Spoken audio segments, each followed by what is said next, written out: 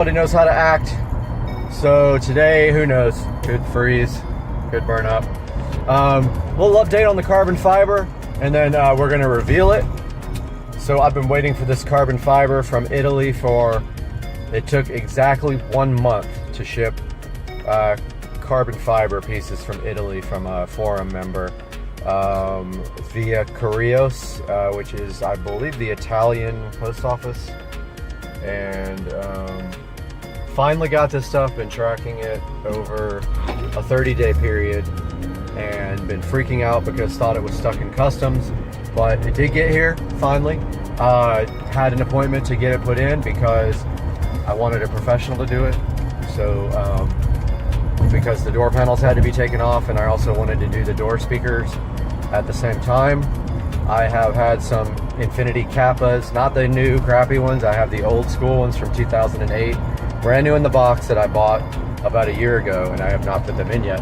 So my plan was to do everything at once, and so I brought everything to Audio Design and Custom Graphics in Jacksonville. Long story short, they had the car for 2 days, charged me like 500 bucks, and had some bad news once I got to see the car. So the next thing you're going to see is the nightmare that I've been going through for about a week and a half now with this carbon fiber that I bought from a forum member who has not responded to my emails since I complained about a few things with the carbon fiber. So headed to the auto parts store, pick up some more Plastidip. I'll update you after that. Headed into Advanced Auto Parts to get some Plastidip, and I'm going to show you guys kind of what they have here, what kind of selection here in a second. Taking a look at what they got here cleaning wise. Looking for some engine cleaner and shine. I don't even know if they carry that anymore. Still looking. Where's engine clean?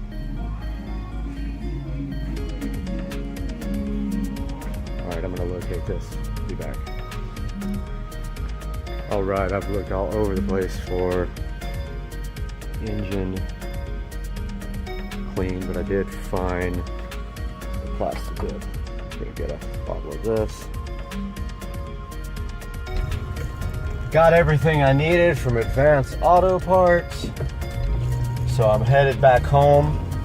Gonna do the big carbon fiber reveal, except for this line that I don't know if I'm going to be able to get around. So I'm gonna pull a U-turn here, which I'm not supposed to do.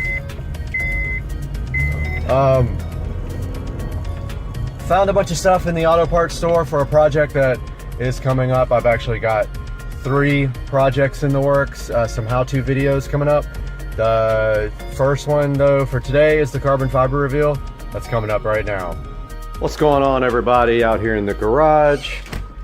I'm gonna take a look at the stock parts with you guys first. So these are the stock interior parts. So you can see they are made of wood. Those are the door panel pieces there. This is the center console piece here. And, whoops, hit me right in the head. This is the factory shifter without keyless go. And that is the factory cup holder, going to be explained, and the ashtray interior, which I'm going to explain in a moment.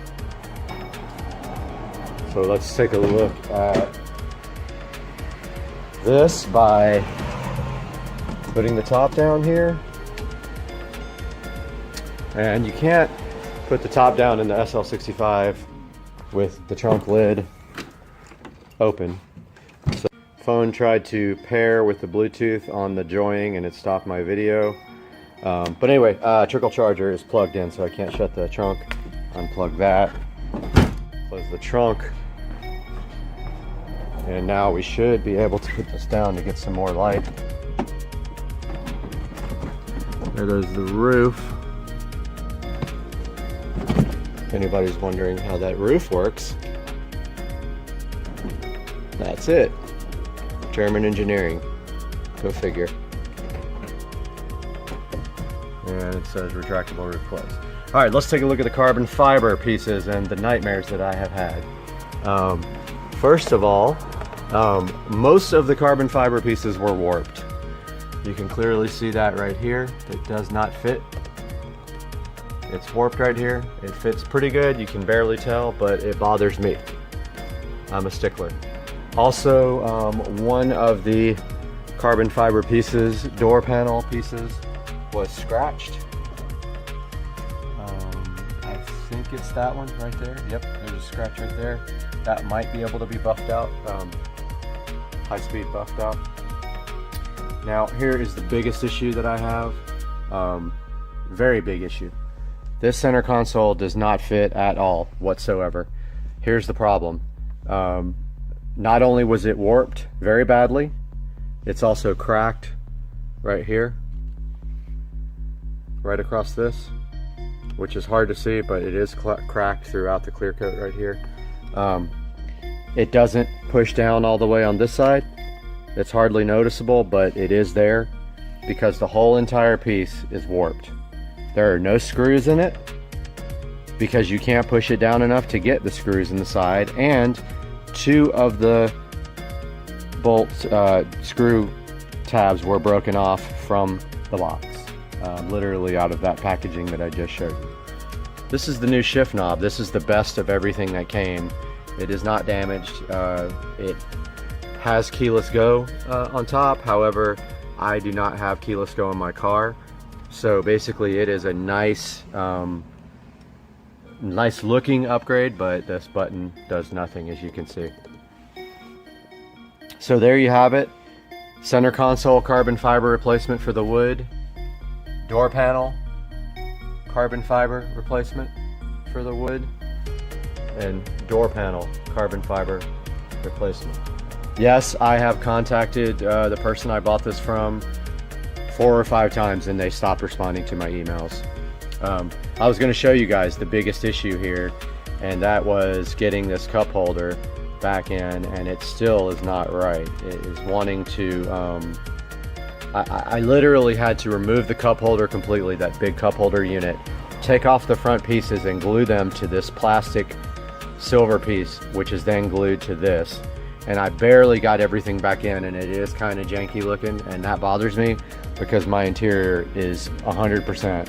What I'm going to have to do, unfortunately, is get a new center console piece at some point. This one just sucks. It's terrible, and I can't get the seller to respond to me. I should have bought it brand new, but I saved $700.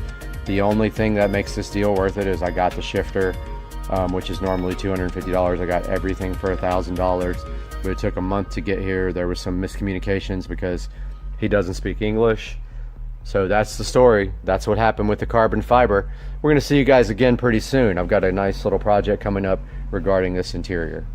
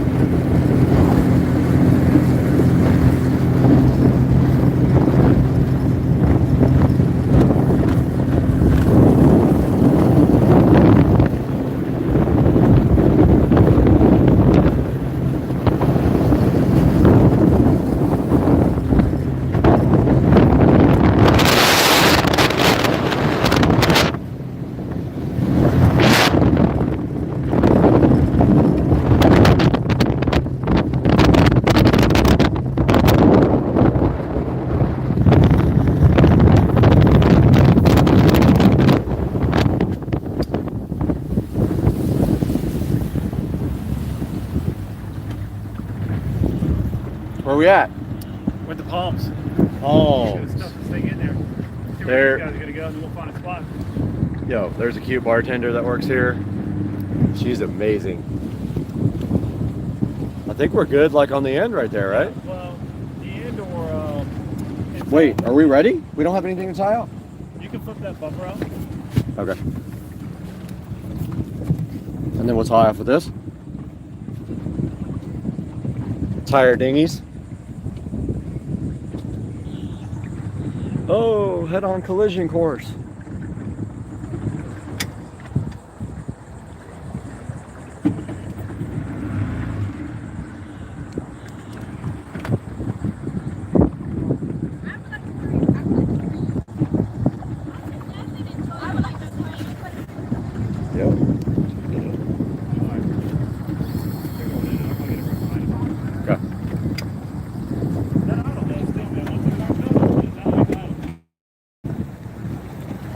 Still got idle issues.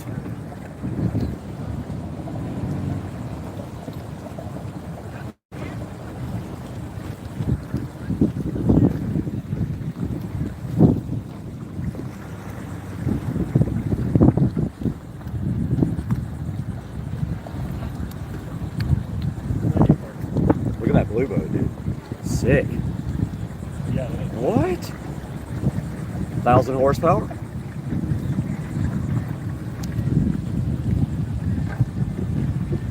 That is nice, brother.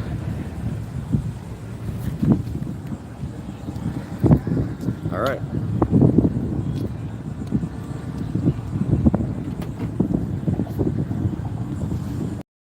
That new peel sat is so good in your life, and you love the new window peel sat. That peel sat feels so good on the new window when you peel it, and you get the satisfaction on the new window peel with the satisfaction. And the Guys, we're outside the beautiful Supercar Street Racing backyard, and today we have something to take care of that we did not finish. When the house got painted, we removed the speakers that were out here in the corners of the patio. The speakers were getting kind of old and crusty, so I did throw them away. But today we've got something nice and fresh to put back in their place. So let's get busy and get to work.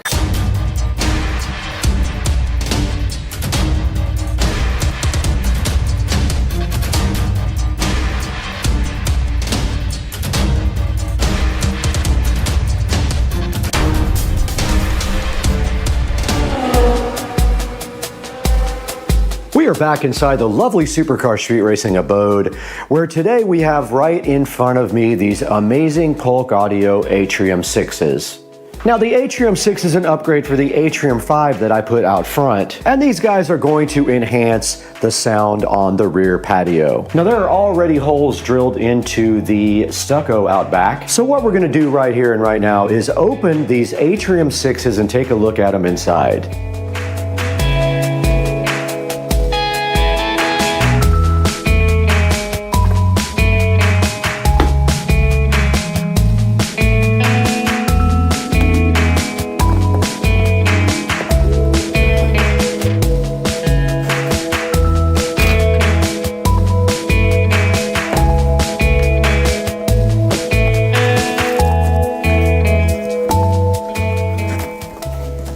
All right, we are back here and in front of the Polk Audio Atrium 6. And looking into the box here, we have the familiar cardboard packaging. Put that to the side here. Make some room for these nice speakers. And out of the box, they are bigger than the other ones that I have. They are bigger than the Atrium 5s out front, and that is probably expected. They are higher quality and cost more. Don't forget, I'll have a link in the description to these for you guys.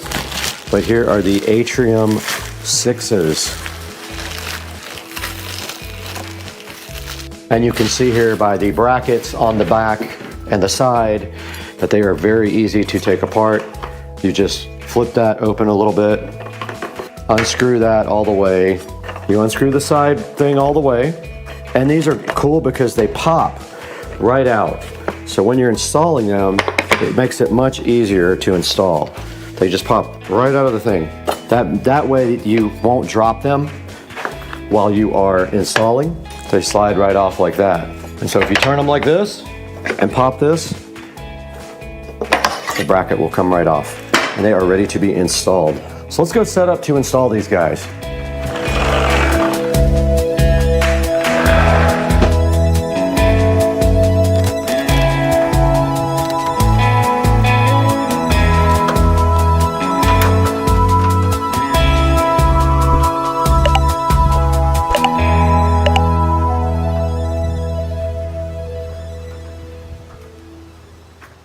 All right, we are at our old location and there is only one problem.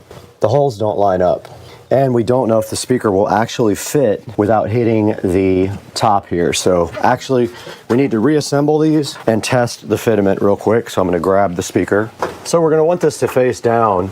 It's no big deal that the current holes don't work. I should have some, they just don't line up with the new brackets, but really, it looks to me like we can go the same place. We're just gonna have to drill new tap cons, but the speakers themselves will reach and not hit the top. So I'm gonna have to get my tap cons and my drill and do new connectors, new fasteners. I'm just gonna cover up the old holes, get my level, and just get straight to work.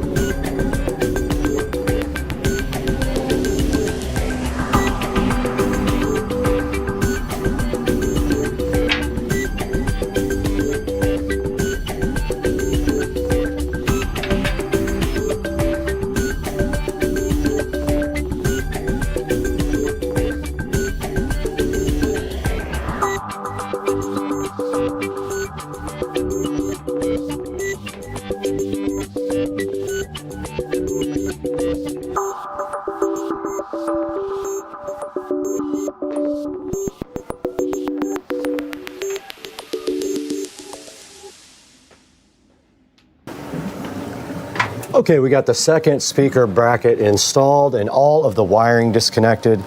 And now all I'm going to do right here and right now is clean up all this wiring, get it tied up really nice, wipe everything down really good, and reconnect everything in a much cleaner fashion. So I'm gonna get to work on that right now.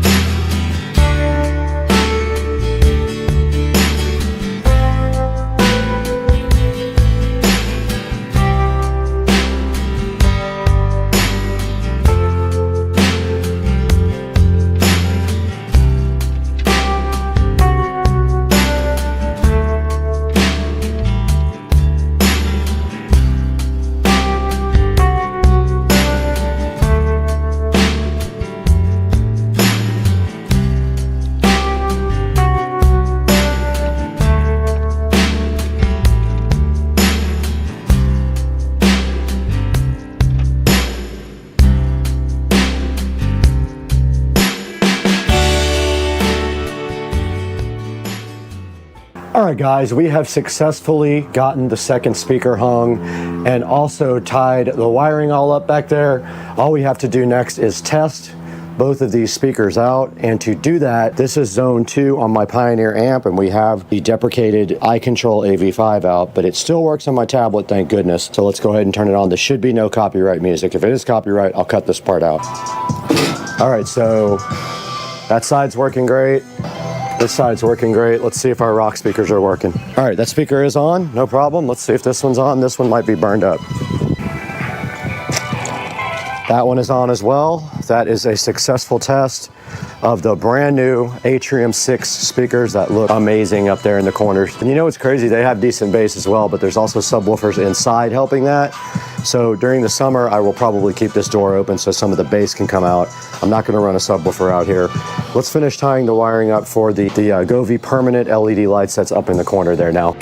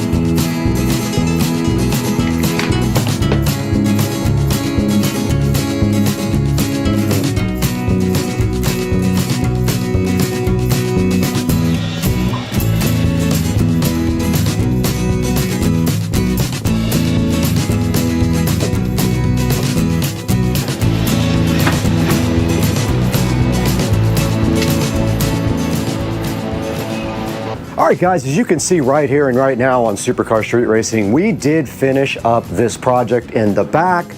We went ahead and installed the Atrium 6 speakers to replace the old speakers.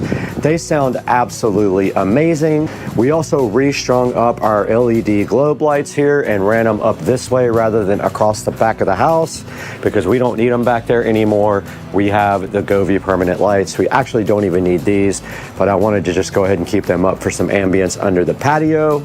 We also cleaned the entire patio ceiling here and the ceiling fan and the existing lights up here and got all the mildew and everything off of that.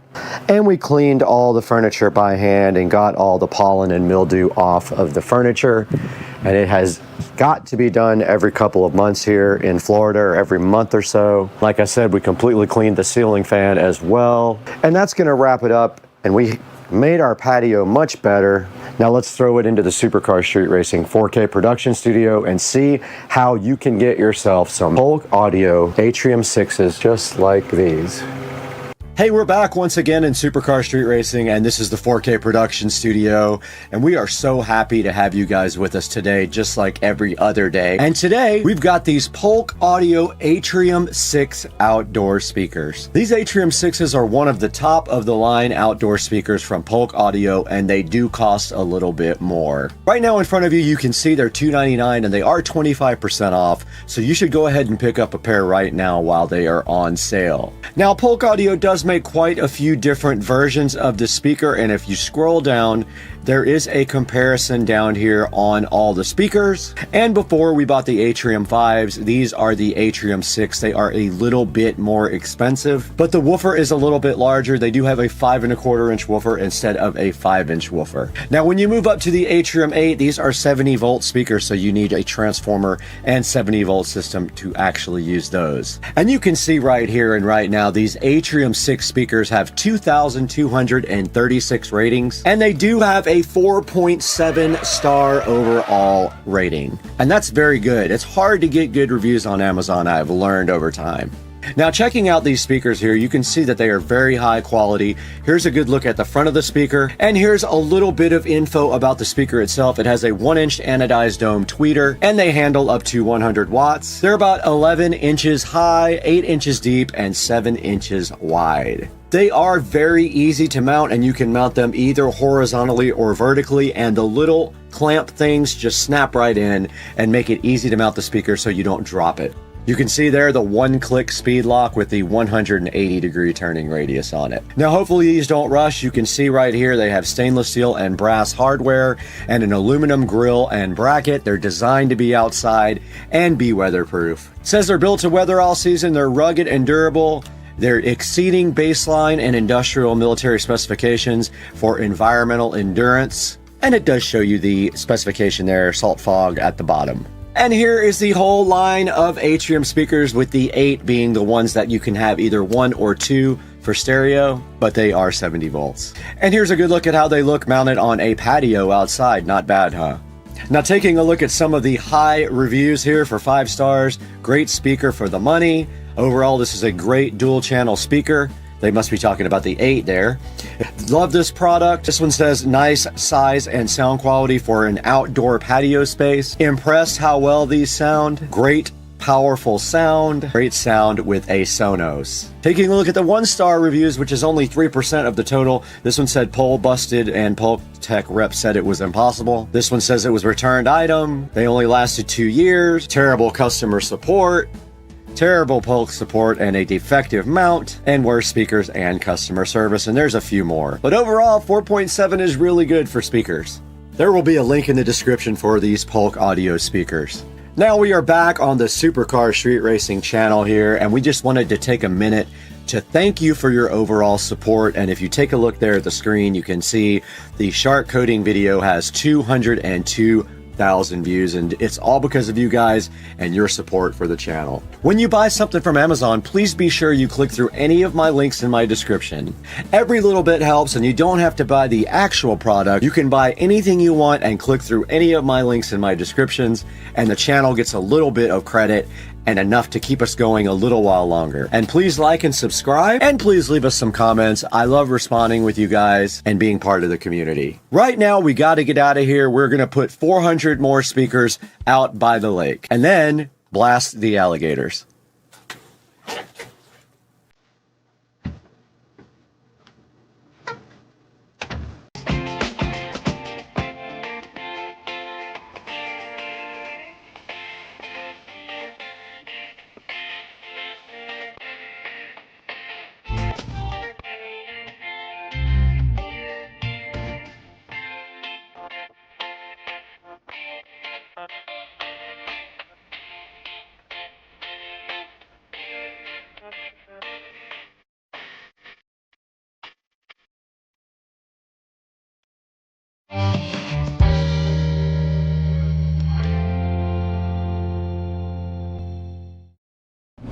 Back in the Supercar Street Racing closet today, we got to do something with this guy. So this JBL Venue Sub 10 was bought in a thrift store.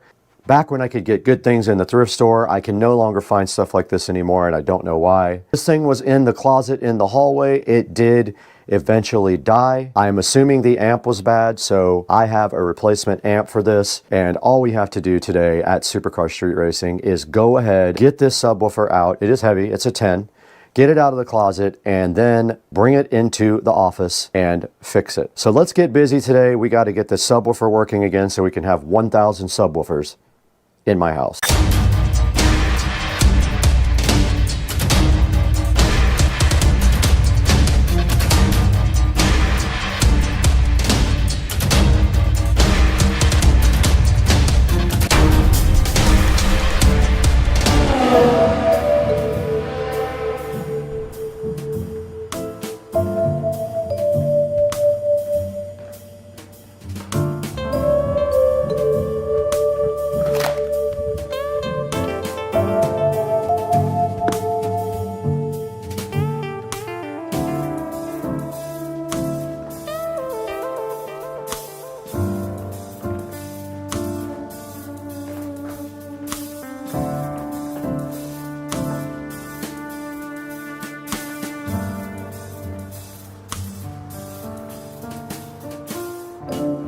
All right, we got the replacement amp for the sub, the JBL Venue sub 10 right here. This fan is loud, so that's what you're hearing.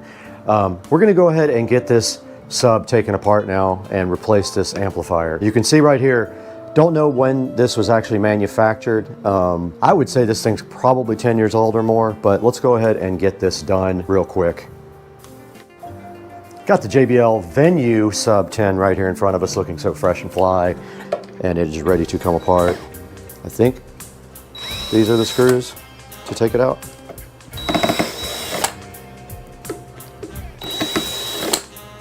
Pretty sure this amplifier is completely fried. If not, we spent $30 for nothing.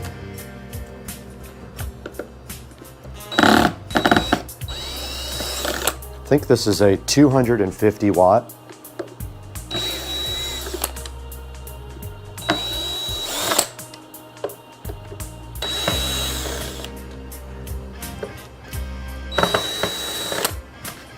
Okay, it just sealed really well.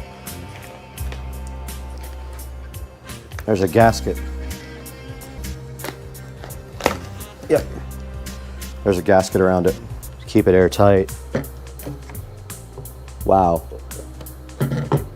That is a short, very difficult to get the wires off the sub. Now looking inside of the Venue, there is the sub. The wire is extremely short, and there's the new pigtail wire. Positive was on the right side.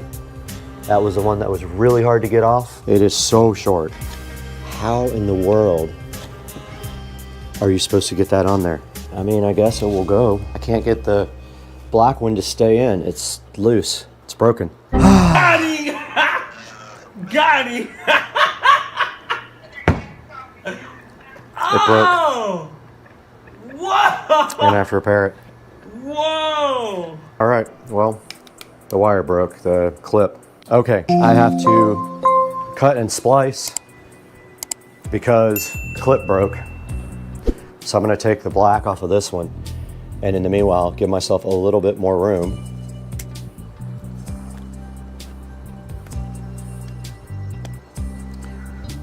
Need my strippers. Got him! Got him! Got this wire strip back here. Just gotta cut this one off. Do the same. This clip is broken.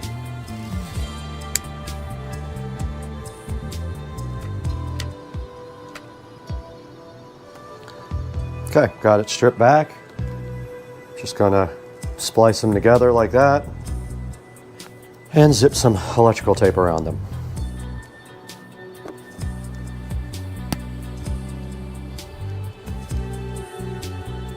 No biggie. And now I have more room to actually work.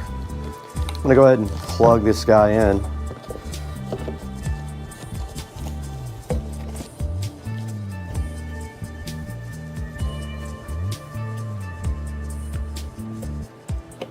It's not exactly easy. All right, that was much easier. And then all we have to do is put our gasket back.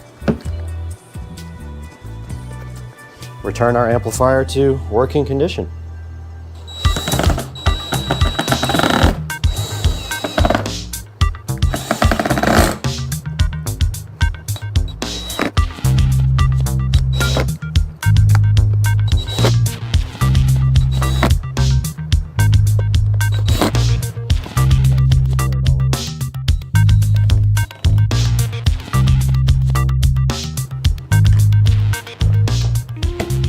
Back in the Supercar Street Racing closet now, and we are going to wire up this subwoofer. We don't need much wire, actually, because we're just gonna bridge off the other one so that we can get 1 million comments about the ohm load.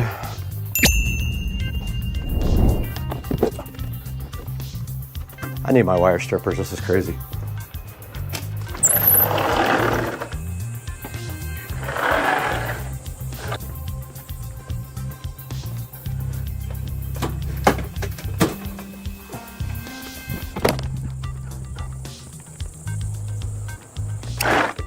It is so hot outside.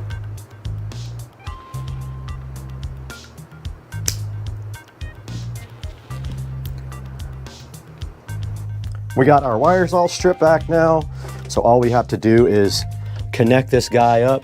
Should not be difficult, unless the wire won't fit inside of the terminals, but let's see. And we're gonna do positive is going to be the side with the writing on it. Okay, this might be harder than I thought. Got him! Got him!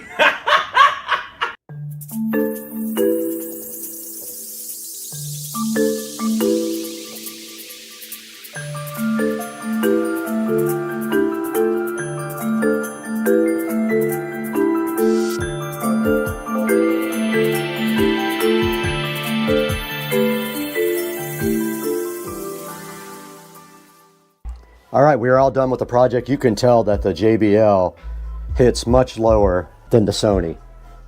You can just feel the frequency response is lower and its output is so much better. So yeah, this is all done. This project is finished. We have successfully replaced the amplifier in the JBL Venue sub.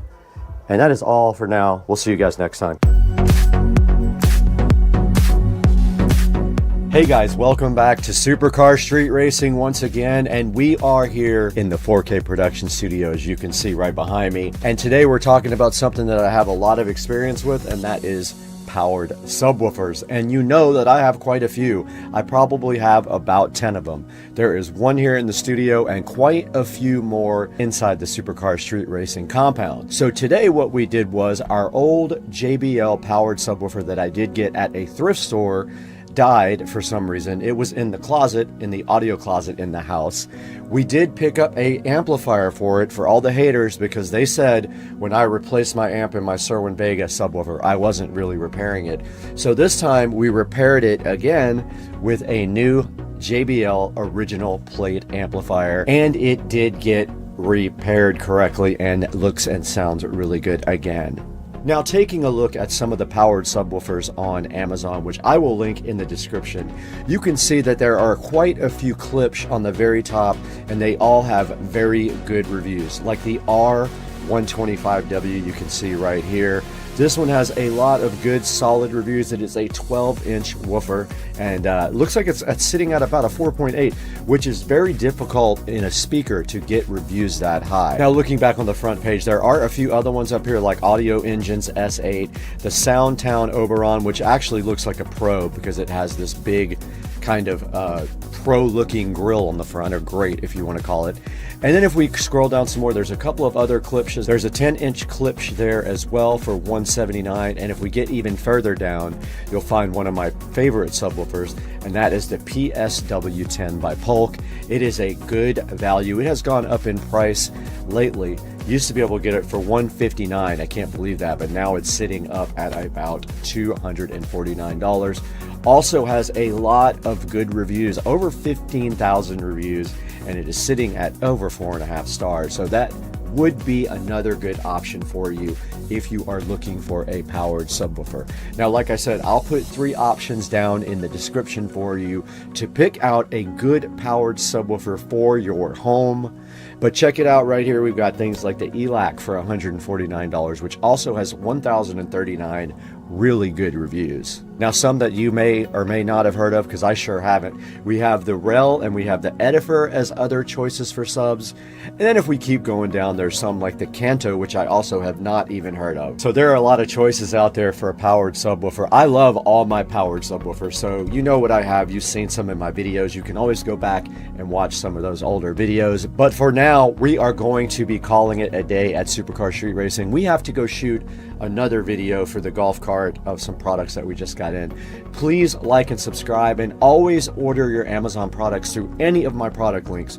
If you click on a link in the description and then order anything, doesn't have to be that product, it helps out Supercar Street Racing so much, because you know we don't make any money on the channel, we actually lose money. Now we got to get out of here. We got to go shoot and edit another video today.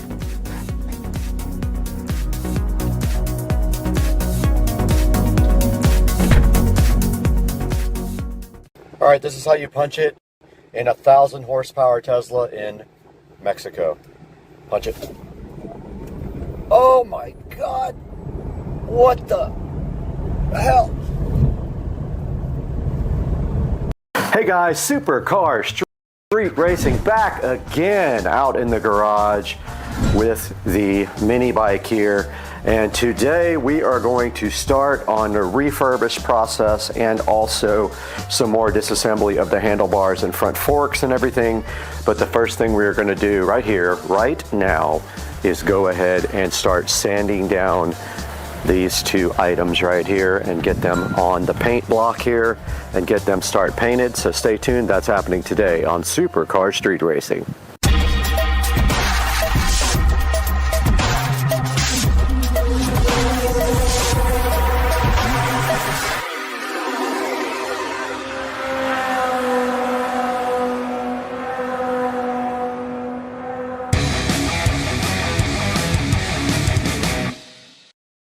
All right, I got my sanding block here ready.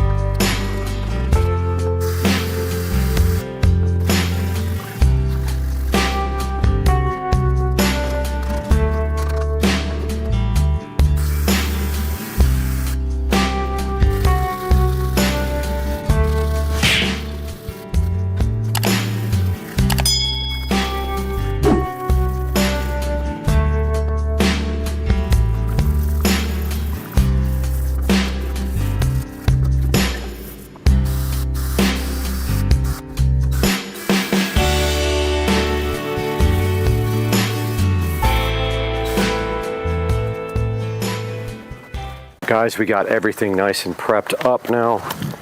Banged out all the dents. And it's time to degloss everything now.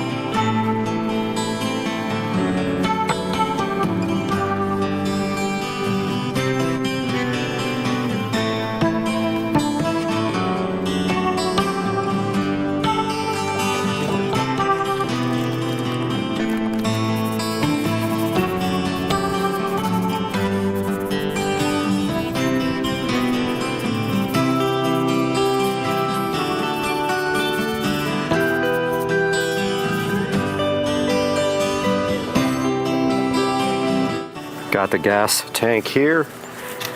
Just getting all the stickers off of it now.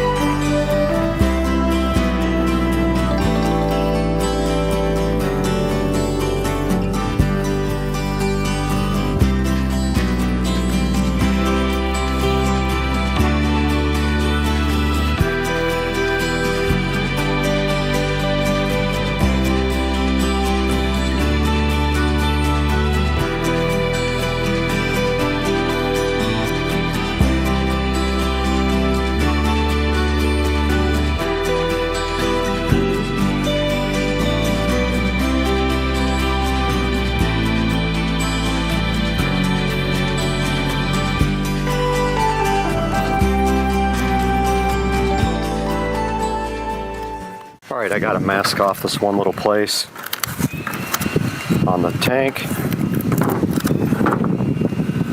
right here.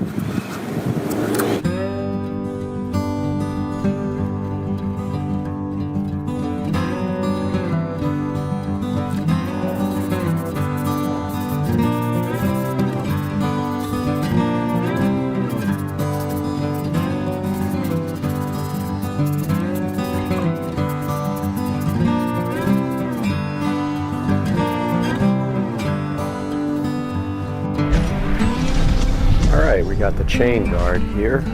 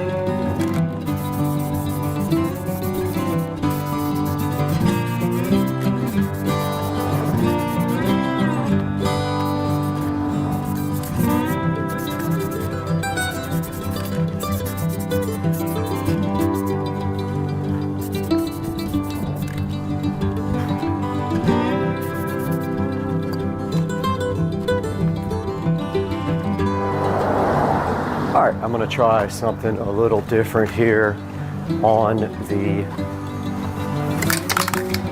kick guard.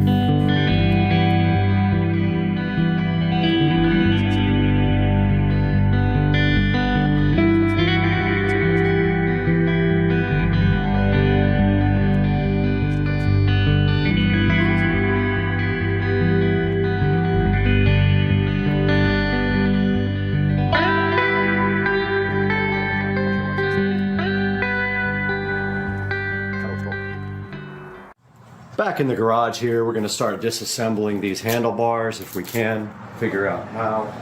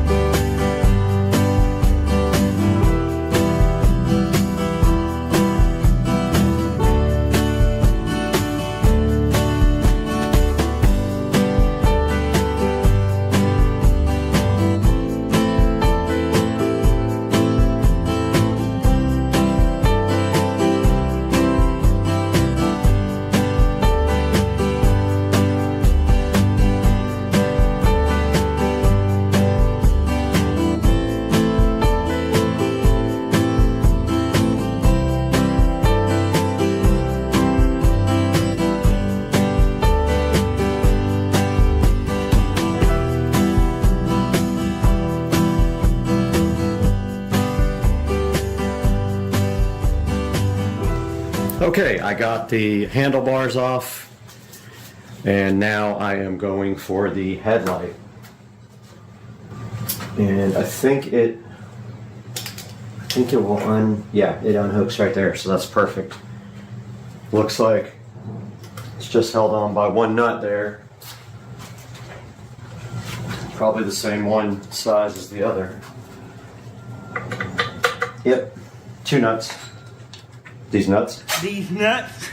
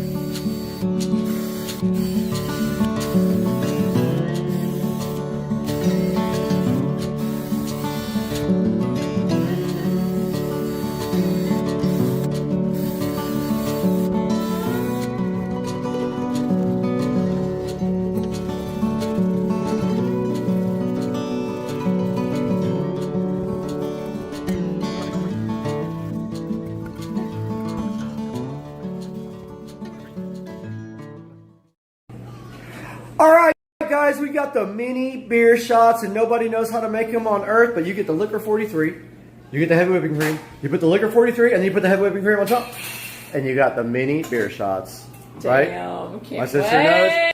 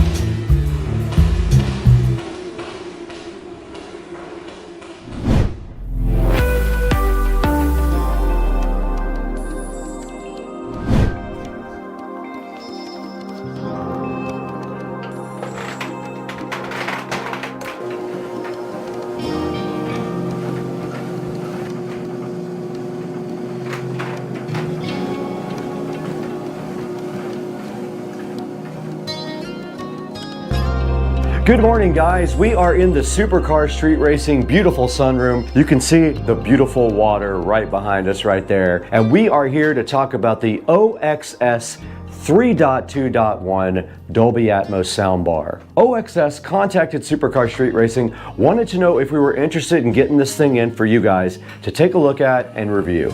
And I had the perfect place to put this right where we're standing right now in the Supercar Street Racing sunroom. Now every day I get out here in the Supercar Street Racing sunroom and I am doing an hour of work on my treadmill you can see right here below me. And when I do that, I go ahead and put on YouTube on the TV there to give me something to do for an hour while I exercise. But there's one big problem. This television here is not designed for sound quality. This is a Hisense television, and the last thing on their mind when they made this TV was putting great speakers into it. You can tell when you crank up the audio. And so every day I grab these K-Video headphones, I put them on, and I watch YouTube right here as I work out. But I need a better solution. Sometimes people come over and they want to watch sports out here in the sunroom when it's nice outside. And when they do, this speaker is not good enough to handle that amount of sound. Also, there is no surround sound in this sunroom area, so this will add Dolby Atmos processing at least to the soundbar and some Dolby Atmos speakers. Now the OXS soundbar has 6 drivers in it for a total of 230 watts. That's a lot for a little soundbar. This thing has the center channel, the upward firing Dolby Atmos, and the subwoofer all built into one piece, which is awesome. The whole system in conjunction with each other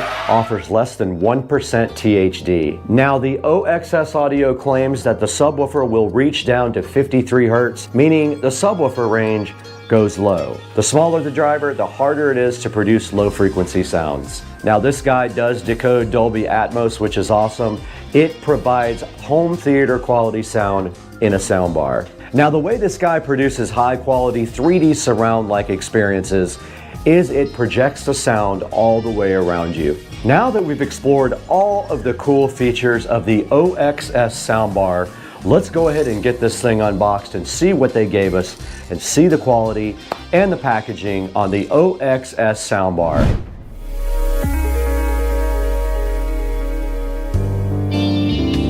All right, we're right in front of the OXS soundbar now, and right in front of me you see the box here, and on the front of the box it does say that it supports eARC. It has a feature called Sky Channel, and that apparently is the speakers that fire upward into the ceiling.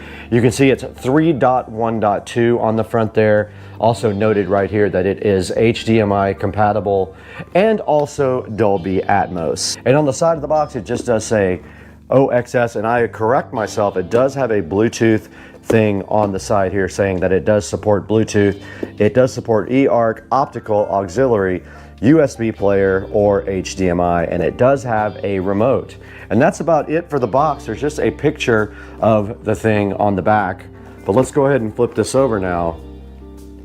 And right here on the back, you can see that it does say immersive sound and experience with 3D technology. Dialogue technology makes everything stand out, and then flexible bass with a sub built in. It does have 5 different EQ settings for you to choose from: standard, voice, music, or movie, or night as well. All right, inside of the box with the OXS soundbar, immediately on top you can see an accessories package right here. Looks like it has a few things included with it, like a power supply, maybe a power cable, maybe an optical cable. It looks like maybe an HDMI cable, some screws, some batteries, and a remote. So let's go ahead and remove this packaging. We don't need that where we're going. Or this. And right inside, that is in fact the accessory box right there that we did pull right out of the OXS audio packaging. And directly on top, you see a short optical cable, probably, I don't know, 2 feet optical cable. That's nice that they gave you an optical cable with it. There is also 1 HDMI cable, so if you're using eARC, you've got your HDMI cable right there. There is the remote control for it. That's what the remote control looks like.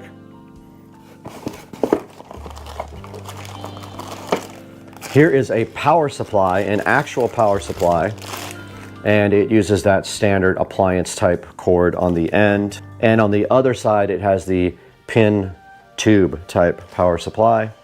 There is a installation instruction manual, a quick start guide kind of here in there. And then there is the actual power cable right here. Like I said, it's the appliance type cable. I forgot the actual name of this connector on the end. And then some lovely screws to mount this with, and some awesome batteries. They gave you a set of batteries as well. Let's go ahead and get these batteries into the remote. Go ahead and open this remote up and get this thing batteried up.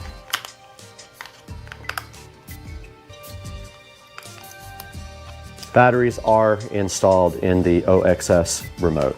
Now for the soundbar itself, I think we should get it out of the packaging and get this box off the table.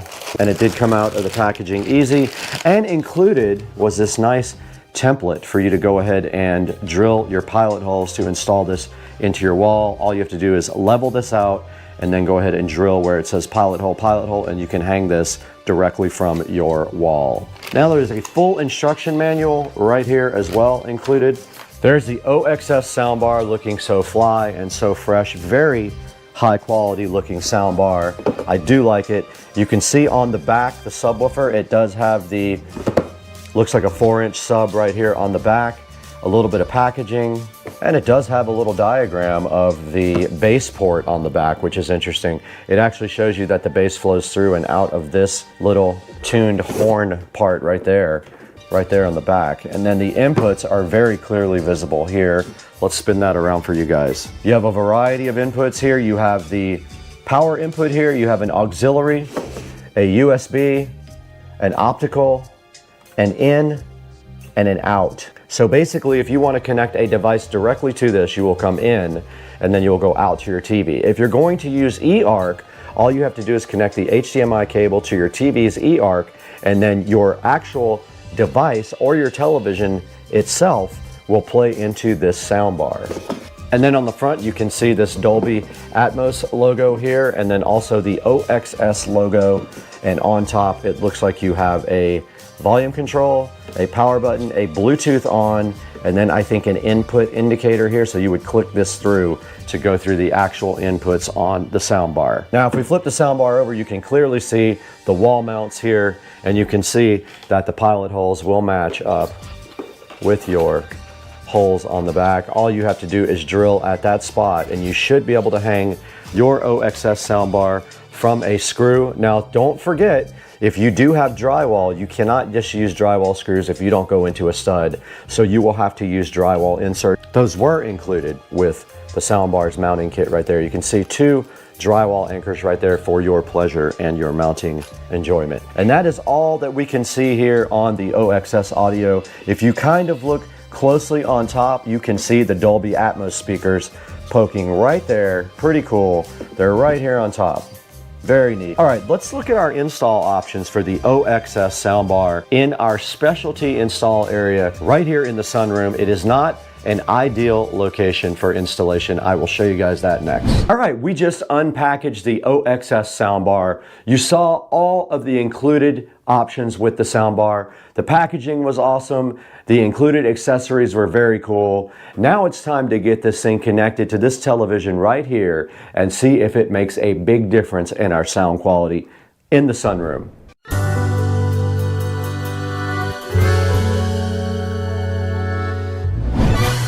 All right, we're right here in front of Supercar Street Racing Video Jukebox playing 24/7. Make sure you check that out if you haven't already. But right here you can see this Hisense television does not have a great sound quality record. Now, one of the things I want to do in the future is put a 5.1 surround sound system in the sunroom and move the sound and everything up to the ceiling and mount a TV up here in the ceiling as well.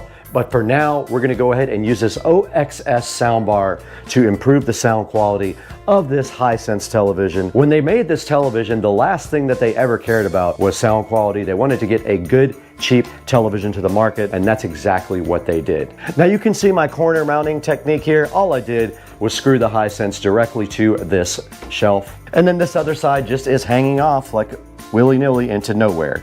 So we have to look at our options for inputs on the soundbar now. Let's go ahead and take a look at what we have on the TV as options. All right, since it's very hard to get to the back of the TV, I've got the phone right here ready to go to record what's back here. Let's see if we can even see that now. There's the inputs. I'm gonna go ahead and look at all of the inputs now, but it looks like 2 HDMIs, a VGA. Oh, there's more inputs at the bottom and an optical audio output. That's what it is. There is more at the bottom. All right, now we know what we have.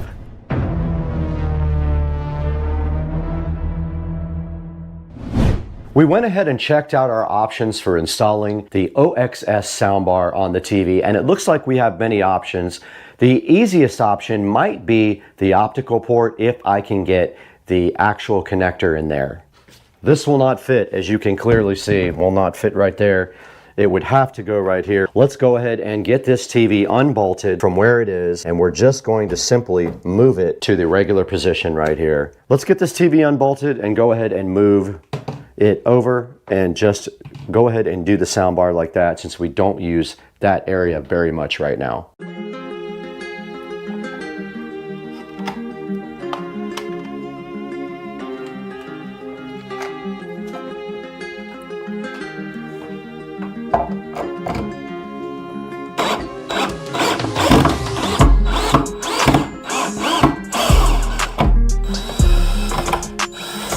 Boy, I used the long screw on that one.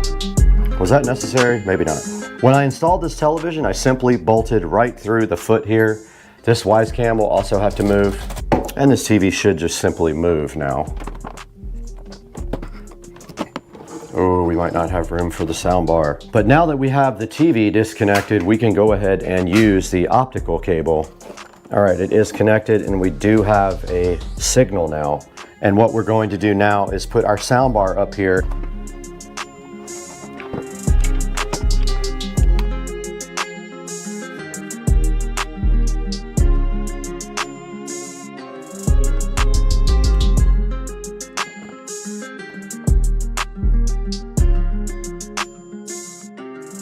All right, I'm hooking up the optical cable now. I clearly saw an optical light in the port, and I saw optical out. I see light on this side of the port. Let's swap the input to optical.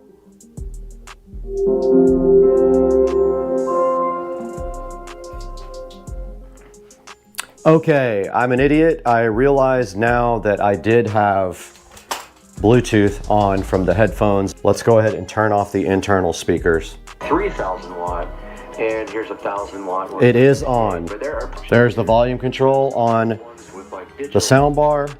We have a bass up and down control, and you definitely feel the bass when you turn that up. There's the presets. It is on standard now. I put it on movie, and I have the bass all the way up on the control.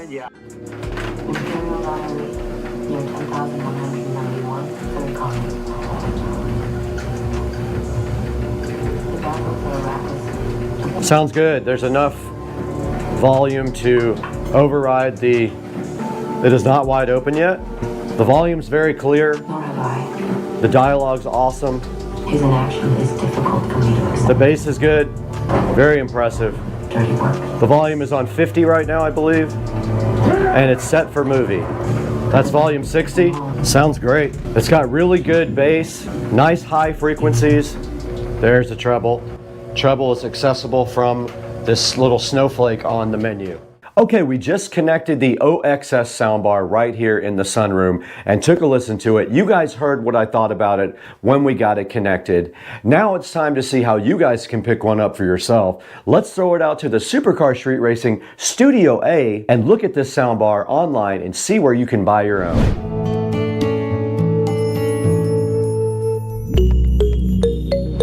Guys, welcome back to Supercar Street Racing. On the end of this video, we love to show you guys what you can get on Amazon. And right in front of me, we have the OXS soundbar. Now, this soundbar does have 230 watts of power. It has 6 drivers. It has 2 on top, 2 on the front, a center channel, and a 4-inch subwoofer with an awesome bass port. So basically, this subwoofer gives you the ability to have Dolby Atmos type sound where you only have room for a sound bar. And checking right here, you can see this guy has 4.3 star reviews, 25 reviews. I absolutely love this thing. It sounded great. It has a bass and treble adjustment. If you don't want to do bass and treble, it has 5 different EQ settings that you could take advantage of, a remote control, every possible type of input you could want. You can go in with ARC, meaning your TV feeds the audio to the soundbar. You can go HDMI in and then feed this to your TV. You can go optical, you can go auxiliary, or you can go Bluetooth, all in this one awesome soundbar from OXS. Right here in front of us, you can see the drivers here. There's 2 on top, 2 in the front, 1 in the center, and 1 sub, and OXS has really outdone themselves in this thing. I played a Dolby Atmos movie on it. I played Dune 2 while I was sitting there working out, and this thing absolutely sounded great. It drowned out the noise from my actual treadmill and gave me the ability to not have to use those bulky, uncomfortable headphones while I'm on the treadmill. You can see right here how this guy produces 3D sound. It creates sound by projecting it from all around you, and it includes above, side, and front. This is showing you the 6 ways you can connect this guy to your TV or computer. This can actually just be a Bluetooth speaker. It does not have a battery, so you will have to have power, but still, you can just use this as a Bluetooth speaker if you want to. So go down to the link in the description. There will be an official link to go ahead and purchase your OXS S5 soundbar. Go ahead and grab one for Supercar Street Racing. And thank you so much for 101,000 subscribers. We had a nice subscriber party yesterday when we did it, and my family was in there. It was the most awesome thing ever. Support Supercar Street Racing, support our vendors, like and subscribe, buy your soundbar or any other thing you want through that official link. You can buy anything you want. Click the link in the description, get anything you want from Amazon, and it helps us out so greatly. But we got to get out of here right now. We got to go to Cliffs and we need a Uber. Let's get out of here. Hey, Uber, are you here yet? Uber. Not here.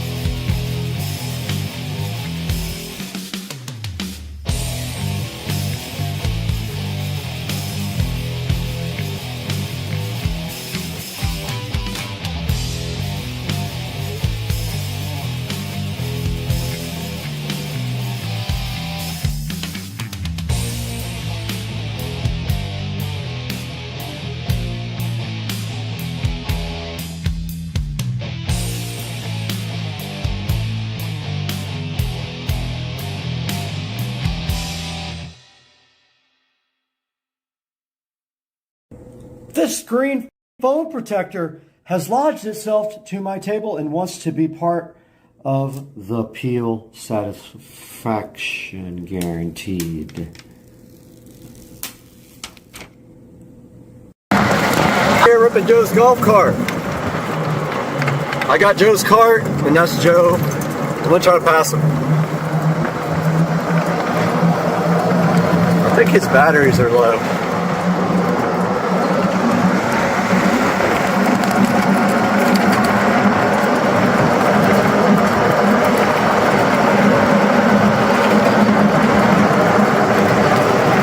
Going to Joe's new house.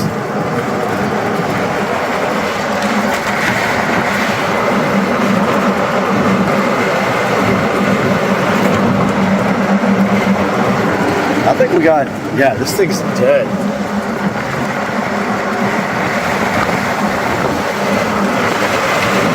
Oh, the wind got us. Holy crap.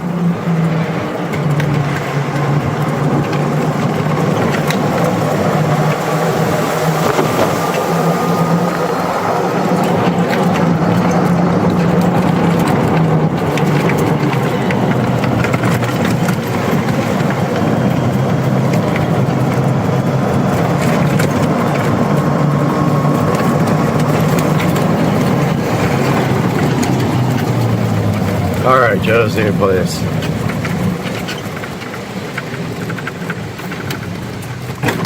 Can't get in yet. Your batteries are almost dead. Oh, my golf cart? Yeah, it was like 37 volts. Oh, that's weird. Yep. That's surprising, actually. It's 45 stopped and then about 36, 37 when you're floored. So it needs a charge. Guys, welcome back to the channel, and you can see right here that we have a bunch of parts for the golf cart. This is the 70 volt lithium ion conversion for the club car, and also the AC motor conversion for the club car. We're going to be unboxing all that today.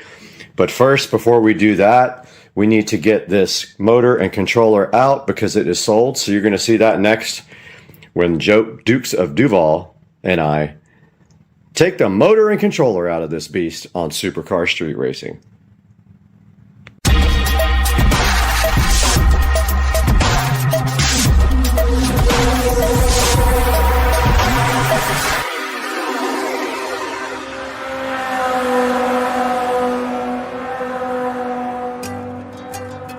Alright, hey guys, welcome back to the channel. We got Dukes of Duval over here disassembling the golf cart. So today, what we're going to do is we're going to take out and this controller because we have somebody that's coming over to buy it. So once we get this motor and controller out, we got a whole bunch of boxes up there ready to convert this thing to lithium ion and 70 volt. First things first, we'll get the subwoofer out, we'll get the motor out, we'll get the controller out, and in about an hour, we'll have someone here coming to pick up the stuff, and we can put that, however much money he's going to give me, towards the $6,000 worth of 70 volt lithium ion sitting right up there.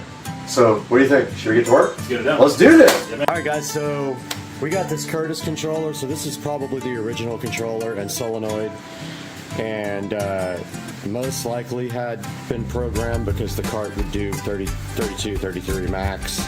So we're gonna go ahead and get this out of here and document what we're doing, and then hopefully figure out how to put everything back in the future. We'll be taking out the charge port. The entire charge port and the charge port housing will come out, so we'll have to remove these hex bolts here. This whole panel will loosen up. We'll be able to pull that controller or that charge port out, and then there'll be a male plug for a standard extension cord. You plug your extension cord right into it, and you have an onboard charger that sits here. And this bay will be mostly empty, and we'll shed a couple 100 pounds. We'll be able to do whatever we want with the bay. So what do you say we get the controller out of here, man? Let's do it. All right. So what do we need? 8? I think it's, well, 8 mil. yeah, try an 8 mil. All right.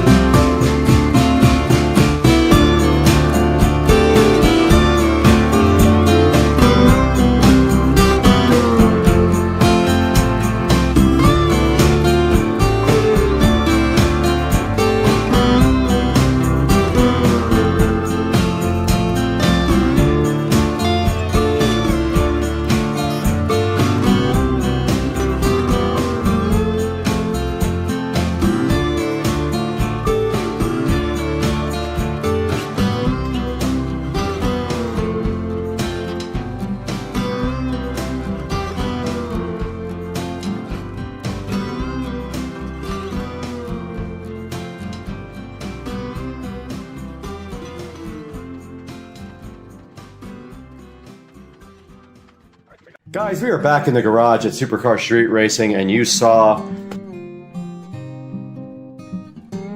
that we have removed the controller here. You saw us do that in the video, and we have also removed the motor, which was not fun. That thing is very heavy. Getting that new one in is going to be interesting. But over here now, we have the Eco Battery 70 volt conversion kit for the club car, and we have already picked it up and figured out that it weighs a lot. It is something like 105 pounds, and here is a look at the massively expensive Eco Battery. Let me take you guys out of the tripod so you can see the 70 volt Eco Battery conversion here. There's a good look at it. We aren't sure about mounting it yet, but the guy did say it would directly mount to the club car, but I haven't seen any way to do that yet without modifying the club car battery tray. But regardless, it's going in there either way. So that is the Eco Battery 70 volt lithium ion $3,700 battery, and the lights just went out. All right, so we took a look at the Eco Battery here, the 70 volt Eco Battery, and we can get that thing back in here, maybe.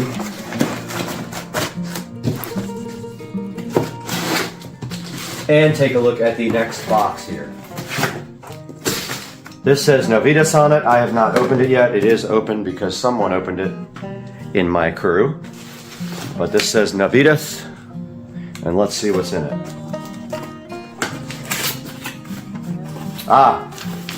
We have the Novitas AC motor controller here.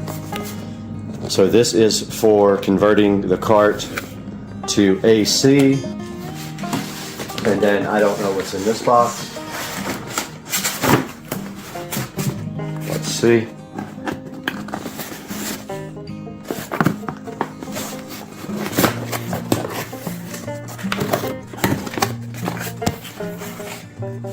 Oh, nice cable, some connectors, and the on-the-fly programmer are inside of this next box. The programmer is right here, but you can actually use Bluetooth to do that.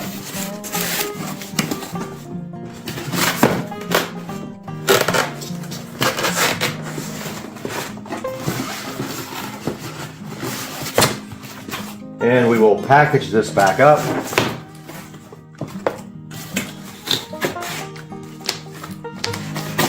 And move on to the next box. Not Xbox, next box.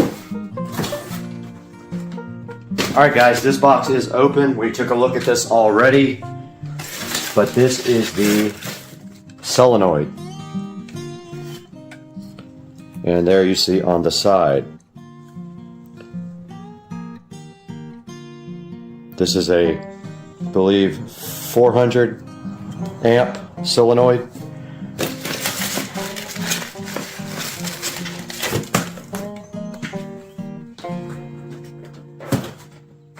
This is the Eco Battery install kit for the Precedent.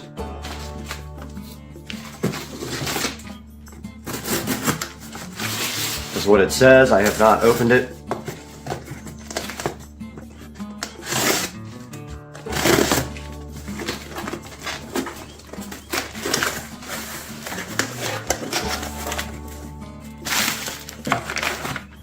We have something inside of this bag. I'm not sure what.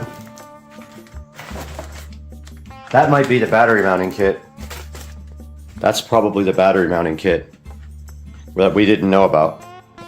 All right, we have the Eco Battery mounting kit opened here, and I am just popping open this plastic condom here to see what this is, because we were wondering how you mount it. And it is definitely a rail kit for the Eco Battery. There are the mounting rails for the battery. It looks like very nice powder coated pieces.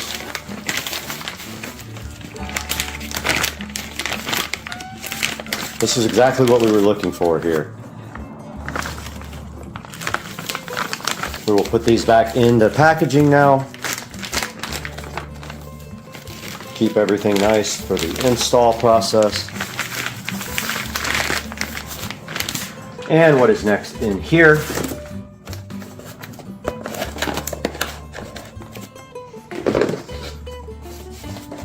We have this box next.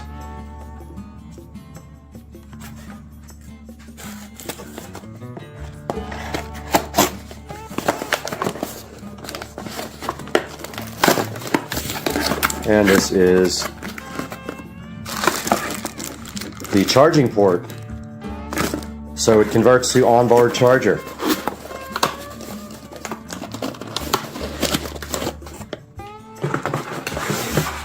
And the last box we have here might be the gauge.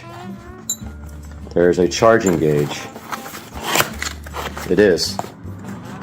This is the charge and voltage indicator panel that goes and mounts on the front. So we have to figure out where we're going to put that actually. And that is all in that box. And there's 2 more big boxes to open. Here is the next box here. This is a very heavy box.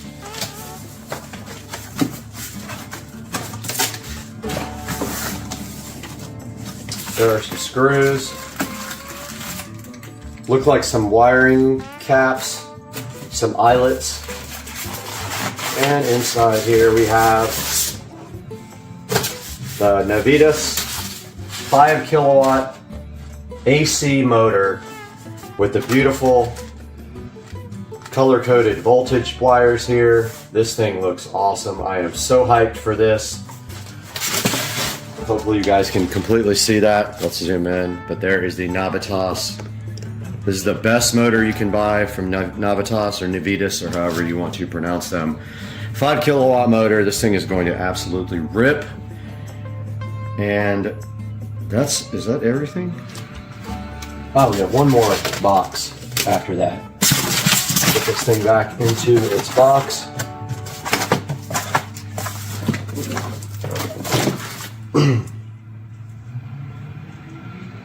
This is the Eco Battery charger. It says it on the side, but what I have not seen is the 12 volt voltage reducer.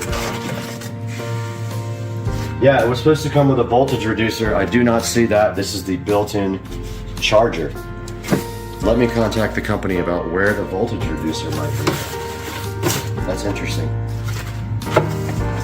Yep, this is the onboard charger, so you no longer keep one in the garage. You keep this on the cart.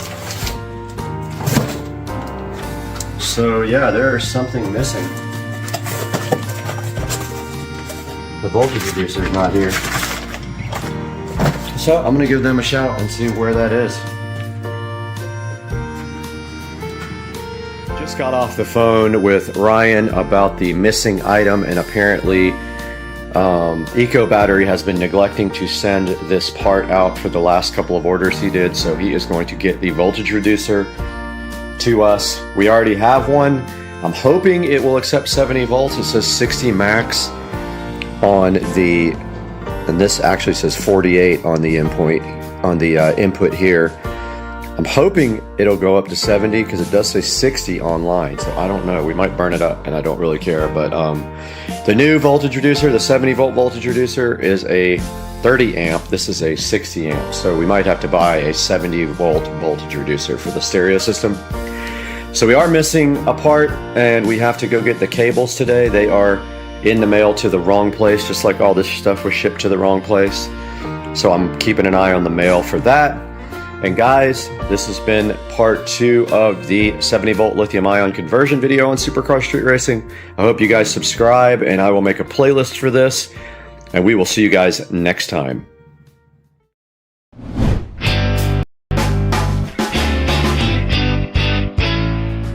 Welcome back to Supercar Street Racing for another episode. And today, Think Car reached out to us for the second time to see if we wanted to take a look at their other OBE2 scanner here. This is the Think Car ThinkScan 662 that we have. sitting right here with me, so fly and so fresh. And today we're gonna get this thing unboxed, hook it up to Rich's truck, and we're gonna see what it can do and report that back to you on Supercar Street Racing. Let's get busy.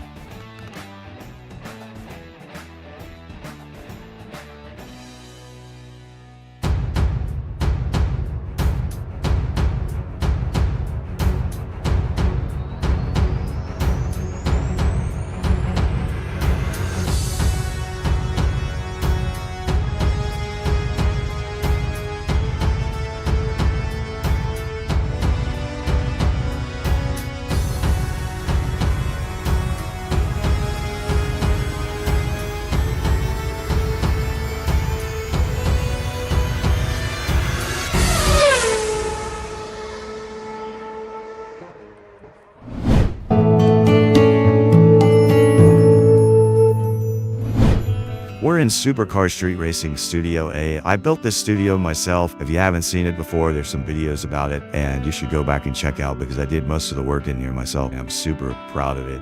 But today, ThinkCar reached out to us for the second time. They are a proud channel sponsor, and they wanted us to take a look at their ThinkCar ThinkScan 662 OBD2 reader.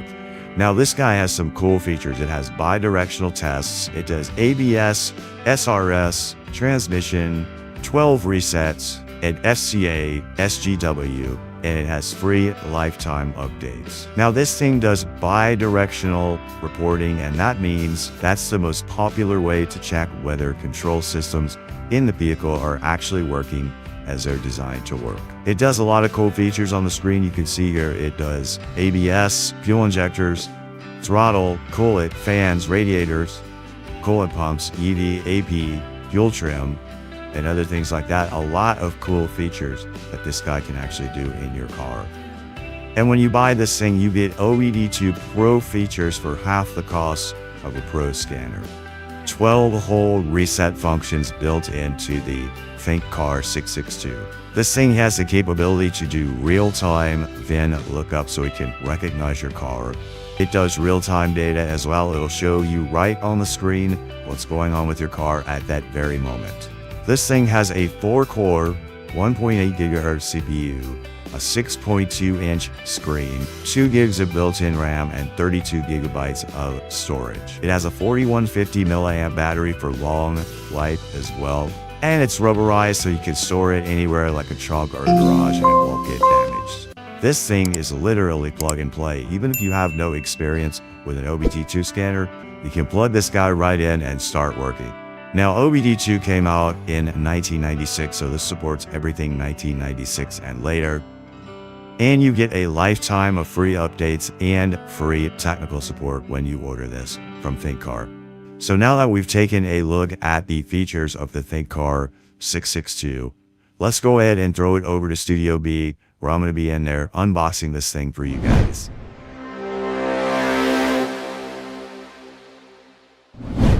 We're right here in front of the ThinkCar ThinkScan 662. Now, ThinkCar has worked with us before, and I'm so proud to have them as a channel sponsor. And they wanted you to see this ThinkCar ThinkScan automotive diagnostic tool that is pretty cool.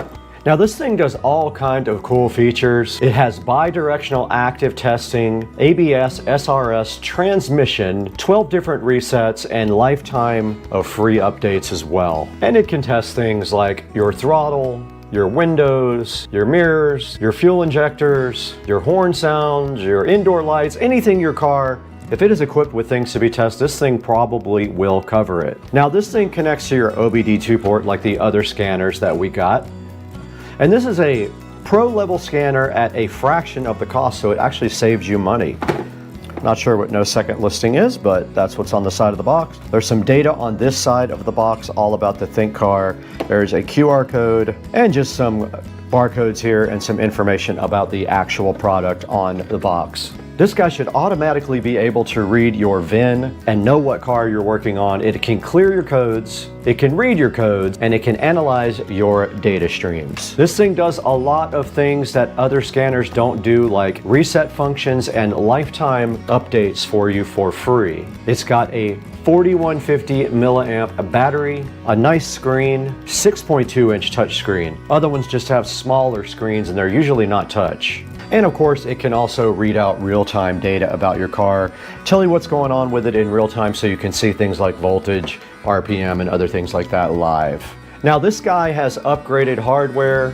It's got a 4-core 1.8 gigahertz CPU, a 6.2-inch touchscreen. It's 1024 by 600 resolution, 2 gigs of RAM with 32 gigs of ROM. It runs Android 8 and it does support 2.4G Wi-Fi. It's compatible with 140 different vehicle brands. It does FCA auto auth, CAN FD protocol, 28 languages.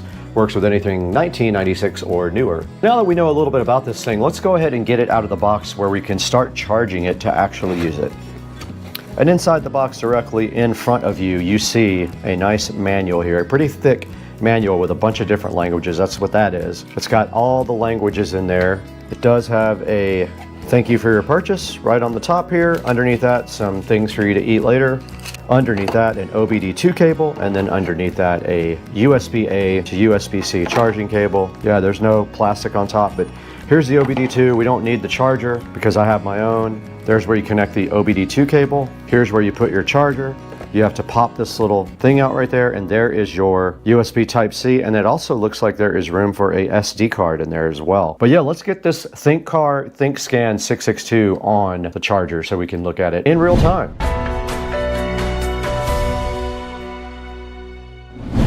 We just powered up the ThinkCar after plugging it into the charger and seeing that it was fairly charged, but I'm gonna go ahead and plug the computer cable into it so it can keep charging. And it is powering up right now, and I do like the logo, how it is actually the same color as the case here.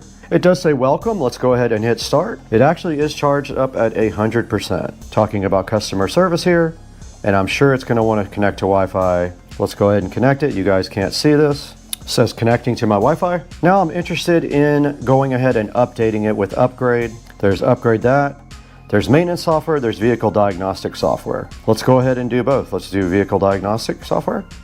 Here is the update for the actual box, and it says it is downloading. It is 72 megabytes, and there is the progress bar on that one. Let's let that roll.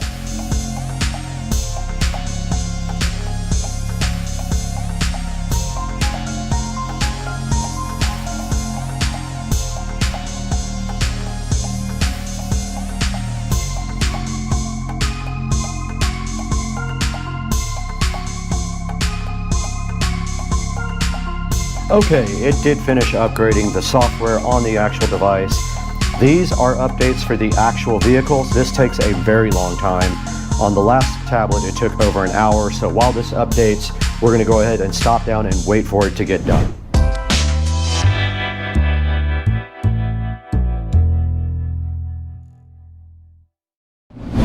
Okay, we just unboxed the ThinkCar 662 OBD2 scanner.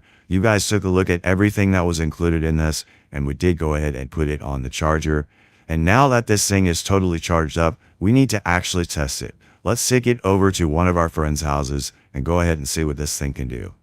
All right, we are out here in Rich's truck, and you can see right in front of me here the ThinkCar 662 sitting here ready to be plugged in. So let's go ahead and find Rich's OBD2 port. It is way in the corner over there, and all we should have to do is take this little cover off here and plug this directly into his car, and it is plugged all the way in now. The ThinkCar is in front of us now, and it is off. I did see 100% battery on there.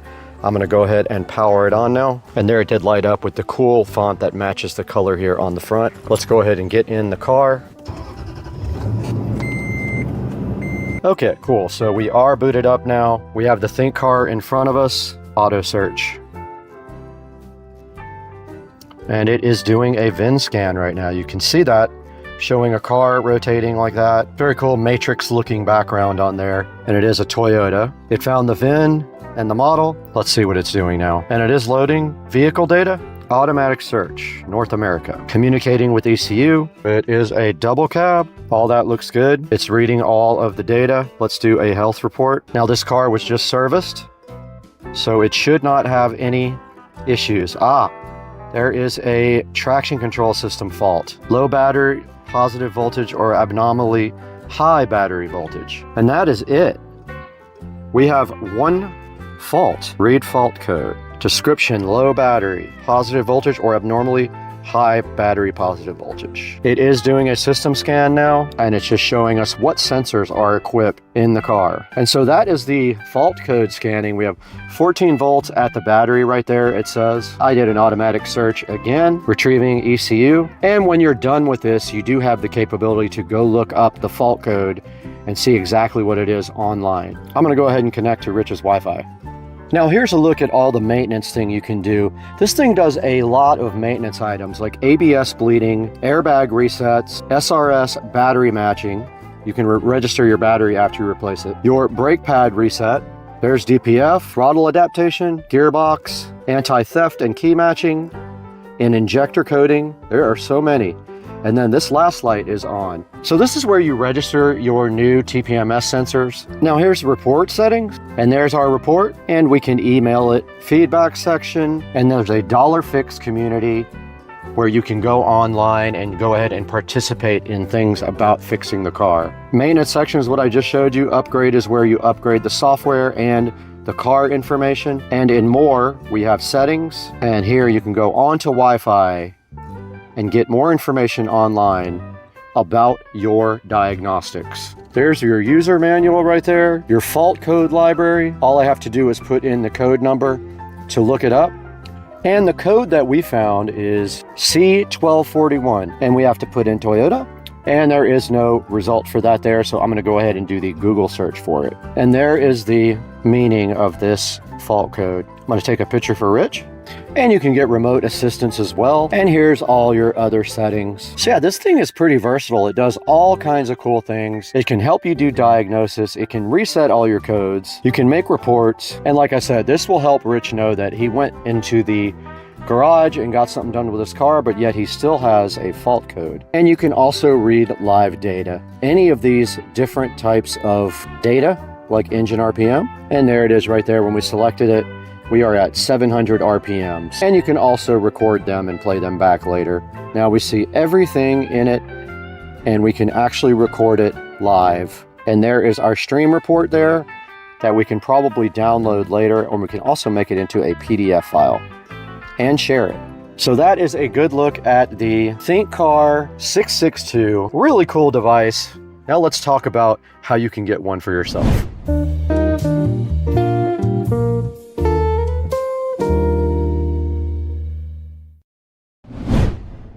Alright, we just connected this 662 ThinkCar OBD2 scanner to someone's truck or car and showed you guys exactly how it pulls all the codes and tests everything out in the actual vehicle. There's only one more thing to do now. We need to go ahead and throw it back to Studio B with Brad and see how you can buy your own ThinkCar 662 on Amazon. What's up, guys? Welcome to Supercar Street Racing. We have ThinkCar again as a proud sponsor of the channel, and we're so grateful to have them on board. They sent us their next device, the 662. It is right here in my hand right here. This thing is so awesome. It does everything. It's all you need to do scanning on your vehicle, diagnosing and maintenance, and it's got a cable right here that comes with it. This is the 662 model. You can see it right here as it's booting up, and the little font did match the actual front of it, which I think is very cool. Now, we took this thing directly across the street to Rich's house, plugged it in his truck, and we did find out that he does have codes left over even after he went to his mechanic. So he will actually be asking them what those codes were for. It was something to do with his ABS system and battery power or something like that. And right now in front of me, you can see that this is $239 right here on Amazon. Go ahead and pick up yours from the link in the description. Please support Supercar Street Racing. When you buy everything from our affiliate link, it does help us out just a little bit, and you're going to be so happy with this guy. It has lifetime free updates as well, so you don't have to pay for getting updates for the vehicle models or the actual software on the OBD2 scanner. And you can see right here and right now, it has bi-directional control active test functions. It can test 4 systems here, your engine, transmission, ABS, and SRS systems. Reset functions are listed right here. As you can see, it does a lot of those as well. And it does have different capabilities than all the other cheaper scanners. They're all listed right here. I'll leave a link in the description to those. Please go ahead and support Supercar Street Racing by buying one from the official affiliate links, and tell them SCSR Compound sent you to buy one of these ThinkScan 662s. And we're gonna have to get out of here for the day. We got a lot of stuff to do. We have probably 10 more videos we have to get shot and edited, but thank you for over 200,000 subscribers. We couldn't do it without you. We're out of here. Peace out. Let's go.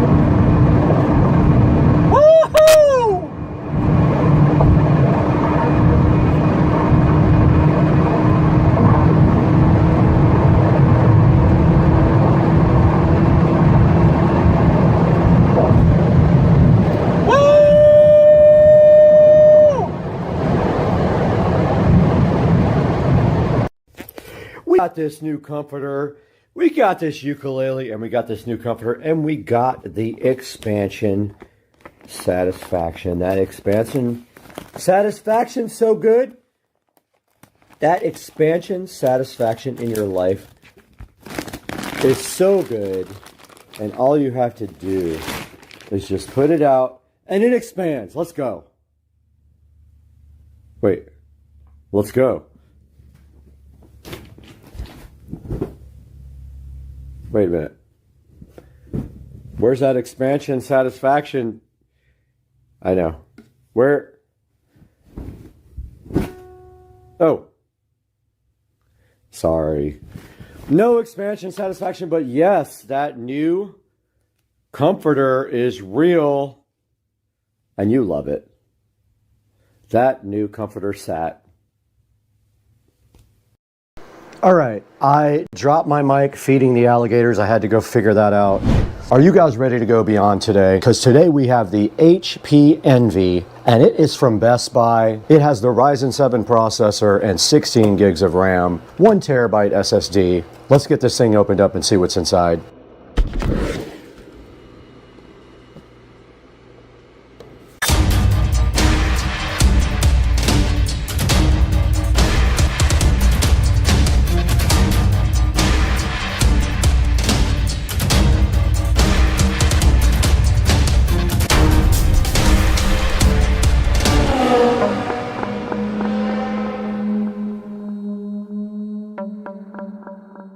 Now we're right in front of the HP Envy and also in front of the iMac that we did purchase from a thrift store. You can go ahead and check out that video later. But right now I've got this backwards actually because it does open up from this side. But if we go around the side here, we can look at the model number, and it is a HP Envy X360 2-in-1 laptop. This thing does have the Ryzen 7 processor on it, and it does have a terabyte SSD in it and 16 gigs of RAM. Now, one of the things we're going to be doing today is actually we're going to edit this entire episode on this laptop. This is not an editing machine by any means. It doesn't have a super fast video card. This is a super fast processor, but not a fast video card. But we're going to set this up for Rich and Trish live. While we do that, we're going to be recording that, and then we're also going to get this thing going for them, as far as we're going to take all the bloatware off and install all the necessary antivirus and other software that they need to work every day. Now, this thing did come from Best Buy, and I believe it was $749, so not a bad deal.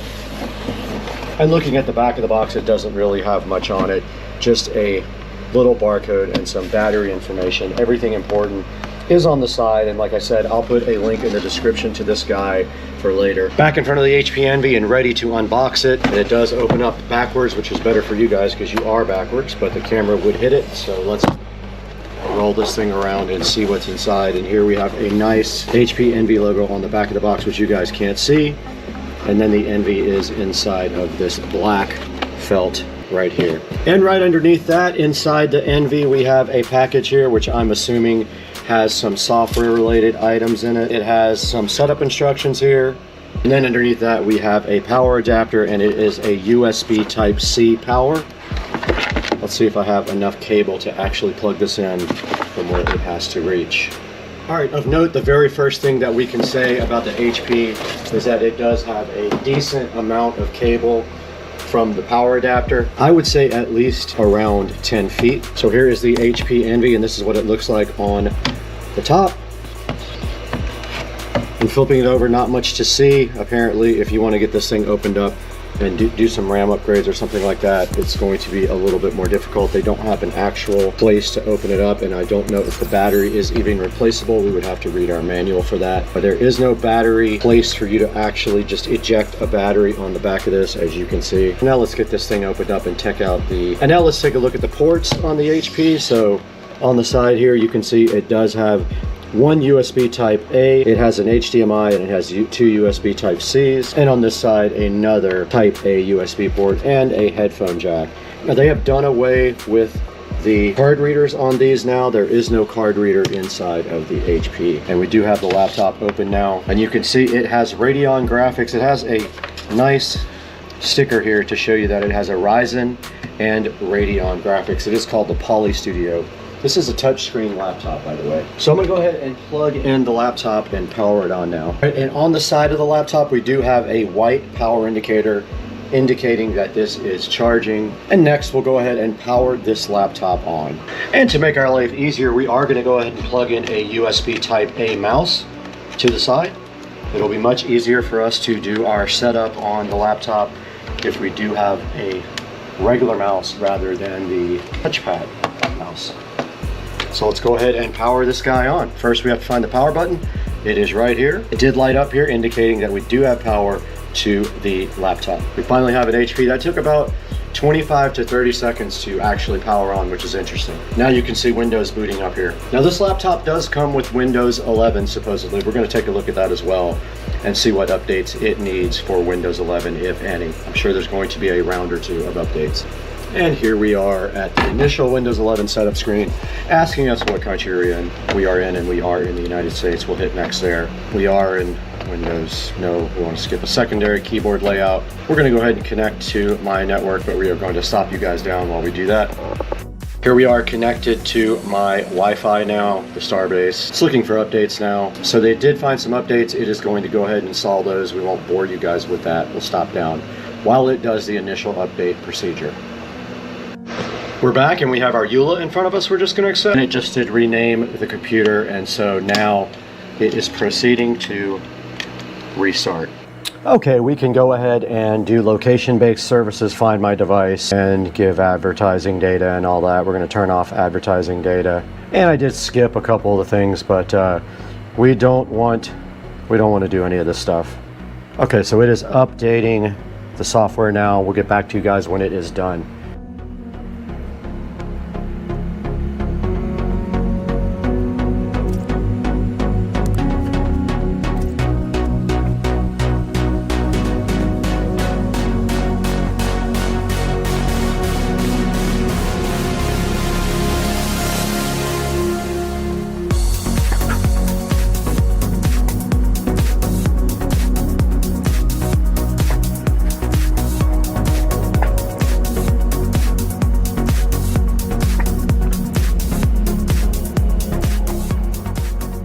Okay, we did just put the PIN in to sign in, not the actual password. So computer is now in the setup mode here again. It says it might take a few minutes, so we're going to leave it right there while we check on dinner.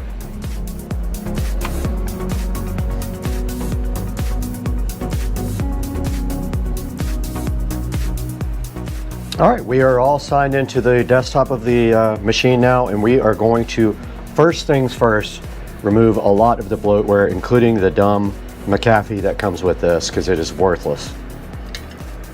We got dinner. Prime rib from Cody's Roadhouse. So the first thing we're going to get rid of is this ridiculous McAfee. We're going to put AVG on there because McAfee is terrible. And we have to restart, and it wants to do more updates.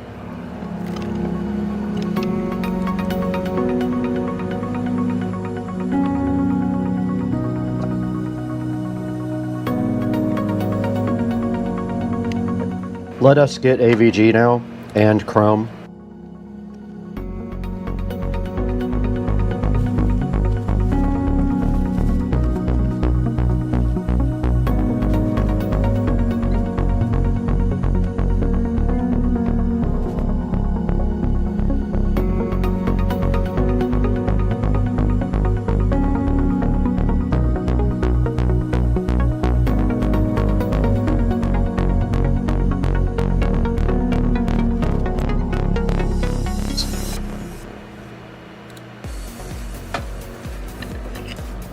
And AVG is installing.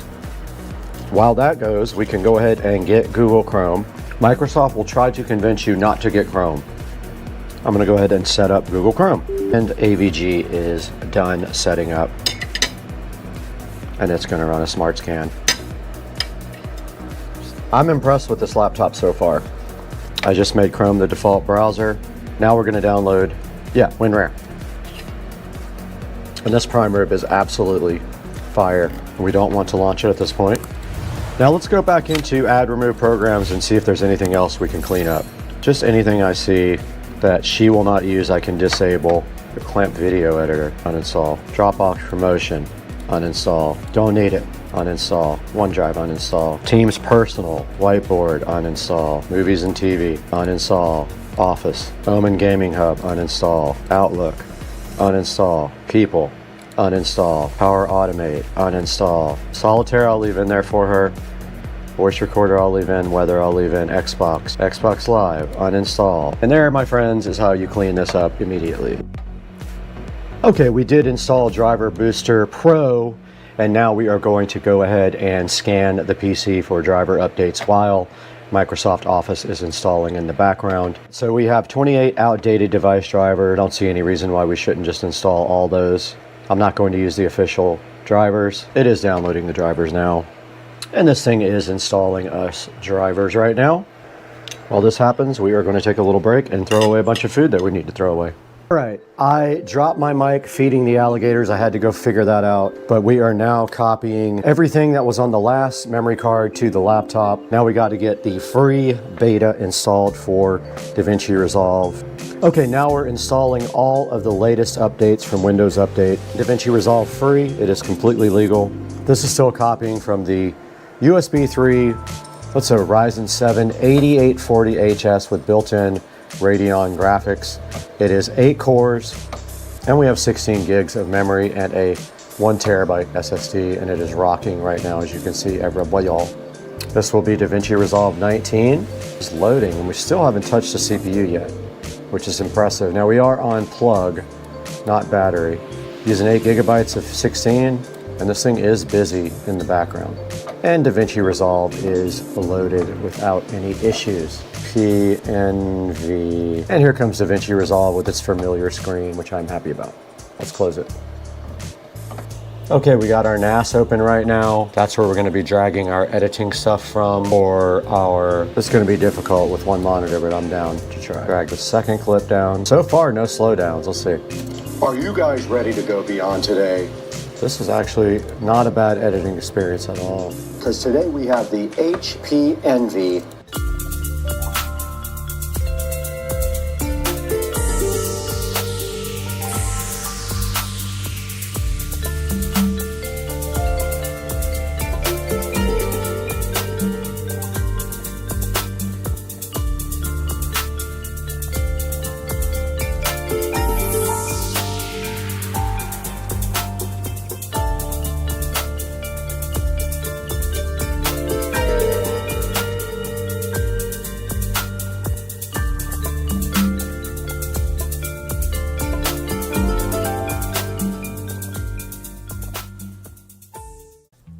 Welcome back, guys. Today we have something really special. We have the HP Envy X360 laptop. It is a 2-in-1 laptop, and I'm going to show you exactly what that means here in a moment.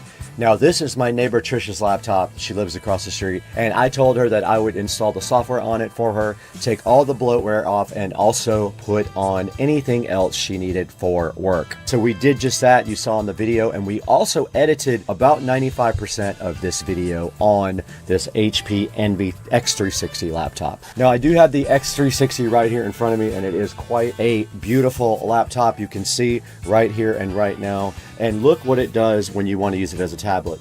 You flip it over like that and it sits on the ground in a V shape, so you can use it upright, or you could lay it flat completely like this if you really wanted to. But yeah, so this is how you use it in tablet mode. So let's go ahead and fire this guy up right now and get it booted up. It will be on batteries. So let's see what happens here. Now, I did fire up the HP Envy laptop, and I gotta say I'm pretty happy with the performance, and you can see it just did get logged on just then. All right, we have the Envy laptop right here in front of us in tablet mode, and you can see right here, you turn it like this into a V shape, you can very easily use it in tablet mode. So for example, I can double click Chrome and Chrome opens right up right there. This is how you use it in tablet mode. It's pretty cool, and I think you could actually lay it flat as well. All right, so I just did test the laptop. Now, when you have the lid open like this and on reverse like this, it disables the keyboard. That allows you to lay it down flat. You could lay it down on a soft surface or a hard surface, it shouldn't matter, but I would probably put it on something very soft. Now, the performance of this laptop is awesome. I had no problems whatsoever editing this video on the laptop from my NAS too, so it was actually using Wi-Fi over NAS to edit this video. I am going to leave an Amazon link in the description for this laptop. It is the Ryzen powered laptop with 16 gigs of RAM and a 1 terabyte SSD. You see it on the screen here. It is $858, and they even do have payment plans if you want to go that route. Guys, that's going to do it for today. I hope you enjoyed this, and we will see you next time on Supercar Street Racing. I got to deliver this laptop over to Trish. Let's get out of here.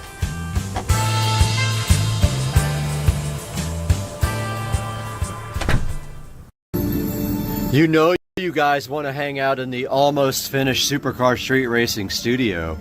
You want to come over, have drinks, food, and chill in the studio, and then whatever comes next, we might do a little bit of this and then a lot of that. Brad, Supercar Street Racing, how's it going? Wednesday night, and we got a little surprise for you guys right now. So we're going to check out an unboxing of something we just got for the car. Check it out. All right, sitting on my table right here is a fake package because I already opened it. So I haven't really opened it. I just opened the top of the package. I wasn't sure what it was. But move some of this stuff here out of the way. Now let's see what we got in this package. Interesting. Let's see. That's weird. It was open already. Yeah, that's because I did it. So there's some instructions in here. Got some install instructions. And what do we have inside here? Wow, look at these. Amazing things.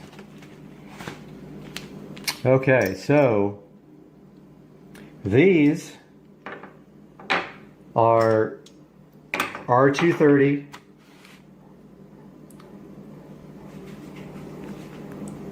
These are for the R230, and they are lowering rods. So the R230 has electronic suspension, and it's, I believe, hydraulic. And so what these do is the standard rods are fixed length, and each end is read by a sensor, or one end, I'm not sure which, and it actually reads voltage, and that's how it adjusts the height of the car. These allow you to trick the computer and raise and lower the vehicle. So these are going on the car probably Friday if I get my breaks in tomorrow, which I am hoping that's the case. I can't track them, and they are coming from California, so there's no telling, and they might not be here tomorrow. I can't do them Saturday because there is a big car show that I'm going to. So these are they're actually called lowering links. These are lowering links for the SL65 AMG, and you will see them go on soon in the next video.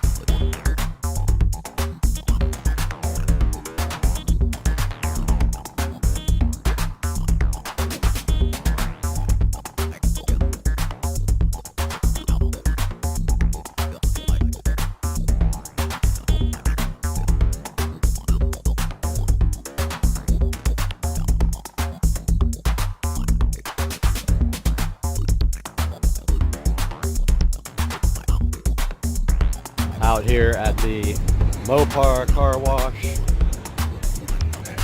Made a little stop. Got the crew over here, all their cars. About to go to the full lock meet. These guys are out here, I think, raising money. And we decided to stop by. Get a little view of what's going on.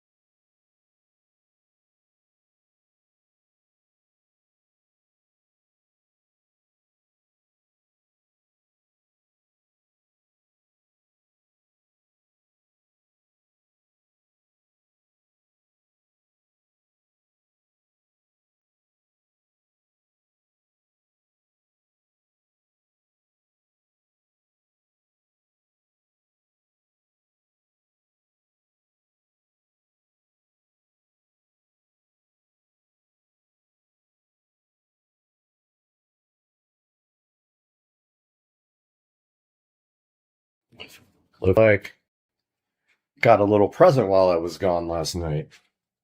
You have to check this thing out and see what it is. Hawks. Beware, hawkage. 2 hawkage, 1 over there, 1 right there. There was 3. What are you looking at, dude?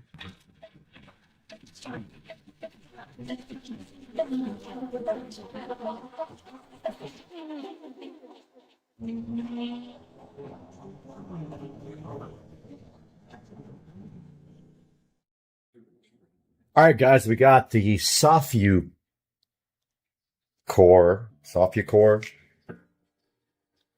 ceiling fan for the patio. And I think it's hilarious because it's an LED ceiling fan, but there's no LED. Ah, it has a remote too? I didn't even know that. I bought a Wi-Fi controller for it, so ooh, I wonder how that's going to work. We may not be able to use the Wi-Fi controller, which is going to be a bummer on this guy because I bought a specific smart Wi-Fi controller. I didn't know it had a remote control. But anyway, here's the 52-inch ceiling fan for the patio. That's I like to call the head chopper offer because we're going to see how low that thing is. Remember, the patio's got a beam that hangs lower than the roof. So it puts everything down about 4 inches. Like that guy. Yeah, let's take a look at this. Let's open it up. So that is a big concern that this thing has a built-in remote because there may not be room in the bell for my remote. So we're going to see if this thing's going to have to be returned or not. But I really couldn't find anything I liked. This guy had a also supposedly solid wood blades, which is definitely a plus. Looks like it actually, yeah, I don't know if those are real wood. Yeah, maybe so. Got a little instruction manual here, use and care, and blades. Yeah, those aren't real blades. Those are plastic, you can tell. Now here's something interesting. Here is the remote kit, which basically is, yeah, this is just a regular aftermarket remote kit. Only difference being it's got a plug, so that might be a problem for my Wi-Fi kit because I don't have the wire that's on this thing. I think does kind of hang. It's kind of big, honestly. It's going to hang down quite a bit.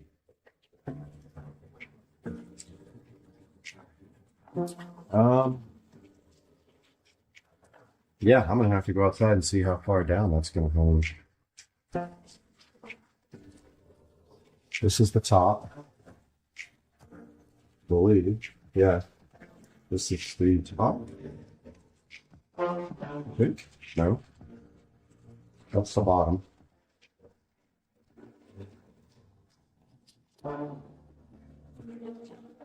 And yeah. Interesting. Yeah, because see, not sure how this is going to work. Oh, it does have a wiring diagram. That is kind of a thick. It's kind of way longer than I thought it would be. I'm going to have to take a look at that outside and see how low that's going to be. I think.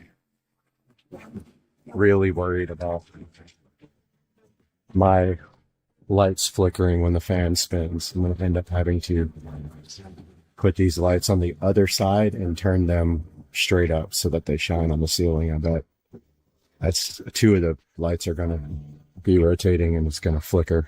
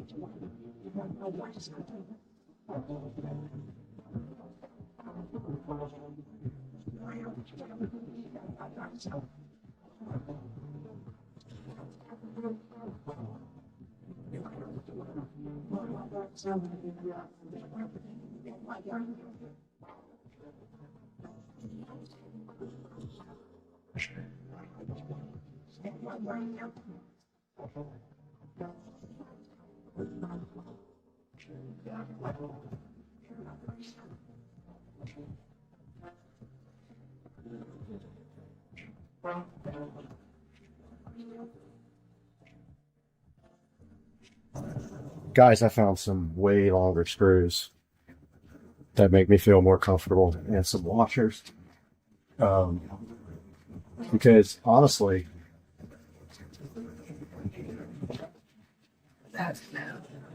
these washers might not even be big enough. Oh yeah, they are. Okay. Yeah, that's going to work out way better. Yeah, these lights are going to flicker like crazy. I already know it. I really wanted them to be completely away from the fan, but the problem is that the wires aren't long enough, of course. Let's see if I can get these in without stripping them.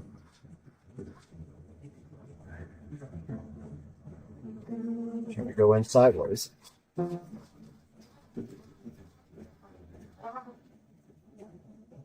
Okay. Got one of those in.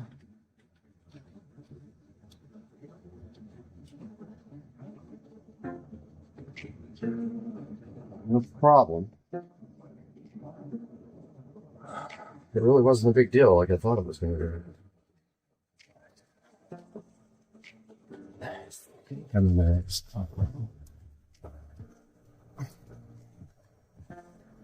Oh, the light's like right. The light's blocked by the freaking. Almost blocked by the plate. Yeah, so it's got to move.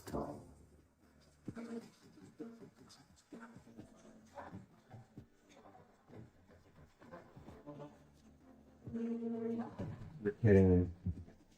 This thing broke already.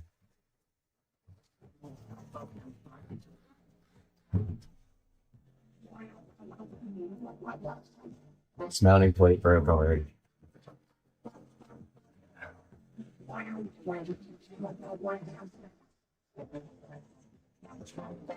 Thing.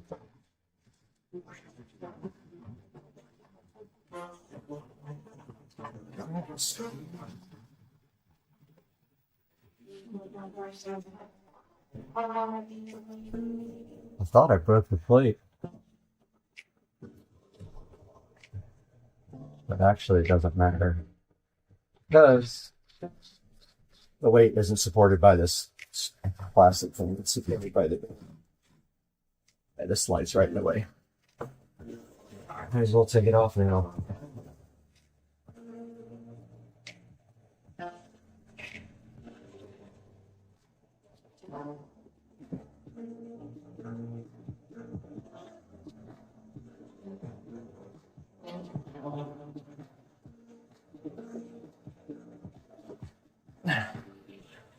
This is not going to work.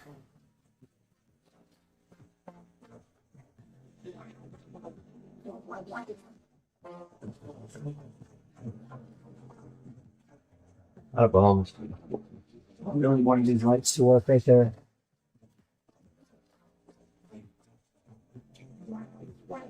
They're not going to.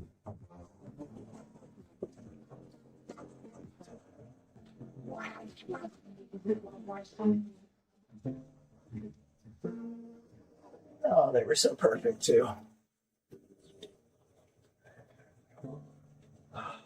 What's a color?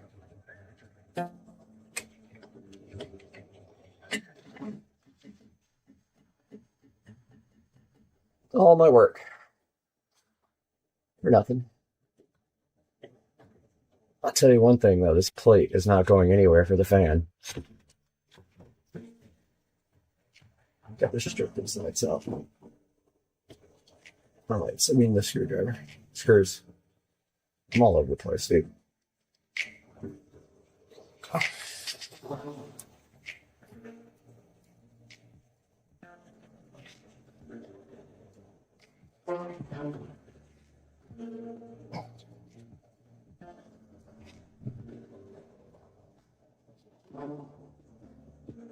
Yeah, this sucks because now the lights are facing the wrong direction. Great. Oh, dude. I might put 2 up and 2 down. I don't know. I don't know if this will block or not.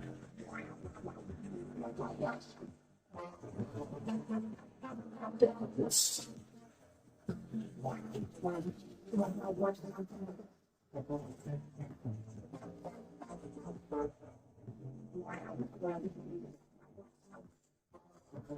Well, I guess it's going to roll the pool.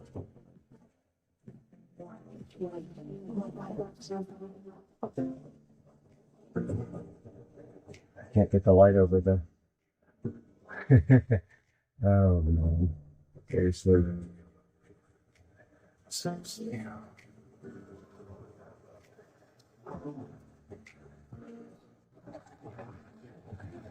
I also brought my level because just remember this thing might not be level.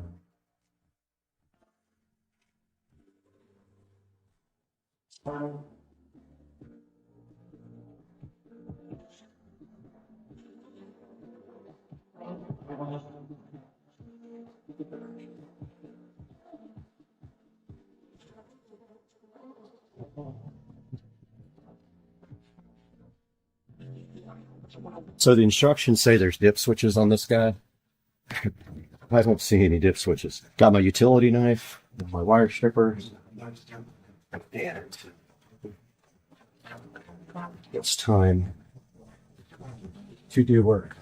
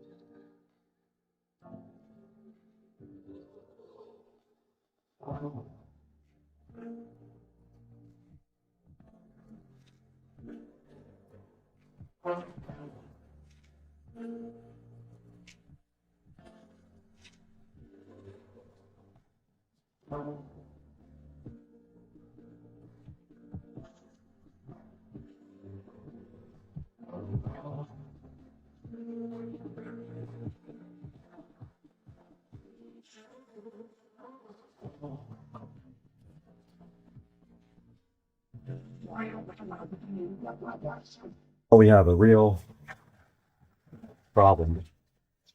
The screw heads broke off. Not broke off. They stripped out.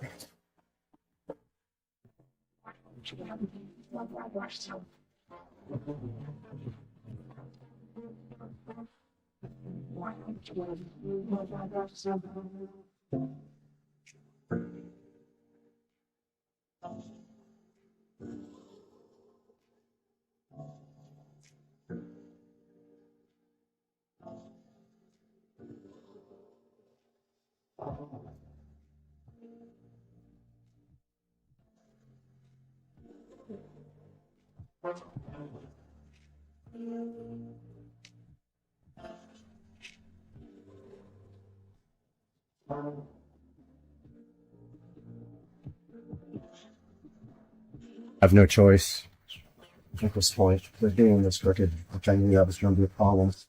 They'll put it on there crooked, if you can see over there. It sucks. Can't use this electrical box at all.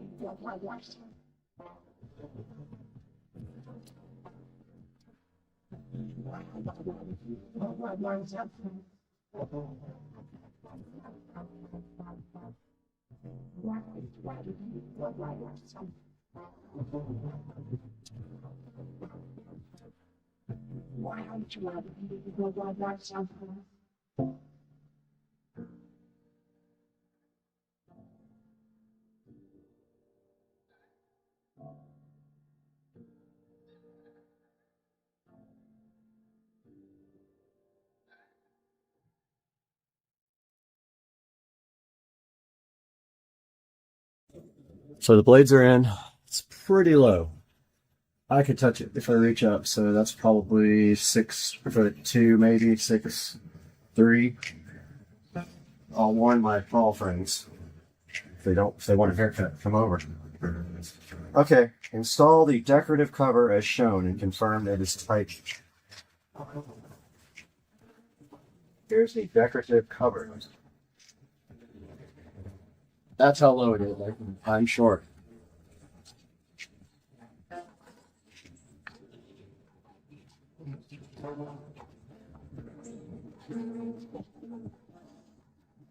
Okay, come on.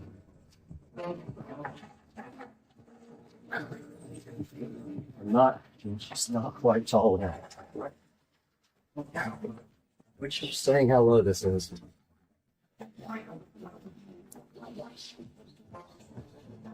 So this just spins on basically.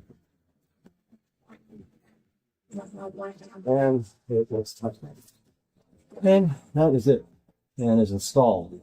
I don't think there's anything else to do except now I have to work on my lighting.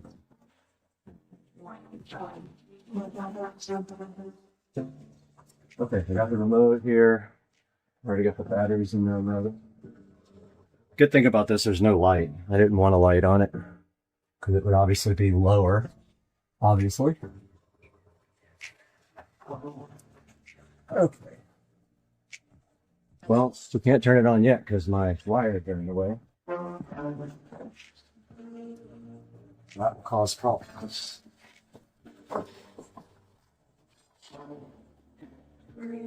I really don't want to move these lights, but I have to.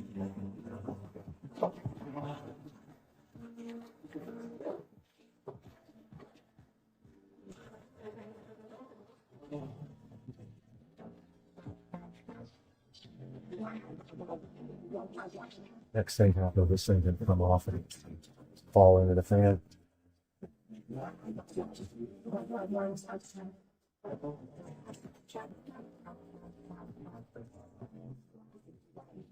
Worse.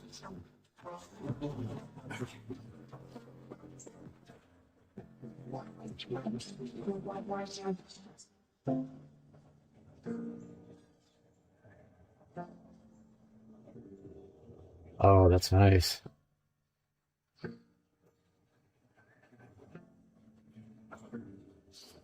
That's nice. It makes a nice breeze. I think that's on low too. It's actually not that low.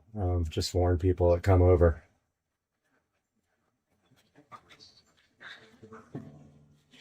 I think that's low. Speed.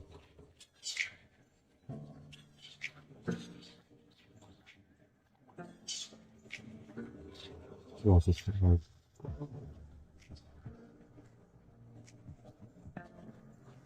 Let's see. That's awesome.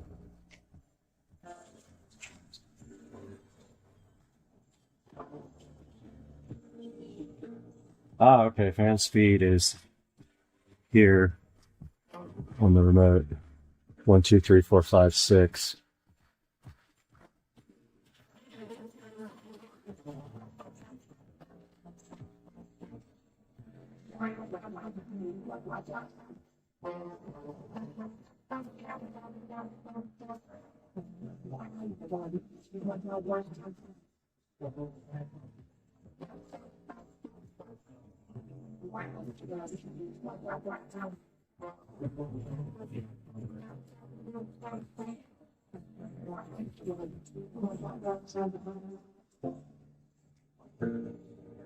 Nice.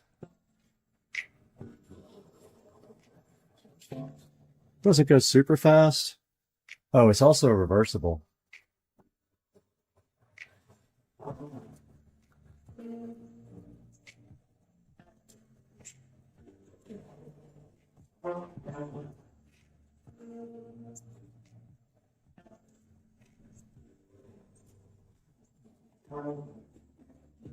Looks pretty balanced.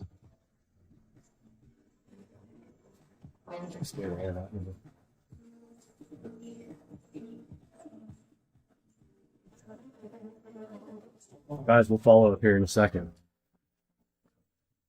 All right, ladies and gentlemen. So I ended up pointing these two sconces upwards because they are going to flicker if they shine down through the fan. So there might be still some flicker. If there is, I'm going to have to rethink about this whole setup here. They don't make extensions for these wires, but I think that I could manage to extend them even though they don't recommend it. I don't believe them. I think these will work fine with short extensions on them. I don't know what kind of wires those are. Honestly, I don't know if I'll be able to buy some or make some. For now, it's going to have to do. I kind of wanted one on each side in the beginning, but I wanted them facing down, but I don't want flicker. And let's check out the fan.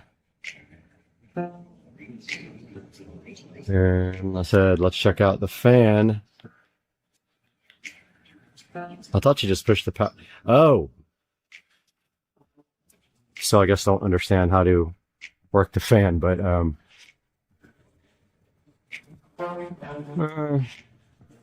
that might be, yeah, there's going to be a little bit of flicker there. That might not work. I want to see how bad it is tonight. I know shining through the blades, it's going to be really bad, but I want to see how bad it is tonight with everything turned on. Yeah, worst comes to worst. I really don't know. I guess I would have to extend these cables. It looks like 4 pins. So I could get some 4-conductor wire and just literally make my own cables. All I need is about, I don't know, a foot on each cable to get them away from the fan and on the other side of the fans. That's the only way I could do it. But guys, I hope you enjoyed this video about the fan. And I recommend it. It's pretty nice. It's a little low. Lower than I thought it would be. That's not low profile at all. But it's going to have to work and tell people, beware. Hawks. Beware. Hawkage. 2 hawkage. 1 over there. 1 right there. There was 3. What are you looking at, dude? Who's checking me out? Guys, have a good day. I hope you enjoyed my hawkage. Oh, he's looking at the other hawk. Oh, double hawk. I don't know how much of me they will tolerate before they bail, but there they are.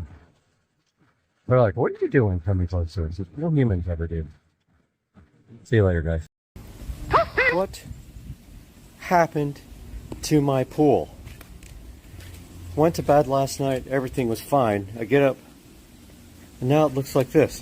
And then I walk straight into this water, I get typhoid fever, and I get... Hey guys, Brad here, Supercar Street Racing, with another video. Looks like we got our Anchor Cosmos Max 4K projector here. We're gonna do a little unboxing, setup, reaction, crying, sadness, all that stuff. So let's get this thing unboxed. Hopefully I don't get, well, I can't get demonetized because I don't make money on my videos anyway, so who cares about the music? All right, so this is a refurb. The projector was actually on sale for $200 off, but even with that, it was $1,500. So I elected for the refurb. Here it is, right out of the box. Has not been touched yet. Let's give it a little look-see. See, it says Android TV. Does use Android TV. Don't care because I am going to be using my 4K Fire Stick. Does support 4K. It has a 4K native 4K projector. I believe it uses pixel doubling, but it's 1500 ANSI lumens. If you're used to 3000 from a regular bulb, you might be disappointed with this guy, but this is why I am getting the room all prepared to be completely blacked out, because I know that the brightness level is less than my last projector, which was eco mode all the time for 7 years before the bulb burned out. Let's get this dude over here. I'm listening to my favorite internet radio station, Soma FM, Deep Space One, because, you know, everything's space. So here it is, first impressions. The box is kind of beat up a little bit. You can see the edges here. I read a review from someone who got one that was still logged into somebody else's email address, which is pretty crazy. Kind of like Amazon, hello. So I'm trying to figure out how you open this. The edges are kind of beat up. Yeah, there's no obvious way to open this, so I think it's this side. Here, I'm gonna work on that. I'll get right back to you guys. All right, I'm an idiot. The thing just literally picks right off the thing like a suitcase, and then this is underneath, and it's got a little open me thingy here. Where's my knife? Let's go ahead and open this guy. Well, this is renewed. This is supposed to be used. Somebody else has owned this before and returned it. Alright, let's see if I got that. Looks like I got that out. So guys, this is a 4K projector with built-in sound, which I'm not going to be using. But apparently it has really good built-in sound, and it also has an LED star field on the top. So my plan is, it's on a glass shelf. Oh, my oven's ready. Time to put the chicken in the oven. You guys can hang out with that too while I do this. So here's my chicken thighs for dinner. And let's set our timer up here. 45. Alright, so look at this presentation, man.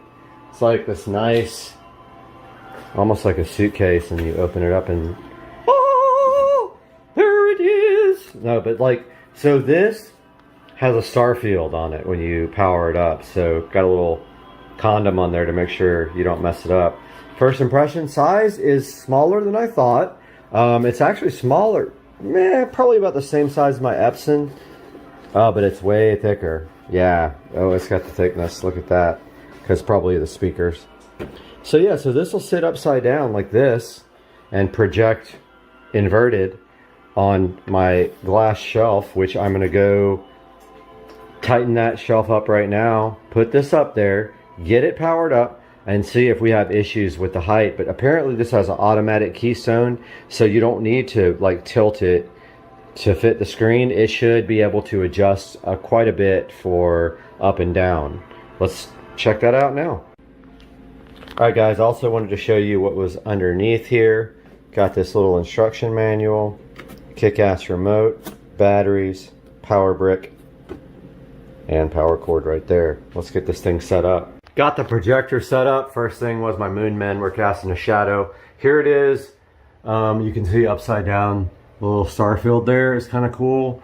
It actually needs to come up just a little bit. I'm not sure how to do that. It could work like that, but it probably should come up like a few inches, and I don't know if I have to manually do that or what. I'm gonna look around, but I just downloaded the update. After powering it on, it automatically focused, it automatically keystoned. So cool, such a cool projector. Let's see, so let's restart this guy. So this is with ambient light. So this is all going to be knocked down to almost nothing once I get the blinds and the curtains in. So this is Android TV, so it looks just like an Android. Put you guys on hold while it updates. Restarted the projector after the update. It is installing. I love this dark room. Can't wait to get these curtains replaced. I went ahead and took them down because they were ugly. I'm gonna get some regular non-reflective looking ones that are just like straight up black for this guy. And for that door is getting a set of curtains, 2 on each side of the door. This is installing. I'll update you guys when it's done. Projector is rebooting, so you can see here ambient light from that window. And it's still pretty damn bright. Now, I do see what other people saw. There is a little frame that runs outside of the actual frame. That is actually light, I think, from the projector. The projector is up there on the shelf, chilling. And I am about to try to play some content and see what it sounds like. I'll be back with you guys.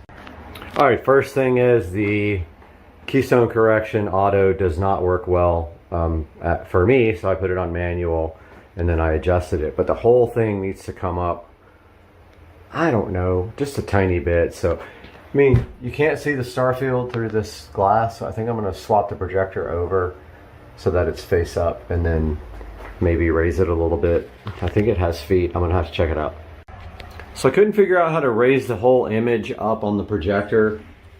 I'm not sure. You're supposed to be able to like raise the whole image, but keystone correction's maxed out to the top. So what I'm gonna do is I'm gonna put a couple of little like feet underneath the front to raise it up maybe 1/4 of an inch so that it lines up a little bit better with, oh, what do we got here? Mailman. Lines up a little bit better towards the top of my screen here. But my shelf is perfect. Like, it didn't work out great for my last projector, but it's gonna be absolutely amazing for this one. I just put the, I just painted the rest of this area. I'm kind of thinking about painting the HDMI cable. I haven't tested it yet though, so I think I'm gonna probably just go ahead and paint it and get it over with so it's not white and standing out like that. I do have black paint. Maybe I'll just do black. Yeah, that's what I'm gonna do. I'm gonna grab some black paint, paint the HDMI cable. Peace out. Be right back. All right, got the projector all finally in its final resting place. Unfortunately, the glass is not particularly see-through, so you can still not see the stars, and I missed some spots on the paint, which you can't see because it's so dark, but all I can say is, wow, this projector is amazing. Like, I am above and beyond. Even during the day with the window open, this thing looks so good. I'm still working on the adjustment. Look, like I need to zoom it down a little bit. So let's go to projector settings, zoom, see how it's off the screen. Now, one thing I will say, it does have some light that spills over outside of the screen, and I saw some people complaining about that. It is true that there is a little bit of ambient light that kind of spills over out of the screen size. So it's really hard to see on camera. Screen stops here, the light spills over to here. So about another 6 inches worth, I think. So let's take a look at some 4K, which has blown my mind, honestly. I like how it says 8K, but YouTube doesn't support 8K. Cutting your burrito? You're such a Virgo. Oh, we gotta do ads. Let's see what it really is displaying at. Yeah, 4K. Yeah, you're not playing 8K, liar. So, just off the bat, I gotta say the picture quality is unbelievable on this.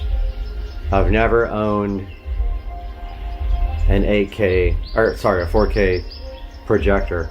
I've owned a 4K television, but oh my god, this is absolute insanity. It is just like a window. And there is the Anchor projector sitting on the little glass shelf. I need to paint the wire black, but I got all my pictures set back up here. I got to move the recliners back in place, hook up the surround sound, move the receiver in here, which I'm going to update you guys when I do that. And so as you can see, this is amazing.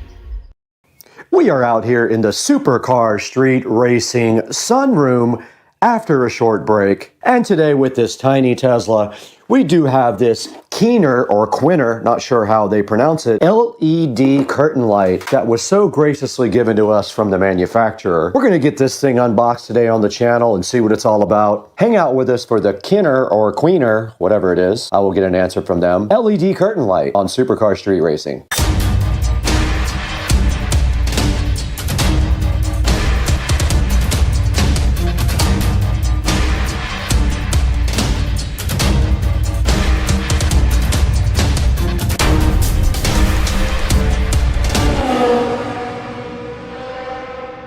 And inside the box, you do see a foil package here with the lights inside. We're going to get that opened up and see what it's all about.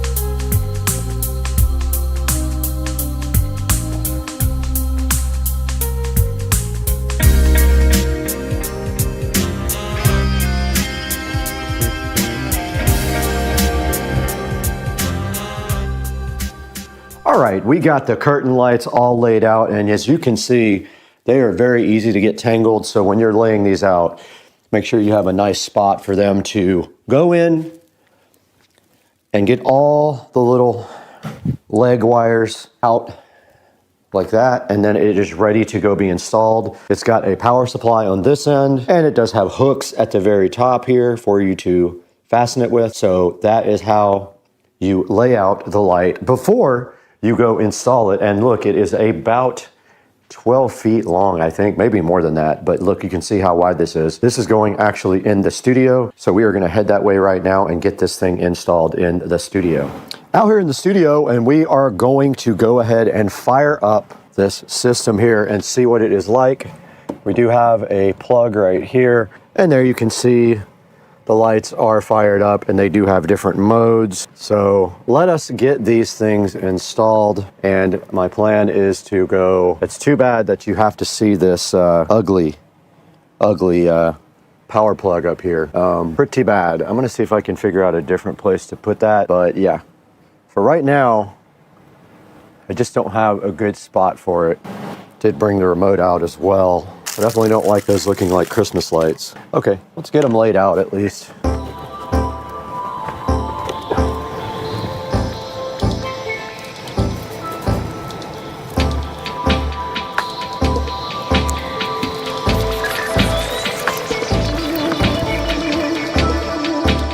Oh, that was a mess.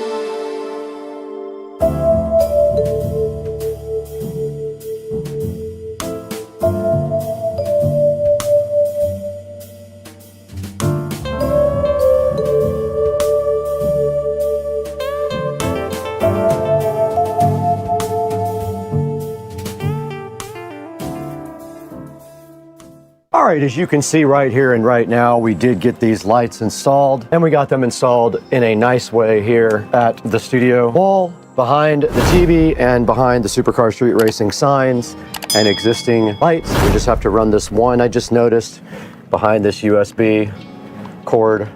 And just like that, we are all finished with this project. Now all we have to do is figure out how to operate these. And it did come with a remote control and a manual. And this is the remote control right here. Let's turn off the studio lights. Alexa, shut down the studio switched lights. New curtain lights looking so fly. However, I am not able to read the manual now.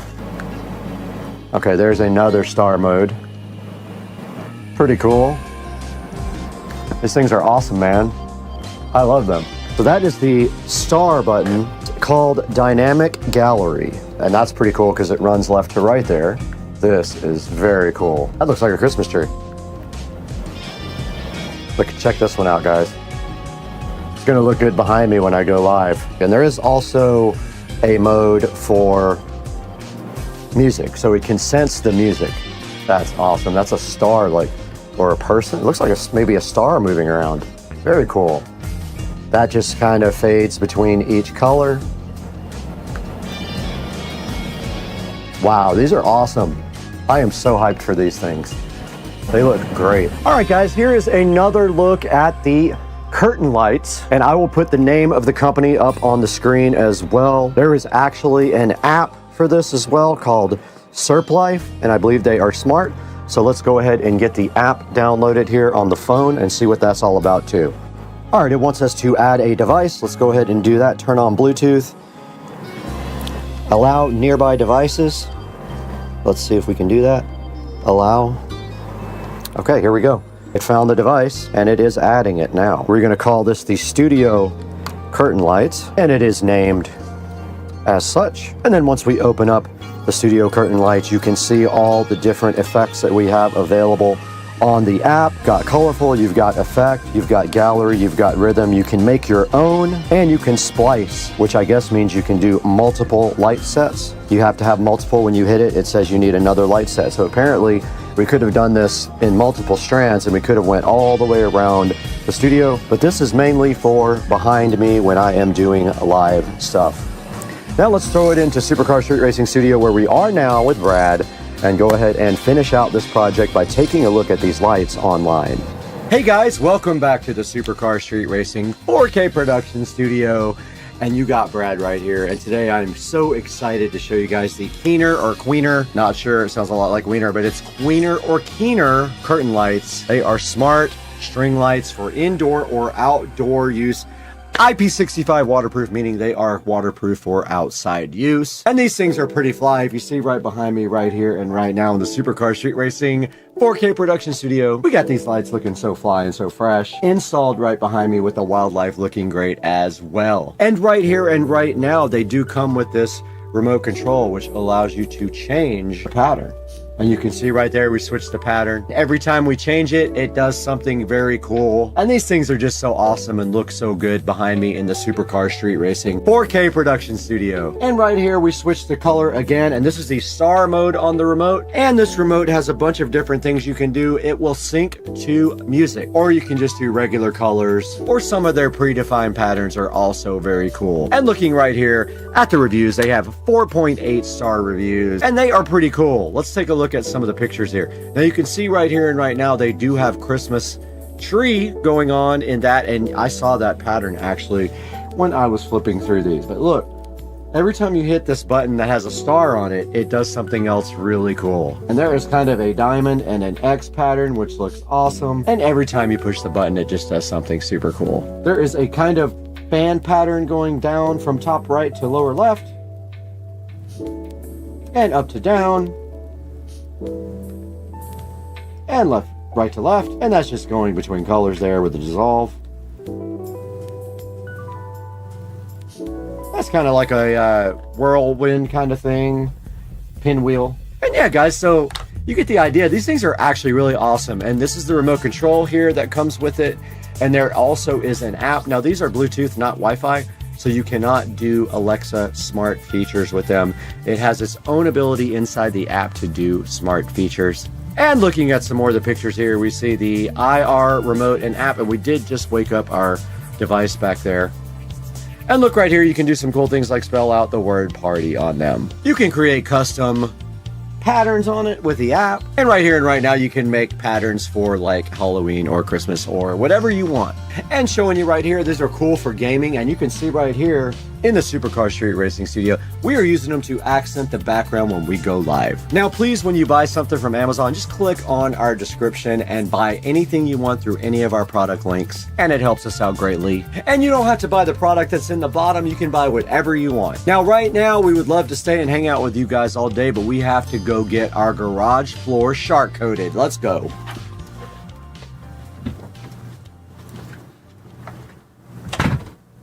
Yeah, so this is your life as a content creator on YouTube. You wake up and you have 18,000 copyright notices for using music. What's going on, guys? Long time no update. So it is Monday and come to a decision.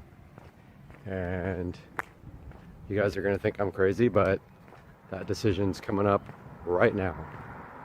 All right, guys, it is now Friday morning. I decided to finally finish this video. So I have come to a decision regarding this vehicle, and that is I have sold it. I know. What the fuck? I am selling this car after putting a little bit of money into it and a little bit of time. And there is a reason for this. Because there is such a small aftermarket available for this vehicle, I decided that I no longer want to deal with it. It is becoming a problem getting basic parts for this car. Not repair parts, but anything aftermarket. It is a very, very expensive car to maintain, which I'm not that worried about that part, but I can't work on the car myself. There's no room in the engine bay. I did research this vehicle before I bought it, and I did feel that there was an aftermarket for it. But now that I'm actually trying to get things done, there is absolutely little to no aftermarket available. And the stuff that is available is 10 times the cost of what it should be, because they just don't sell very many parts. So what's coming next? Well, I will give you a clue, and that is that I did own one in the past. So if you know me or know anything about me, you'll already know what's coming. Stay tuned. More info coming very soon. And maybe some clues. Kitty! Do tricks! Kiki! Do tricks! Oh! That was good. The best sunsets come after the storm. Look at that right there. Look at that beautiful sunset over Florida. Goodbye, Hurricane Debbie.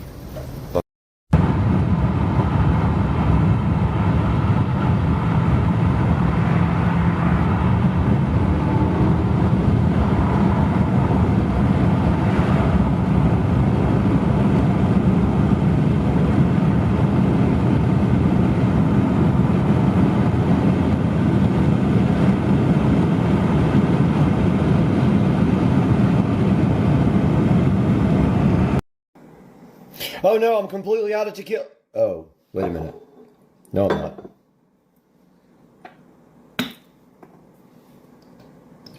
Let's go.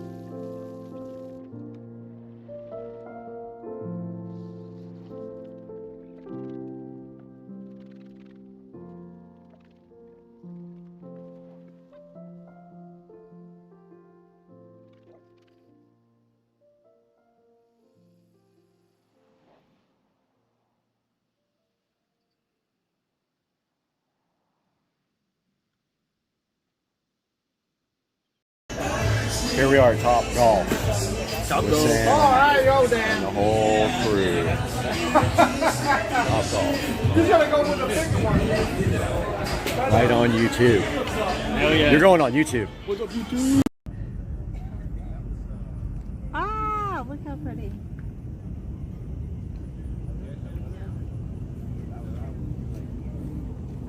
So sweet couple. So there's my dolly. Welcome back to Supercar Street Racing. I'm Brad, and today we are here in the brand new Supercar Street Racing bathroom. And you guys probably just saw the episode where I remodeled this bathroom a little bit. I didn't do the whole bathroom, but I did some things. I did the mirror, I repainted the whole bathroom, I wall mounted the Echo Show 5 here, and also changed out this puck light. And today we're going to continue this project because we have with us the Amazon Basics Smart Dimmer Switch single pole. And we need that here because basically this puck light only comes on at this level. So we want to make the on be right at that level with this switch, and we're going to review that as well today and get it installed. Hang out.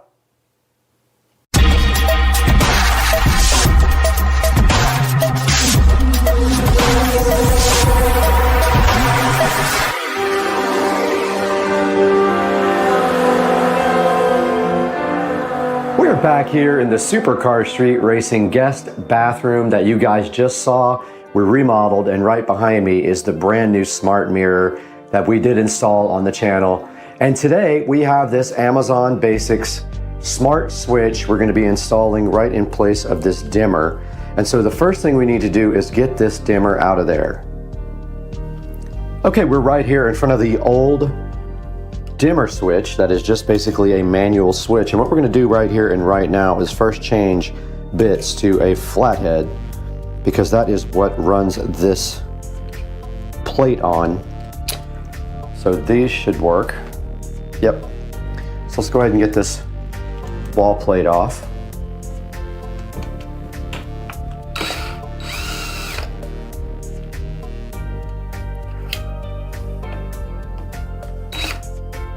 Wait.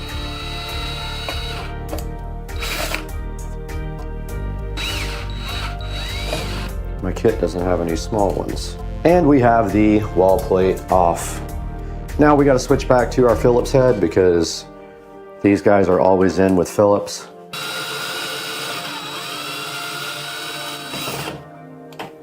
Go ahead and take that all the way out. Yes, the power is on, if you are asking or thinking. So basically what's happening here is we are split off between the puck light, the ceiling light here, the ceiling and ceiling lights, and the light right here on the wall are all connected to this one switch. So all we have to do right here and right now is unwire the switch, but we need some lights first because we don't have any lighting in here. All right, unboxing the Amazon Basics switch is next on the list. The connections here. Looks like they gave us some wiring nuts, some screws to hold the actual receptacle, or not receptacle, switch into the wall, and then here is the switch. Appears to be about the same size, maybe a little bit thicker than the other one. Yeah, it is thicker. And it does need a neutral wire. So we're gonna have to find neutral. So the way this works is, this thing gets a neutral because it needs that to actually operate. It needs power to operate. You can't use this one with just your hot wires. You have to have a neutral, which is the white wire here. All right, I took a look at the wiring. We need to get this guy out.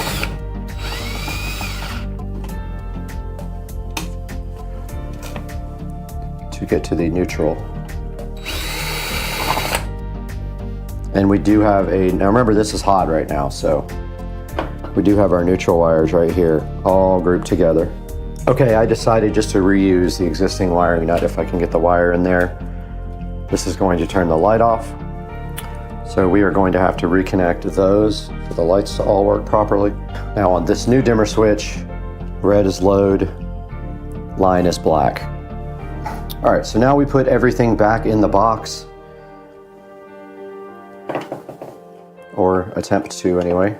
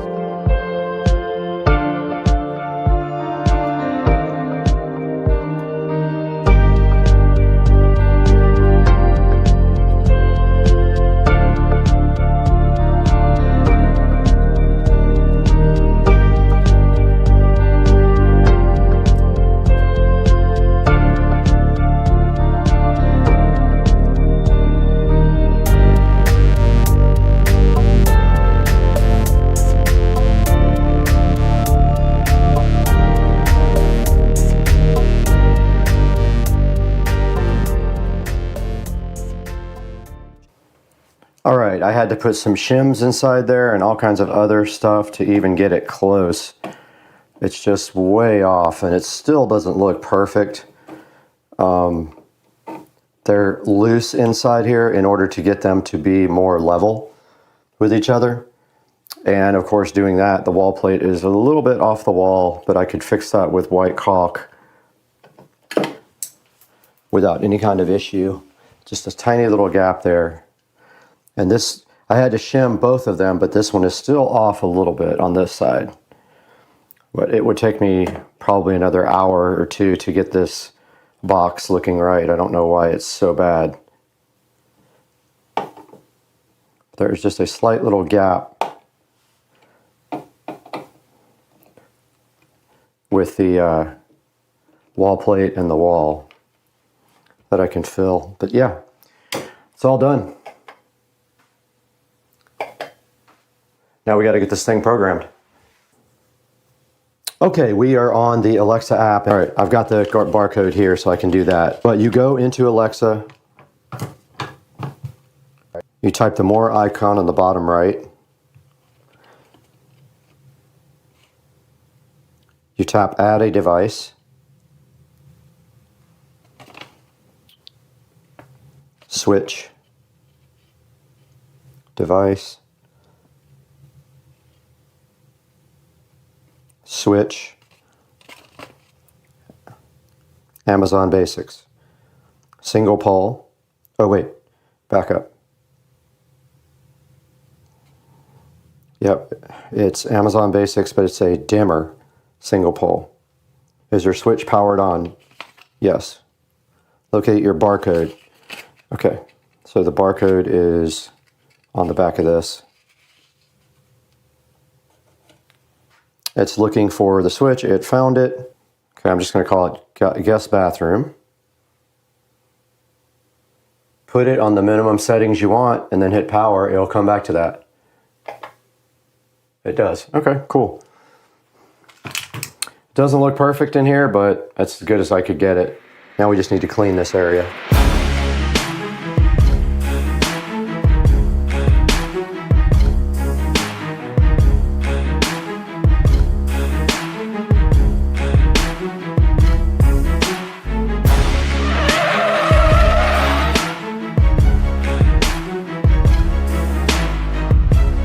All right, guys, that's going to do it for this part of this project. The Amazon Basics dimmer switch is installed, although it is a little bit crooked still, even after all the shimming I did. Will take some work to get it perfect.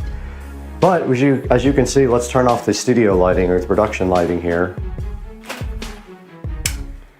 Now you notice we have this preset, and when you press it, it turns all these lights off, and when you press it back again, it turns everything back on, and just enough to get that puck light to come on, because the puck light comes on a little bit later than this guy and these top lights. Now, if these start flickering, we may have to increase the brightness a little bit just by doing this. Now, every time we turn the switch on, it'll get a little bit brighter. Now let's throw it out to the studio and take a look at this on Amazon.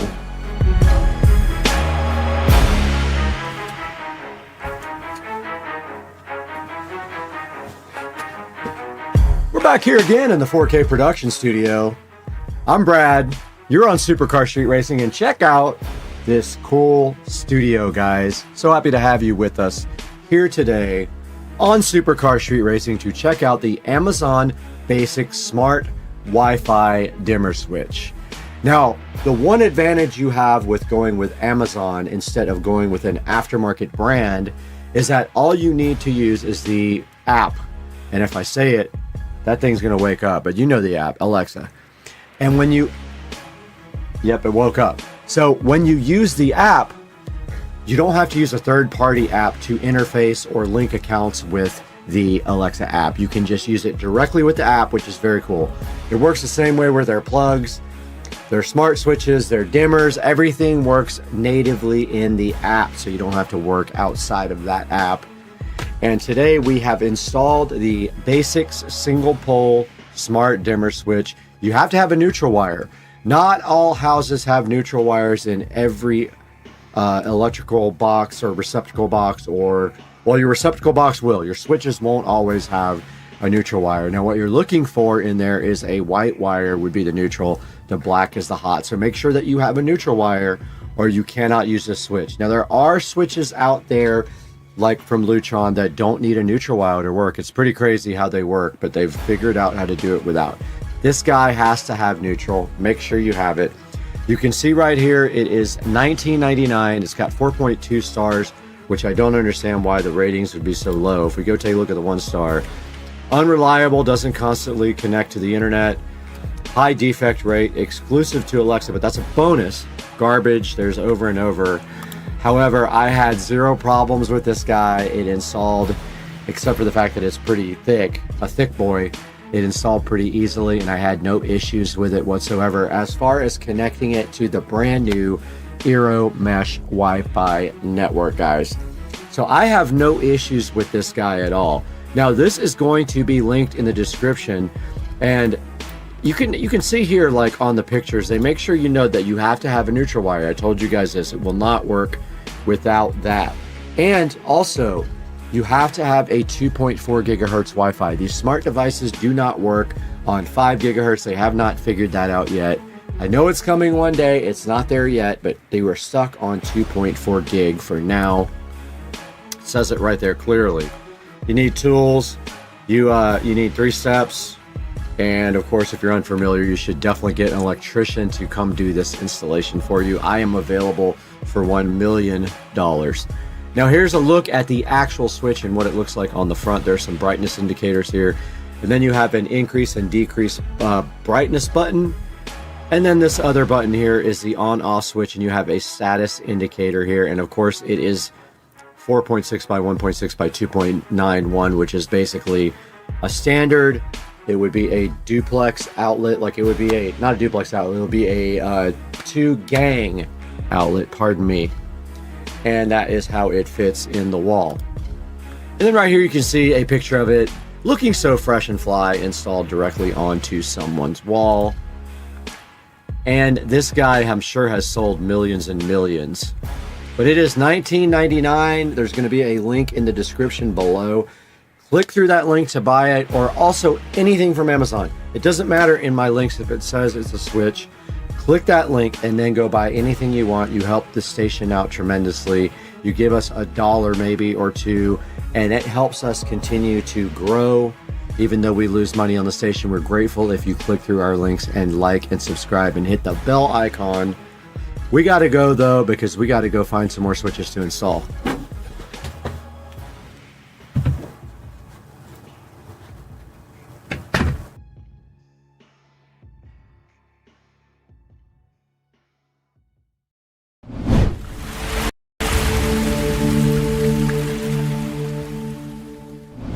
Guys, welcome back to Supercar Street Racing for another video, and today we have a very special sponsor with us. Rove was kind enough to send us one of their 4K, dual channel 4K dash cams for the Tesla Model S Plaid. Now I thought this would be perfect for the car because I need a dash cam in that car. You cannot access the footage inside of the car unless you have an incident. So this will really help out with that goal.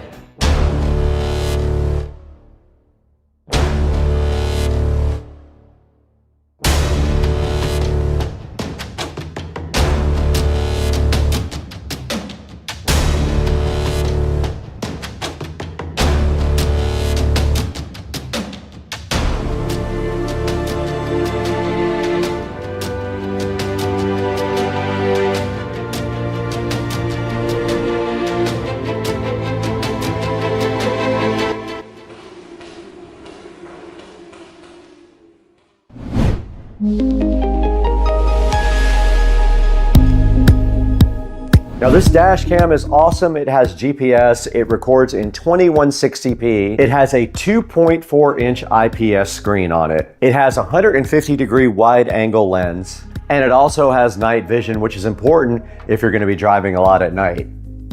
These guys have 37,400 views on Amazon, so you know they've sold quite a few of those. I am super hyped to get into this gift box. They sent us a bunch of stuff for the 4K dual channel dash cam. This thing also supports over-the-air firmware updates, built-in 5G Wi-Fi up to 20 megs per second download speed. It can geotag you with its built-in GPS, and it does support up to a 1 terabyte micro SD card. I think that we have an SD card included with this. When we dig in, we're gonna find out. And I just looked at the box. It does come with a 128 gig Rove SD card.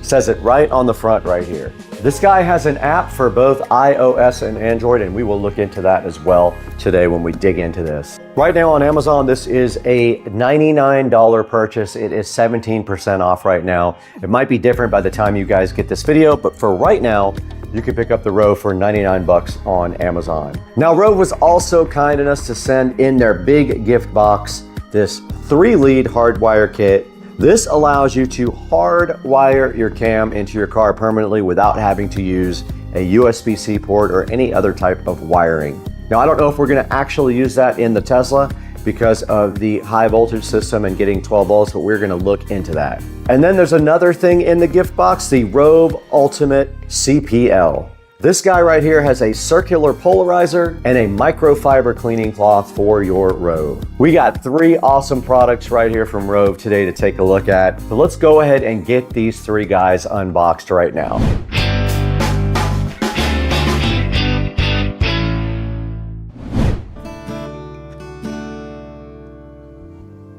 What's up, guys? Welcome back to our other channel sponsor today. PureWex was so kind to go ahead and forward us some of their mushroom gummies. You can see them right here. They are 20-in-1 complex mushroom gummies. Now, these guys are so awesome. They help your brain, your focus, and your immune system when you take these. These guys have a powerful blend, a great taste. I let my neighbors try them. They said they taste just like chocolate, and I agree. Very good taste. I'm gonna go ahead and take one right now.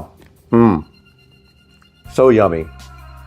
Literally tastes like chocolate. Now, these PureWex mushroom gummies have cordyceps, lion's mane, reishi, maitake, and shiitake, all in a 20-in-1 powerful blend. These guys help you get through the day, and they help you keep focus. They help keep your immunity high, and they help keep your brain at tip-top levels. I'm gonna continue to take some of these mushroom gummies every day and let you guys know in about 3 or 4 weeks if I feel a difference after taking them. But these are rated very highly online. I will have a link in the description to the PureWex mushroom gummies.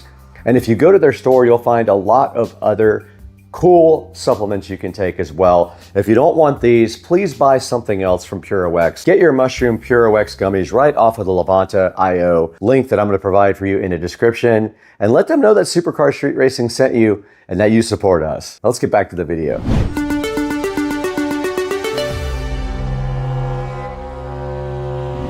All right, guys, we're back in the SCSR living room now with the Rove dash cam. And the first thing we want to unbox is the main product. This is a Rove R2 4K dual channel dash cam we're going to get into right now. And on the front of the box, you can see here, it just gives you all the features: 4K 2160, Sony Starvis image sensor, over-the-air updates, built-in 5G Wi-Fi up to 20 megabits per second, a 3-inch display, built-in GPS, and it does support up to a 1 terabyte micro SD card. It comes with a 128 gig SD card. You may want to upgrade that if you want to be able to store more data. There's also something on the front here with a QR code that says if you want to meet other Rove dash cam users, you can go ahead and scan that and meet up with other users. Now on the back, it does tell you all of the box contents, and we're going to dig into this and see exactly what it is inside of this box. Let's go ahead and take a closer look at this guy on the side. Now on the side of the box, it just kind of tells you the same features here, kind of that it does up to 2160p recording. It has HDR.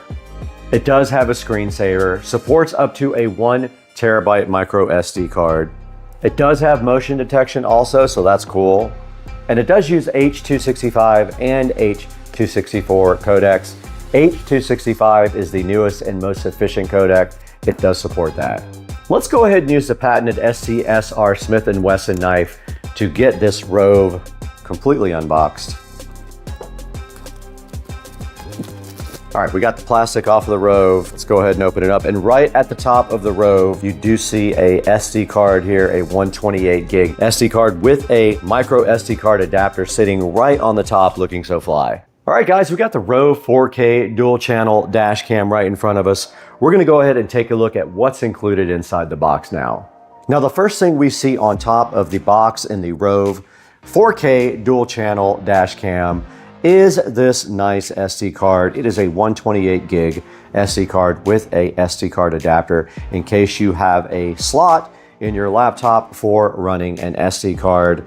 And right inside of that, there is a nice thick user manual to describe to you how to use the Rove R2 4K dual channel 4K dash cam. Pretty thick. Looks like it might contain a bunch of good information there. We'll take a look at that later. So this warning here on this card does show you that it wants you to use Rove only SD cards. If you get an SD card error, they want you to choose a class 10 U3 speed. Now they want you to use a Rove SD card, but I will challenge you that Rove SD cards are probably the same thing as other SD cards, so that is your call. I'm not going to say that until we try other SD cards. They want feedback as well. Once you purchase this, they want you to go ahead and go into feedback and leave them some good feedback. They're also giving away $500 gift cards for big captured moments. So if you have done something on your Rove camera that you think is worthy, you can go ahead and apply for a $500 gift card. There is a little warning sticker here that says "Smile, you are on a Rove dash cam." So if you want to put that on your card, you're welcome to go ahead and do so. I'm not going to, but they do give you that capability to do that. And now inside the box, everything is labeled very nicely.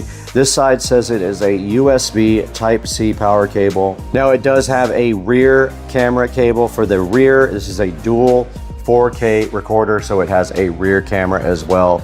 You can see right there on the front, there is the second camera. They give you some nice spare stickers there also. They give you a 1 meter USB data cable as well. They give you cable clips. A wire trim tool, and some wet cleaning pads to make sure things stick properly. Let's go ahead and see what is on the left side of this. All right, let's get the left side of this unboxed now and see what's in this box that we already read here. All right, we got the first box out right now. And the first thing inside this box is some 3M sticky pads and also some cable sticky pads. Very useful for installation. We do have a little trim tool here. These are cool. I have a whole different set of these that I bought myself. We have a super long cable here, assuming this is USB-C. It is. This might be what gets to the rear of the car, so we will check that out as well. We've got some sort of a 90-degree USB-C to USB-A. We have a USB-A to USB-C, and we have another USB-A to USB-C, which is a little bit longer. We'll have to get in there and see what those are for. Now we got a second box sitting here that was on the other side, and this thing says it does have a rear view camera in it, a fast charger, and it looks like a cigarette lighter type charger, a suction mount, and a sticky mount. Let's get this guy open right here and see what is actually inside it. All right, right here in front of me, we do have some sort of a sticky mount. It looks like you have a 3M pad on the bottom of it, and this probably just does stick to the dash if you want to do it that way. That's not going to happen in my car. This is a USB type A cigarette adapter right here. I already know without opening it, that's what that is. Now right here, we do have a suction mount adapter for the dash cam. And then one final thing in this box. All right, now we do have the rear view camera was just pulled out. So here is the rear view camera, pretty cool. All right, we did get the rear view camera out of the box. It is that small. That's all it is to it for the 4K dual rear view camera. Let's put that in the box too. And all that's left to take a look at now is the actual Rove R2 4K dual camera sitting right here in front of me. Let's go ahead and get that out of the box now. All right, you can see how good they packaged the R2 4K camera here. Let's go ahead and unbox that real quick and take a look at it. We got it out of the box now. It is pretty cool looking. Check it out, guys. The Rove GPS 4K camera looking so fresh and fly. It has a protective film on the back. It wants you to go ahead and read all this stuff. This says it needs continuous power for operation. It wants you to use only Rove SD cards for this camera. It's talking about SD card errors again. And it does say it's merely a recommendation that you can use any SD card you want, and I agree with that. Why would you have to use their cards? You should be able to use any one you want. And there we go. We have the Rove 4K unboxed. It does need continuous power.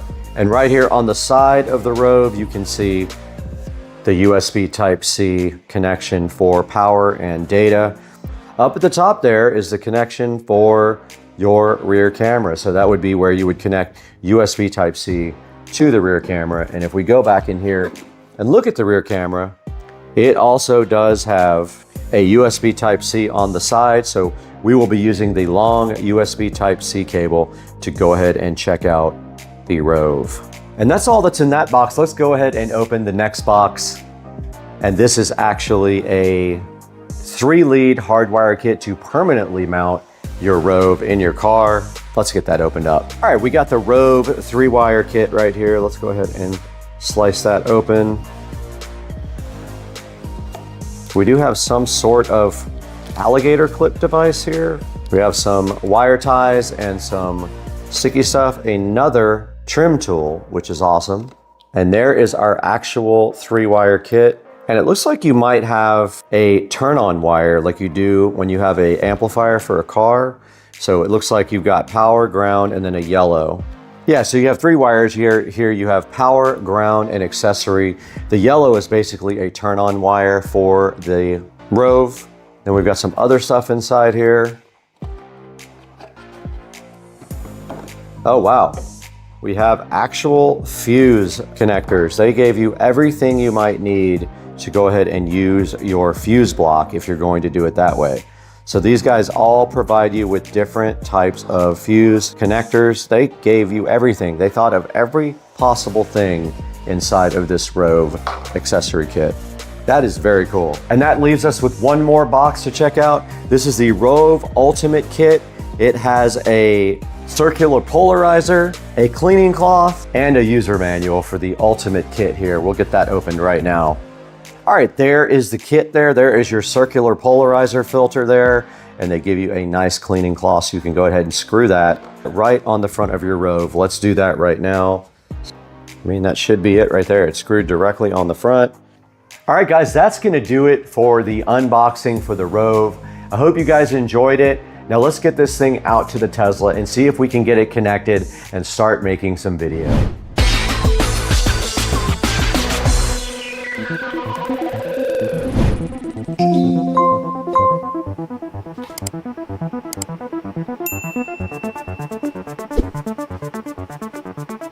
We are in the Supercar Street Racing Garage right now with the lithium-ion 72-volt golf cart. We have everything for the Rove camera right here. You thought I was putting it in this Tesla Model S Plaid, didn't you? Not happening. It's going on the golf cart, and I will tell you why.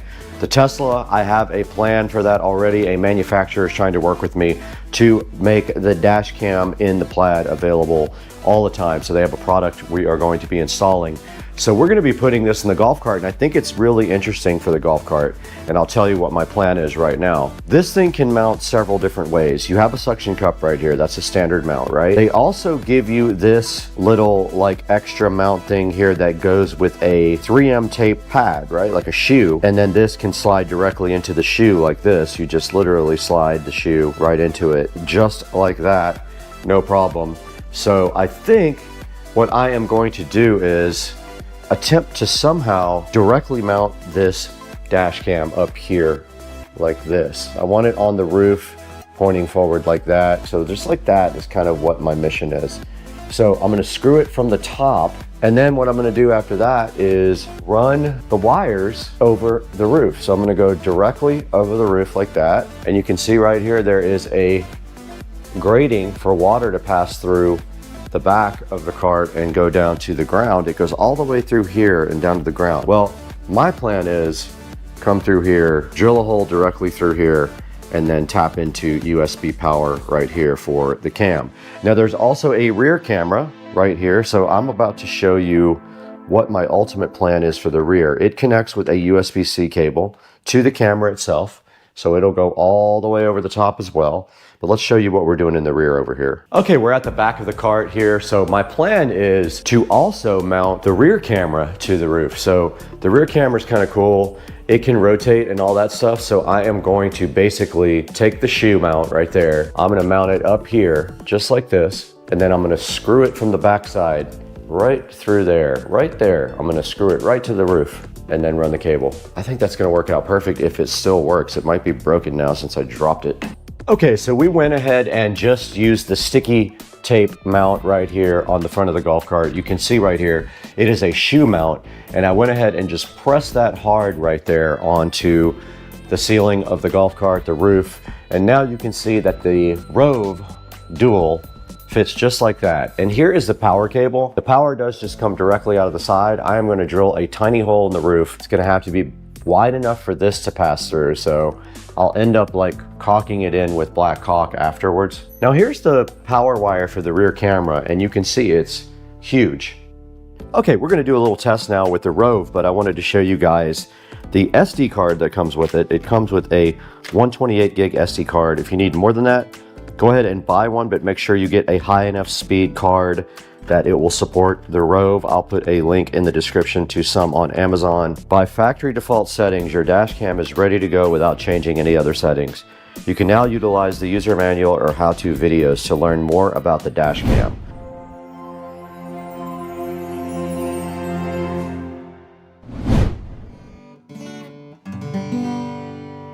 Oh, what's up guys? I didn't see you right here, but I'm glad you're here because we have a new sponsor on the channel today. Bakio is kind enough to sponsor us on Supercar Street Racing, and they have something that is very important for your, and you know, the only thing that matters in life is how comfortable you are in your, and so Bakio has sent us 3 of their boxer briefs to check out. And I gotta say, I was able to live with these guys for a week. These are the most comfortable boxer briefs that I've ever worn in my life. And Bakio asked me which ones I wanted to try. I immediately went down into the website and picked their boxer briefs made from tensile modal fibers. Now I'm gonna put a screenshot up here on the screen right now of the Bakios, and you can see they have a spacious pouch there in the front. They have an easy access fly. They are ultra soft, and I can attest to that. I did try them out for a week. I have 3 pairs. I wore all 3 pairs this week. These things also have the best moisture wicking in the industry. They also have tensile modal fibers, which are sustainably sourced, so that's also good for the environment. There's a bunch of different color options to choose from on this 3-pack, so go ahead and see what 3 colors you like the best. Now these tensile modal fibers are supposed to stay soft through a long period of time with these boxer briefs. These guys have a high absorption rate, so they keep you nice and dry during the day.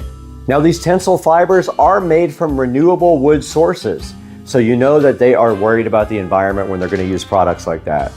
Everything they use in those modal fibers is certifiable as biodegradable and compostable.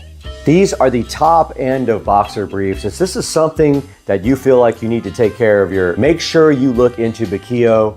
They are so kind to have sponsored Supercar Street Racing. I wanted to get that out directly to you today so you could check them out yourselves. Now they are priced competitively due to what they have inside of them, the fabric, the brand, the quality, the craftsmanship, all top end. And it is so important that you guys help us with our vendors and our sponsors so that we can keep the channel going and bring you more stuff like Bakio and their amazing boxer briefs. Now let's get back to the video.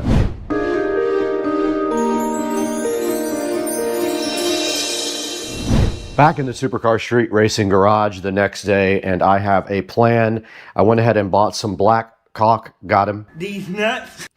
And I am going to go ahead and drill right through the top here, run the wire directly on top of the golf cart to the back. It is then going to come down this nice little thing right here. This is actually a drain. I don't know if you guys knew that. I'm going to drill through the side of this metal thing right here and pull the USB cable right out of the side there. All we have to do right here and right now is I found my sticky things.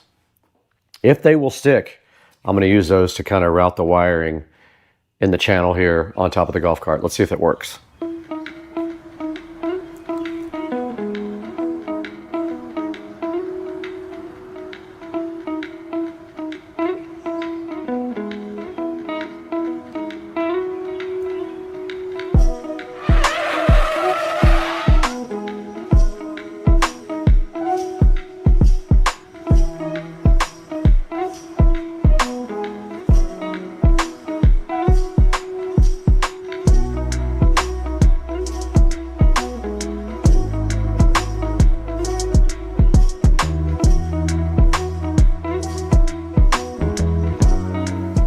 All right, we're back out in the garage this morning trying to wrap up this whole project. And last night we were trying to figure out a way to stick down the wires up here, and we did use our sticky pads and they worked great.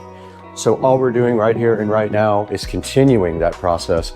We got it all the way down to there, cleaned up. So let's go ahead and finish the process of sticking down these wires ASAP.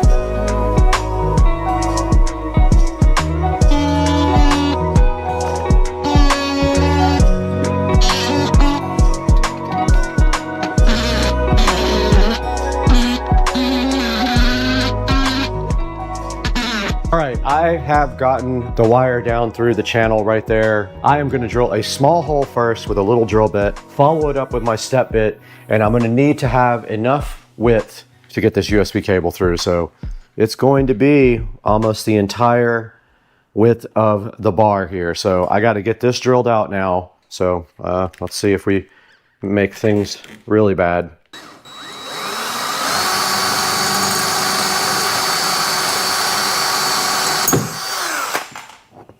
And I broke it.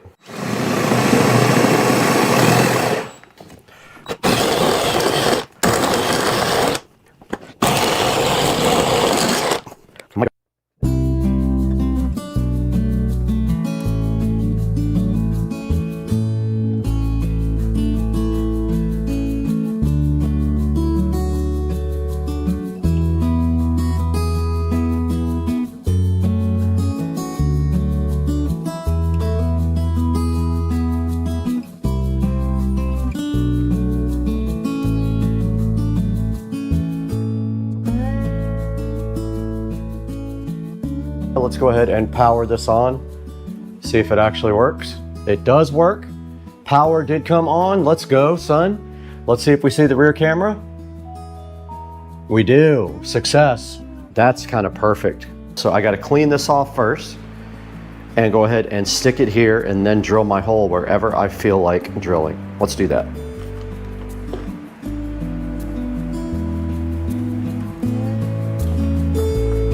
It does have 3M sticky tape on the back, ready to go.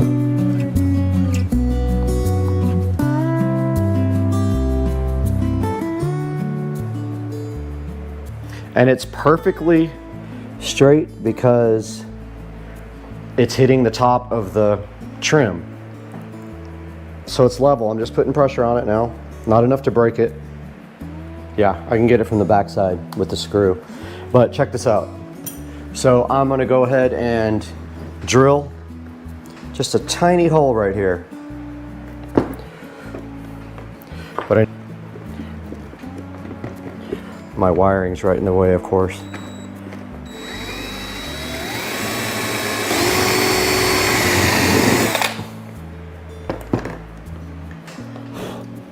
Okay. Let's see if I did it wide enough. All right. Let's go. Got him. Got him! Got him! Oh! Whoa!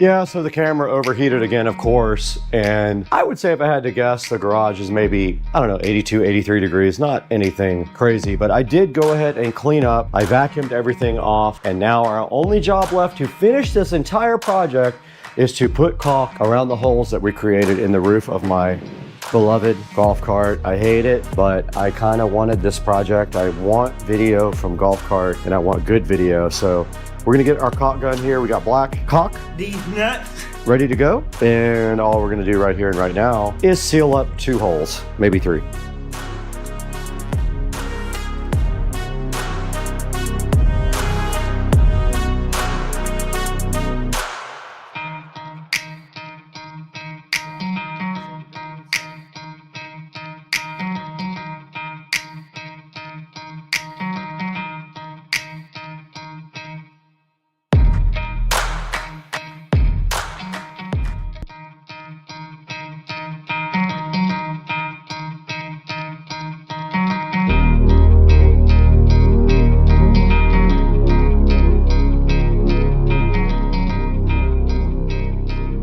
Not gonna lie, it definitely took me to another level of challenge. I don't usually have these many problems with a project.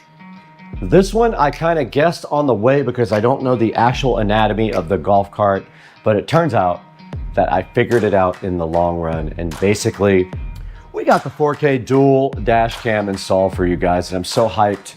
And one of the cameras is right here over my shoulders. This is a rear cam, records at 1080p, front cam at 2160p. So 4K in the front, 1080p in the rear. And guys, it would help me so much if you order all of your Amazon purchases through our affiliate links down in the description. You don't have to buy this. I would encourage you to buy it from Rove, but if you don't, buy something else. It helps the channel so much. But tell Rove how much you appreciate Supercar Street Racing by buying this camera through our affiliate links down in the description.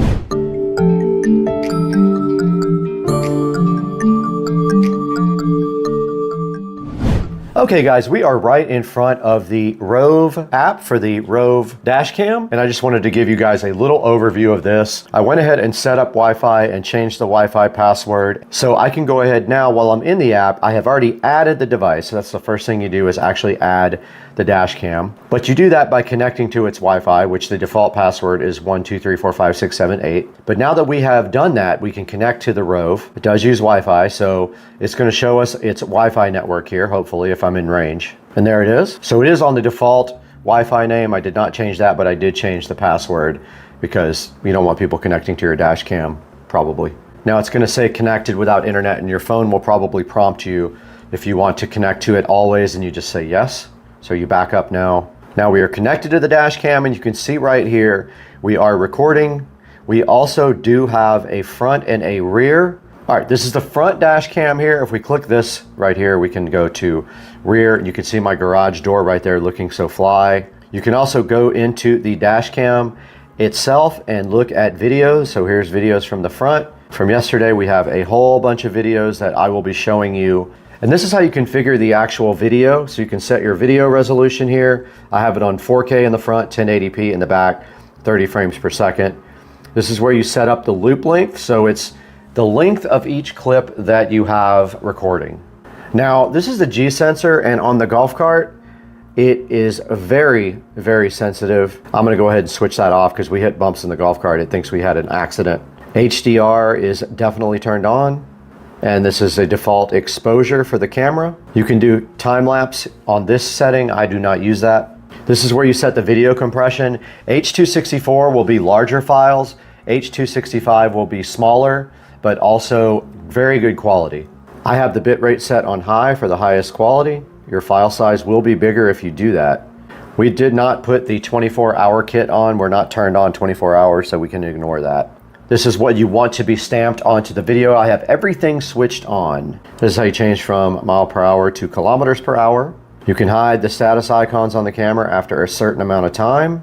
This puts the live speed and the compass on the display. And this allows you to rotate the video. Let's say you installed the camera upside down. You can go into either the front or rear, and then you can flip the camera view over. And that is it. We are connected to the camera right now. We can go to the front or the rear, and you can see right here the garage of the Supercar Street Racing compound.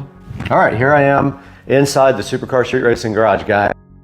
Now guys, that's gonna wrap it up from the Supercar Street Racing garage. The next step, take it back to the SCSR editing studio, Studio B, not the main studio, the secondary studio, and show you guys this on Amazon. All right, let's wrap this up inside with a look at the Rove dash cam online.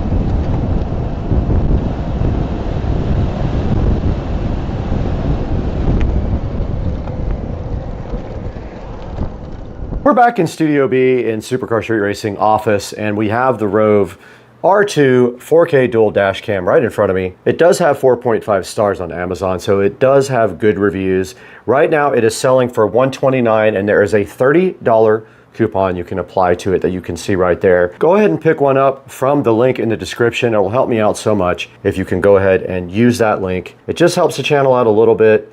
gives me a few dollars to keep going because we lose money on the channel. So please buy from our affiliate links on Amazon. And thank you so much for supporting the channel. And we'll see you guys later. We got to get out of here later.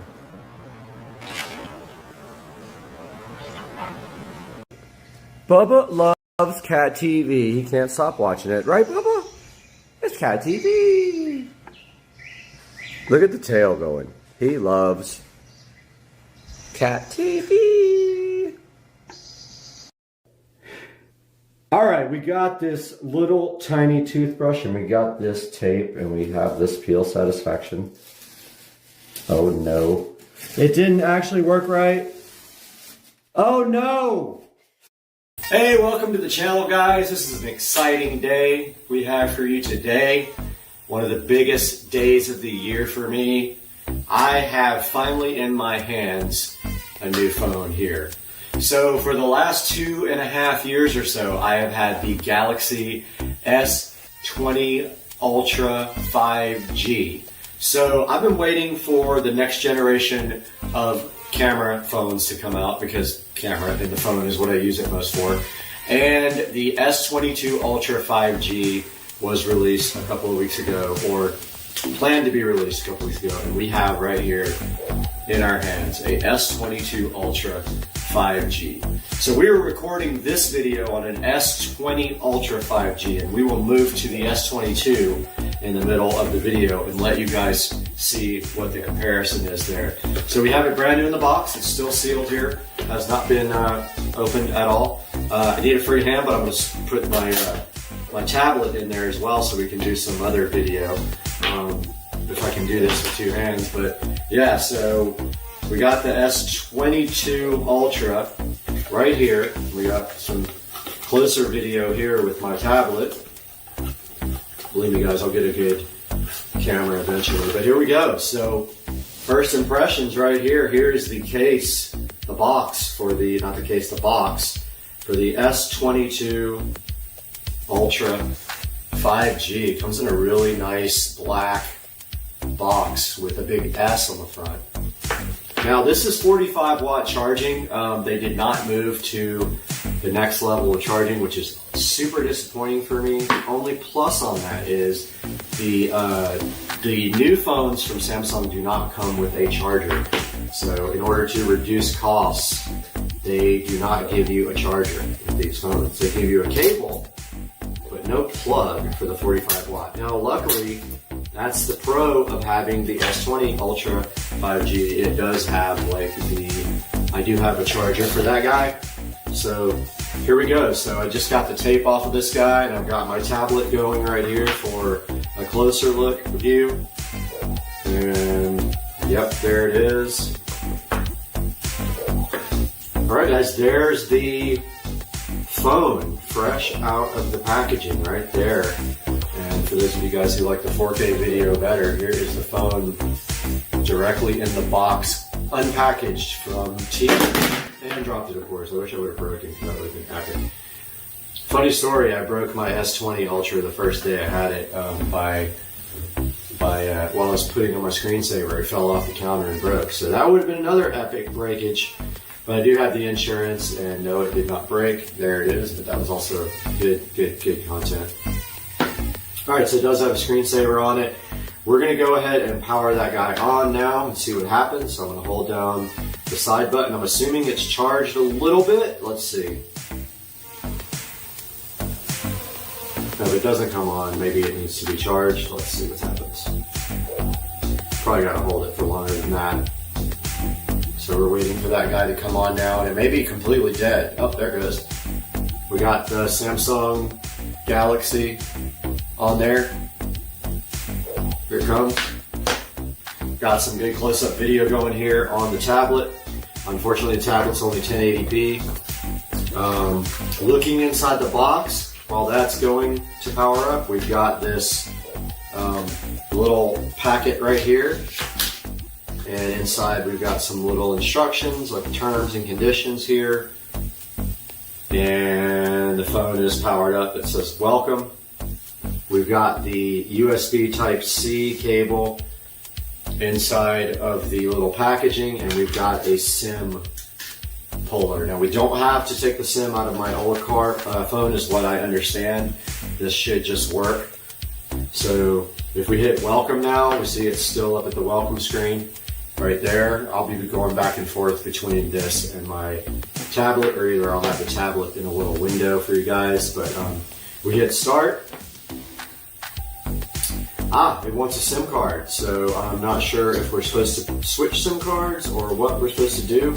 If we do have to do that, we will be having to move to the other phone, because I was under the impression that this guy came with a SIM card, but let's see. I thought it came with a different SIM card. Okay, it says quick start. It says insert the SIM card.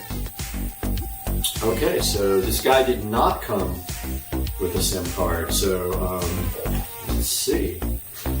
No, I don't see one there. There's not one in here that I'm aware of. Yeah, I think I have to take the SIM card out of the other phone and put it in this one, which is annoying. Because I was under the impression it came with a brand new SIM card, guys, but I guess it doesn't. So that's going to put a stop to the 4K part of the video from the S20 Ultra. Once I get this phone up and running, I guess, I guess I could still film from that phone without a SIM card. Let me get that SIM card out, and then I will be back with you guys. Alright guys, so I got the SIM card out of the old phone. You would have laughed so hard. The SD card there went flying across the room. And by the way, there is no SD card slot in the new phone. So I got the SIM card tray out here. I got the SIM card right here. I'm about to remove the, first I gotta find it where the SIM card goes in here. It's on the bottom right there. Go ahead and put the SIM card in here, and then I'll update you guys on my progress. Okay guys, here is the SIM card tray right there for the new phone. Much smaller because it doesn't have a, does not have a SD card option. And it is notched out, so you can only put this in one way. So there's a notch in the upper corner. There's absolutely no way you can get this wrong, but it should just like go right in there without a problem. Yep, okay, so I'm gonna need 2 hands to do this. I'm gonna go ahead and do that. I'll be back with you guys. All right guys, so it got the SIM card and it wants to restart. I'm gonna go ahead and do that now. We are back on the S20 Ultra 5G. So the phone is restarting now. Noticeably heavier than the S20 Ultra 5G, but I heard that about it. It does have a big battery, so I was expecting that to be a little bit heavier. So this guy's restarting now with the SIM card from the S20, and then I think we have to transfer all my data. And I don't quite know how yet. I think you can pull it back from Samsung Cloud, but I'm gonna find out right now when this thing comes back and I get all signed in. I'm gonna go ahead and do that now. Okay, I wanted you guys to actually see this. It rebooted. It had a little Android logo and then it rebooted. So now it's back on the way up. Again, this is being recorded on a S20 Ultra 5G, so it's 4K video that I'm recording. I won't shoot 8K yet because my video card won't render 8K in hardware. It takes forever to render it in software. But here we go, T-Mobile. It's starting up now. You guys are seeing this first with me, so this is the first time. And I think it's probably trying to figure out the network and all that. But yeah, here's the old SD card that is no longer supported. It is a 64 gigabyte SD card. Now this is a 512 gigabyte S22 Ultra. I actually literally have no need for an SD card. I'm not going to fill up 512 gigabytes ever. So it looks like it's booting up now. And it says welcome. Let's get started. You got to agree to this, agree to that, agree to that, agree to all. That's fine, whatever. Fix it later. But here it goes to the next, where it wants to get to my Wi-Fi network. So let's choose my network here. I'll let you guys go aside while I put the password in.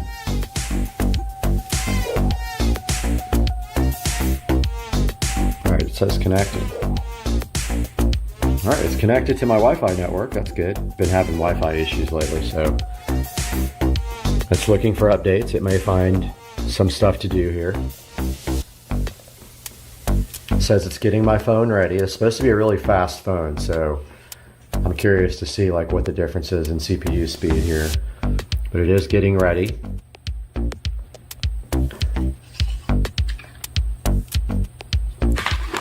Let's go ahead and get this into a place where you guys can actually see it.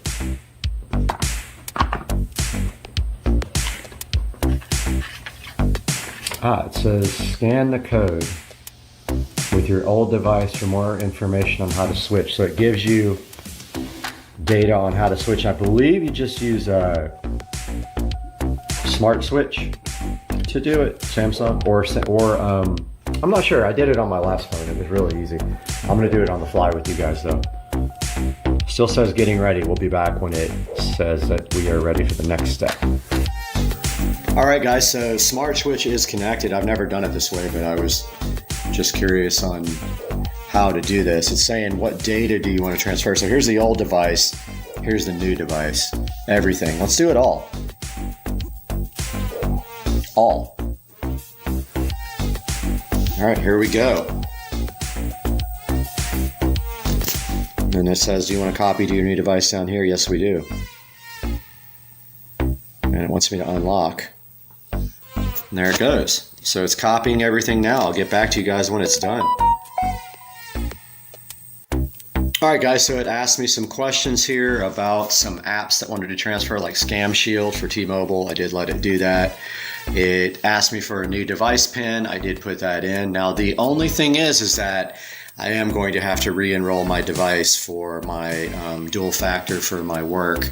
So that's kind of a pain because I don't believe it will carry over. So I'll have to take some time to figure out how to do all that on my new device. But yeah, it says it's getting my phone ready. So it looks like it's going to reset. It said the SIM card was changed. And we'll get back to you guys when it does that. So this guy just came back and he wants to do diagnostic data. Fine, whatever. So T-Mobile says I'm all set up here, so let's finish.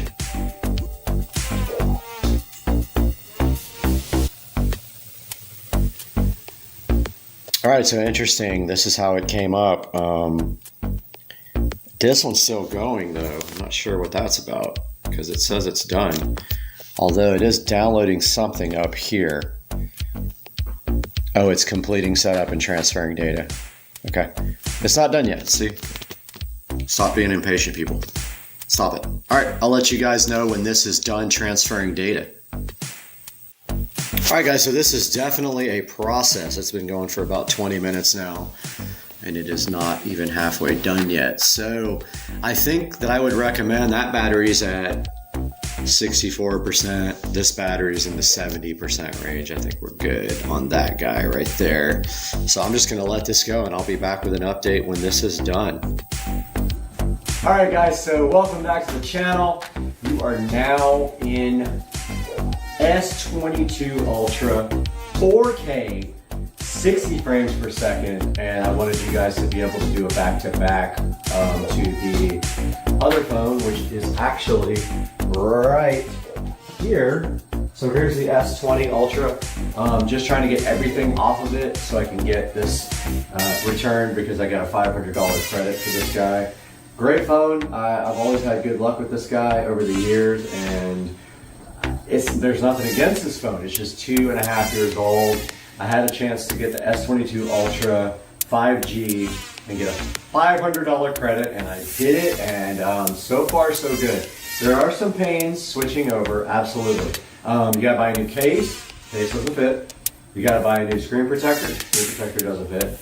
And all of your settings and apps will mostly go in unless you have some dual factor authentication things that require biometrics or things like that. You will have to re-register it. So overall, I would so far recommend this. I wanted to get this out to you on the first day, so I got to start editing figuring out where all my footage is. It's on 3 different devices. And then you guys will probably see this tomorrow. All right, I love you guys. Have a good night. Supercar Street Racing, peace out. Supercar Street Racing, welcome back to the channel. And today, I'm gonna try something that I never thought I would try. And that is, I am going to try to paint these brown stripes on these seats black. And we have some stuff here. We're gonna try this prep spray, which I don't even know if it's gonna ruin my seats. And then we have this final spray for painting gloss black. We will see what happens.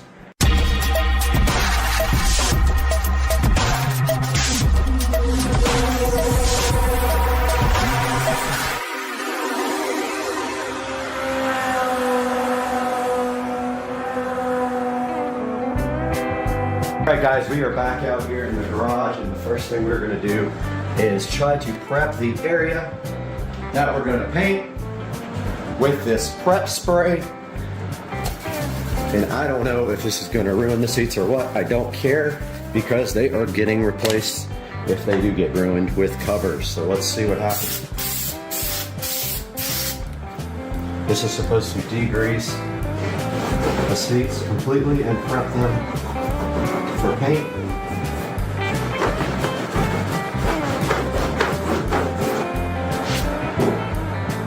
Looks like it's fine.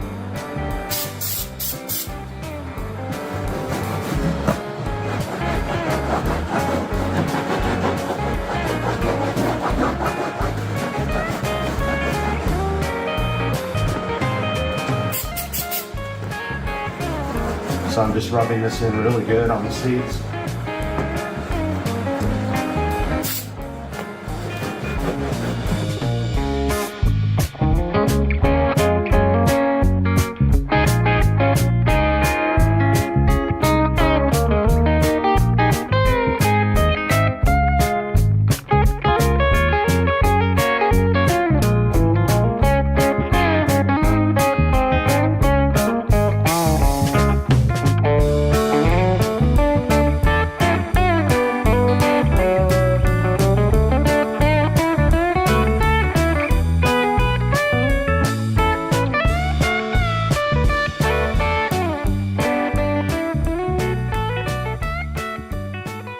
Okay, so we got the seat out, and we are just going to give it one more good spray and clean.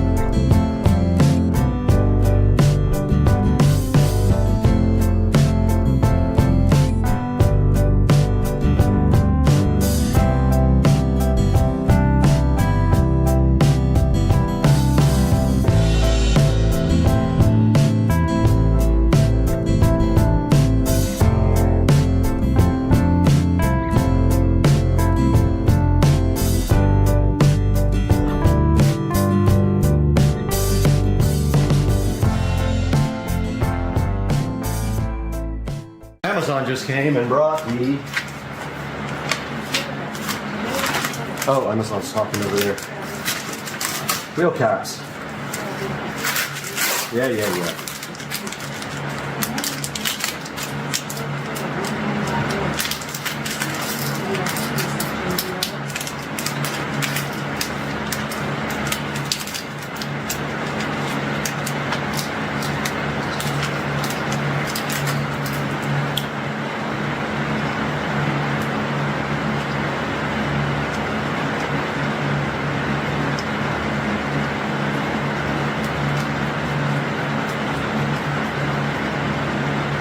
And that's what those look like. Came out good.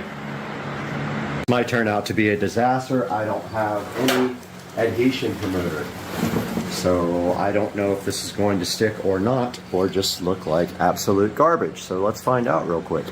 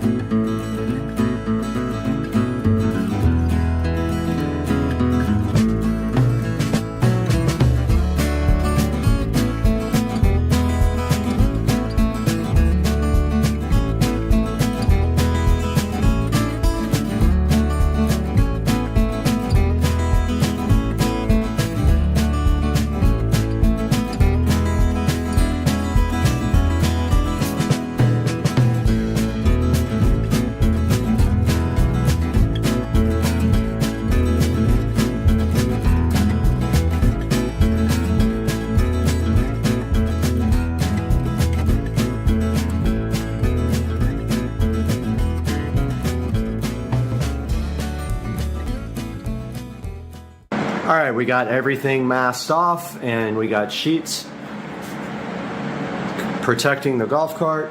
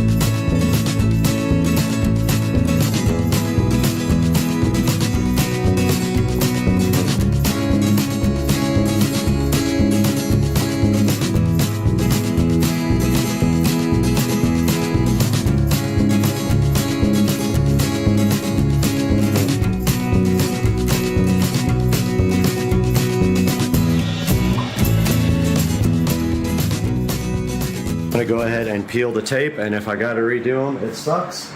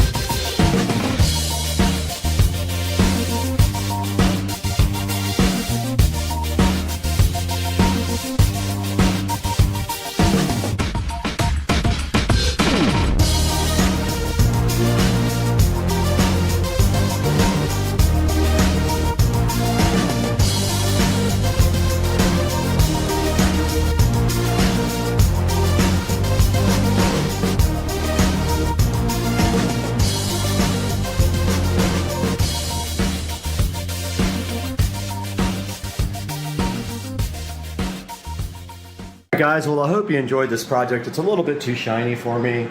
I might redo them with matte black or just get them replaced, but it does cover up all the brown. That was the last brown on the cart, so I'm happy about that. It's just a little too shiny, but it might be this light as well. Let's turn this light off. Yeah, not bad. I'll probably just stick with that. They're fine. And the alligator is a little bit more shiny than the regular anyway when you actually have the brown alligator skin on there. So yeah, that's gonna do it for today. Hope you guys learned something like I did, and see you guys next time on Supercar Street Racing. Hey guys, welcome back to Supercar Street Racing, and today we have the big reveal of the golf cart audio system. It is 99.9% finished, and we put a good 30 or 40 hours of work into it, and I wanted to go over the list here before we actually show you the cart so you can see what eventually worked, what eventually didn't, and what I ended up ordering after the fact in order to get this project all wrapped up. So first of all, let's take a look at the list here, and let's go down some and get to the first page of items that we ordered. So let's keep going, keep going, keep going. There was a lot of stuff ordered for this. Let's go down, down, down, down, down. Keep going, and this is where it starts. So this is the first thing that we'll look at. This is the actually designed for golf carts. It's a 48 volt voltage meter with a USB charger. It does say quick charge on it. However, it is not a quick charge. It is just a standard charge. So I gave it a bad review because it is not a quick charger. So shouldn't say quick charger if it's not one. That was mounted in the dash first, and then I realized it wasn't a quick charger, so I bought a couple of them. You'll see here shortly. Next here on the list, we've got the SCAR audio. So this is the SDR12. This is the woofer that I bought for the enclosure, and it's pretty awesome. 2 voice coils, 4 ohms per voice coil, which if you parallel that leads a 2 ohm load. Series would be 8 ohms, parallel would be 2. Next, we got the recoil bus bars, and those went in the front of the cart here, and those were for actually putting 12 volts up front of the cart so that if I have other things that need 12 volts up there, like lights or anything like that, I could just run directly off of the bus bar, and I don't need to run all the way to the back. Next, we have the tubing. So this is flexible tubing for wiring, and I have to say I don't like the way that the ends fray out, and I tried heating them, and I tried the heat gun, I tried fire, and really the ends are just kind of flared out and frayed when you use this stuff. This middle guy right here is a USB power converter. So what it does is it takes 12 volts, gives you a female type B USB connector, and I use that to actually charge the tablet. And surprisingly enough, it does quick charge. It doesn't super fast charge, it quick charges. Now we got the B-Box single 12-inch woofer enclosure. It is angled. It works perfectly right in the back of the golf cart and fits between the 2 rails of the seat. It's pretty awesome. It's got a single terminal there, and the woofer is mounted in there with some polyfill. Now our Invertec 500 watt car power inverter here, and that takes the 12 volts in the golf cart. So after the voltage reducer, this guy creates 110 volt power, so you can run things like inside your house, like typical everyday plug into the wall type stuff. I got a new crimp tool with some crimp connectors that you also heat shrink, which is great. I've never owned these before, and they're absolutely awesome. Next best thing to soldering and heat shrinking, but they're great. You crimp once, and then you take your heat gun and you shrink. Got some VC Link RCA splitters. I ended up not using those, but I kept them because I probably will use them in the future. I got some Velcro mounting squares, which I used to mount the Bluetooth adapter on the back of the seat, and then put a screw above it to kind of wedge it in between the amps so it wouldn't go anywhere. This is the voltage reducer. So this guy right here takes 48 volts in your golf cart and makes 12 volts for other accessories like amplifiers, lights, anything 12 volts like a car would use. This guy's awesome because it's 60 amps. It can handle every bit of the amperage of my amplifier, and then other things like lighting and things like that. That was one of the more expensive, but not the most expensive things on the list. It's actually might be the most expensive since I didn't have to buy anything big. I already had the amplifier, which was the Rockville Phenom. I'll show you guys that in a minute. Ended up sending these RCA cables back. I got some locally that were shorter. Got this copper wire terminal connector kit here with heat shrink too. It has the big rings that allow you to go over some battery posts that some of the other things don't have. Perfect for what I was doing. And we got the master disconnect switch. What this switch does is it takes out of the 48 volt voltage reducer, which you saw down here, and it feeds this switch. And from out of the switch, it goes to the, actually back up. Power from the batteries goes into the switch. Out of the switch, it goes right to the voltage reducer. And so that cuts off everything that's got 12 volts because the voltage reducer feeds it. So that means when I go somewhere and walk inside, I can turn off the master power and nobody can mess with anything on the golf cart. All right, we got our silky polyfill fiber here for inside of the actual enclosure. I forgot to stuff it in the dash. I meant to do that, but honestly, it gets everywhere. I don't know how useful it would be in the dash, but I did buy it for that and did not use it because I had already mounted the speakers and stuff, and I could probably still flip my hand through the dash hole and put it in there, but I think I'm going to hold off because it just gets on everything. It's a mess. Infinity Kappas I ended up returning because they didn't have grills and I had to have grills. Some RCA cables that I ended up using for feeding the epicenter. Here's the actual fuse block that we come out of our 48 volt voltage reducer. We go into this fuse block that feeds all the 12 volts, including the 12 volt blocks up front, and fuses them. Let's go to the next page. Next page here, starting at the bottom. This is a fusible circuit breaker for the amplifier only. So instead of having a fuse that's gonna, maybe bust and you have to put a new fuse in, this is a circuit breaker. So you just reset it. Super easy, super affordable, $11. You can't go wrong with something like that. This magnetic phone mount thing is for going behind the carbon fiber dash, and the other part goes on the tablet and it's supposed to hold, but since the way I'm using it is not the way it's designed. It's designed to stick onto a dash and you put this on your phone and it sticks right to it. I ended up ordering a second one, which is on there now, and I just ordered 3 and 4 to go on the sides so that hopefully I get a really nice magnetic mount for the tablet and it won't go anywhere when I hit bumps. I ordered these guys here, these 83 watt QC3 multi-port chargers after the first charger wasn't a super fast charger. I did try to charge my phone with this yesterday and it just said fast charging. It didn't say super fast charging or anything like that, so I don't know why that's the case. I don't know if it's my cable or what, but yeah, it didn't ultra charge or ultra fast or super fast. It just was fast charging my phone, which I guess that's fine, but I bought it for super fast charging and it does not do that on my phone. I got one in the back of the cart. Conveniently, you can plug your phone and lay it on the seat right beside you. You can lay a tablet on the seat beside you, charge right behind you, or you can do it in the front on the dash. You will see that in the video soon, guys. Next, I finally upgraded my tools. I've been suffering with this Hitachi tool set that has been a problem for years. It's probably 6 or 7 years old now. I went ahead and found this on sale for $149, and I did buy the combo kit with the drill, the impact driver, 2 batteries, and a charger, and I absolutely love it. It is worth every penny. Pre-workout was not for the golf cart, although it'll pump you up and get you ready for working on the cart.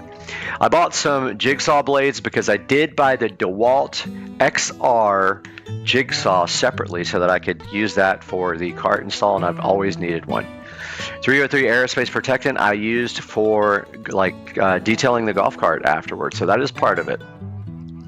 I bought the actual Infinity Kappas with the grill. I ended up returning them because I bought some JBL GTO 620s locally, so I returned these.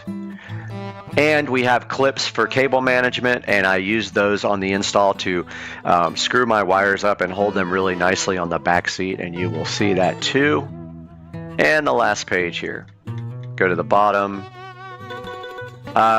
Sent this wire back, ended up using my own speaker wire that I already have. Here is the second magnetic mount that I bought for the tablet to mount on the dash, and it was undeliverable, so I never got that one, and I had to order another one. Here is the Bluetooth adapter. The one I had actually had a short in the power, and I ended up dismantling the whole entire back of the cart, and it was just this Bluetooth adapter, but I redid everything very nicely, and it looks a lot better now. Screen protector for the tablet, I am going to return. I don't want glass. I didn't see that it was tempered glass, so it's going back. I needed some scissors for a lot of things. I broke them and hurt my hand in the process. When they broke, it went right through my hand, so I ordered scissors. This is a 256 megabyte SD card for the tablet, and I needed that for the tablet for the golf cart. Here is a second magnetic phone mount that I put on the bottom of the dash mount, and I have one on the top, and that still may not be enough. I bought some more zip ties for the install. I was completely out. I got a DeWalt bit set, not for the cart, but I needed one anyway, so I bought a whole bit kit. It'll be here tomorrow. I bought a custom engraved nameplate for the epicenter control, which you will see in the video, and it says epicenter and has minimum and maximum. It's going to stick on right below this cool knob that I made in the back, guys. You're going to love that. And then for the left and right behind the dash to hold the tablet better, I bought these two more magnetic mounts that were a way better deal, and they will be here tomorrow, and I will stick them on behind the dash and then put the metal plates on the tablet in the back, and I'll have 4 magnets to hold that to the dash, which you will see out here in a second. So let's get right to it, guys, on Supercar Street Racing.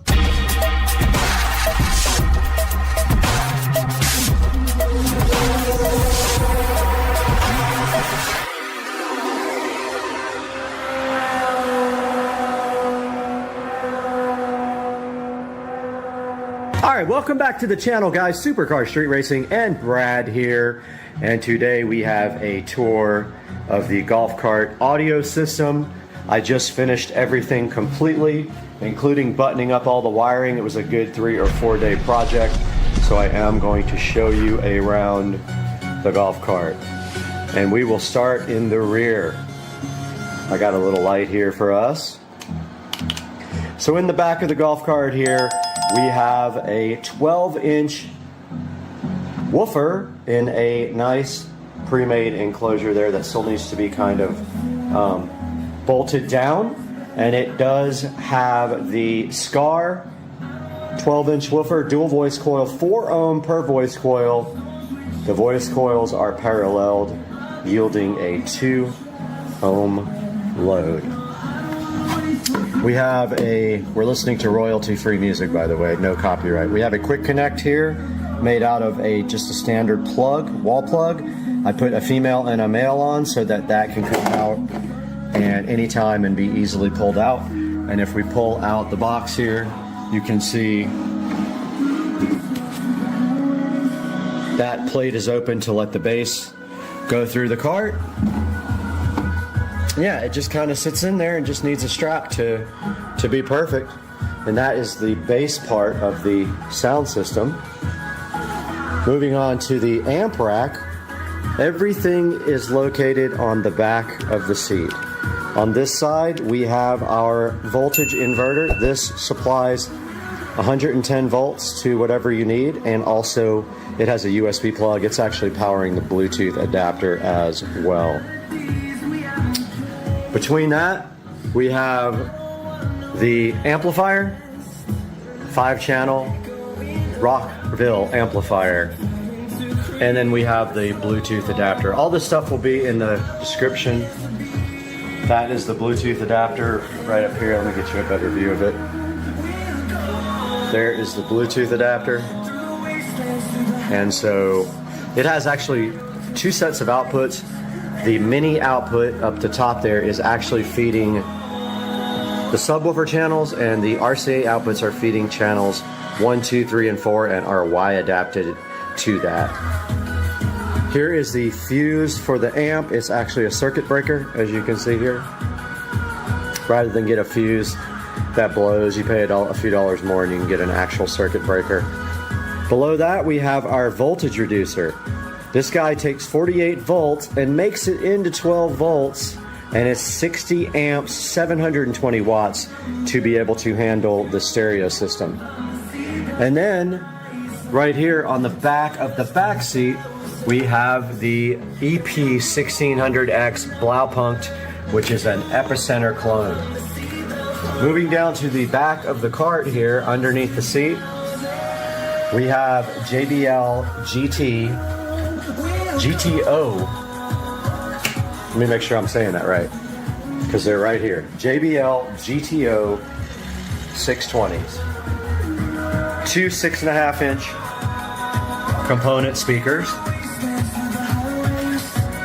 Those are fed by channel 3 and 4. We have a super high output 65 watt USB Type-C and USB Type-B charger. We have our Epicenter control. I ordered a actual metal custom engraved plate that says Epicenter and has positive and minimum. And I moved the LED also off of the control panel onto the actual back of the cart. So that is the rear of the cart. Front of the cart, we have another pair of JBL GTO 620s, and they are 6.5-inch two-ways. And they are about $115 a pair. So I bought 2 pairs of those to round out the system. Let's move around to the other side here where we have better access to the dash. We're listening to no copyright music here because we will get copyright strikes. Taking a look at the dash here, this is the carbon fiber dash. Now, of course, it's not real carbon fiber, it's carbon fiber wannabe, and then there's a different pattern carbon fiber on the dash overlay. Moving to the actual dash, we have a Samsung A7 Lite tablet. It is about an 8.5-inch tablet. It does have a SIM card available. I ordered it, so it will have its own internet connection. It actually is being charged by this cable, which runs in behind the dash, and behind the dash there is a block with positives and negatives of 12 volts. There's a USB 12 volt to USB power adapter in the back that's feeding this guy right here. And as you can see, it is charging, and it even, unbelievably, I didn't think it would, it is actually fast charging, which is amazing. Below that, in the dash, a little crooked, but it can be moved. We have our voltmeter. So this shows the voltage going to the 48 volt batteries. Right now, the charger is on and active, so that is why you are seeing the 57 volts. The batteries are charging. That is normal during a charge. Right next to that, we have another super high speed USB charger. This one, the button is kind of jacked up on. I don't know what happened to it, but it's like the button is pushed in. I'm not even showing you on the camera. There it is. The only thing I don't like about these guys is they turn off between power cycles. I wish they would stay on. I looked everywhere for some that would stay on, and they don't exist. So this one, the little button is kind of like mashed in. I don't get it. The other one back here in the back is not. So yeah, that will round off the golf cart audio tour. And then of course down here we have our extreme mat. Now, there are some more things we got to get done to the golf cart. We need to do all the bushings in the front. We have a bushing set laying over here on the top of the lawnmower over there, and Joe is going to help me. Another cool thing about having a tablet, oh, by the way, the tablet is magnetic mounted. There's a magnet stuck to the back of the dash inside, and then this has a magnet plate on the back of it, a metal plate. However, it is not working great, so I ordered a second one for the bottom. If that doesn't work, I'm going to order number 3 and number 4 for the side so that this thing doesn't move, because you can see it comes off fairly easy. I'm hoping another one will prevent that from happening, and if not, a 3rd and 4th will definitely keep it on there. So another thing cool about having the tablet, so I got subscription YouTube, so I can actually minimize YouTube and still hear music, but we can go to the speedometer, and it's supposed to actually spin. Yeah. I don't know why it doesn't stay.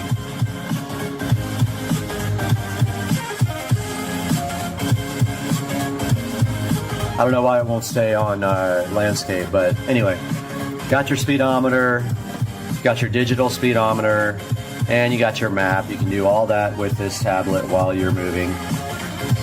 And also you've got your good old Waze. If you want to use Waze, it's on here as well, right here. And anything else that you can use on a Android tablet, you can use right here. Some of this stuff is junk, like meat. Samsung free, we can disable. No, we can't. Excuse me, guys. Anyway, that is a tour of the golf cart audio system. As you can see, it came out pretty good. It's clean. It's about 98% what I wanted it to be. And the reason being is when you have to put the seats on, you have to leave some slack in some of the cables. So there's a couple of cables that I wasn't too super excited about having to leave slack in. But the rest is pretty clean, as you can see here. And of course we have our beautiful epicenter control. And guys, that's going to do it for the audio system tour on the golf cart. I hope you guys enjoyed it, and we will see you next time on Supercar Street Racing.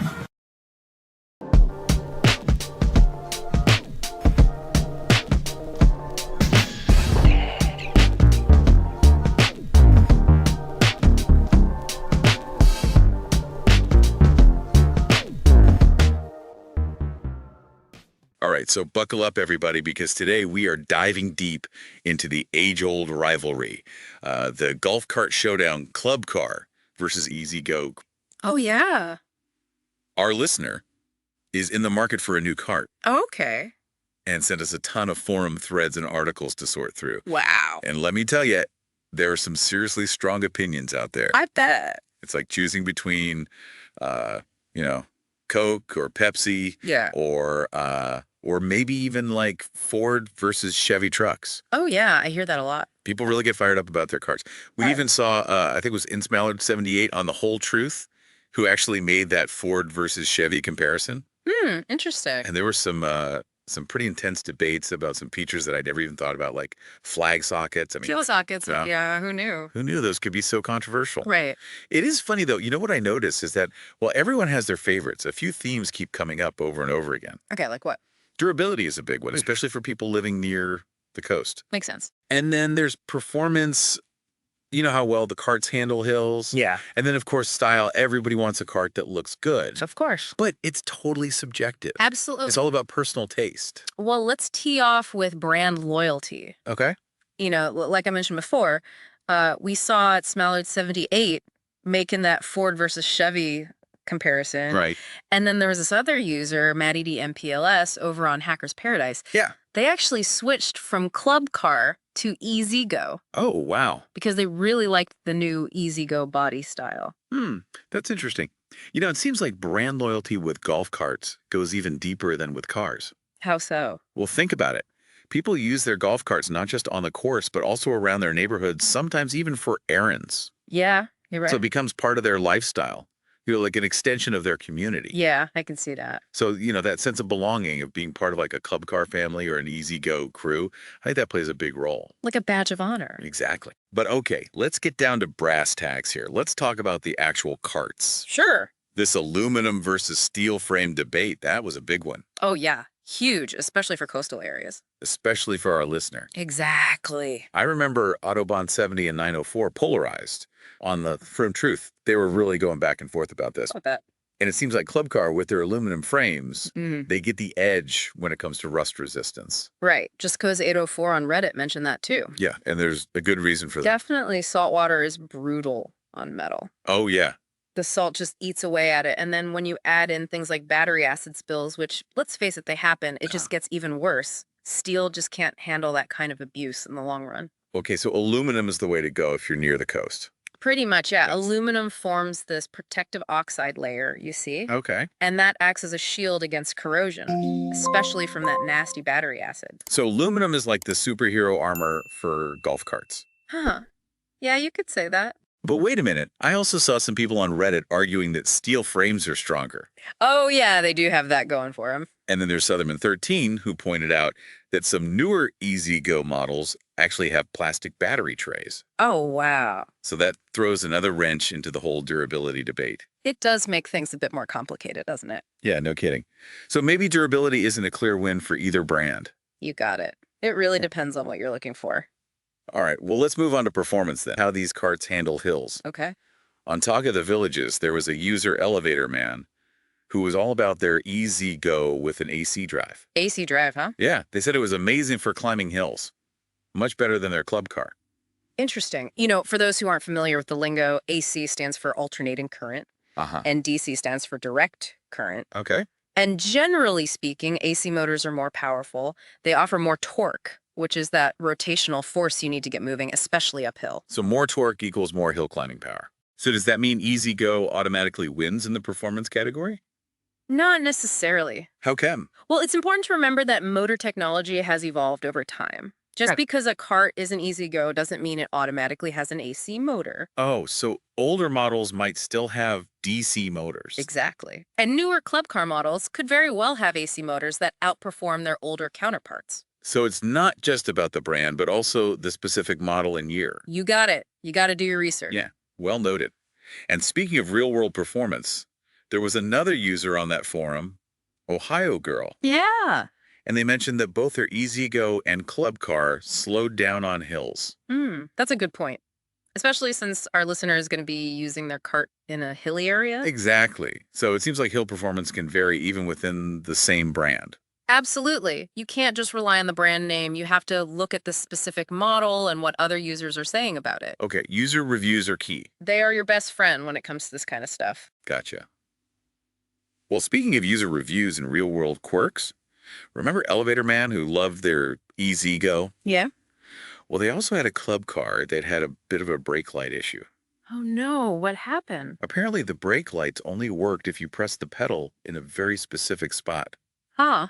Really? Yeah, can you imagine trying to figure that out while you're driving? Oh man, that sounds frustrating, but also kind of funny. Right. It's those little details, those quirks and annoyances that you don't always get from the marketing materials. That's why these forums are so valuable. They give you the inside scoop from people who actually own and use these carts. Exactly. It's like having a direct line to the cart whisperers. Ah, I love that. And sometimes those seemingly small details can make a big difference in how you use the cart day to day. Absolutely. Imagine cruising down a hill trying to warn the cart behind you to slow down, but your brake lights decide to take a break. Yeah, not good. It could be dangerous. All right, so lesson learned, always check the user reviews for any potential quirks, no matter how hilarious they might seem. It's exacta. Okay, let's switch gears now and talk about modifications. All right. Specifically lifts. On Reddit, there's a lot of talk about EasyGo TXT lifts being the favorite because they maintain the original shocks and springs. Okay. Unlike some aftermarket lifts for club car. Interesting. So for those who don't know, lifts are basically like high heels for your golf cart. Okay. They give you that extra ground clearance, which can be great for off-roading or just, looking cool. So you're saying my golf cart needs a lift to strut its stuff? Maybe not. It depends on what you're going to be using it for. Are you sticking to paved paths or do you plan on going off-road? Okay. And then there's rod quality to consider. Some lifts, especially the ones that don't use the original suspension, they can make the ride pretty bumpy. Good to know. So lifts are cool, but they're not a one-size-fits-all solution. Exactly. You have to think about your needs and how you're going to be using the cart. Right.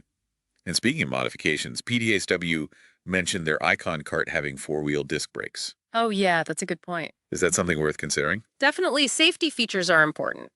Disc brakes generally offer better stopping power than drum brakes, especially in wet conditions. So if you're going to be driving in hilly areas or places with unpredictable weather. Yeah, disc brakes are probably a good idea. Okay, safety first.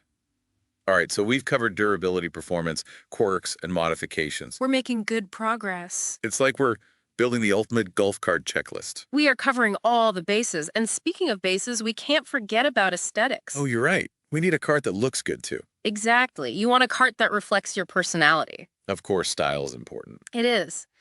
So let's dive into the world of golf cart fashion, shall we? Let's do it. So, when it comes to looks, these forum threads were all over the place. Oh, yeah. Lots of opinions, but no clear winner. I remember that Hacker's Paradise thread. Yeah.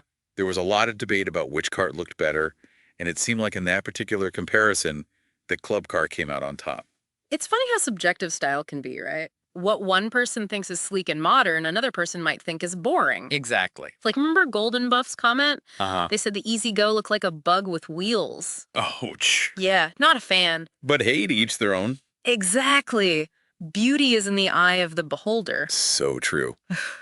So when it comes to design, what are we looking at here? Well, Club Car often goes for a more rounded, curvy look. Okay. While Easy Go tends to be more angular and boxy. Interesting. It's almost like those car comparisons we were talking about before. A Club Car is like the smooth lines of a Ford. An Easy Go is the ruggedness of a Chevy truck. Exactly. Yeah. And those design choices aren't random, you know? What do you mean? Well, they often reflect the brand's image and who they're trying to appeal to. Okay. Like Club Car with those smoother lines might be going for a more refined, luxurious vibe, while Easy Go with that bolder, more utilitarian design could be targeting people who prioritize function and durability. So it's like choosing between a tailored suit and a rugged pair of jeans. Yes, exactly. Both stylish in their own way, but for different occasions and personalities. I like that analogy. Yeah. So at the end of the day, it's all about personal preference. Absolutely. Yeah. What makes you feel good when you're behind the wheel? Okay, so we've covered Club Car and Easy Go. The big two. Right. But what about some of those other brands that people mentioned, like Yamaha and Icon? Oh, yeah, those are good ones, too. I think it was Brick Clark 904 and PDSW on The Whole Truth. Yeah. They brought those up. It's good to explore all the options. Definitely. Yamaha is known for having really quiet engines. That's nice. Harrison Mitch mentioned that. Yeah. And then Icon has a reputation for being super comfortable. Oh, that's important, too. Definitely. Brick Clark 904 said that their Icon cart rode like a dream. Well, it's like finding a hidden gem. You got it. You know, a brand that you might not have considered before, but turns out to be perfect for you. Exactly. So don't be afraid to think outside the box. Okay, now, no matter what brand you choose, there's one thing you can't forget about. What's that? Battery care. Oh, yeah, that's crucial. Boataholic on The Whole Truth actually asked about that. Yeah. It's something that a lot of people overlook, but it can really make a difference in the lifespan of your cart. Right. It's like forgetting to change the oil in your car. Exactly. It might run fine for a while, but eventually it's going to catch up with you. So what are some of the things we should be doing to take care of our batteries? Well, Autobahn 70 had some great advice. Okay, like what? They recommended using watering kits and distilled water. Okay. And they even shared a link to a handy watering jug on Amazon. Oh, that's convenient. Yeah. So watering your batteries regularly helps prevent them from drying out. Okay. And using distilled water is important because it doesn't have any minerals that can build up and cause problems. So it's like giving your batteries a spa treatment. Haha, pretty much. All right, so we've gone from brand loyalty and frame materials to hill performance brake lights and now battery care. We've covered a lot of ground. Who knew there was so much to think about when choosing a golf cart? It's a lot more complicated than it seems on the surface, right? Yeah, no kidding. But that's the beauty of a deep dive. Exactly. We get to explore all the nuances and uncover all the hidden gems of knowledge. We're like golf cart detectives. Ah, love it. Sifting through the clues to find the perfect ride. Well said. And remember, this whole deep dive is for you, our listener. That's right. So let's shift gears and focus on what matters most. Your needs. Exactly. Your priorities and your vision for the perfect golf cart. Right. We've given you the tools. Now it's time to build your masterpiece. What are the things that stand out to you the most? What features or factors are most important to you? Think about where you're going to be using your cart, how often you'll be using it, and what kind of terrain you'll be driving on. Are you sticking to paved paths or are you planning on going off-road? And of course, don't forget about your budget. Yeah, that's always a big one. It's like planning a dream vacation. Okay. You have to consider your destination, your itinerary, and how much you're willing to spend. I like that analogy. So choosing a golf cart is kind of like planning a trip. It is. You have to do your research and make sure you're making the right choices. Now, throughout our deep dive, we saw people mentioning specific models within the Easy Go and Club Car lineups. Oh, yeah. Names like RXV Precedent and Onward kept coming up. Right. People were pretty passionate about those particular models. And that brings us to an important point. What's that? The model itself might be even more important than the overall brand. That's a great point. You could be all about EasyGo's reputation for durability. Yeah. But if you choose an older model with a DC motor, you might not get the hill climbing power you're looking for. Makes sense. Or you could love the sleek look of a club car, but if you end up with a model that has a rough suspension, those bumpy rides could get old fast. So it's like choosing the right trim level on a car. Exactly. Yeah. You might get all the basic features with the base model, but those higher end trims offer those little extras that really enhance the experience. Right. So you've done your homework on the brands. Now it's time to get specific and look at the individual models. Exactly. It's like zooming in on a map. Okay. We've looked at the big picture. Now it's time to find the perfect address for your dream golf cart. And remember, each model is going to have its own pros and cons, its own user reviews, and maybe even a few of those quirks we were talking about. Right. So don't skip this step. Do your research. Exactly. It's the difference between making an informed decision and just winging it. All right, so what's next?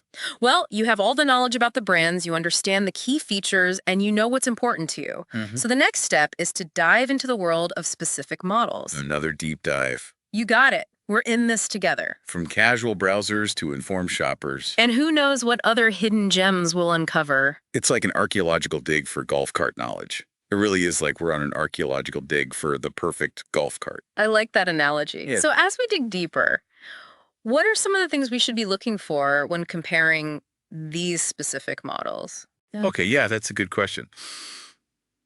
You know, we've got the brands narrowed down, but now it's time to get down to the nitty-gritty. Exactly. So first off, don't be afraid to really get into the details. Okay. Go beyond those flashy brochures and those marketing slogans. I get the real scoop. Exactly. Look at the user reviews, check out the spec sheets, Okay. and even try to find the owner's manuals if you can. Oh, wow, really get in there. Yeah, the more information, the better.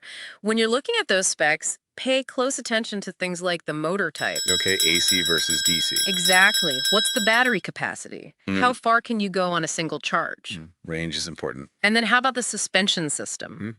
Is it designed for a smooth ride or is it built for off-roading? Okay, so it's all about matching those specs to your needs. Precisely. It's like comparing different types of coffee beans. Okay. They all make coffee, but some are stronger, some are smoother, some have a more complex flavor profile. Oh, yeah, I see what you mean. You got to find the one that suits your taste. And in this case, your golf cart needs. Exactly. And don't be afraid to ask questions. Yeah. Reach out to dealerships. Talk to people who already own the models you're considering. Get that firsthand experience. Exactly. The more information you gather, the better decision you'll make. So it's like putting together a puzzle.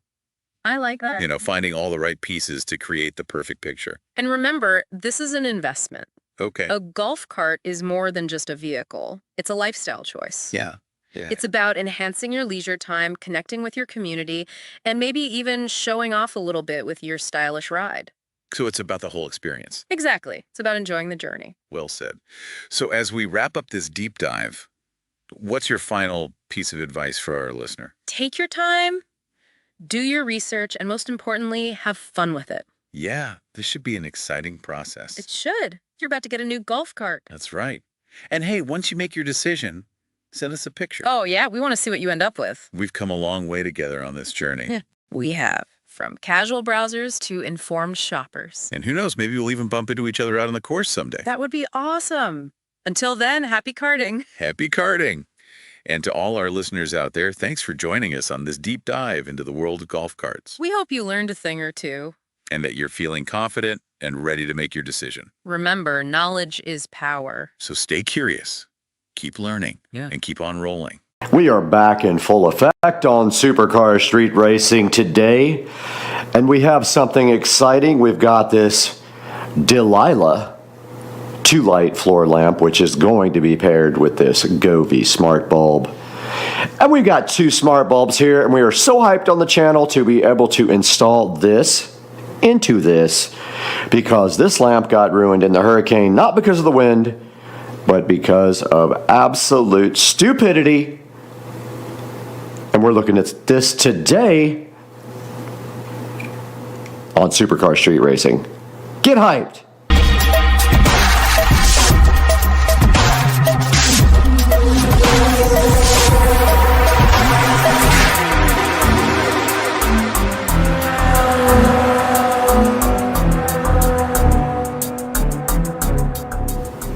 Guys, right in front of me right here and right now, not later, but right this second, we have 2 Govee smart LED bulbs. These are standard Edison-based bulbs that will plug into any receptacle, and in fact, I'm saying receptacle, but any bulb hole is what I like to call it. And there is one right there on that lamp. And then right here we have the Delilah 2-bulb lamp. It says Globe there, but it says Delilah. Maybe that's the model number, and that's the company, or the model name is Delilah. But today we are replacing one for outside there that got absolutely destroyed because I was an idiot. And when I moved it over from the chair to the side of the house, it got destroyed because it fell over in the wind. And the whole point of moving it was so that it would not get destroyed. And so right here, we're gonna replace this guy and zip tie it back to the chair so it can't fall down. And at the same time, we're gonna be installing 2 Govee LED smart bulbs inside inside of the Globe Delilah lamp, which I think was about $30-ish. If I have to go back and look, I will let you know right now. And so we got to get this open, we got to get that open, and see what is happening on the channel today. We are back again on Supercar Street Racing with this magical Delilah lamp from Globe. It's a 2-bulb lamp, and we are going to be inserting these Govee smart LED light bulbs in it. These are 800 lumens brightness, and they are Wi-Fi connectable light bulbs. But first we have to unbox this Globe Delilah for you. And of course they are going to make it extra difficult to unbox and make it difficult for the presentation level on Supercar Street Racing. And as soon as you get into the box, it says that it's made with respect. Edward Weinstein, the CEO of Globe, is hoping that you will enjoy his product. Now I'm wondering if this is actually the same as the Globe light bulbs, because that is a pretty big company. And inside of the box here for the Delilah Globe lamp, we can see, and that was a weird sound that probably we will save for a sound effect. Inside there we have this lovely lamp, and it is cardboard secured. And when we take the cardboard off on that side, we have the base right here. And on the other side, looks like we have, oh, the actual shade is in there. Right there. And then we flip it to the other side and we get the styrofoam thingies all over everywhere. We can then take off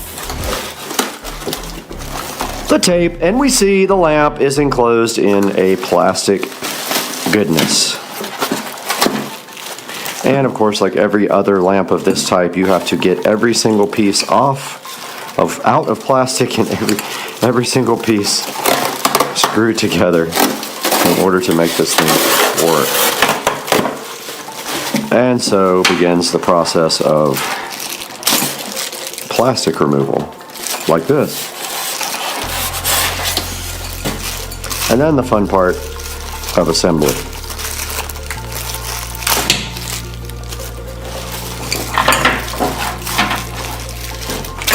And so you literally just rip each piece off. Anyone who's ever had a lamp has done this before, so I don't feel like this is even necessary to explain. But you know how this goes. You take all this plastic off and then you screw all the pieces together to make a light tower. And then this other part just screws to the side. This part. Actually it doesn't. This is the top, so that just literally goes in like this. And then you can take off this ugly sticker. So the top just screws in like that, and then you work your way down and you pull the cord through.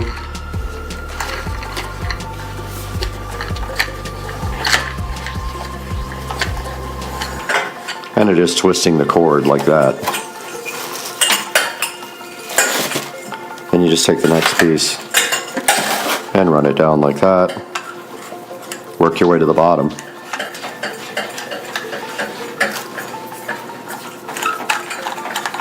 you screw the top part in, it does twist the cord. Don't worry about it. No big deal. Both of the light fixtures have ugly stickers on top. Go ahead and remove those now. I'll do that after I get this whole thing put together. And don't strip these, they're really easy to strip. You won't know it till you're done. If you put too much force here,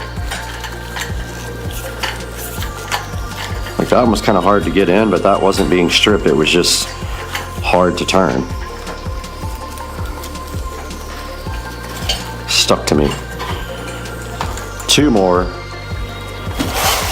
of these guys.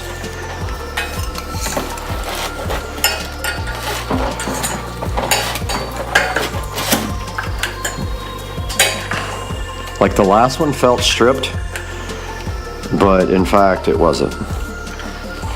It was just difficult. And this one is similar.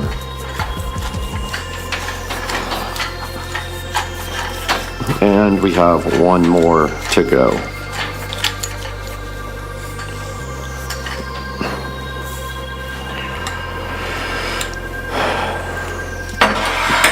We are down to 1 and the base.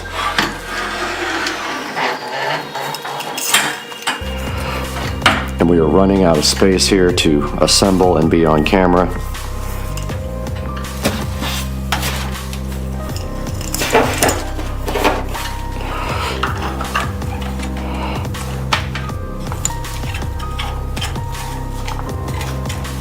Oh, that looks crooked.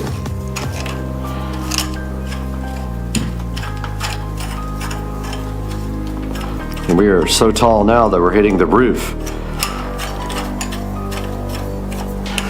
And this is the last section before the base, and then you can tighten all of them up. Start at the top and just twist and tighten the whole thing up. And now we have to move to the base installation. All of your base belong to us. Let me make sure that we're still set up here.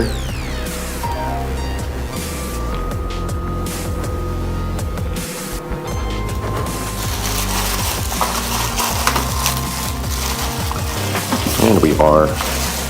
All right, so the base is right here. So you have to remove this cumbersome plastic. And you could actually just cut it if you have scissors like me. Or you can be dumb and fight with it forever.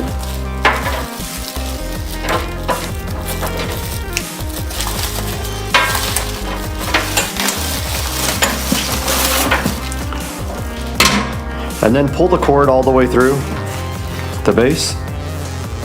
Man, this is all basic stuff. Get it, base? Ick. Push the cord through the top. You're gonna have extra cord that's gonna be available once you screw in all of the pieces. But you're gonna push that through like so, till there's no more cord. And then you're going to screw the base on like this. Hit yourself in the face like I did. It's awesome. Pull the cord through the other side of the base. And that is going to make it so there is no slack at the bottom.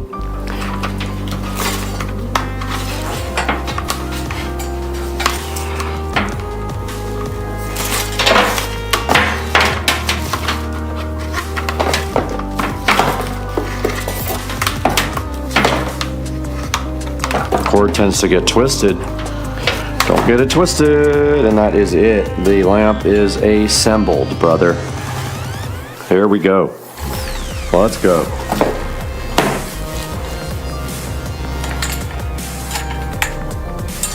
All right, let's get the base put on this thing. All your base belong to us. All right, we got our base assembled on the bottom of our lamp, and now our only job right here, right now, is to put on the bulbs, take off the ugly stickerage, and we will be finished with assembly. And then we can get to mounting.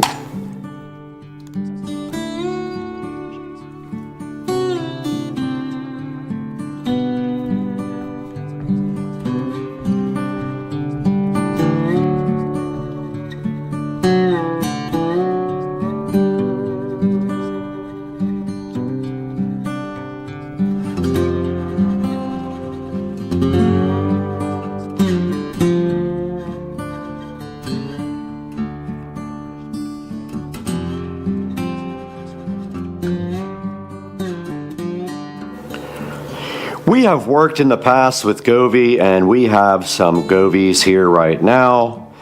The Govee smart LED bulb, as my phone goes off over there, ruining everything, but we have a mess back here as well. So today we have two Govee smart bulbs. Now, the last Govee bulb did not survive outside, but that is not the fault of Govee. These are not outdoor bulbs. I think that they got wet from like the rain blowing and nothing more, and then got destroyed. But let's see if we can open this guy right here and right now with one hand, and it does not allow me to.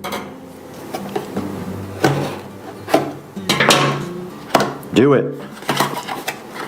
But I will get the best of this. Sorry guys. I took the GoPro off the tripod here, but we have the Govee Wi-Fi smart bulbs right here to install on this lamp. These are pretty simple. There's nothing special on these. I have videos about these guys. You just literally take them out of the package, put them on the lamp, be within range, and add them on the Govee app. And we will be unpackaging these guys right here, right now, on the channel. And man, GoPro batteries last about 10 minutes.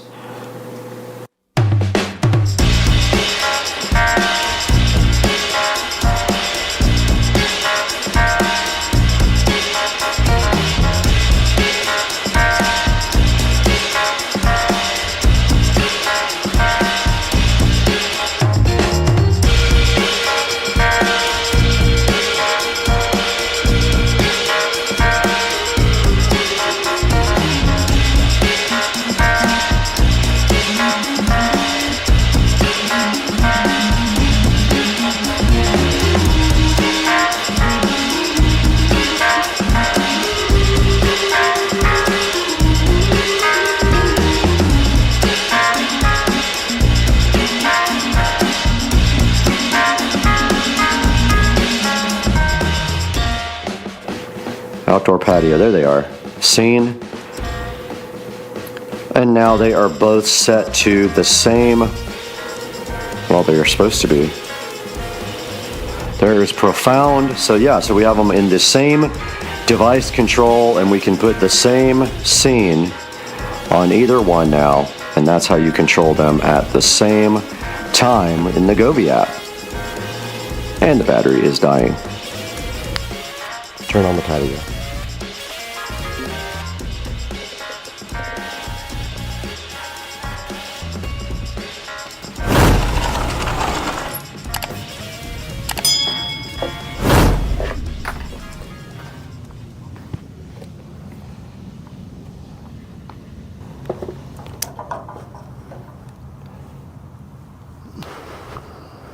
All right, we got the new lamp outside here. And now we have replaced the patio lamp, and it is set on a pinkish color out here along with the other lights. All these globe lights need to be replaced. They are actually failing, and we should have new lights coming from Walmart.com. But you can see now we have replaced the light on the patio, and it does add quite a bit of light out here. Now let's take it into the Supercar Street Racing Studios, where it is very early.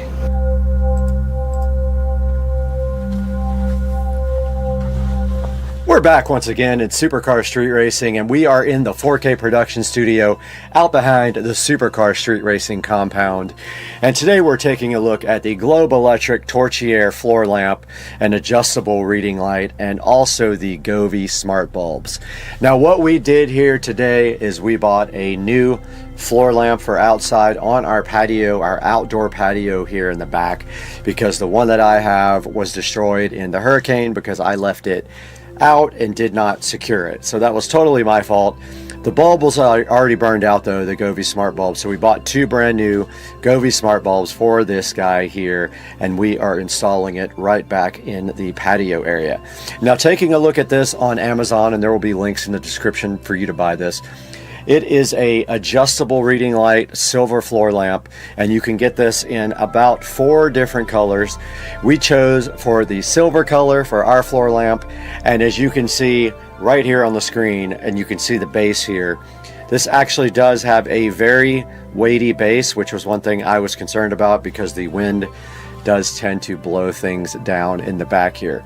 However, what I do is I have a chair right next to it, and I take a zip tie and I wrap the zip tie around the chair, and that way the lamp will not fly over in the wind. So you can see right here, this thing has 4.4 stars, and that's pretty good because it's hard to get good ratings on Amazon. So many people are all over the place. It's really hard to tell. You can see it's $26.78, which is about as good of a deal as you're going to find for one with 2 bulbs on it. And I wanted 2 so that I could have it brighter, and I could aim one at the floor down on the patio and aim one at the ceiling, and then make them same type of device on the Govee app. These 2 are tied together on the Govee app, and you control them with one button, and you can do a scene or color or any number of things on that inside of the Govee app. Then taking a look at the Govee smart light bulbs here, this is what we ordered, the 2-pack, and we had a coupon for it. It was $23, and then a coupon untied on top of that with a 30% off. So not a bad deal. And these guys, you have seen them on my channel before. I have reviews pointing to those guys, and basically they are Wi-Fi enabled smart bulbs that can be controlled with Alexa. They do any number of things that the Govee app will control, like different scenes, different colors, and also they can be music controlled. And you can see right here, right now, they have a 4.7 star review out of 3,164. Very, very high review level. You can get 2 for $23 or 6 for $59.99 right here on the store on Amazon. Now guys, when we put these links in our description, please click through them to buy anything from Amazon. You don't have to be buying the product that is in the link. You can buy anything, and it helps my channel out so greatly because we get a tiny bit of money, and we already lose money on the channel. So today we would appreciate it if you would go down in the link in the description and buy something, or buy these smart bulbs and this lamp, and tell them that Supercar Street Racing sent you by clicking through our affiliate links.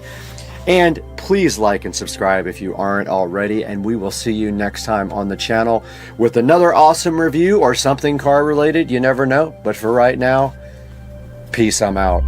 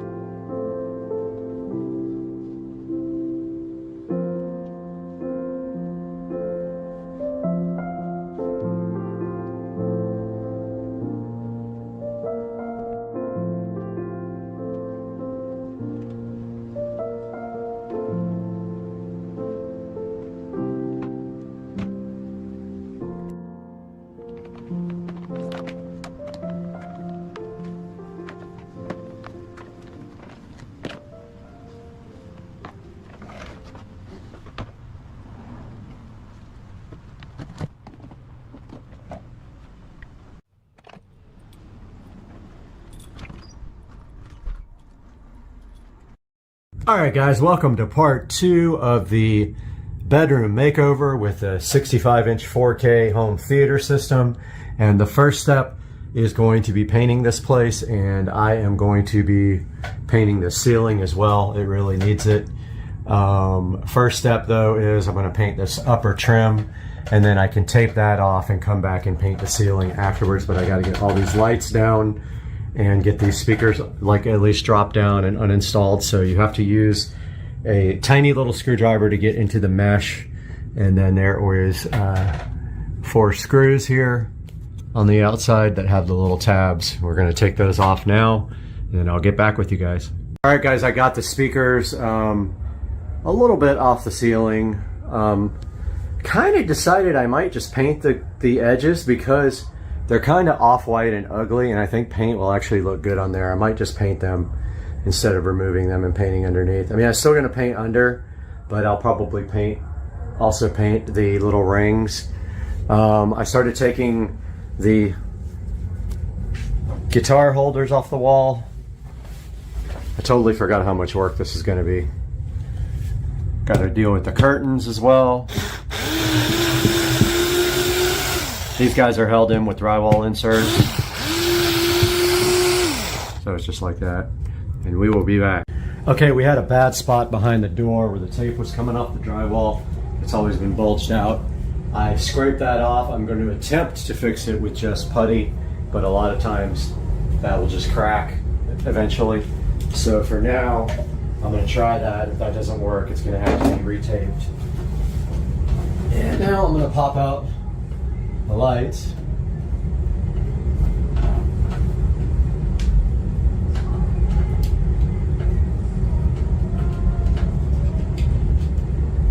And that's enough, just down enough to paint around so they can be popped right back in.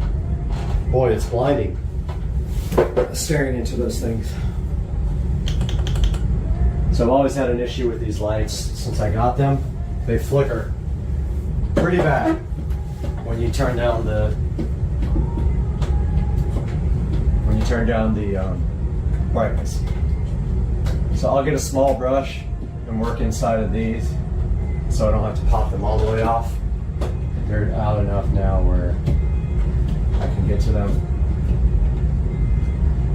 Other thing about this ceiling is this was from when they scraped the popcorn ceiling, and this ceiling scratches very easily. Just a fingerprint on it will scratch it.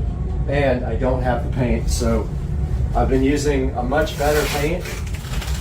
It is a Valspar Ultra White flat paint. And I didn't use the ceiling paint on purpose because one day I'll discontinue that and I won't be able to get it.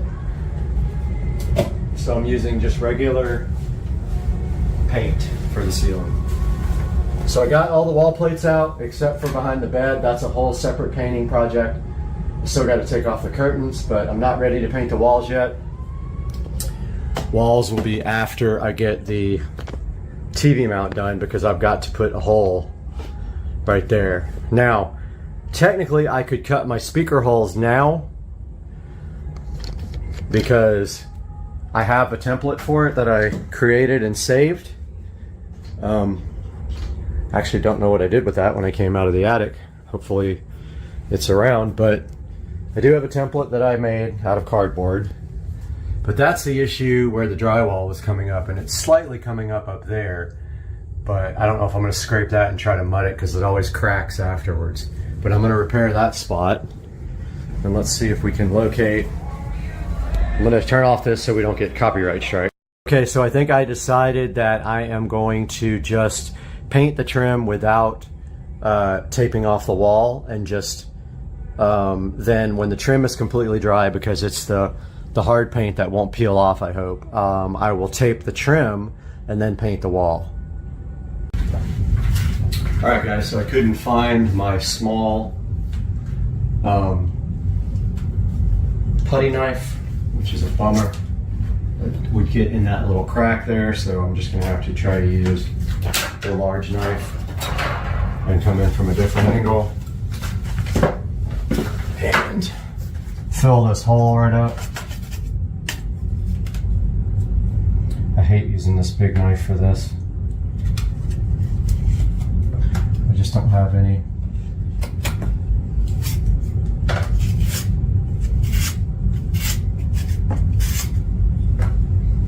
This probably isn't going to work, actually.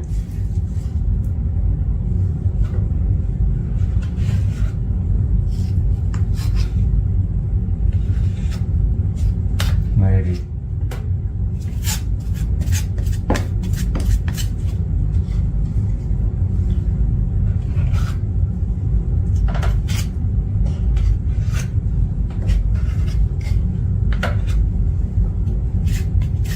This is in a spot that you can't really see it much.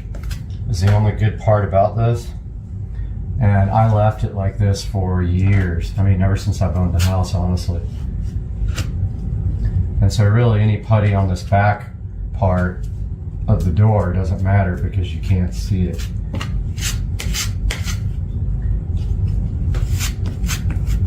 You can kind of see like where the tape is on the wall as well. So I'll try to fix that if I can.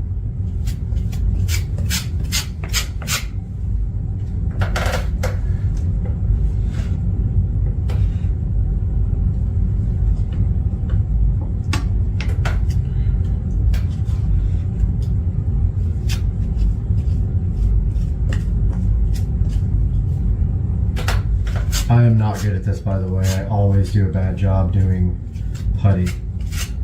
It never looks right. So, doing the best I can with my limited skills here.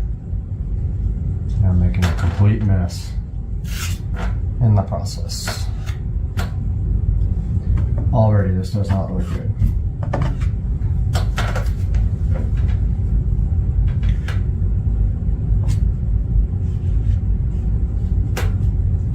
I think this putty is like half. There we go. Like I said, this is behind the wall, behind the door, I mean. You can't really see it, but still. I wish I was better at this stuff.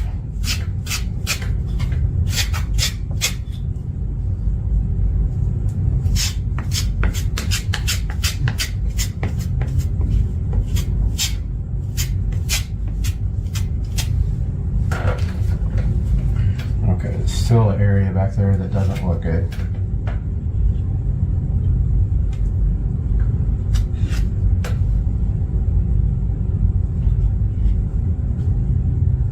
Wow, it's just getting worse.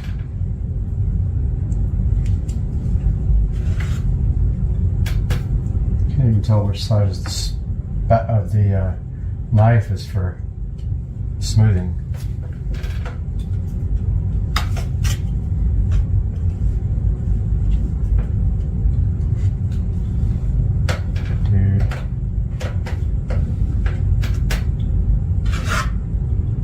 Irritated at this thing. There's one little spot in there without mud on it, and I keep trying to hit that spot, and it just, that's gonna make a mess when I sand it.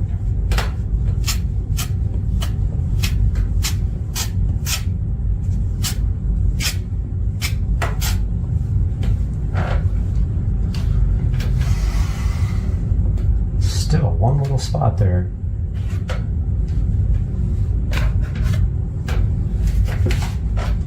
Maybe I can use my trim tool. It's thin.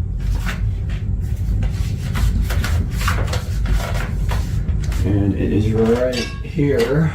It's got a thin little edge on it. Thinking maybe I can get that in there.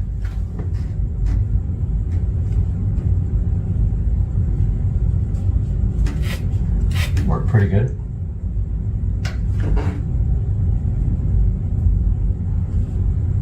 Works okay, actually. Not great.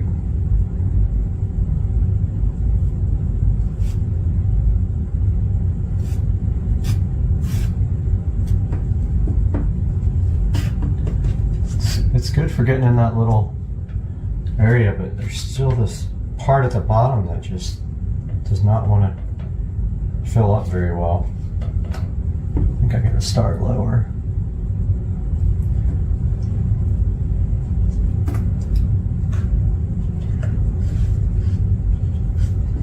Man.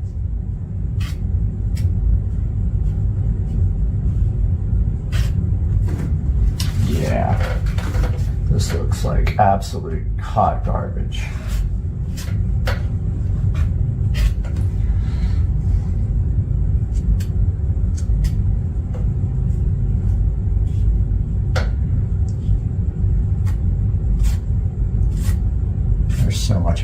this all?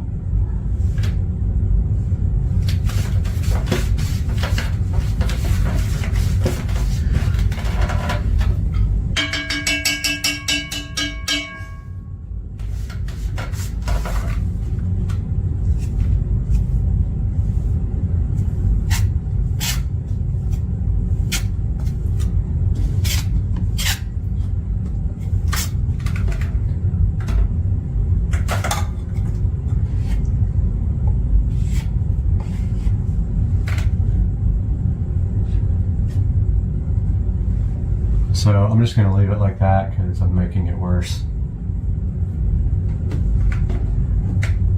And then I'll just try to sand it down, and maybe it needs another coat. Maybe not. Not sure. Looks like crap though. I'm not proud of myself. Okay guys. Thought I was ready, but I can't find my saw. But I'm going to go ahead and mark. I did some measurements over there, and I'm trying to match this side with that side. Hopefully this template works, or I am in big trouble.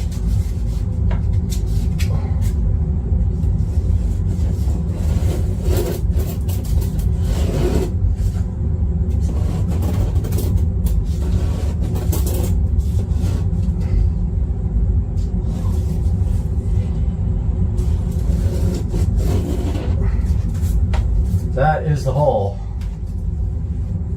Thus it's very close to the trim. It actually might be too close to the trim. Didn't even think about the lip. Not sure how big the lip is. I kind of want it right up against there. Yep, I might have to move that over just a touch, recut it.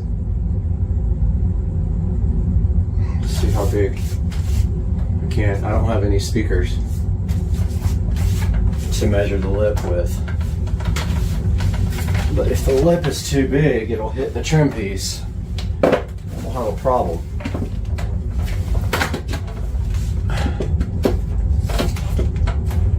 No, it's not out far enough. Well, I was going to measure on this guy, but it's not down enough. Oh, that's going to be close. That is going to be real close.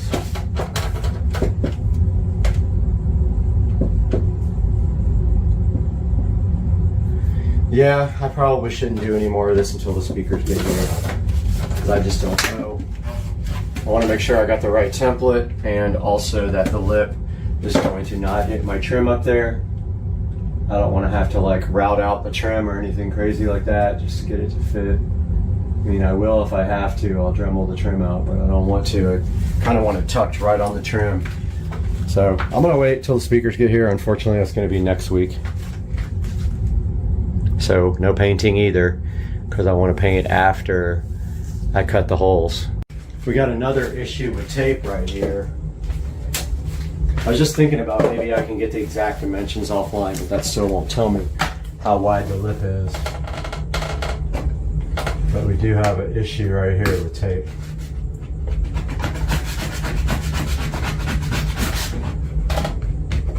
Or it's actually just paint.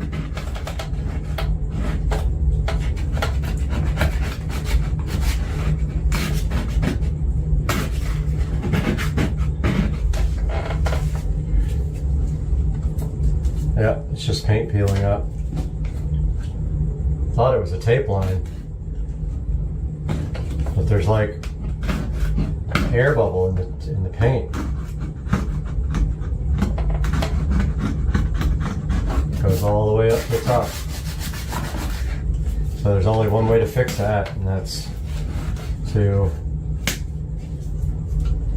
sand it, fill it, sand it. Get a lot of that loose stuff off. Put a layer of mud on that. That's all we can do. All right, I sanded that down and put some mud in there. It kind of looks like the bubble came right back, but that's so weird. I'm gonna let it dry all the way overnight and then sand it tomorrow probably. Guys, I started the super fun process of taping the floor. I totally forgot. I've got to tape my floor off before I paint the trim, and I want to knock out this trim here and the trim around the ceiling at the same time, and so I have to tape the entire floor, so let's get busy doing that. Amazon truck just arrived. I was so happy and excited, and this is the first part of the TV replacement. This is the wall mount. If I can get it unstuck here, and this was on special on Prime Day for I think $27, $26, a good deal. And this is the wall mount, and I have not seen it before. Let's get some lights going in here. All right, so yeah, this is the wall mount. Wall mount troubleshooting manual for your wall mount. Okay. Looks like it's in two pieces and then you put it together. These are the arms, the VESA arms, and then behind there looks to be the plate that must go together in two different pieces and then bolts up. So we will actually assemble this later, and then once we have the TV, we will have to figure out how high up the arms need to go. And then do some measuring to figure out where the bottom of the TV is going to end up so that we have enough room for our dresser and the receiver. It's my least favorite time ever. Painting time, first of many on this job. So the first thing we have here is our Valspar Signature trim paint. It is pure ultra white semi-gloss. And I've already shaken and stirred it a bunch of times. Just remember, when you do this paint for the first time, have some paper towels so after you pour it, you can wipe the paint off of the rim here. The more paint that gets on the rim, the harder it's going to be to open and close your work can in the future. So as soon as you pour, have your paper towels ready and a trash can nearby, and just go ahead and wipe the rim off. I got paint on me already, so I wore my paint clothes.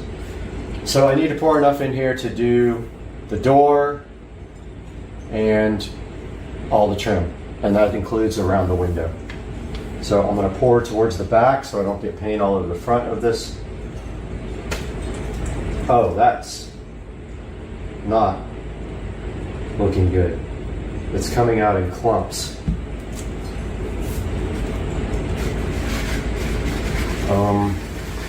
I have never seen paint come out like that.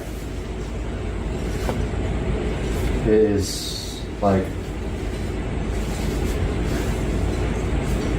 almost dry, I think.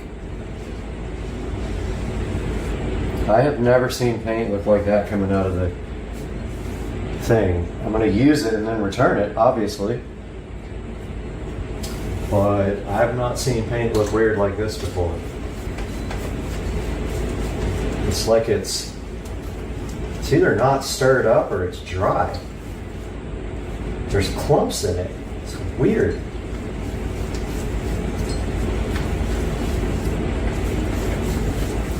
Really strange. But I am like mixing it up inside this. I don't think I have a paint stirrer either. It's got these big clumps in it. So strange. See how it comes out on the walls, but it's got chunks in it.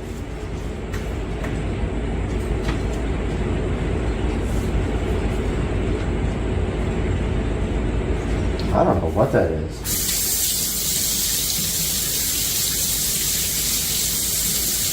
Shaken and stirred a bunch, but wow, it looks terrible. I gotta find something to serve this with, I guess. I don't know.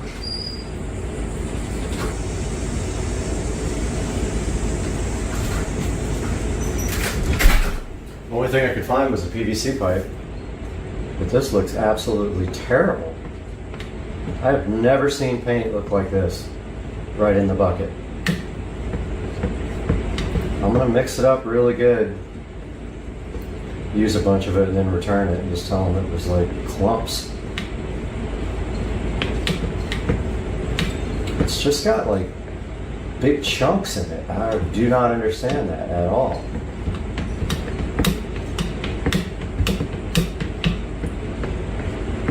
Not really mixing out of it.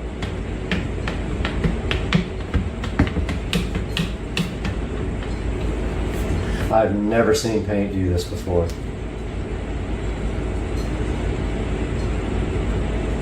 I mean, maybe it'll just paint right out of it. I'm not sure. But there's either bubbles or clumps in the paint. Look at it on the edge of on the end of the stick. It's like it's dry. This sucks. All right, guys, a little update. I got the first coat of paint on the trim, all around the trim there, the trim on the floor, around the windows, and the back of this door. And so now I'm just about to put another coat on this top trim because it looks like it's going to need a second coat, unfortunately. So I'm gonna work my way around and do that now, guys. Looking good. All right, guys, got the vent removed from the ceiling. And I'm cleaning it now so that we can paint it white. Got a nice coat of paint on this guy. It's gonna look good once it gets back on the ceiling. One coat is all that guy needs. But yeah, that's all done. All right, guys, another room update for you here. Today, I actually painted this shiplap wall, which I created myself years ago. I repainted that today. And I decided that I was going to move to gloss instead, semi-gloss instead of matte, because it gets marked up because the bed goes right up against the wall with no headboard.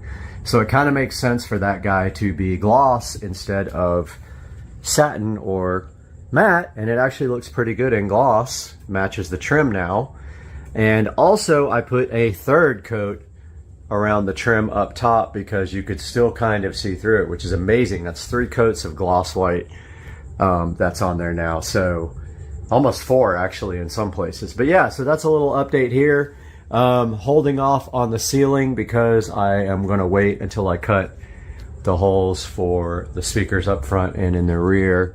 And I don't want to cut those until I have the speaker so I can measure the lip, because my hole here is pretty dang close to the trim there. So I just want to make double sure I don't have to move over just a tiny bit. I don't want to get caught with having to extend the hole and have some drywall showing. So that's an update here. I also laid out the TV. Now I have to let this paint over here dry completely all day, push the bed up against the wall and see if I can actually see over the dresser and the amplifier when the dresser is all the way up against the wall and the bed is all the way up against that wall. If I can't, then the TV's got to go up more. So that's a good clue that we're going to have to raise it up. And I'm still worried about this whole hanging the TV situation, but we'll get through it, man. We'll get through it. All right, guys, welcome back. Guess what just happened? I was on Facebook Marketplace for the last couple of days, and I scored the subwoofer for the bedroom right here. Hopefully it fits. I didn't even check, but this is my third PSW10 Polk Audio sub. Now I have 3 of them.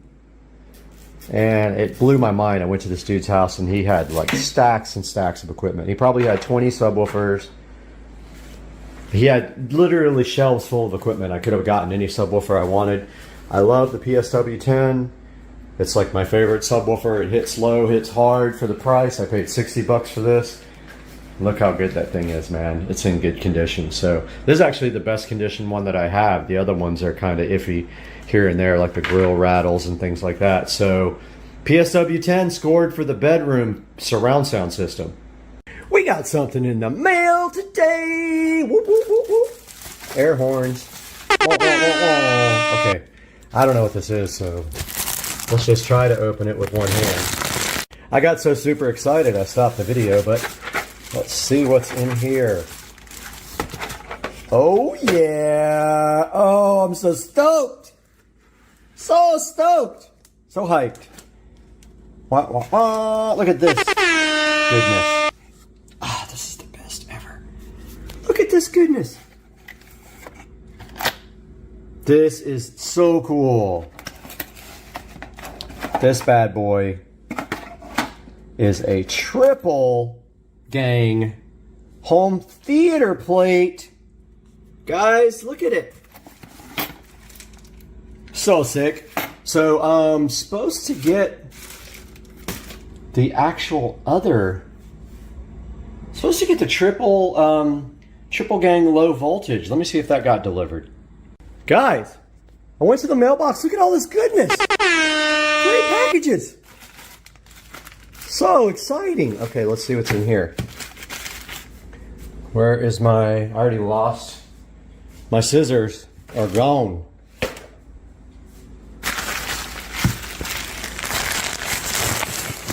What could this be? This is a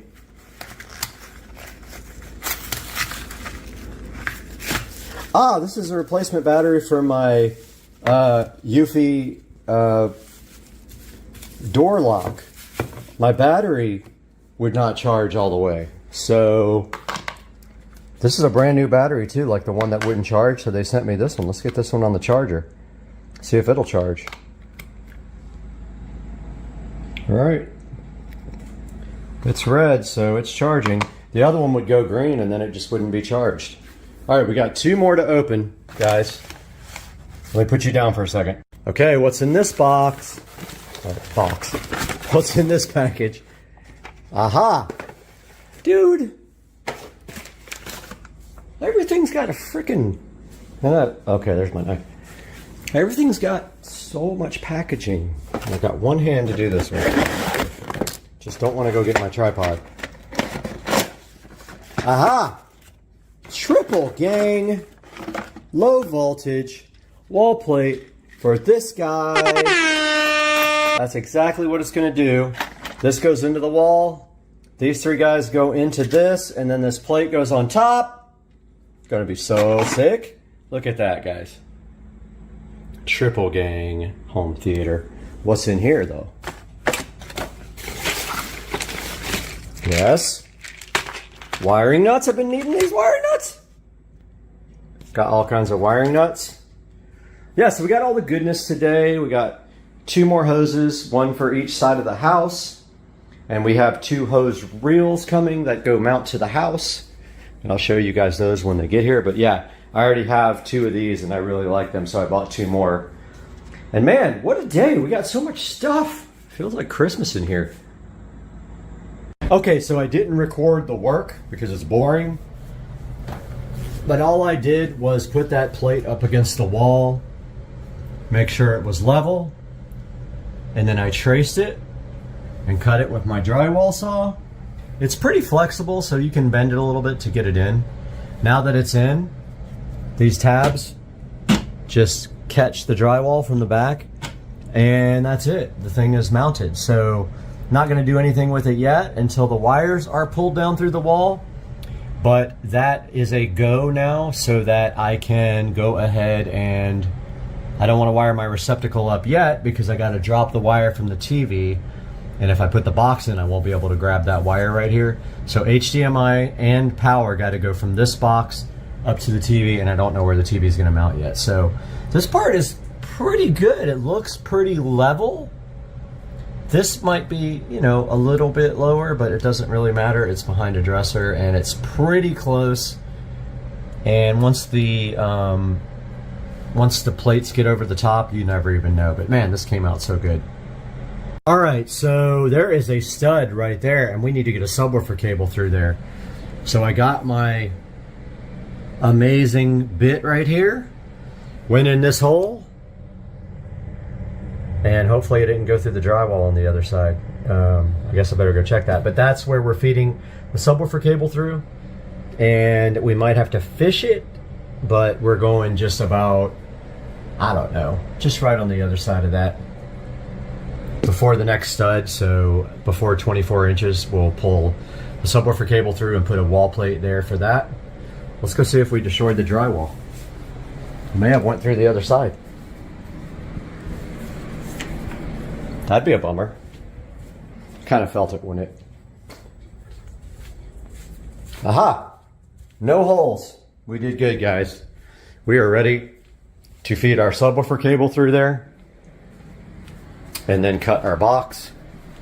So I have this subwoofer cable laying around from a car audio project. It's plenty long enough. Actually, it's way too long. Let me see if I can find another one. All right, I found this stereo pair here, and I pulled it apart, and that is going to be what's going through the wall for the sub cable. So now I am going to get my template for my box, but first I got to find where the stud is. We don't want to go 24 inches past that, or we'll hit a stud again. So we're going to go right on this side of the stud. So let me grab my stud finder and we'll go from there. All right, so I measured halfway up of that box, got my halfway point here, got my template. I traced out it's actually old work. It says new work. It's an old work box. I traced out and leveled out my template so that square is level. Now I'm going to cut my box and actually have a spare old work box here. So I'm going to use that instead of a low voltage one. It's fine. I'll put the subwoofer cable through that. I'm going to go ahead and cut this and I'll get back to you guys. Got my box cut. Now we just got to see how good it fits. My template's pretty dang good.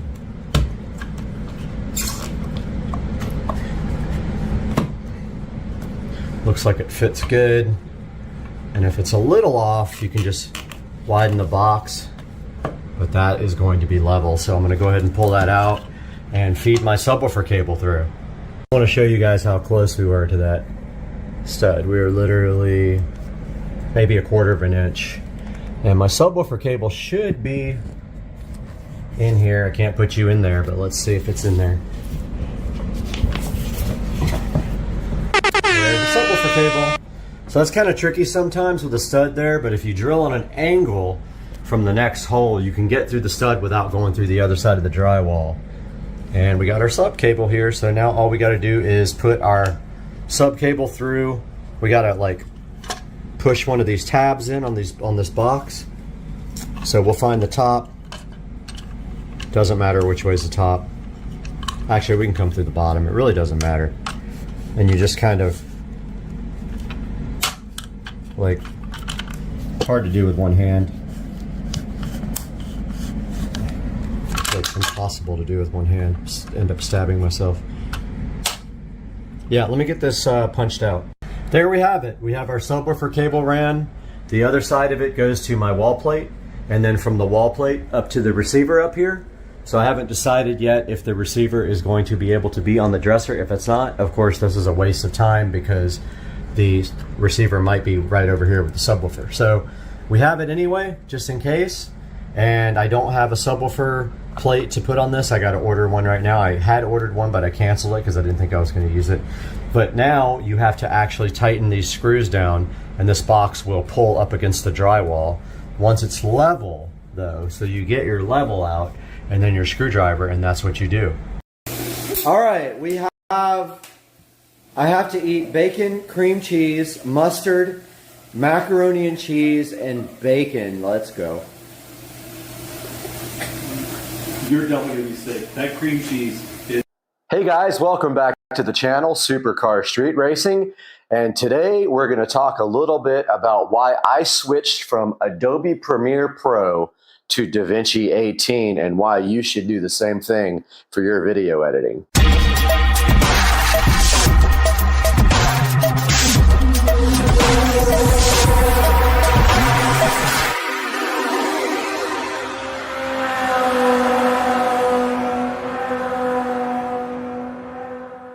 Welcome back to the channel, Supercar Street Racing, and I hope you guys are having a wonderful day today, and I'm glad to see you back on the channel. Go ahead and do me a favor and hit that like and subscribe button, and let's help grow the channel so that we can enjoy looking at some of our favorite things here.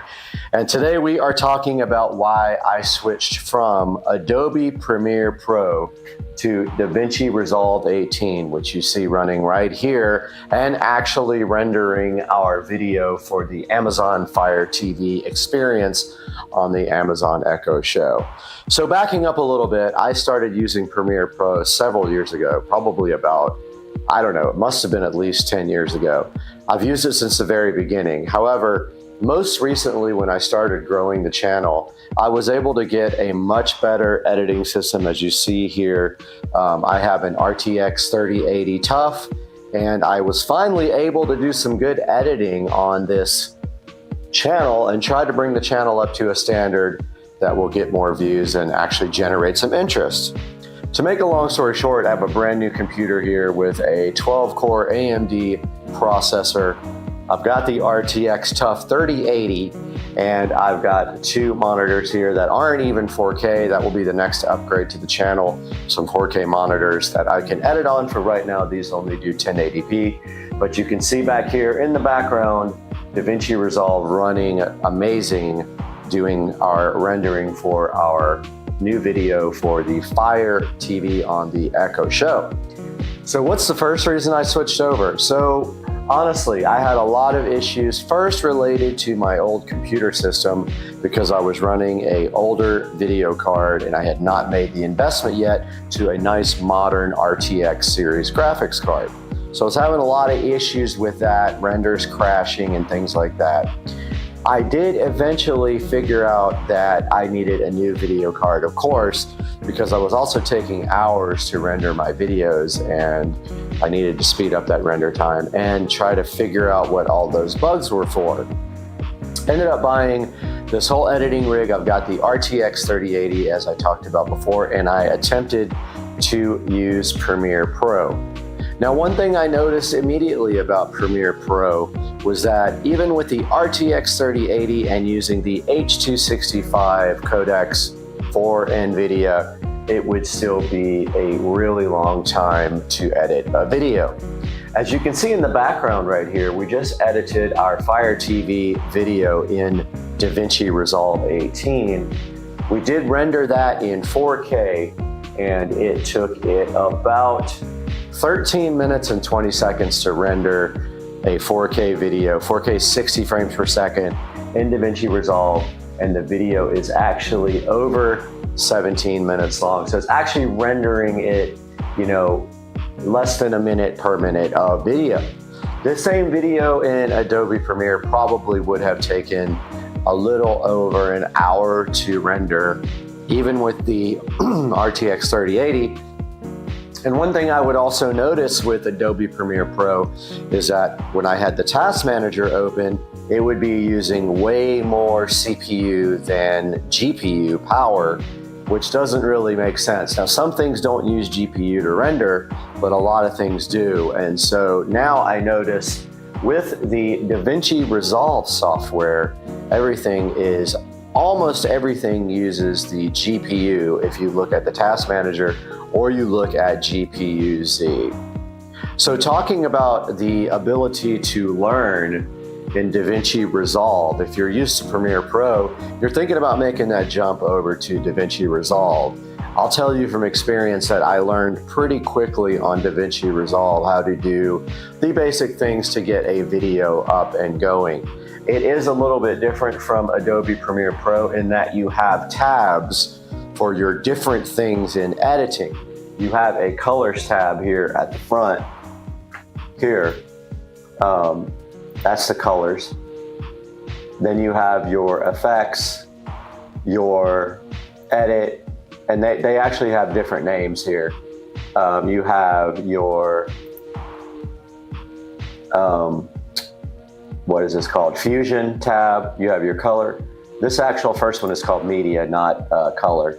You have media, you have cut, where you add transitions and effects and everything. You have your edit, where you have your actual timeline. And then you have your color tab, your fusion tab, your Fairlight tab, and your deliver tab. So deliver, basically, if we go over to that tab, is where you do all your exporting, which would be like Adobe Media Encoder, except it is way more intuitive and way easier to use. Fairlight is where you do all your audio work in DaVinci Resolve, and you can add all your audio effects. Color is where you actually work with the color. Pretty self-explanatory there. Fusion I have not used, so I'm not sure about what this is for. I will have to do some research on that and get back to you, but so far I have not had to use Fusion for anything. Of course, you got your timeline here, which is, if you're familiar with Adobe Premiere Pro, the timeline here on DaVinci Resolve is similar to Adobe Premiere Pro, but a lot of your shortcuts and everything are going to be different. The one thing I haven't figured out in DaVinci Resolve is how to free transform an object. Let's say you're going to layer an object on top of another one. In Adobe Premiere, if you double click that object on the timeline, you can actually drag it with the mouse to move it around the screen and place it. I have not figured out if there's a way to do that yet on DaVinci Resolve. I'm still working on that. There's also a couple of other differences that I haven't figured out, like cutting and pasting transitions is not available as it is on Adobe Premiere Pro, but you do have the copy and paste attributes, which I use frequently to copy things like audio volume, audio effects, and placement of objects on the screen. That is all done here in the timeline. You just have to get used to a little bit of a difference in using selecting things to work with them. They're all up here in the right-hand corner under the inspector. You can, let's say you added an effect on the screen next to this in the cut screen, then you would click the actual clip and go up to effects in the inspector, where you can actually adjust all the different attributes on that effect. Or you can do video transforms up there, audio, you can actually adjust the audio levels and audio attributes in the clip from the audio tab up here, things like volume, pan, pitch, things like that. And then your transition, you can actually adjust the transition up here in the transition of the inspector. And then over here on the right side, which you may or may not see in the frame, we have our clip bin here that shows all our clips. We have all of our edit timeline. We have our audio mixer over here as well, and our toolbox and clip details and metadata. So far, so good. Also, let's go over to the cut scene. The cut area shows your clips more like blobs on the timeline, and you are actually able to add transitions, titles, and effects. I do not use titles inside of DaVinci Resolve because I use a 3D font generator online. That's really good. But here you can add effects both to your, you can add video effects, you can add audio effects, which you can also do over in Fairlight. Like I said, you can add titles, which is actually adding fonts to your videos. And you have your media pool here, which shows you all the videos that you imported in for this project. So yeah, I'm just gonna go into the conclusion that DaVinci Resolve is way better than Adobe Premiere Pro. Not only because there's a fixed price for it, Adobe Premiere Pro charges you for a subscription, but the ease of use, the stability has been on point. I've only ever had one crash while while rendering, and that actually happened during the video that I was editing here, and all I did was close out DaVinci Resolve and reopen it, and it got through the rendering process. I had a lot of issues with Premiere Pro not being able to get through rendering processes, and it would fail for no reason. Also, Premiere Pro did have a bug that to this day they have not resolved on some video cards, and that is the software will start using video, or it's not video memory, but memory, actual memory, and it will eat up and eat up and eat up video memory until the computer crashes because there's actually no memory left to run the operating system. I have 64 gigabytes of RAM on this computer. It is awesome for editing, but on Premiere Pro, it would use all 64 gigabytes of RAM and then just crash. I've not had any issues like that with DaVinci Resolve 18. So guys, I hope that you can use DaVinci Resolve 18 too. If you have any questions about it, how to use it, or want to see specific videos about DaVinci Resolve 18, throw it down in the comments section. Please like and subscribe, and we'll see you on the next video at Supercar Street Racing. Binks are slipping away. Both tails are going. Come on, buddy. Come on, Binks. And B's like, all right, I got a front row seat. Cat showdown. He's going. Oh. Here we go. Oh boy. This could get ugly. You want to get cornered. Oh yeah. Oh. Well, Cooper took care of it. He broke up the fight. It's all right, Coop. Let them work it out.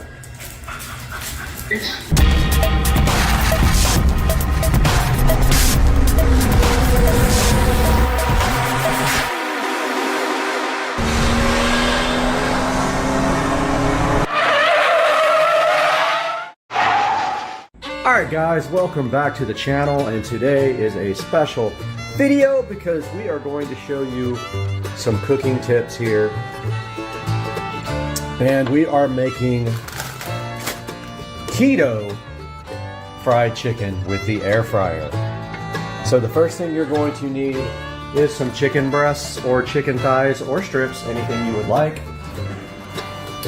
I am starting with these frozen Tyson chicken thighs here. I think they were about $6.50, and they are a pretty good deal. They are frozen though, so you have to defrost them.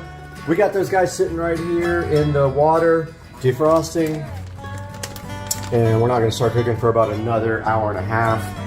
About 2 hours actually. So we got our chicken thighs chilling right there. I'll put this all in the description and also on the screen. Then you're going to need some pork rinds. Now I got the Baconettes, which is a funny name, crunchy delicious queso chicharrones.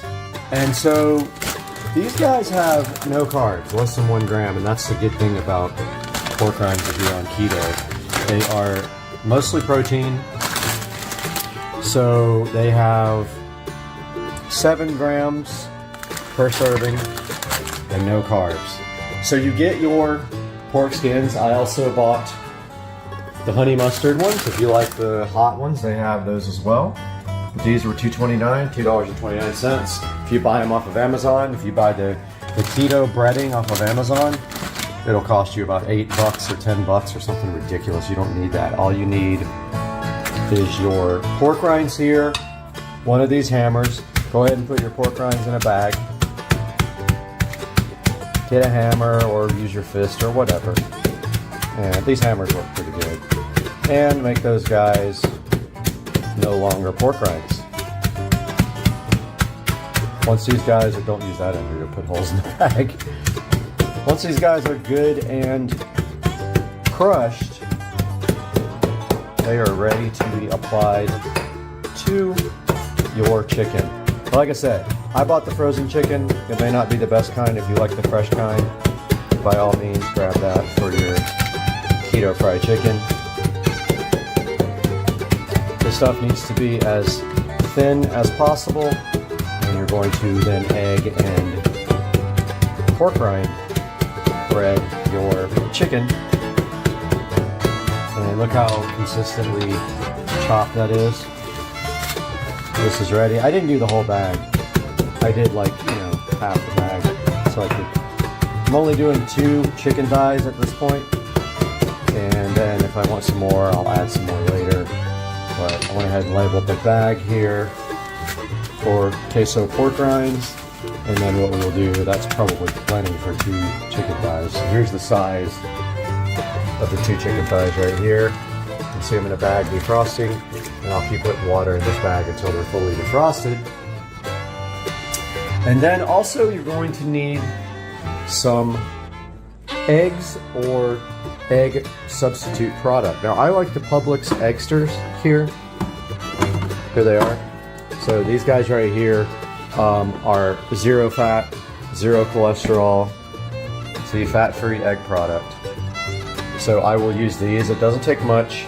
We'll just put them in a little bowl, and then we'll dip the chicken in here and then into the egg, and that will make the deliciousness come out. So we will check back with you guys when these guys are getting defrosted. Meanwhile, you will have your air fryer here. You're also going to need some spices for your keto, or for your pork rinds. If you only got the regular pork rinds, I got the cheese ones. And you need something to spray on top of all that once you bread your chicken, because that's what you have to do in an air fryer to make that nice crispy coating on top. So we're gonna see how that is, and we'll be back to you guys in a couple of hours when we're ready to start breading our keto fried chicken. Wow. My phone is in use right now, so I brought the tablet out, but look at this insanity. I'm sure there's a gallon of water coming out of my leaking patio over here, but good grief, look at this. It is freaking coming down out here, man. We had a thunderstorm warning, and I think we just got it, bro. Check this out. All right, welcome back, guys. So the chicken has been in this defrost for a couple of hours. Let's see if it's, oh yeah, that's totally defrosted. So the chicken's gonna be nice and dry because it was in a bag. And what we are going to do is get out our little egg substitute here. We got our Extras from Publix. It's fat-free, cholesterol-free, good source of protein, and pasteurized, and it is also low calorie. 3 tablespoons is 25 calories, if you see right here on this, and it is 0 carb and tons of protein and no fat. So we're going to start with just a little bit inside this bowl. I always put way too much. I'm not going to do that this time. If we need more, we'll pour more. Alright, so we got our egg. That's probably still too much. We got our egg substitute in this bowl right here. We got our pork rinds here. And what we're going to do is go from here into here. And then onto the plate. Or actually, maybe we'll go directly into the air fryer. Here's our pork rinds.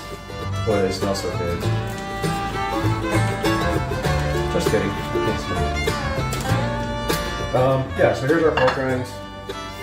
And we're going to grab our air fryer and save a step instead of this plate.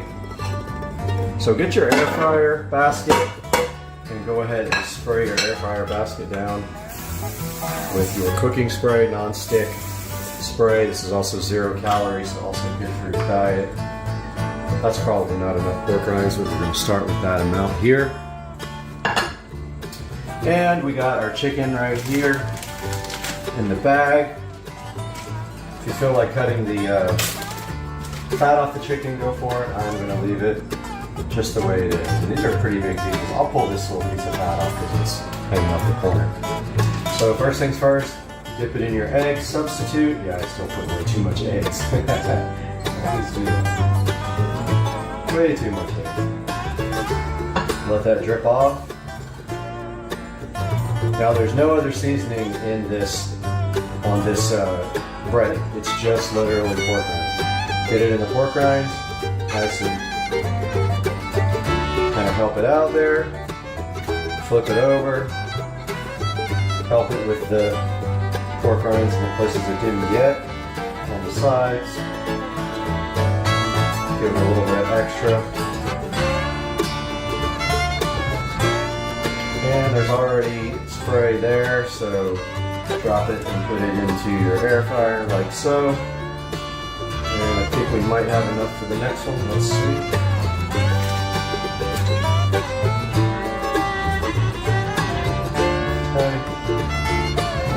Drip off. There's a little bit of fat on this. I'm not going to worry about it too much. I might take this little piece off the there. Put it in the egg. Substitute. If this is not enough pork rinds, we will grab some more. But let that egg substitute drip off of it all the way. Get most of it off before you go into your pork rinds. These are fillets you're going to need to cover both sides. Now, if you're doing bone-in chicken, there's absolutely no reason to do the backside and waste a bunch of breading. because you don't eat that side. We'll pour a little bit more pork rinds on here.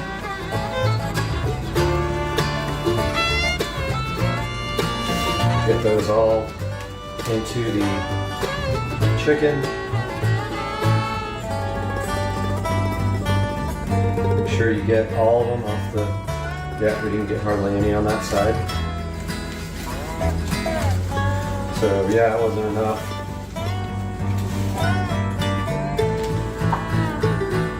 So we got a nice coating of those now on both sides. And we will take that guy. And if you pick it up like this, you won't lose all your breading.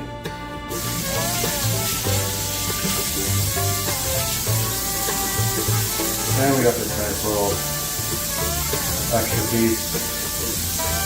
We'll go ahead and cook.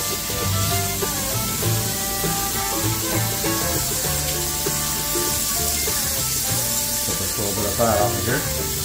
We'll have a little nugget.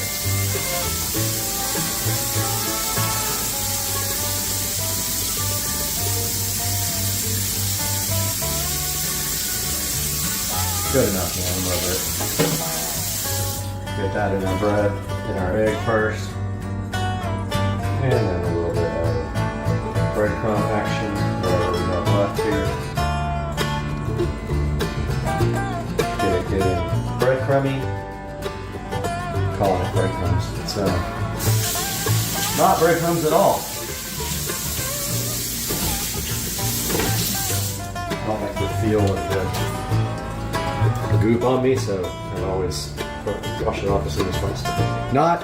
This is not breadcrumbs. These are pork rinds, so they are carb free. Here's a look at our chicken, and we're going to spray it from a distance so it doesn't knock off all of the delicious pork rind. We get it good and coated right there. That's going into our air fryer right here.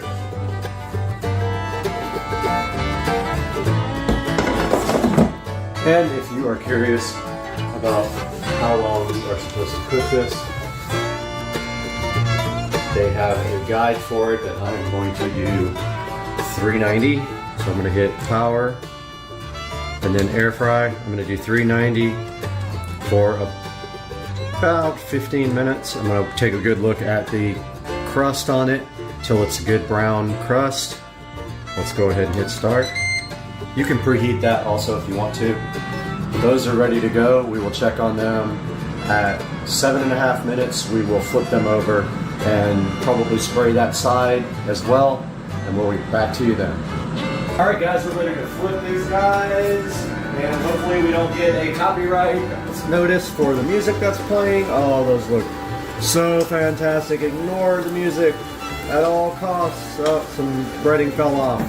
But it's looking good, guys. It's gonna take another 5 minutes. All right, guys, the timer went off after about 17 minutes. And that is what we are left with. Those look absolutely fantastic. So that is what we are going to do now, is sit down and have a nice keto dinner with just a little bit of ketchup because it's my favorite thing. And you are allowed to have just a little bit of net carbs per day. Let's get this all made up and get some tasting done.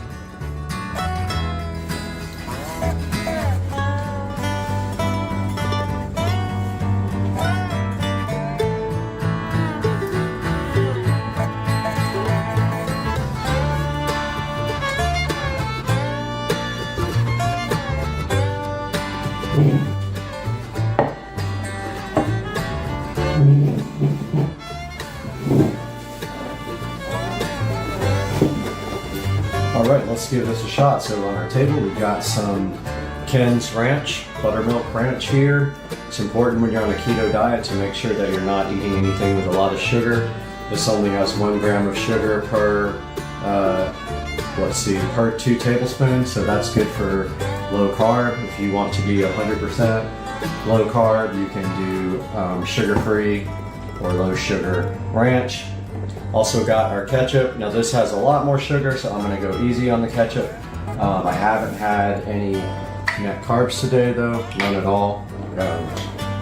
So I'm in good shape. We also got our slice of cheese, which is completely carb. So we're just gonna have a little bit of ketchup here and some ranch. And I've got the salt as well because I'm a salt freak, but I don't really know how much salt I'm actually gonna put on this. I'm gonna give it a try first because the pork rinds are salty. There's some ranch for dinner. And so this is the first time I've ever made this recipe. So why don't we start off, this little nugget is pretty crispy. There's not much to it. We can start with that. A little ketchup, a little ranch. Oh wow. Really good. Really good. Really crispy. I'm tasting almost, I mean, it does literally taste like it's fried.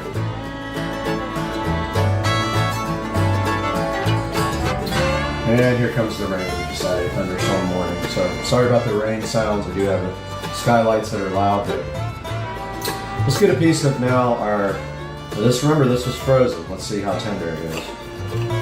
Okay, yeah, it cuts pretty easy. There's a look at the inside of it. Completely done. Probably could have come out a couple minutes early, but I like the breading to be kind of crispy. I do like how this crisped up on the shell here from the air fryer. Let's give that a little taste with some ranch.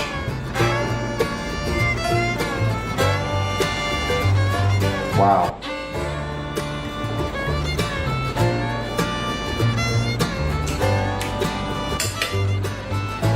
So first thing I noticed, I can't smell, haven't in a couple of years.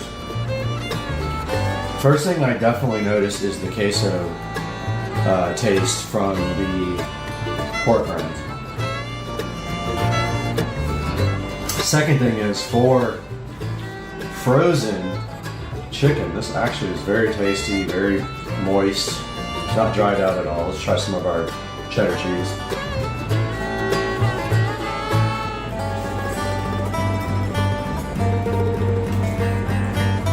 It's delicious. This will be my dinner, 2 of these. It's so hot. Moist, tasty.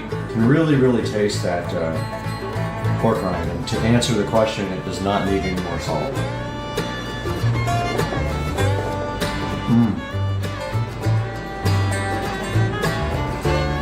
Absolutely fantastic.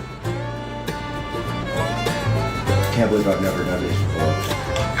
These are amazing. I highly recommend you trying this recipe.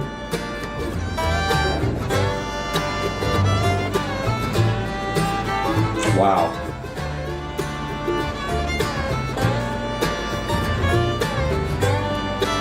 I mean, I'll be honest with you, that's as good as any fried chicken I've had before. Look at that guy in his golf cart getting wet. That is absolutely fantastic. So good.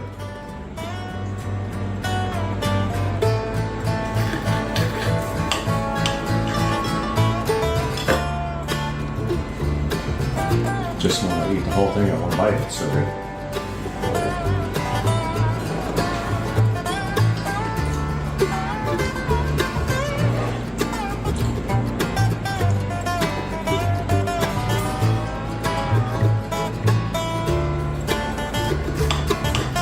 Forgot to put more in. That's probably better.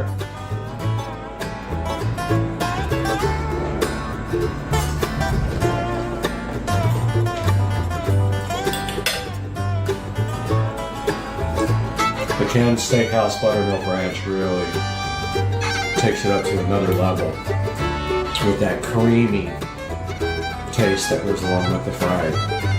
Good on any fried food, and it's keto friendly. Keep the sugar down, you're good with keto. The ketchup is way more dangerous for your keto diet. If you have any worries about it, use Carb Manager, the app, put in the ranch, put in the ketchup, and see what you come to. Now, I have not had any carbs today.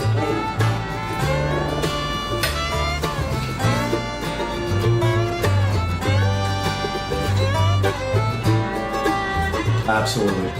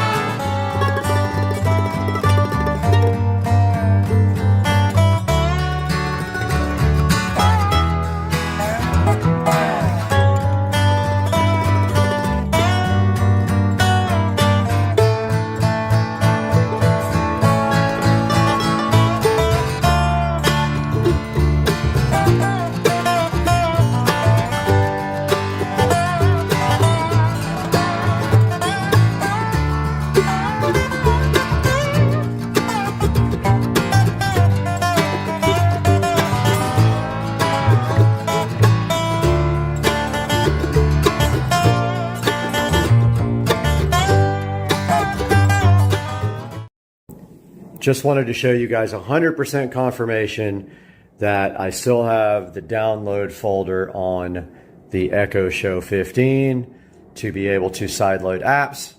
Check out my channel. Talk to you later. All right, this dude's making gator bites. What's the secret? Don't let the gator eat you first. What, did you actually catch these gators? Yeah. Right in your backyard. Let's go. We got the two tiniest, fastest vehicles on Earth. We got this little Tesla. We have this boat, and then we have this peel right here, and this comes off so good, and then the peel's done, and then you don't got anything left in your life, and your life is empty.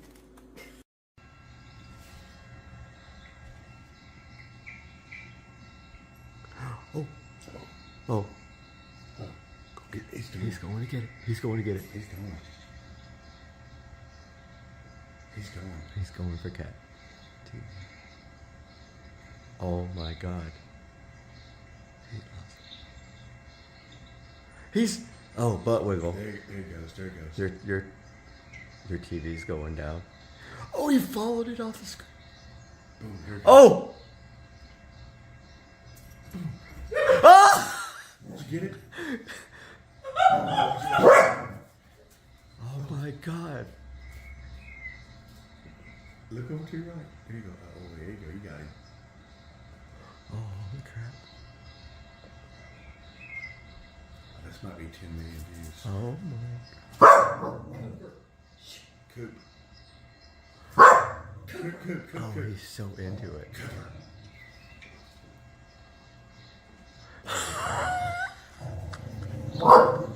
Cooper. In my head to him. Oh my God. Cooper, that's enough. Sorry, I can take the sound out. It's okay. Oh, I can't believe he jumped on the screen.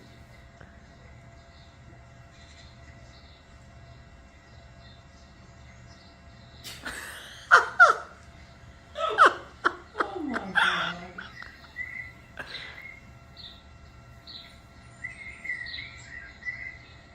He is digging it.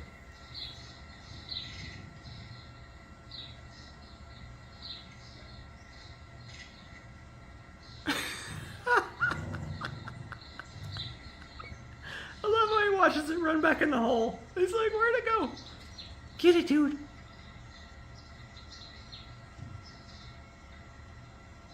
Oh my God. Coop's like, I don't like that mouse. Cooper's so triggered. Cooper's watching it too. Oh, Yeah. I love it. Cooper's growling at it. He is. Cooper, what is that invading your house? Get it, Bubba.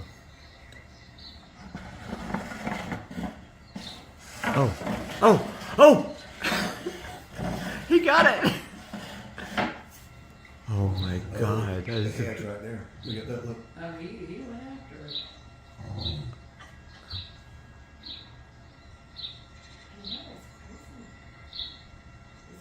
Oh my God, he is having the best time with it.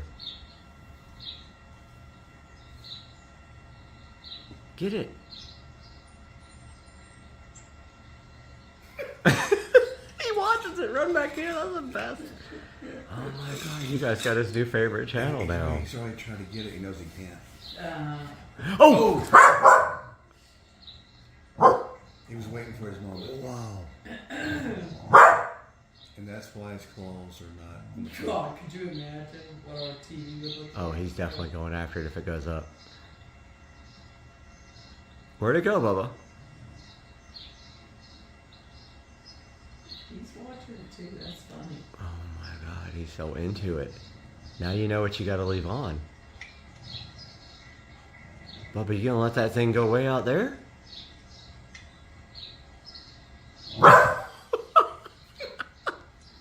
Cooper doesn't like it when he goes back in. Oh my God. It's okay. We found their trigger. What is it, sunflower seeds or something? I think so, It looks yeah. like, Bird pumpkin seed or... seeds. Looks like pumpkin seeds, but... Oh, uh-oh. Different Uh-oh. angle. Coming at you, big boy. Stop!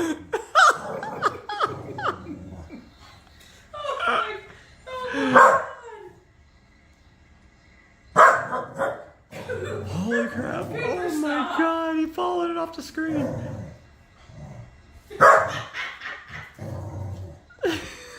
Are you getting coop? 10 billion views. Coop, you gonna let that mouse go in the hole? Oh my god. You gonna let that mouse go in the hole? Get it. Get it. Oh, he is just loving it.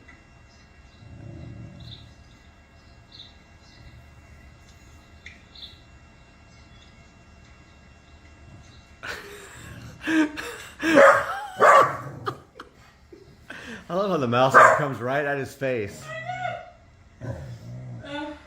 Get it, Bubba.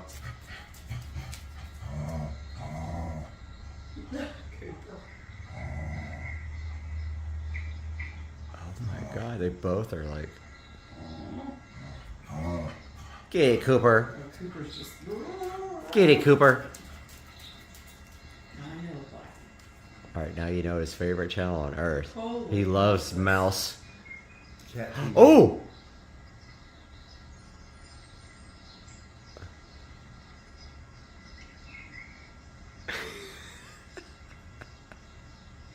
Look at him just staring him down. Dude. And his tail is going crazy.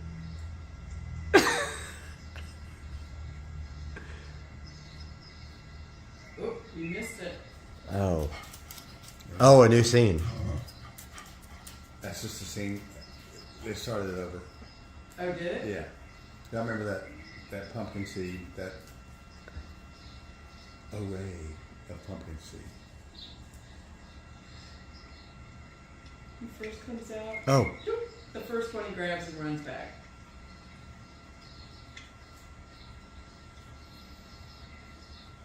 Bubba's locked on target. They don't like it when things stop.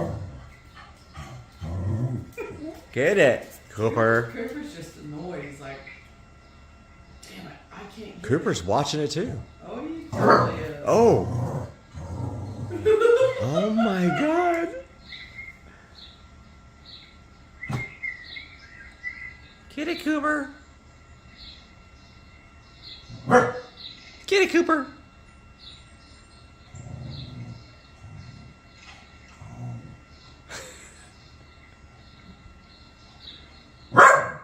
Get it, Coop. Get him.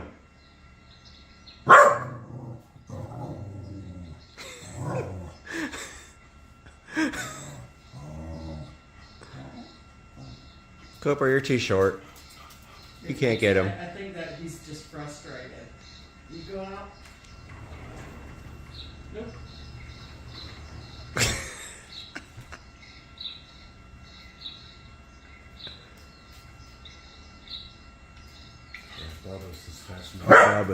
Bubba's into it. Oh, yeah. Totally. Yeah. Oh! Get it, Bubba. Then he gets bummed out when he realizes he's got He can't. nothing happens. Can't get it. Yeah. Of course, Coop's jumping up there at him. Distracts him. Get him, Coop. Oh! Bubba wants the seeds! He's like, okay, so what is he after? Look at that. I know.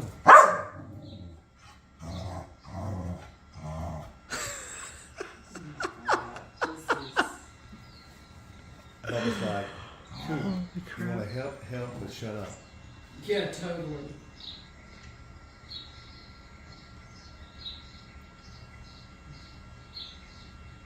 He's eyeing the big seeds, you can tell. The rat, mouse, whatever, it's a mouse. Is it a little mouse? It's a little mouse. Oh, Coop. Bubba almost went for it that time. Yeah.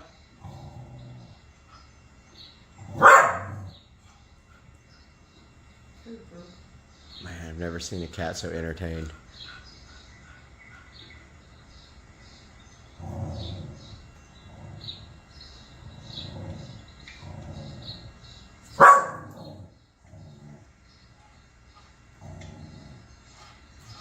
Bubba, you can let him eat all your food? Oh, he was stockpiling on that round.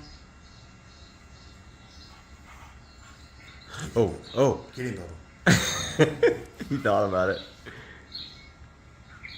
Tail is going crazy.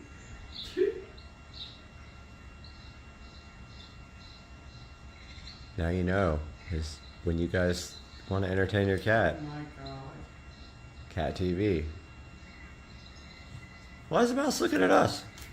Oh! Look at Bubba. Bubba's freaking out. There's two of them. Oh, he's freaking. Yes.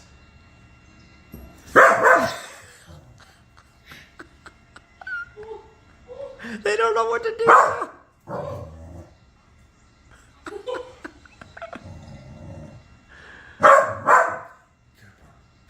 Get him, Coop.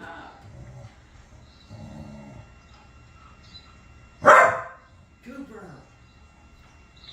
It's okay, buddy.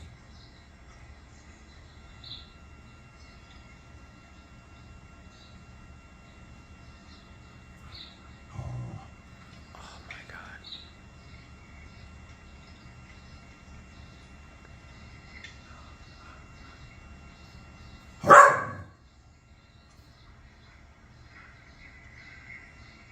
Man, dog love cat TV. Oh. That triggered him. He was like, what? Now Cooper's watching us. I know. Alright, that's enough. Bubba? Oh my God.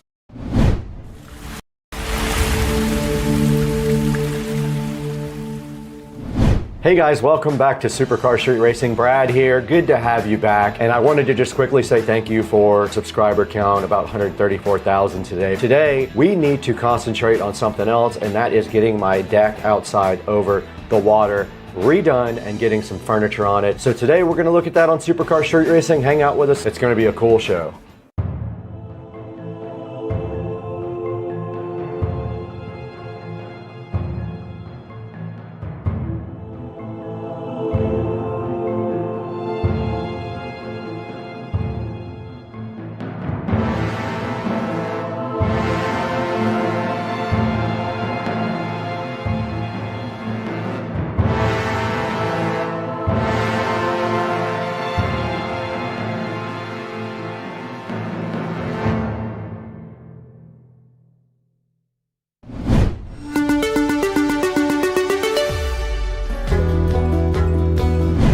Guys, welcome back to Supercar Street Racing. Today we have a few things to talk about. One of them being getting my deck outside over the water, my dock, redone completely because I noticed in the last couple of months some of the boards were getting kind of soft on it. So what I did was I went ahead and found someone to do the work. I was not wanting to actually go do it, and since I don't have a truck, it's difficult for me to get wood from the store. So what I did was I used the same guy who did my gates. His name is Ray. Him and his buddy went and checked out the dock. They measured it out, and at the same time, one of my big goals was to see if I could get this enlarged at the same time. Now they were able to do that, so you're gonna see here when we take a look outside what exactly they did to replace all the wood on the dock and then also expand it. Let's go take a look.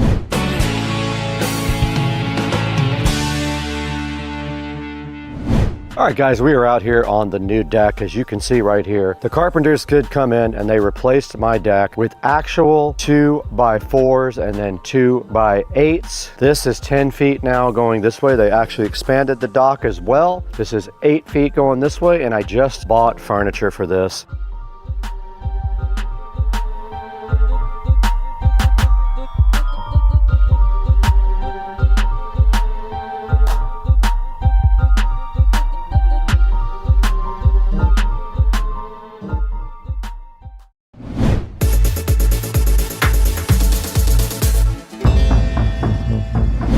All right, guys, you just saw my new dock outside. Now, basically, When those guys came to replace my dock, they took all the boards off the top. Those were just deck boards originally. They took them all off. They looked at all the stringers underneath. They inspected the post. They did find that the stringers all needed to be replaced. They went ahead and replaced those. And so that means everything underneath the deck boards, the long 2x6 boards that connect the posts all the way back to the bulkhead, were all replaced underneath there. And a few things were added on each side also so that it could be expanded. Now they did expand the dock by 1 foot on each side. That's pretty good. Like, I needed a lot more room out there. So now the next step is to show you guys what we have to do to go ahead and protect that deck from the sun, the water, and the wind in Florida. Let's take it outside and show you what we used on the wood to protect it.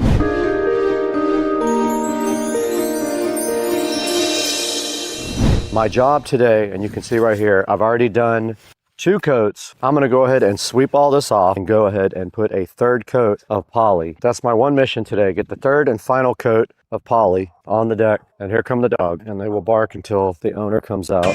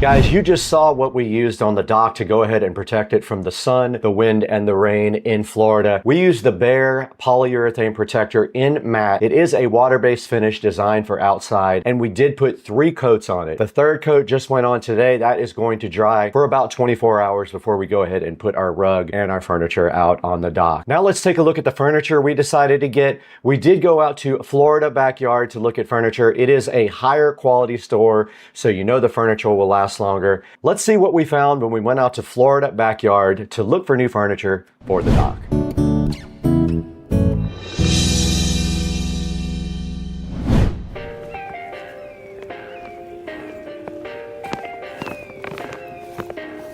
Look at that dude, sitting in the grass.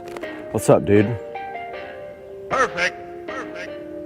He's coming over. Still kind of wet. I'm gonna let it dry out for like another hour. He's hissing at me. What you hissing about, dude? Yeah, this is still wet. I'm gonna let that dry. All right, we got our new rug right here. I haven't measured it or anything. I just went by eye. That's gonna go right out here on the dock, but I'm letting the dock dry out for like another hour before I put it down. I'll do it right after lunch, right after I eat, because they're gonna be here between 12 and 2 o'clock. That's the new rug right there. Okay, now that everything has dried out sufficiently, it's nice and warm out here. Let's go out here and see if we can get this rug put in place. There is a fence post. There's an entire fence in the pond right here. That's awesome.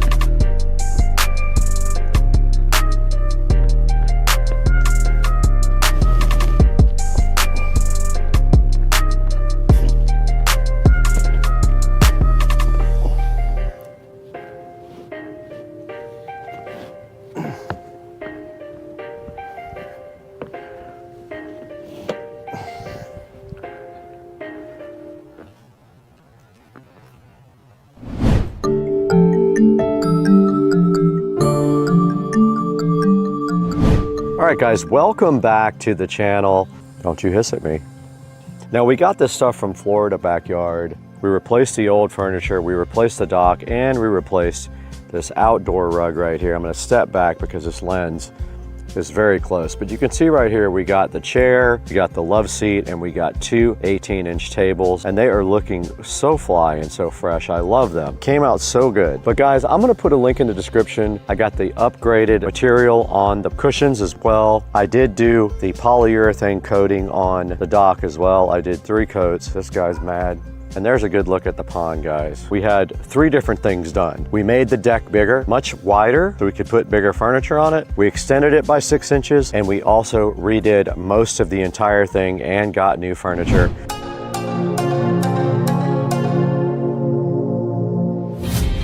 Hey guys, and welcome back to Supercar Street Racing once again. We're here in Studio B, and right in front of me you can see the Pollywood Lakeside Deep seating set. Now, Pollywood has a bunch of different choices for you on colors and also different choices for you on the cushions themselves. You can see right here, this is gray with textured linen is that color. I did go ahead and get the white on mine, and my cushions were actually made by Florida Backyard. They made those for me, and I got the upgraded fabric so that I could get a good waterproof, bleach-proof fabric. You can see right here, this set is only $1,049. I paid around $2,300 for my set with the upgraded fabric. So expect to pay about $2,300 for what I have, which is like a 4-piece set with 2 small tables, a love seat, and a chair. And they look awesome and they'll last forever. When the fabric gets dirty or moldy, you literally can spray it with bleach and hose it off, and it does not affect the color on the fabric. We would have to pull everything off the dock though and get that rug out from under it, so we didn't ruin that first. But it's good to know that you can clean those without having to actually take them off the dock and store them inside during times when you're not using them. A lot of people will take their stuff and just store it inside to keep it from getting ruined. I'll put a link in the description to at least one of these types of Pollywood furniture. You can go from there and find your own and buy it and use our affiliate links, and it does help us out greatly. Now, we did get these at Florida Backyard. If you are in Florida, go take a look at Florida Backyard. I'll put the address and phone number in the description. They did set everything up for us as well. Now, at the time of this recording, we have 150,897 subscribers. We thank you so much for your support. If you're new here, go ahead and click subscribe and like the video. It helps us out tremendously. Buy everything through our Amazon affiliate links, and we'll see you guys on the next one. We got to get out of here.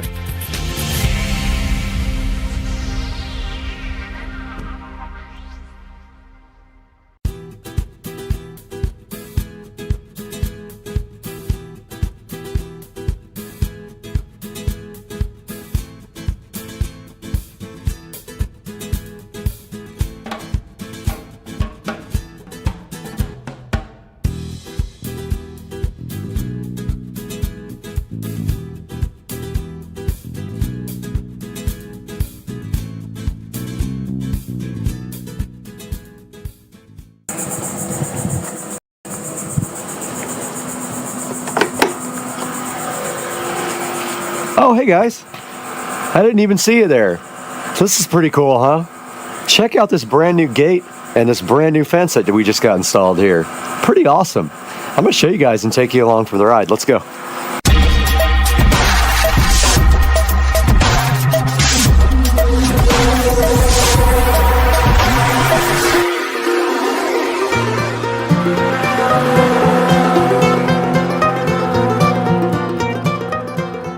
Guys, welcome back to Supercar Street Racing on a beautiful Monday morning, and we were saved from that big hurricane. It is not going to get us, and we have something new outside, which you guys probably already saw, and this is for that, and we are going to be looking at this and unboxing this product today on the channel. Stick with us, man. I hope you guys are having a great day. You previously saw outside that beautiful new addition to the Supercar Street Racing compound in the backyard. And what is in this box today is a controversial product. You get a lot of different opinions about this online, and it's really hard to figure out which reviews are good, which are not. And at this time, I was not ready to do wired lighting to the top of the fence post caps. So what I did right here and right now is we bought these Dynaming LED post lights that have decent reviews. This is a 6-pack. We have 4, and we will have 2 left over to put on our fence, which is kind of cool. And if I like them, I'm going to order 2 more. But as you can see right here in the package, they do come with these fence post adapters if you have a smaller fence. So there are 6 adapters on top. There are some drywall inserts and screws. And then we have these plastic lights from Dynaming. Let's get them all out here and on the Supercar Street Racing bed. There should be 6 in here. And basically, we're going to look at the instructions, but you should just be able to pull off the battery. It's like a removal tab, and then that's it. They are 3000K, which is leaning towards the warmer spectrum. 2700 would be your typical incandescent warm white bulb. And it says right here, it just charges all day and then lights up all night. So basically, you can replace the batteries. It has AA rechargeable battery.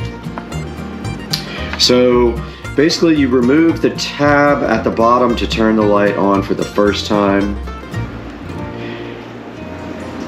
It says if it's 4 to 6 inches, fix the base on the post by drilling the screws for the hole and then put light body on the base. So basically, yes, these adapters are for 4 to 6 inch posts, and we have a 5-inch post. So it will probably not sit all the way around flush, but we're going to find out when we move outside and take a look at these Dynaming LED post lights in just a minute. So this is the outside of the Supercar Street Racing Studios. And you can see that I added nice lighting up there. That is the studio itself, and we're having trouble getting someone to be able to install a door on this guy, but I'm gonna keep on trying. But as you can see right here, this past week, we got the new fence installed around the pool equipment and the air conditioning. And it's very exciting for a couple of reasons. One, it actually covers up the ugly pool equipment and it covers up the ugly AC system, but also it knocks the sound down quite a bit, and I can already tell a difference with the pool pump being on because you can barely hear it from outside here. Also gave me a nice place to put the grill. The grill just sits right up against the side of it right there, and we did get all this stuff installed last week, and it costs, I want to say, around, I don't know, $1,500, which is not bad. And now we have some nice LED solar fence posts to put on here, which should be awesome looking. So let's go grab those right now and take a look at how we have to install them. on the fence. And if you take a look at any kind of fence like this, basically they come in different fence post sizes, and you just remove the cap right here. And the new LED fence post caps just go right in place of those. They started to glue these on, and I was like, do not glue them. And they said, oh, they'll come right off. But as you can see, it doesn't come right off. So we'll have to pry that one off.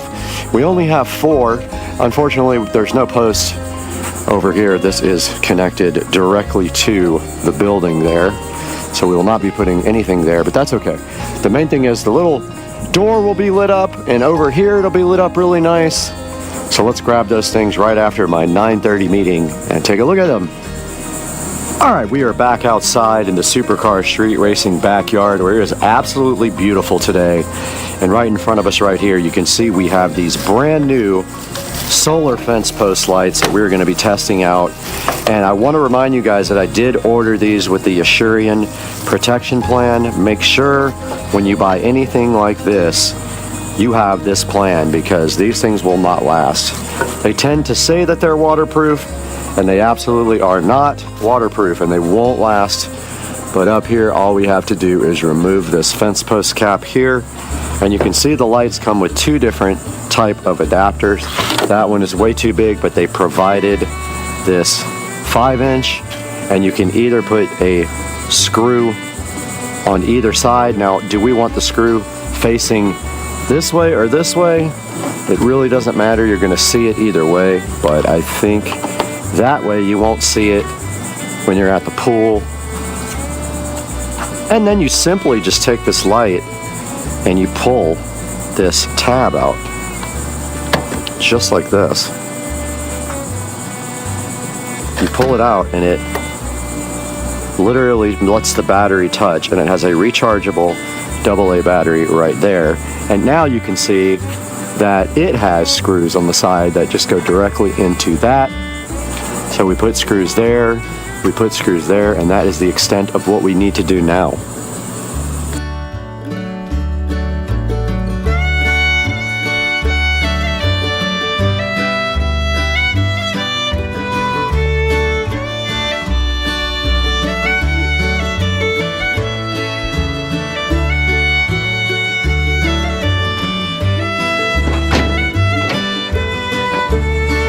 Okay, we are back up on the ladder here at the Supercar Street Racing compound.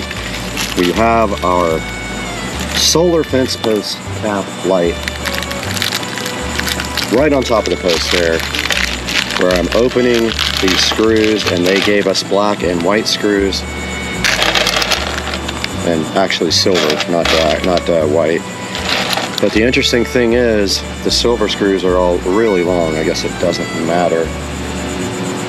The black ones, I guess, are designed to go through the sides, but that really is going to show.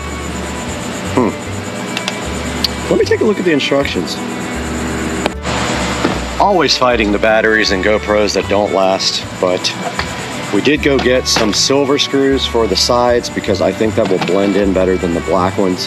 There's nothing black on the entire fence, so I don't really understand the use of black screws instead of silver. And they don't give you any short silver screws. So I got something similar to mount both the light to the adapter. So I'm gonna go ahead and put first the screw there.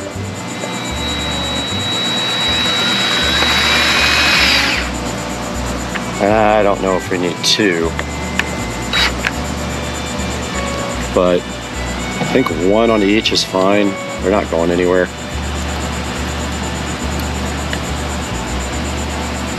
So I'm going to go ahead and put the side one in. This is actually what holds it to the fence post.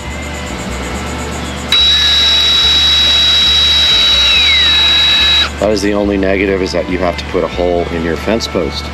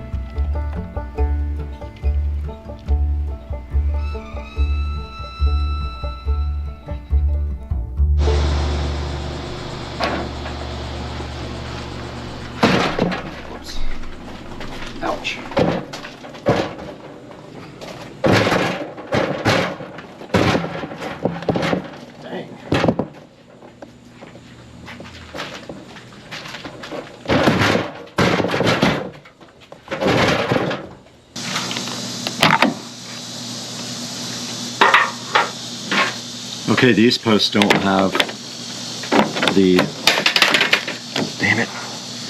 Well, I dropped the light. Maybe it don't work anymore. But this is going to be very difficult to get in. I may not be able to get this.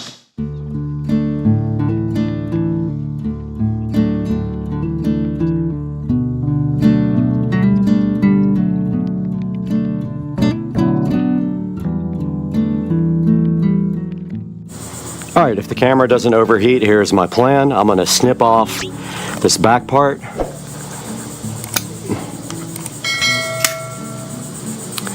If I can, without breaking everything.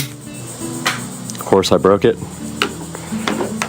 I broke that part, so that's gonna have to go to the back now. It keeps cracking. I don't know if this is gonna work.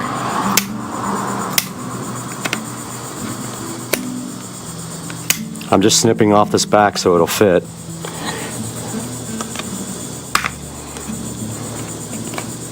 I don't know how long this is going to last. The camera keeps overheating, but I put some white silicone sealer there.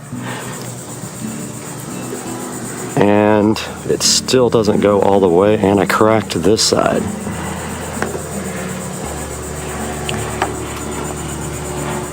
It still doesn't go down all the way.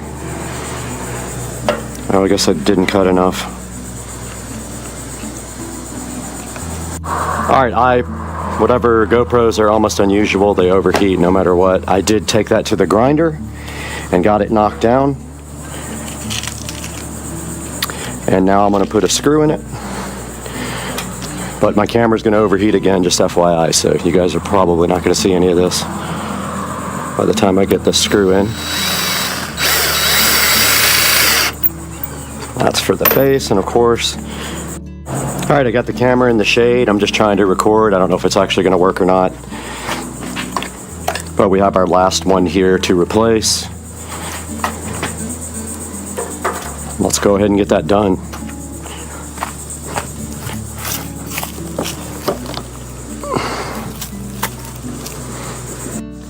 Guys, we successfully completed our fence post solar cap project, as you can see right here and right now. And there are the new fence post caps all installed. We got 4 installed right here, which you saw most of that. And then if we walk right down here to our other fence posts, which is the gate, we got 1 installed there and 1 installed right there. We had to do some work on this cap.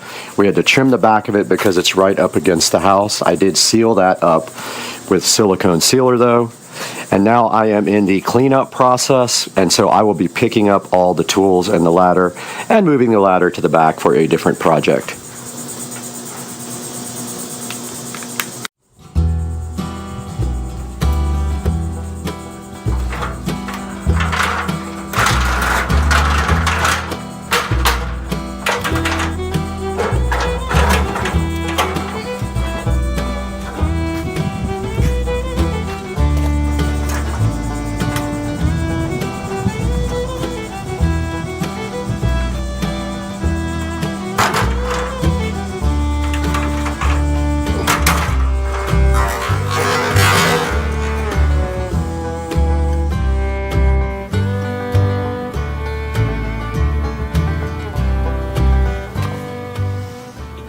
Guys, we're back in the 4K production studio here at Supercar Street Racing, and you guys just saw that we got a fence installed, and it would be right here on my left, and that fence is around my pool equipment and my AC unit right here to the left of the Supercar Street Racing 4K production studio. And now we're taking a look at what we did on top of this fence, and the fence already cost about $1,500. We wanted to top it off with some nice solar LED fence posts. I did look pretty tough and pretty hard for some that had decent reviews, were actually warm white in color, and also that maybe would last. Now, a lot of these don't last at all, so you're pretty much going to need to buy an Asurion protection plan with it when you buy these lights. They are going to fail eventually. They last anywhere from 4 to 6 months to a year. These ones actually had decent reviews and said that they will stay lit up all night long. We're going to see that. It doesn't actually matter if it does. As long as they light till at least midnight or 1 a.m., I'm totally fine with that. So this is 6 solar post cap lights, and they are $49. And there is also a promotion if you buy something else. It says, let's see, it says save up to 3% on Dynaming solar lights. So this company is Dynaming is the name of it, or Dynaming, however you want to call it. As you can see here, it has a 4.4 star review on Amazon. Not bad. All the solar lights go from anywhere from like 4.4 down to 3 point something. Now you could go ahead and get low voltage 12 volt powered lights for your fence post caps. In that case, you probably would have had to run wire underneath, and I did not do that. You might still be able to add it and hide the wire, but at this point I'm going to go ahead and go with the solar because I've got a bunch of wired lights in the backyard already. So that is a look at the Dynaming 6-pack of solar fence post lights. And after this, when it gets dark outside, we're going to go take a look at these in the dark and see how it came out, and we'll let you guys know that in just a second.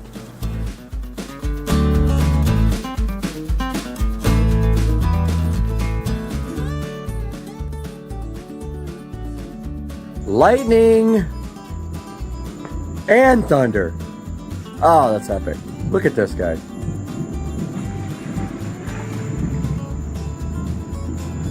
And tonight we are checking out the fence post lighting on the supercar street racing fence, and look at this. This is so perfect. I love these. Now I kind of want them on all of my fence posts, if not every other one. These are freaking great. So here you go, guys. This is the conclusion of our fence post project, and they came out so awesome.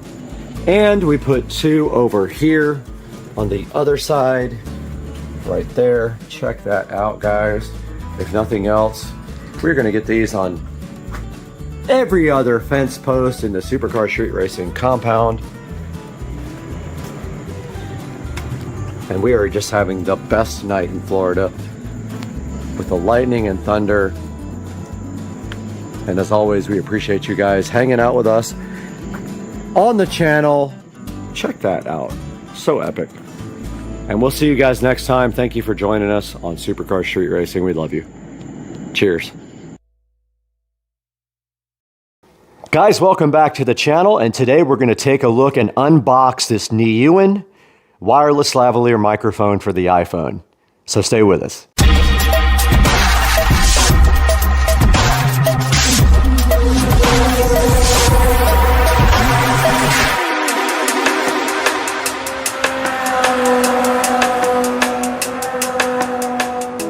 Welcome to Supercar Street Racing. If you're new to the channel, thanks for joining us. Go ahead and hit that like and subscribe button. It helps us out tremendously. And welcome back if you've been here before.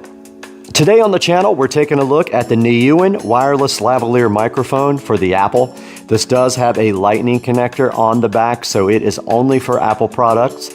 And I don't actually own an Apple product that I can plug this into. So today we're just going to be taking a look at the unboxing and giving you guys a low-cost alternative to an expensive mic like this DJI right here on my hat.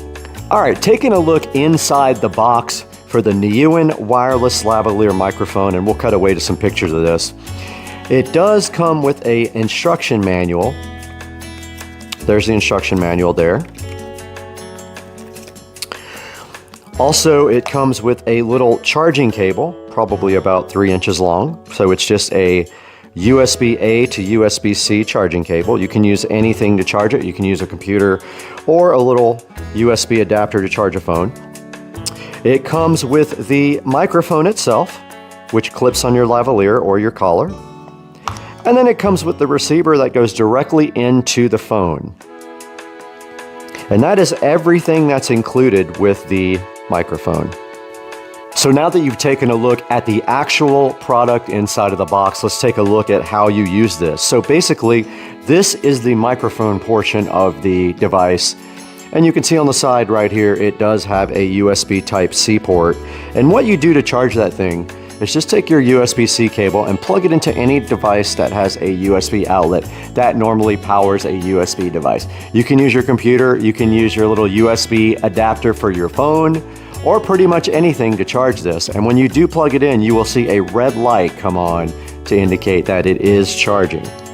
Then you take this lightning adapter here and you place it in the back of your iPhone or your tablet, and then you're ready to start recording immediately.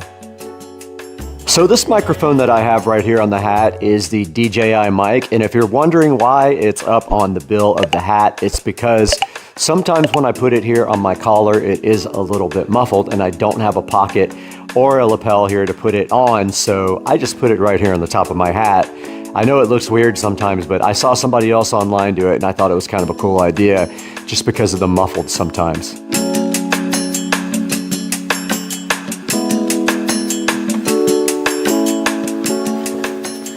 Welcome back to Supercar Street Racing. We are here in the beautiful 4K production studio once again to be with you guys to talk to you a little bit about this wireless microphone from Nylon. But first, I just want to encourage you guys to please like and subscribe to the channel. It helps me out so much. And please click through any of our affiliate links down below to buy anything you want on Amazon, as we get a small commission from it, and it helps me buy equipment for the channel. We do need a camera. Think about me when you click through the links and do us a big old favor.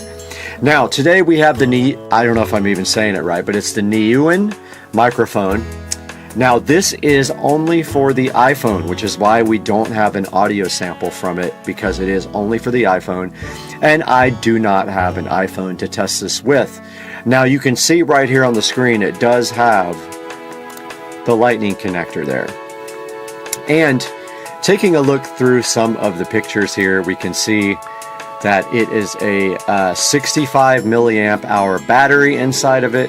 It says that it'll work for 6 to 8 hours, and it says that it will fully charge the battery in 1 hour.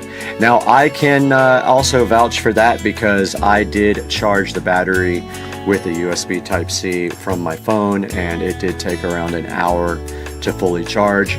Now, when it does charge, there will be a little red light on the front of it letting you know that it is charging. Now, in our next picture here, you can see that all you have to do is just plug and play. And down here it says that the microphone and receiver cannot be used while calling. So you can't make a call and use this microphone to do that. It does record on to the actual recording. And you can see right here, right now, the 3 steps. Plug it in, power on, connection succeeded. And now, this is hilarious, exquisite fixed clip. Yes, it is a built-in windproof. It has built-in windproof, it says. All-round recording, so meaning it can record pretty much anything. Full and rich sound. It holds to your collar firmly. It is fixed but not rigid. And it has a flexible position on it. Now, here is some more details about it. It says that it has high sound quality, a highly sensitive microphone, and a newer smart chip with noise reduction. Now, let's be honest here, 100% honest. You have to base this on the price of the microphone. You cannot for a second think that this microphone is going to sound like the DJI mic. This is an $11 microphone. The DJI is around $300 if I remember correctly. So you're going to get exactly what you pay for in this case, and I'm sure you know that. Now, this thing has 14 reviews and they are all 5-star reviews, so that says something about it. But down here it does say that it's a new upgraded microphone, unrivaled audio quality, automatic noise reduction, built-in windshield. I think it's supposed to mean windscreen or not a windshield, that's on a car. Wireless freedom, so I mean you're totally free with this, right? I mean you're free anyway with your phone, but this gives you a wireless mic to walk away from your phone with. Versatile for a wide range of applications, but hey, I mean I'm using it for recording audio. I'm going to be using it. Now, looking at the reviews here, all 5-star reviews. Great little mic.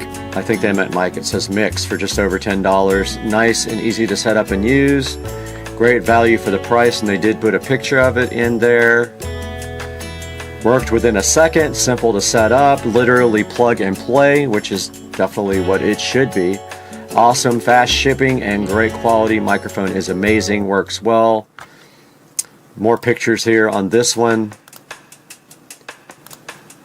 This guy says excellent, and it's in Espanol, I think. And so if we go back here, there are some other ones we can compare this to. There are several down here, and they range for anywhere from $9 all the way up to $90 for deals on related products. Now, if you would like to see a high quality version, there are some medium quality here that may be worth looking into. But if you would like to see a higher quality version, let's take a look at the DJI mic. DJI mic. And this is the DJI wireless mic kit. So this is one of the highest quality kits you can buy, and you can see it does have 2,187 reviews. It has a 4.7 star review, and this is what you are going to see most of your vloggers and most of your YouTube people using, most of your professionals who use wireless mics are going to be using the DJI mic. It does come with 2 transmitters and 1 receiver.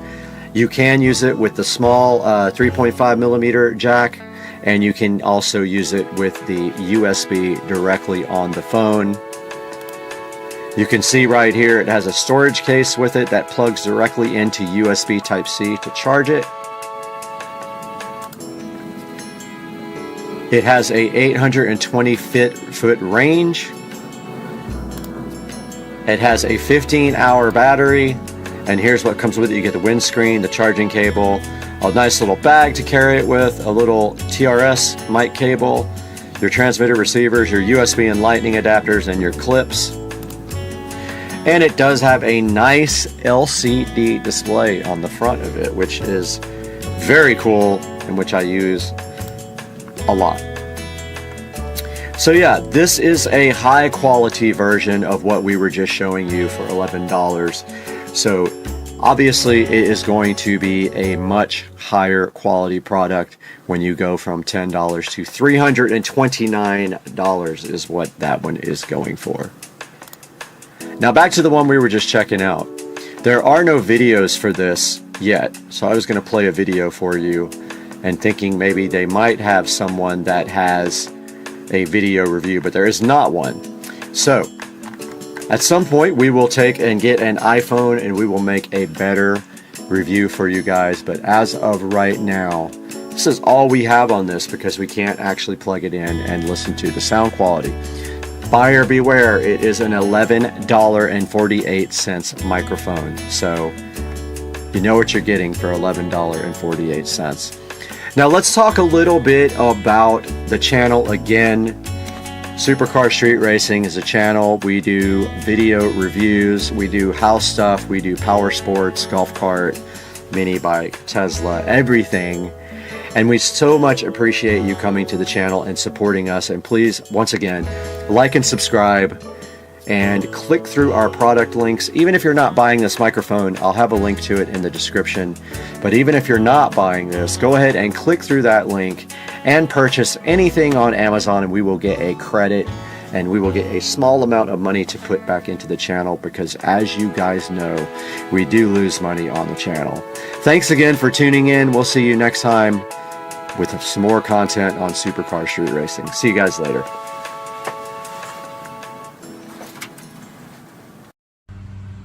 Look at this guy just chilling with something in his mouth, heading towards the salad. And then there's another dude back there who took off.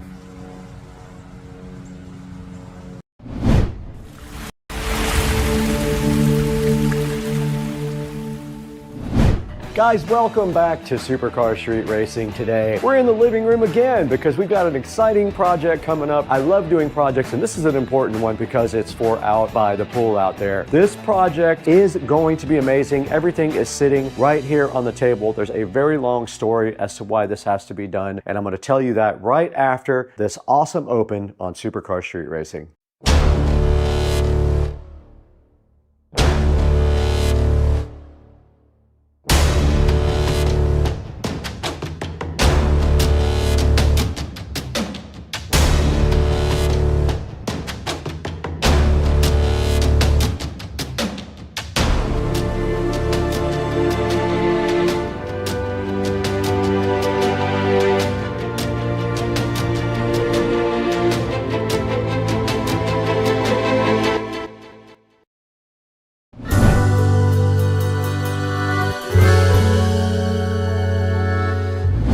Guys, we're in the Supercar Street Racing living room. It's a place you've seen before, and today we have a special project, and the whole reason for this project is due to one thing, and that is because the nice company of Amazon has decided to rob me of the ability to use this dot right here to feed the speakers in the house with the home theater feature on the Fire Stick. Now, you used to be able to do that. You used to be able to have a Fire Stick somewhere in the house, and you could transmit that audio over Wi-Fi to one of those devices there, and that was what I was using to let audio come out of the TV and onto the patio outside by the pool. They robbed me of that feature. I can no longer do that, so I have to do this a different way. I could use Bluetooth and then Bluetooth to this whole home audio system over here, but I actually want to put a subwoofer and an amplifier outside behind the TV. So right here in front of me, we got everything we need to do that. Let's take a look at what we got right here.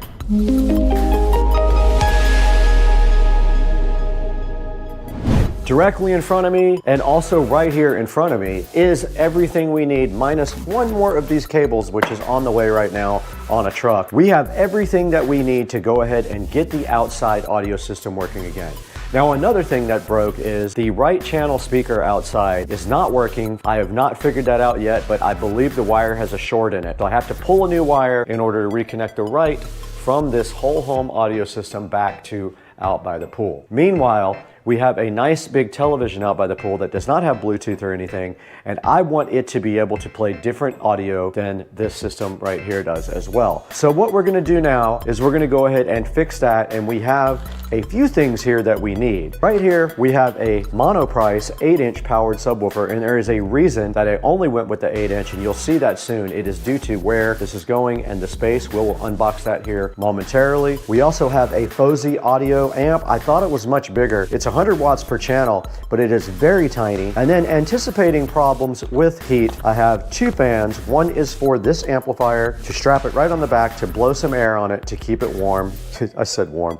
To keep it cool. To keep it cool, this is going to go on the FOSI audio and also on the heatsink on the subwoofer. I know it gets very hot out there. At least it's under the patio, so it does get shade. This is going to feed audio from the television to the amplifier here, and then we have another one of these that comes out of the amplifier and goes to the subwoofer. It is another little guy right here, mini to RCA male. We have two of those. We have some insulated wire. Make sure when you do anything outside, you get insulated wire. It will literally fall apart if you don't do that because of the heat and the humidity in Florida.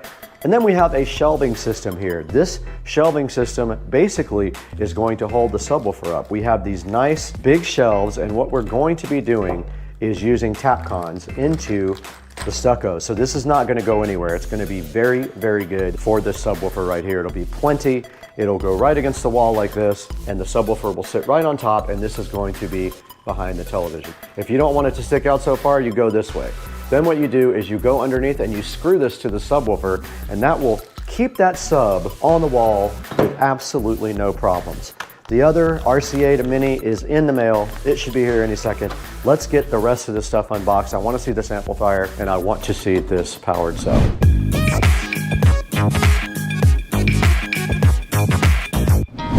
The Fuzzy Audio, or Fozzy Audio, depending on how you like to pronounce it, is sitting right in front of me here. And what I plan on doing right now is going ahead and unboxing it. Let's move these fans. Now these are, we can go ahead and unbox these now, I guess. These are USB fans, so it'll be great and easy to power up, and they should keep enough airflow on our products to keep them cool. Now, if I have a problem with the amplifier staying cool, I may do some modifications to the amp, and I'll show you that in a little bit. But here is the first fan. Pretty cool. It just has a USB connection like that. We can plug it into any USB connection, or we can do a power brick into the wall. So I have two of those, one for the amp here and one for the subwoofer. And on the back of the sub, there is a heatsink that we will put that on. Now here's the Fuzzy Audio and the Fuzzy Audio power supply.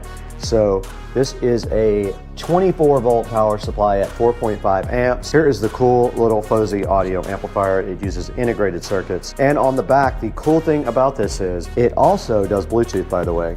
But the cool thing about this is it has a subwoofer output or a preamp output. You can use this with a powered subwoofer. And the input is also MIDI. So that was the plan, to come out of the television's audio output jack. We go right into the input here on the Fuzzy.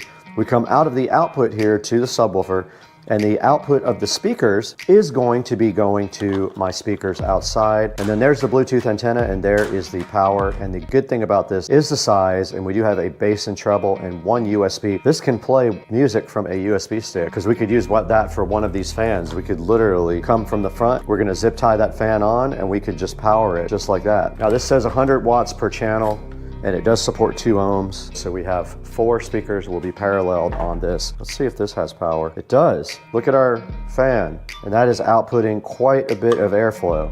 Right in front of me is the Monoprice 8-inch powered subwoofer sitting right here on the table for you guys. It's very light. First of all, I would say it probably weighs 25 pounds if I had to guess, which is great.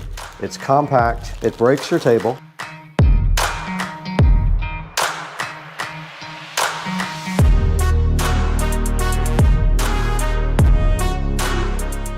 This project is over for today. The subwoofer's broken. I was unboxing the subwoofer. Joe called. I pulled the grill off the front of the subwoofer to show you guys, and a screw fell out. And I thought that was weird. Where would that come from? And then I started looking around the woofer, and the woofer had 2 screws pulled out, and the wood was like separated from the actual enclosure there. So this is broken.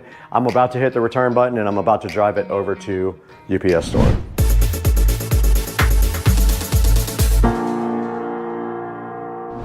All right, that was a whole ordeal and a half trying to get my GoPro to work, because it's a piece of crap every day. We did get a replacement subwoofer in today to get unboxed after the first one was damaged. Now it was damaged on the actual woofer itself.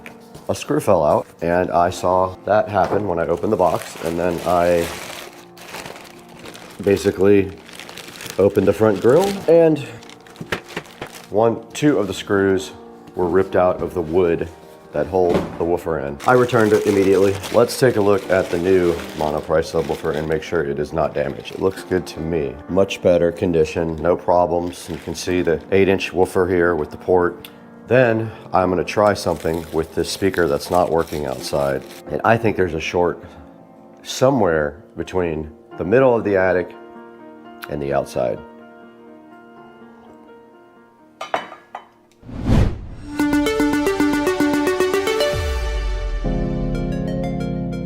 Audio is on only to this speaker outside, and I do have my test speaker in my pocket.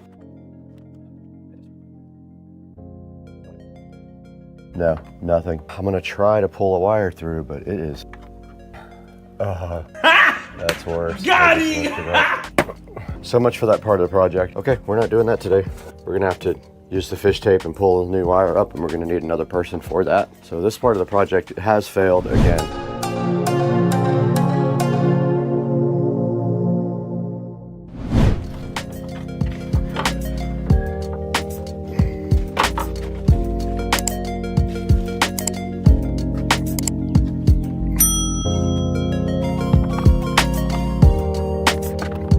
I am going to use a little bit of spray foam to keep this on. Just a little bit on each side, I think, is all I need here.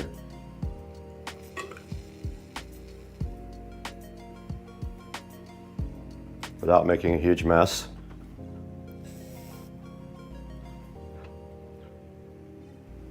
That should do it. It's a sacrificial can, but that should keep that from going anywhere. That should dry very quickly and allow us to have a nice cooling source on our sub. There's still room to plug in the cables, so we're good to go there. So that's just gonna sit there and dry now. Keep that fan tight on that subwoofer forever. It's going to, feet are basically 9.5 inches apart. So our measurements are going to be, we're gonna do 8.5 inches on the wall. So our brackets are gonna fall between these 2 feet.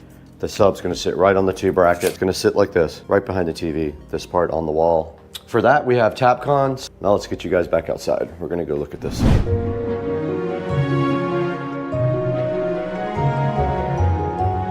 Here we are behind the TV outside, and as you can see, there's plenty of space up here for our amplifier and our subwoofer to sit right on top of that. What I'm gonna do literally is just go right above the power strip right there, and I'm gonna put the sub directly above that. You won't see it because of the television. Top of it will be 12 inches above this, so it will just be that tall. I'll center it right in the center.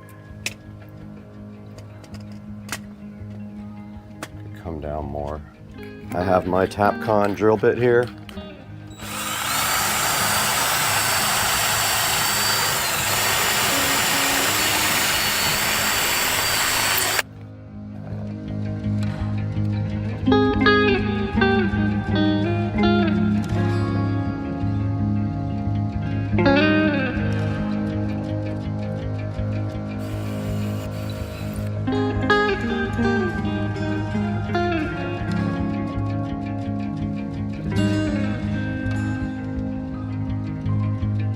That should be level.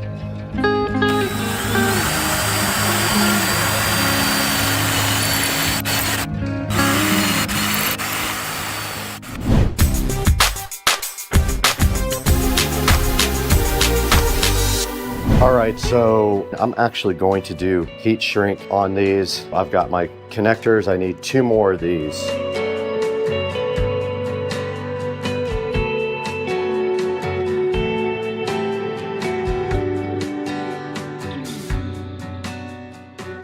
Just going to put these on the end here. So I'm going to make sure that they are oriented the same way. And then you use the color codes, so you use yellow, just like that, and then you heat shrink them. Will that work? Yep, that'll work right there around the power cable.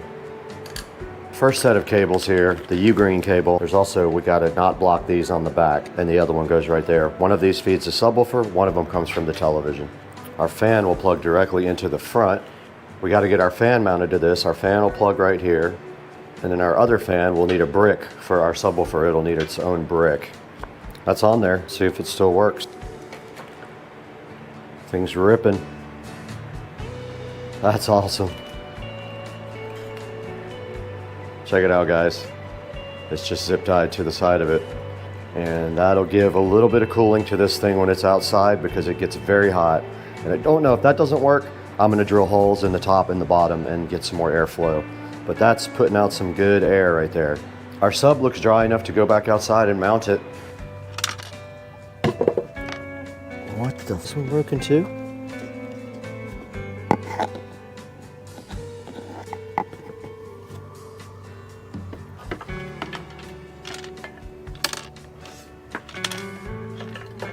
It's a screw.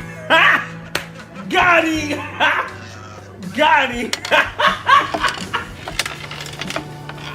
Fucking screw rattling around. There's a screw rattling around inside of this that I know is going to be annoying. Now I got to take the woofer out. This is crazy. This is the second one I got that had issues. How in the world can they make 2 subwoofers with problems? I don't get it.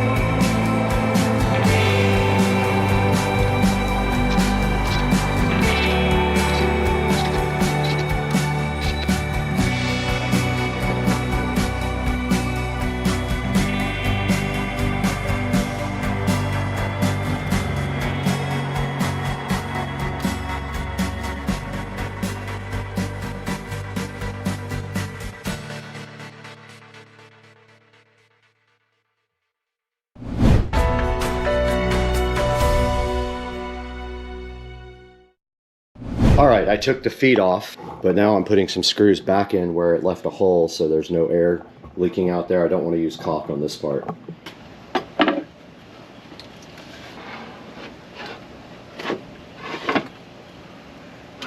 That's how it's gonna sit, just like that. And it's perfect. Not in the way of the TV at all. I can still get to the back of it if I need to adjust, if I just have to get on a little stool. Perfect, look at that, guys. This came out really good. Now I just gotta figure out mounting the amplifier. I'm gonna wipe down the back of this television. It's all dirty with pollen, but I think the amp can go right here somewhere. And then the wires can go up and up to the top, and they're gonna go up the soffit right there to that speaker. Get something to drink first though. I'm gonna mount it just like that, if you guys can see this. The TV can still move and articulate either way. If it needs to, it can articulate all the way this way to about right there, or all the way that way without this being in the way.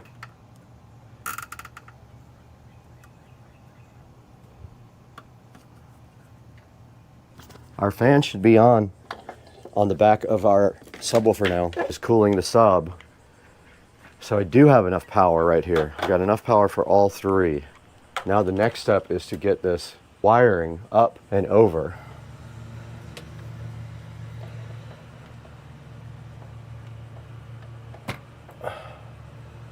And so I'm putting this speaker wire in the soffit. There's a little lip on these soffits that this one can run behind the sub.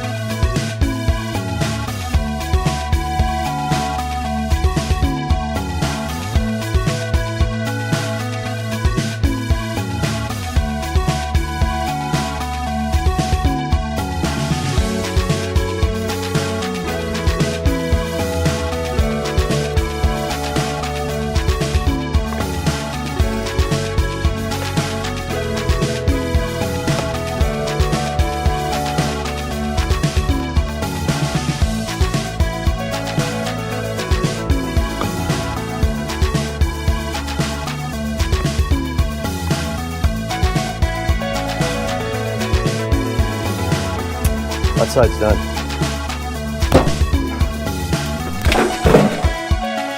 Got it! Well, I broke my...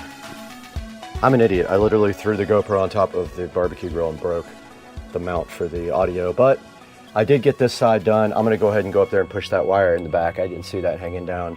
This side is completely done. All we gotta do now is finish the wiring here underneath the television.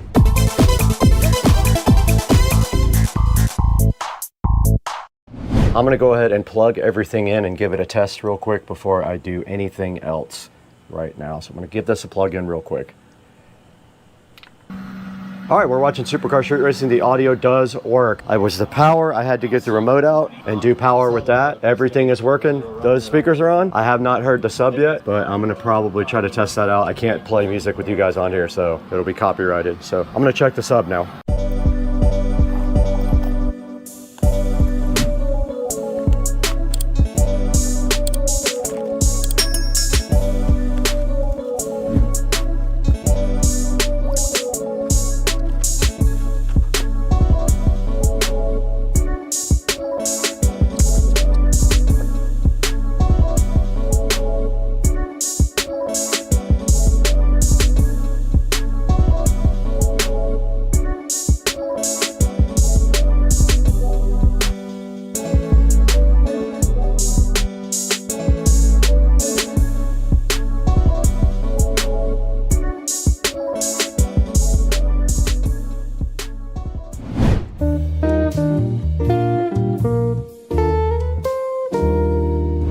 Guys, we're in Studio B again. As you can see, Supercar Street Racing is playing on the TV right behind us right there.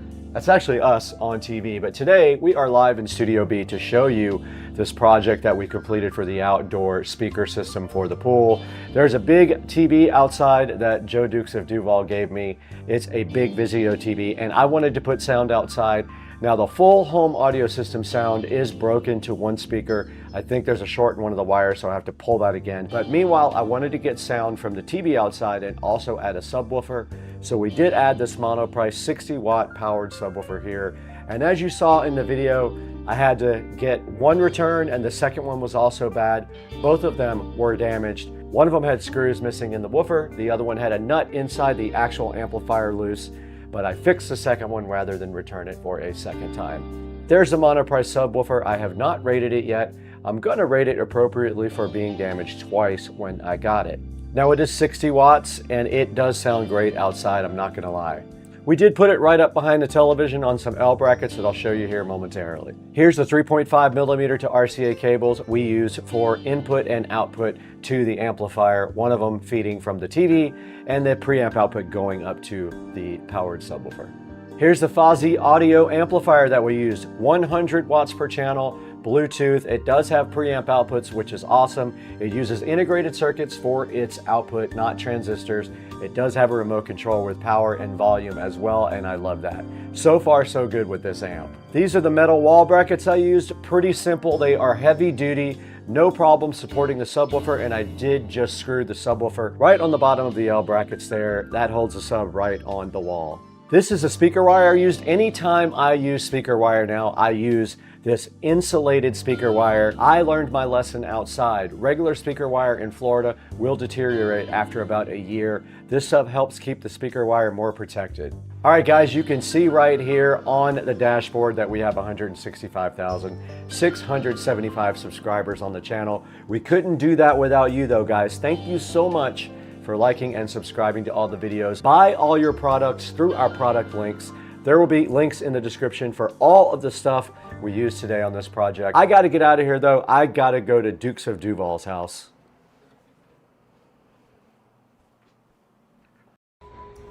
Hey, what's up guys? Supercar Street Racing here, headed out towards the pool. I'm gonna show you guys exactly what's going on out here. And it is raining. Might put up a live video here shortly. So we are going to start this pool remodel here within the next 3 weeks or so. It is about a $35,000 pool remodel. So just so you guys know, this pool is a Marcite pool. So basically like a cement type of mix.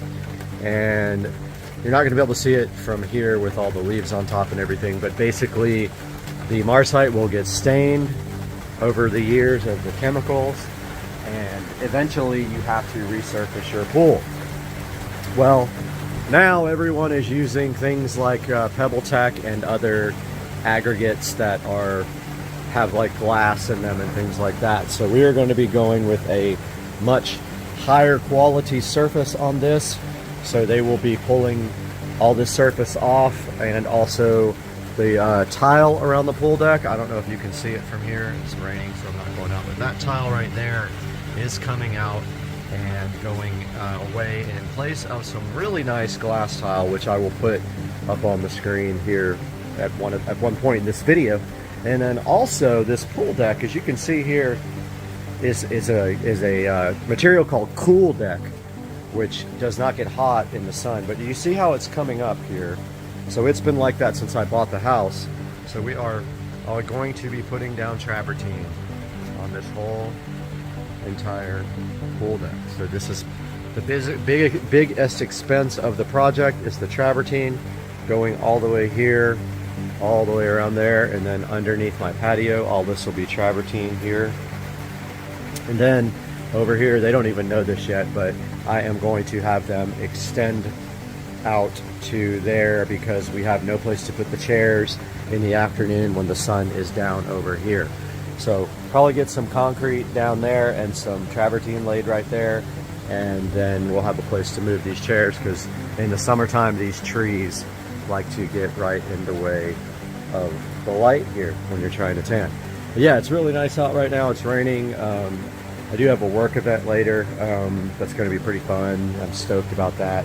But yeah, so glass tile all around the edge of the pool, glass tile on the steps, and then travertine all here, and then cool decking on the pool deck is coming out, and travertine going in place. I think I just said that.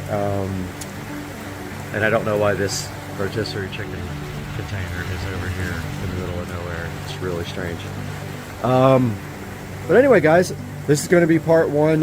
Part two will be shot tomorrow when the pavers guy comes and looks at everything. I will give you guys an update on how we're going to do all this after we figure it out ourselves. But the plan is that travertine will be laid on top of all of this stuff.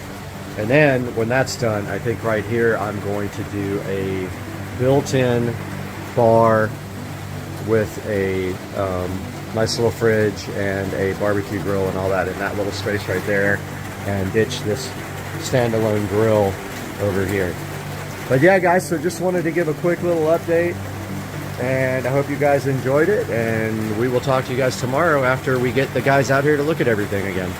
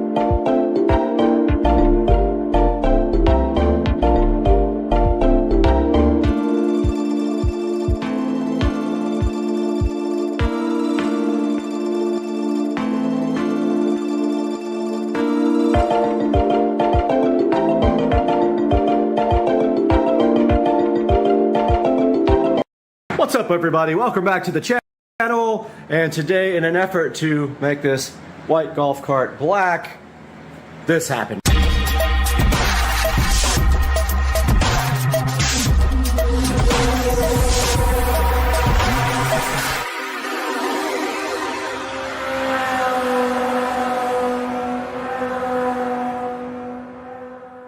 What's up, guys? Welcome back to the channel. And today we are changing out this beat up white top for black one. So I have all the tools here to do that. Let's get her done.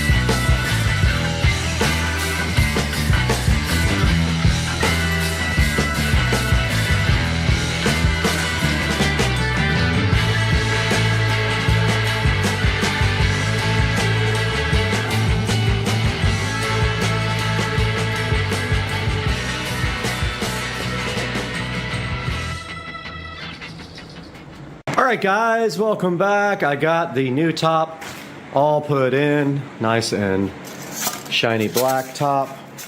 And I think now I will polish it up with some of the black restoring stuff if I have enough. And then I'll let you guys know how that turned out. But yeah, the black top is in. I really like it. It definitely changes the card a lot. I can't wait to get a black body put in or a matte black wrap. I'm so hyped.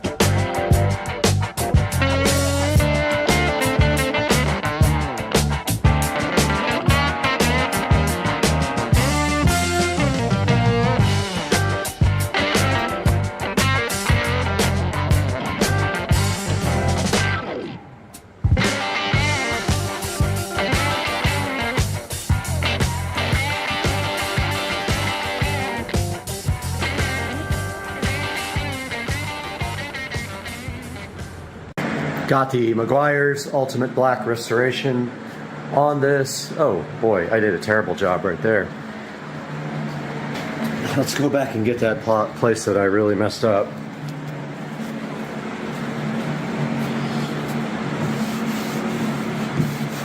There we go, much better.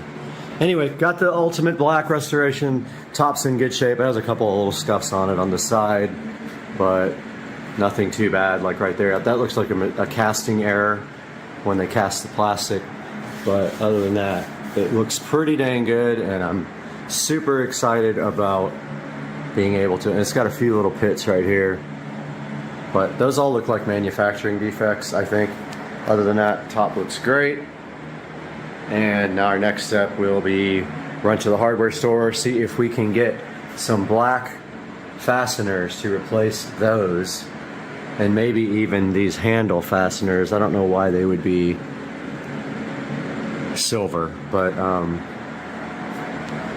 yeah, I think those are probably the same exact dimensions. So I'll try to get 2, 4, 6, 8 of those to replace all the silver stuff, and then we'll see what happens after that. Fight, people. No, they know you're watching. They're not gonna do that. Damn it.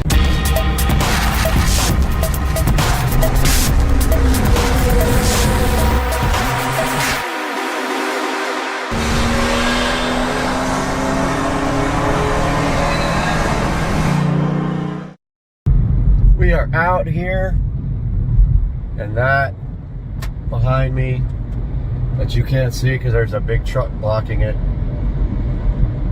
that is New York City. In 1,000 feet, use the right lane to exit right. Right, so the truck and the navigation system rule. That's New York City. Right over there, if you can see it. And we are headed to the train right now to go to... Exit right to exit 15W, right. 280, Newark, Kearney. New York City, right there. All right, there is something related to a city right over that bridge. We're headed to the train station right now. That looks like part of the city. Don't know which part. We are going to the city, guys. Hello, New York. All right, here we are. Secaucus train station. We're getting our tickets to head on the train. And we will be on the train here shortly. Cool.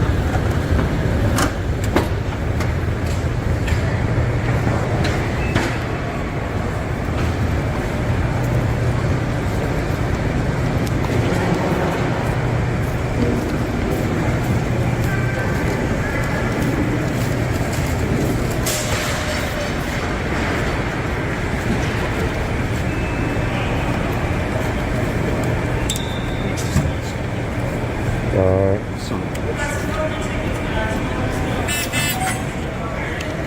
that again? Huh?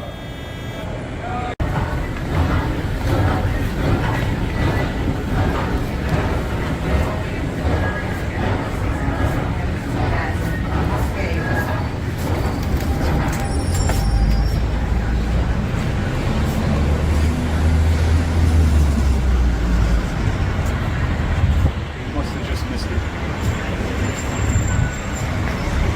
4:53.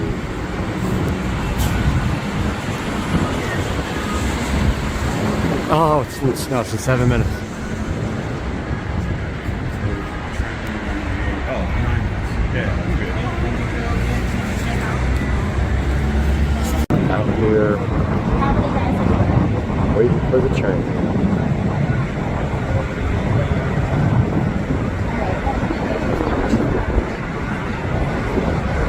There is the city.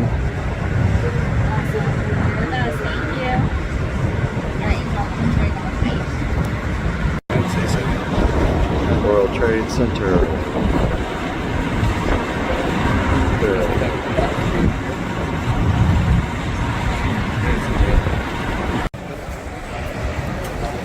Late train. Probably gonna smell a lot of weed. Weed's legal, so just saying, don't be shocked. Yeah.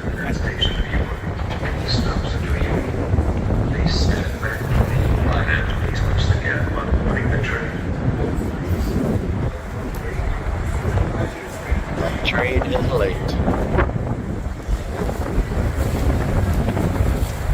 Oh, I hear it.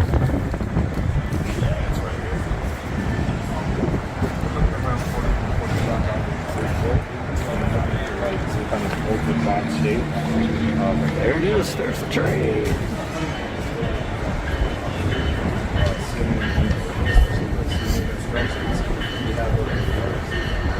I think it's moving.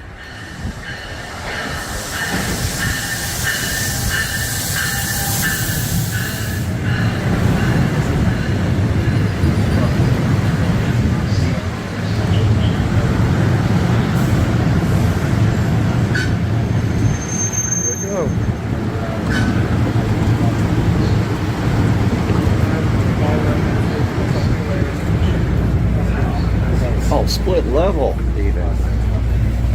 You gotta love that, man. Where's the drinks now? Oh, we could have got. Where's the bourbon? We could have gotten beers. We should have gotten beers. Cool train.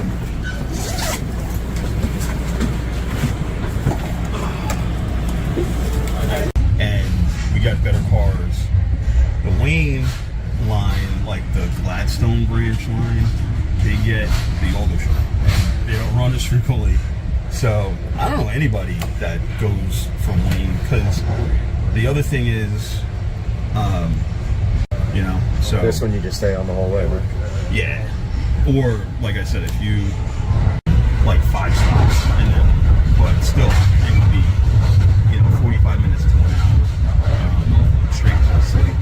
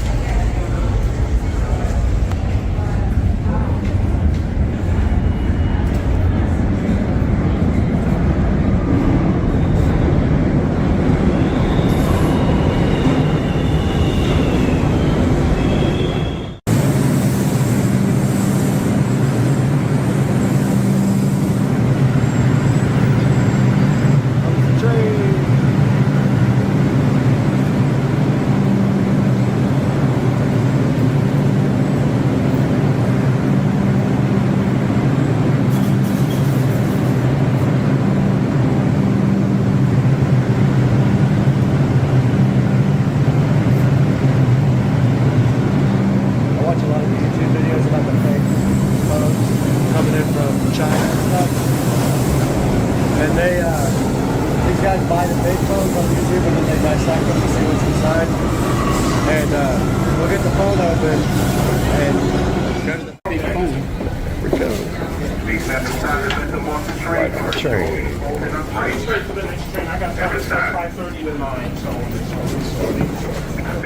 Stay clear to closing doors, please. Okay, we got in. We got in. Yeah, we did. Yeah, man.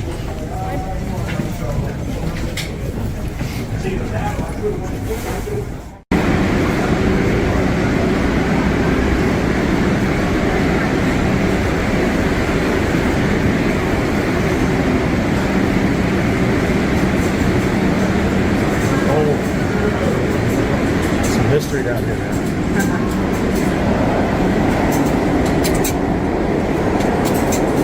All right. See daylight.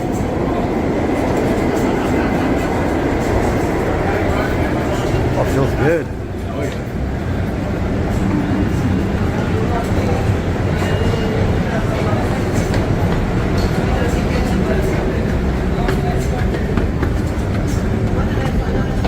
Oh yeah.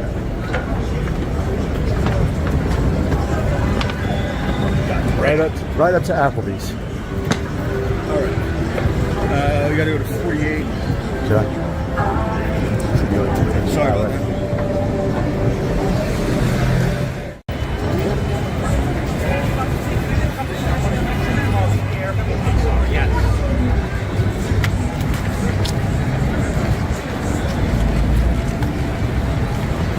Love it. Yeah, man. City's awesome. That's the cool thing, you know? It's so cool. Weather's perfect because we're walking, so you don't need it to be hot. Right.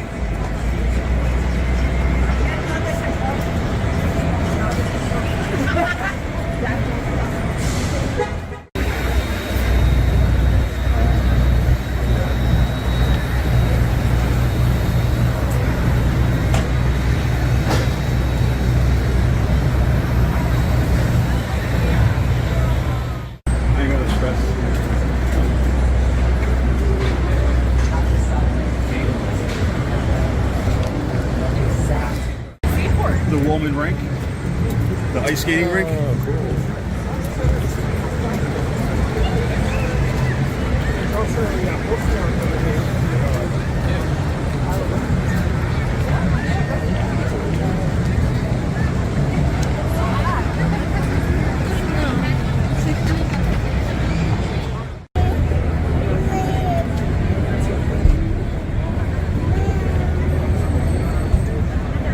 Wish it was sunny, but I don't know.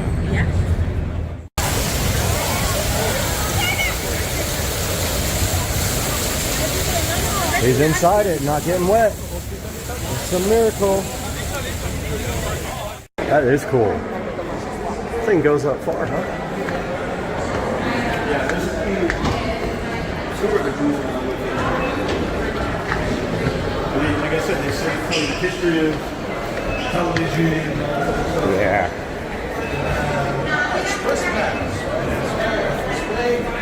You'll take your phone so the full QR code is visible? Thank you.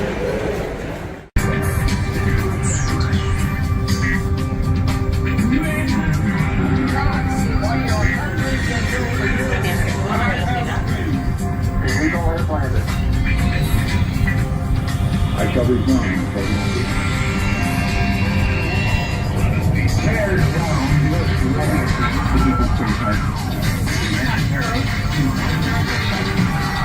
Welcome to Top of the Rock.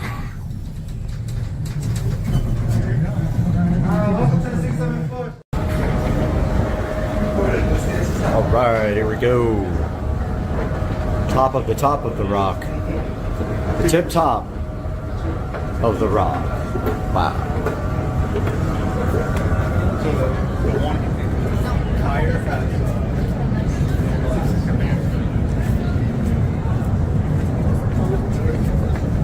Dang, look at this. That is insane. Wow. Check it out. Do you know what it is?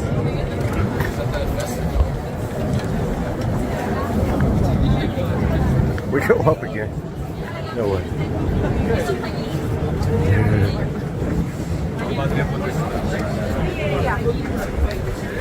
Top of the rock. The most insane view ever.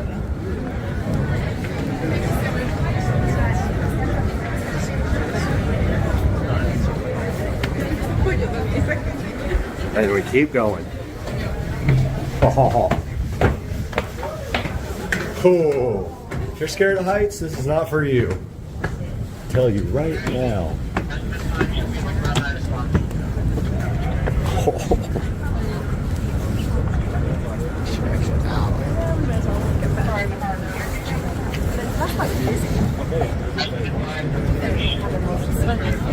For real.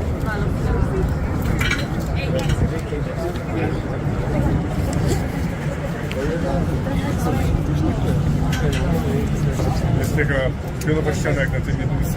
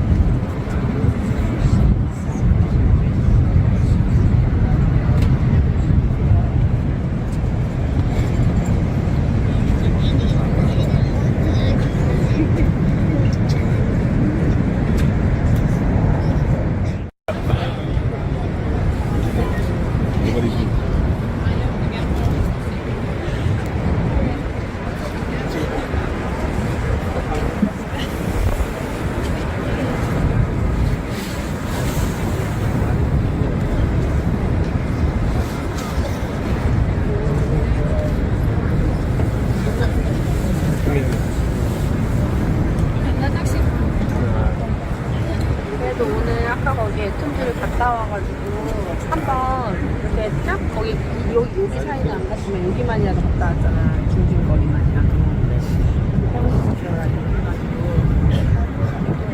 갔다 와가지고 그래도 본 거야. 근데 이런 세세한 거 있을 거야.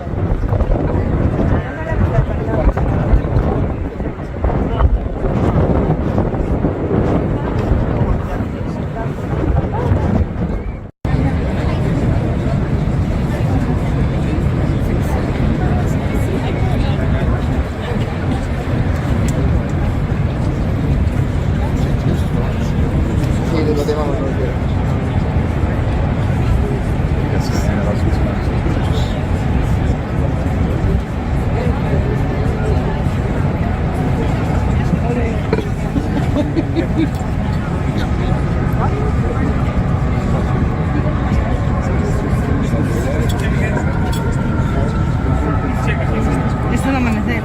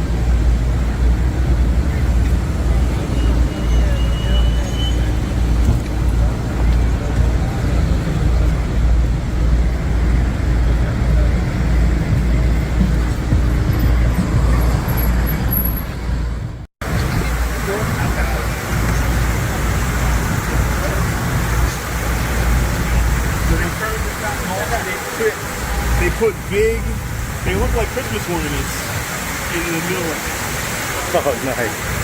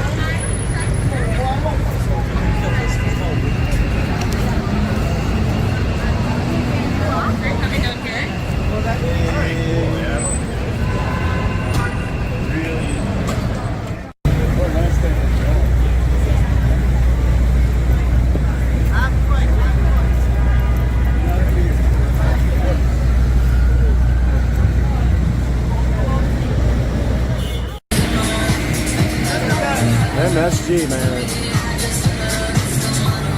Boxing.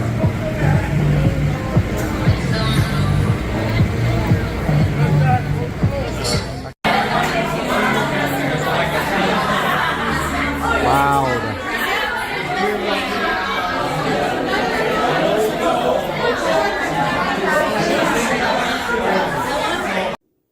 Let's go with the LED mini bike. Check it out, guys. The LED mini bike is the new piece of furniture in the house, and this thing is sick with the LED mini bike. Guys, we're back in the ever familiar Supercar Street Racing dining room here, and we got a package here from Amazon that's going to help us accomplish some maintenance today at the Supercar Street Racing compound. And inside of the box here we have some garage door lube, 3-in-1. We're not in a cold climate, so we don't have the silicone based garage lube. We're going to use this stuff today and show you guys how to keep your $16,000 garage door properly lubricated. So hang out with us today. We'll all learn something lubing up the garage door. Let's go.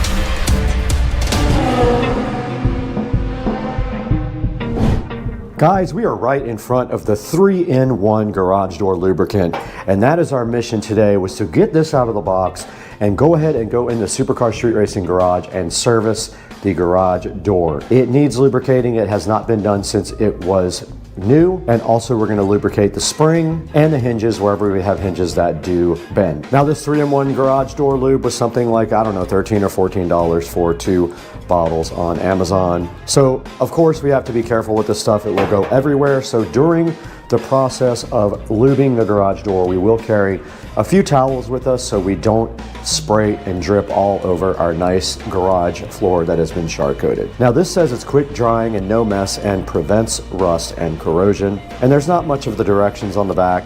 It just says shake well, apply by spraying directly on the surface to be lubricated and protected. Wipe excess with a rag. This says lubricate monthly. We're going to start maintaining our garage door like that. Let's get out in the Supercar Street Racing garage and start getting to work.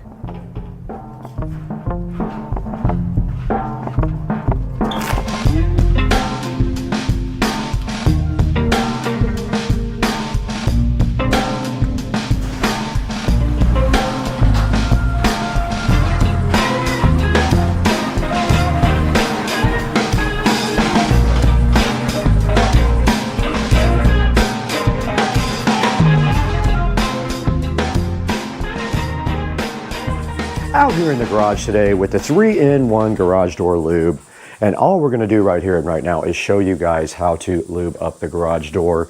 And the most important part is that you get on the tracks where the rollers go and you're actually cleaning the garage door as well, and then you also lubricate these hinges right here. So the first step is going to be to do the part that is open right now. We'll get all this lubricated, get it wiped down, and then we will go ahead and do all of these hinges right here. So that would be the second step.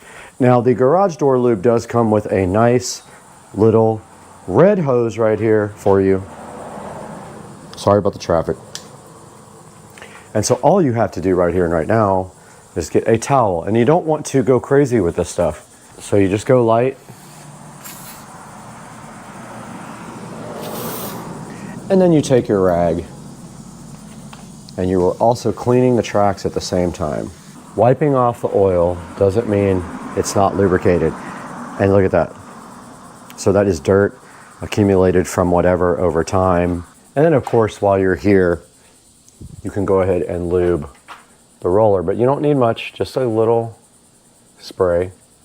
So part of the problem is it's going to drip, so wipe it off after you do lube. If you get any on your nice floor, go ahead and wipe that off as well. Let's go ahead and do the other side. And obviously that needs cleaning. So I'm gonna get that today also.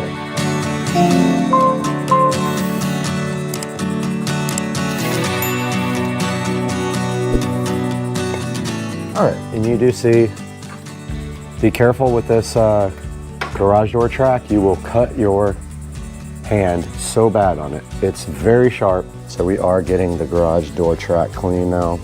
And that is that. And then we spray a little bit on these hinges right here. Just a tiny bit. You don't need a lot. And that does soak right in. See, that time I did better because I didn't get it all over the place. And now I'm going to take the opportunity to clean this, all the spider webs and mess right there.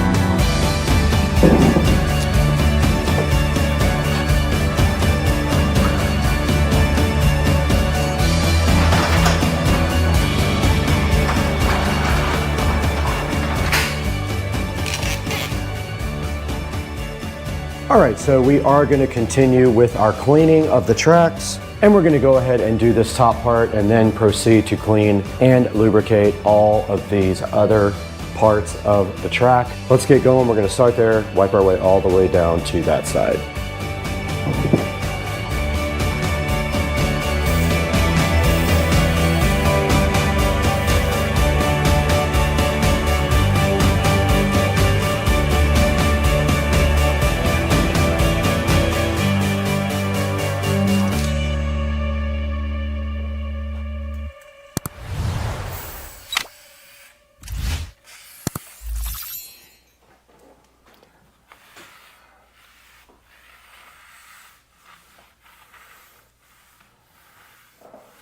We just finished lubricating that track right there and cleaning it. Notice I wiped off all of the oil. Well, not all of it, but I wiped off the oil, the excess. And now all we have to do right here and right now is go lubricate these rollers. Just a little shot. You don't have to push hard. And if you do get excess on there, just wipe it off. Just barely press on it. So I didn't do a great job on that one. And make sure you get both sides.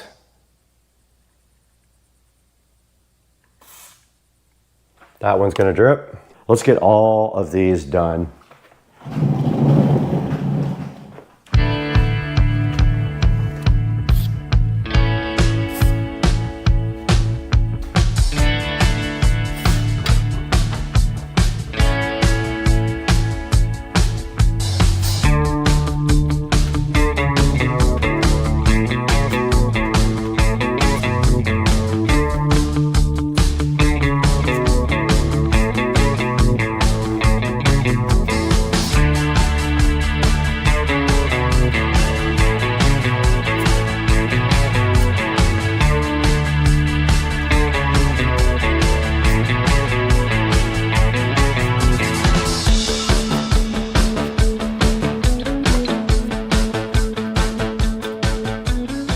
Okay, all that is left to do now is go ahead and get this track done. I got all the other ones done and all the rollers and all the hinges, so that's the last thing left before the spring. Let's go ahead and get this thing done now.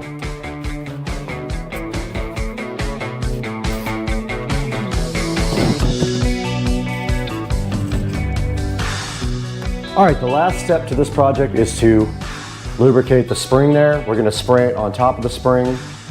Don't get too much on it. It will actually fall down and drip. So we're just gonna go right on top of the spring and then that's it. Wipe it off with the rag.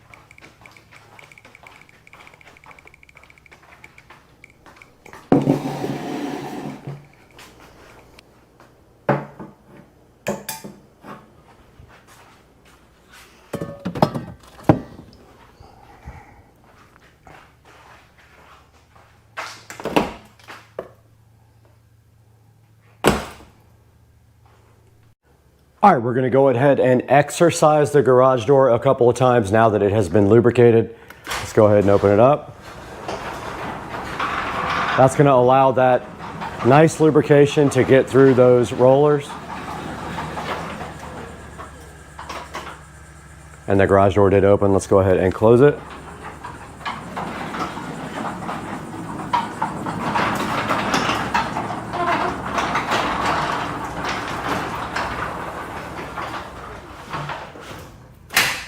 Awesome, so you should be doing that once a month. This is a $16,000 garage door. I'm gonna take care of it, you guys should as well. I'm gonna leave a link in the description to this lubrication oil from Amazon. And I hope that you guys do maintenance on your garage and don't pay a garage door company $200 or $300 to come out and spray some oil on your garage door. Do it once a month, you should be good to go. And that's gonna do it for today, guys. I appreciate you guys so much. Please like and subscribe and buy all of your Amazon products through any of our links. It doesn't have to be the one in the description. You can click the description link and buy anything you want. It helps me out greatly. So we'll see you guys next time on the channel. Thank you for joining, liking, and subscribing, guys. Peace out. What's up, Supercar Street Racing here on a beautiful Tuesday. And today we are going to be doing an oil change on the 2011 Honda Accord. This is the daily driver and it is due for an oil change. This car actually has really low miles on it. I bought it with 13,000 miles on it a year ago, about a year and a half ago, and currently it's sitting at 24,000 miles. So 2011 Accord with 24,000 miles, the car was hardly ever driven. So what we're going to do is go over the steps to changing the oil in this car, some of the tools that you're going to need, and how much oil and oil filter type you're going to need to get. Now your best bet is obviously going to be to check the sale papers, because your local auto parts store is going to be putting out a flyer probably once every couple of weeks with oil change specials. Those specials are going to have 5 quarts of oil usually with a oil filter, and usually you can get a full synthetic oil change for around $30 if you do it yourself. If you compare that to going to Jiffy Lube or one of the other establishments, they will charge you up to $50 or $60, and that's only up to 5 quarts. If you hold more than that, they charge you a ridiculous amount per quart. So definitely doing an oil change on your own is the way to go. You're going to need some basic things to do that. We'll go over that here in just a minute. But the first step is going to be, let's head to the auto parts store, see what they got. Over here at Advanced Auto Parts because their stupid website will not allow you to add the coupon or actually add the oil change combo from online. So we got to go in here to get it. So I missed a 25% off coupon. Let's go see what they have in here. That's the one right there. See if we can get this going now. Got everything we needed for the oil change. Got some 0W20 oil, which is recommended by Honda, right here. So I can not cover up the screen. Got the oil filter and also got some engine degreaser. I'm going to go ahead and detail the car today. It's going to take me a while to change the oil and detail it, but this car needs to be washed and detailed today. It's been too long. And I never let my cars go this long without oil change. It's a shame to say that it's been probably 5 months and probably a little over 3,000 miles, but I never let them go that much. I usually do 3 months max. So when we get back to the house, we'll go over everything you're going to need to change the oil. Alright everybody, sorry for the cluttered up workbench here. I still got this roll bar I'm trying to get shipped out for selling, but here is everything you're going to need for your oil change. I actually have some leftover oil, so I'm going to use leftover oil rather than the brand new oil that I just got. I'll put this in the shelf over there for safekeeping for later. You're going to need your oil filter here. It's a brand new Purelator oil filter. You're going to need an oil filter wrench. I bought this specific wrench for the Honda. Fits right on there. Uses your socket right on top of there like that. You're going to need for the Accord 4-cylinder, and I believe the V6 uses the same thing. It's a 17mm socket. This might give you some issues because it hits the oil filter, but I think you can still get it on there because it's a deep well. So that's all I have. You're also going to need towels. I recommend a good dirty towel plus some paper towels to clean everything up. And most important thing is, right underneath my Sawzall here, you're going to need this drain system. Now keep in mind, these are terrible and they leak like crazy. And that one appears to be almost full, so I don't know if I'll actually get all of it in there without it overflowing. But yeah, see this part? It leaks no matter what you do. So that's why it's in this bin. So these are all the things you're going to need for your oil change. Oil filter wrench, 17mm socket or wrench, ratchet, and 4.2 quarts of oil for the 4-cylinder Honda Accord. And this is a 2011 Accord. So you're going to want to make sure you have a good set of ramps and jack stands. Trust me, you don't want to be caught under your car and one of these bad boys collapses, even though it's very unlikely. This is your safety net here, these jack stands. So what you want to do is run these jack stands up under the car after you roll the car up on the ramps. Take your jack stands, push them all the way up against the tire as far as you can get them under there, like that. It's right in the center though. Give them a good push so they stick. Right in the middle, like that. Make sure they're straight. Align straight with the tires.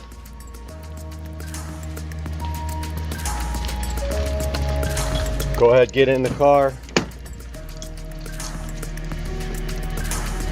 That one looks like it might be a little bit off. Double check. Yep, that one's off a little bit. Put it back that way a little bit. Looks better. I think that's better.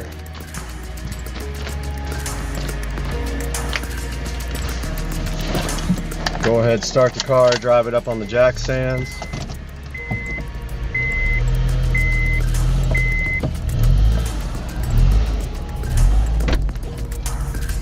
Car is up on the jack stands now. Put your emergency brake. That wheel looks good. And that wheel looks good. Next, take your jack stands, put them up under the jack point there, and just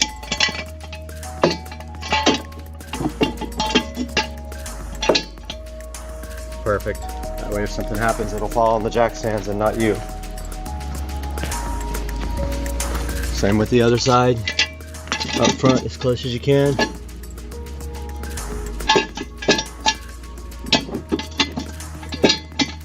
It's about as good as it's gonna get right there.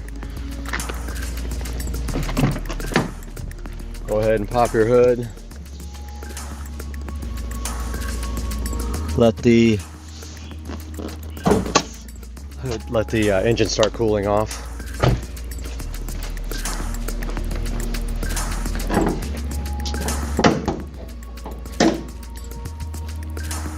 Got the hood pop now. Motor is very hot from driving home from work. Gonna let this cool off for now.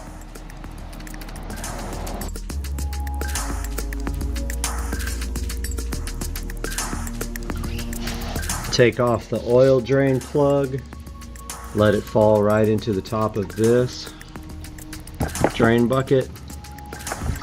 And of course you're gonna have to adjust your drain bucket. This is why I have the pan here underneath. Look at that dark oil coming out. This little pan's kind of hanging down, or a little cover, engine cover. So it's going to take a while to drain out, and as it drains, it's going to really be straight underneath the flow. So I'm just going to pull that back. It's going to take a good at least 10 or 15 minutes to drain. It'll help if you take off the engine cap, oil cap, as then the engine can breathe better. Go ahead and take off the oil cap. Let it drain a lot better under there. So that's going to drip for a little bit. I'll let that go ahead and drip, and then I'll take off the oil filter. Now you want to prep your new oil filter for installation on the car. A lot of people fill this with oil before they put it on. I never have done that in my entire life, but you want to make sure that you put oil around the O-ring there so that it, the gasket, so that it seals good. If you feel like it and your oil filter is in a position where you can do this, if your oil filter is not straight upside down, you can't do this because it'll dump all over you. But you can fill your oil filter with some oil if you feel paranoid about that getting to the motor. A lot of people think, oh, it's going to dry start. I've never had an issue in 30 years of oil changes with not putting oil in an oil filter, knock on wood. So that's how you get your oil filter ready for installation. Alright, as you can see, there's no more oil draining on here. I'm going to get this drain plug out of here, right there.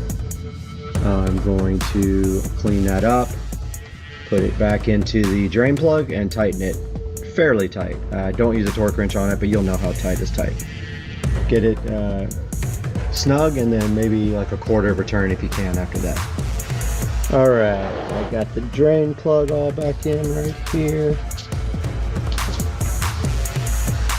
Drain plug is back in place.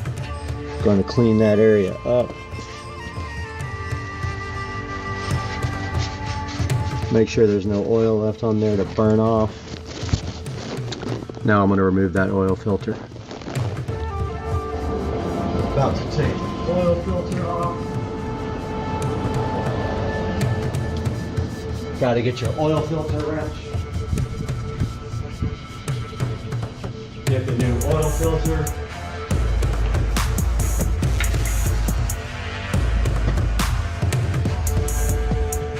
Got the oil filter wrench right here. Got my drain vat ready to go. Goes right on the end of this ratchet like this.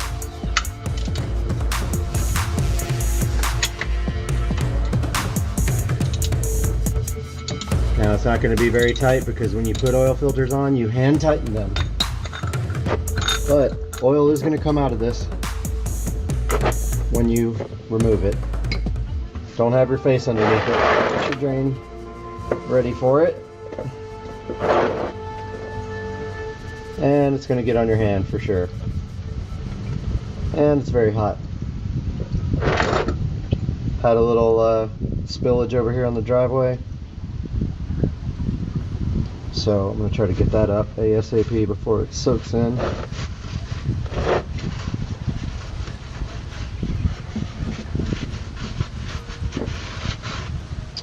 So yeah, it's going to make a mess when you have these like this. Go ahead and let it fall into your drain. And just know that you are going to get dirty doing this part. That's what I got the old towel here for, so I don't get oil all over the driveway. Although I did spill a tiny amount, I usually don't. But I super failed that time. Oh yeah. I did get it everywhere. Go ahead and wipe it up as soon as you can so it doesn't seep into the concrete, but pretty much it'll stain once it's on there.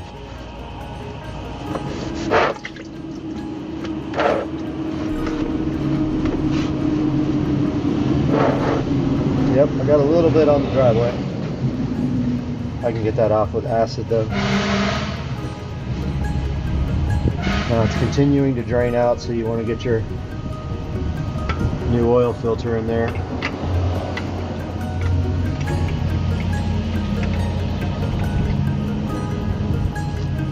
Now, your new oil filter, just remember, it's supposed to be hand tight. I'm using this because it's so slippery, but that's plenty right there. That gasket seals everything. You don't need to go crazy on it.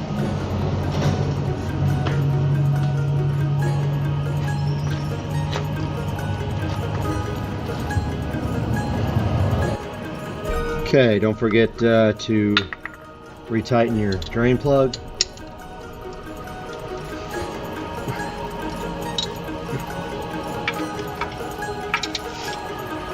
So this one needs to be quite a bit more tight than your oil filter. Just like that. Good enough. Still some oil dripping. So I'm going to go ahead and wipe off everything up here that got coated in oil.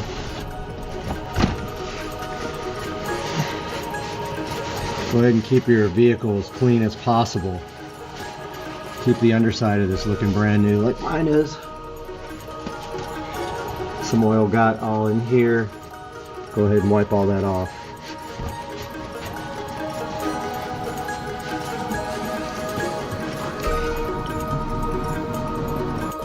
Next step is to fill the car with oil. I don't recommend this, but I am using different kinds of oil and different weights of oil.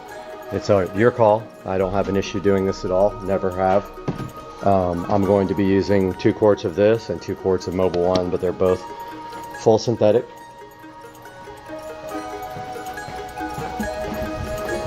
Helps to have a nice funnel. So like I said, hate on me, flame in the comments, whatever you want to do, but I'm going to be mixing oils for the sake of using what I have left over. Here's my funnel. Those funnels are really cool that screw into the top of the oil thing right there. They make a threaded funnel, which is awesome. So, be back to pour the oil in. Got the funnel in there. The Accord takes 2.4 quarts of oil, and here comes the fire truck coming by. Wow. So this is 2 quarts. I can see in the marking here that it has 2 left. Go ahead and put this 2 in.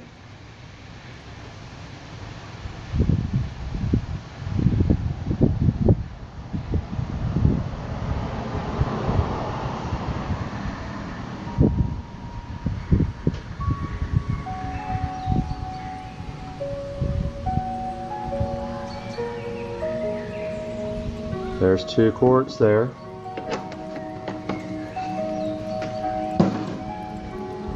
So the recommended oil for this car is 0W20. This is all full synthetic oil. There's 3 quarts.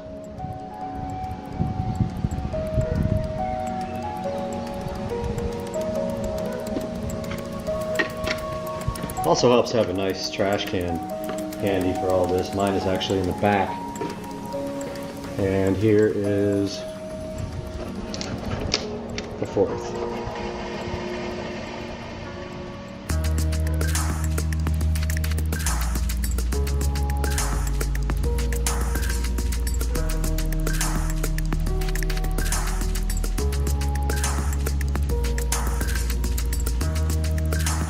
All right.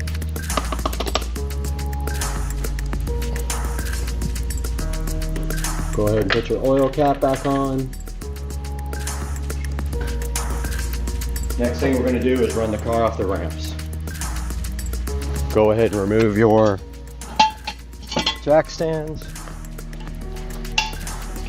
Key to a good clean shop is always replacing your tools so you have them for next time.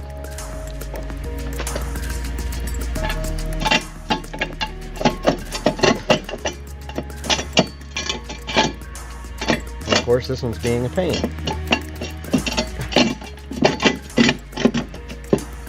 I'll get this out one sec. Have to pull on that lever to get that one out.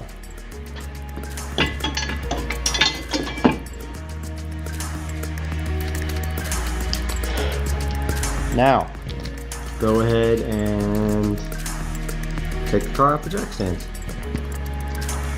Sorry, off the ramps.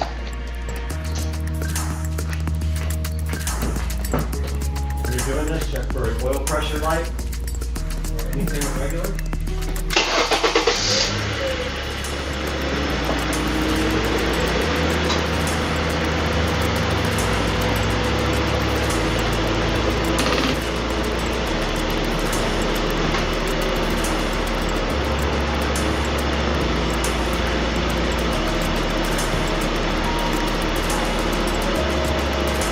Everything looks good on the inside of the car. Just gonna quickly look underneath for any leaks. That is the air conditioning system dripping there. I don't see any oil leaks, but that pan is really hanging down. I'm gonna have to fix that. Next thing we're gonna do is check the oil. Next thing we're gonna try to do here is make sure we got the correct oil level in here. This is supposed to hold 4.2 quarts, and I put in just about 4. Let me grab some napkins real quick, some towels. All right, got my paper towels here. Gonna check this oil level.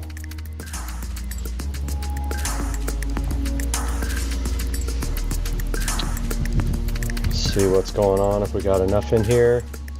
Like I said, I put in 4, it calls for 4.2.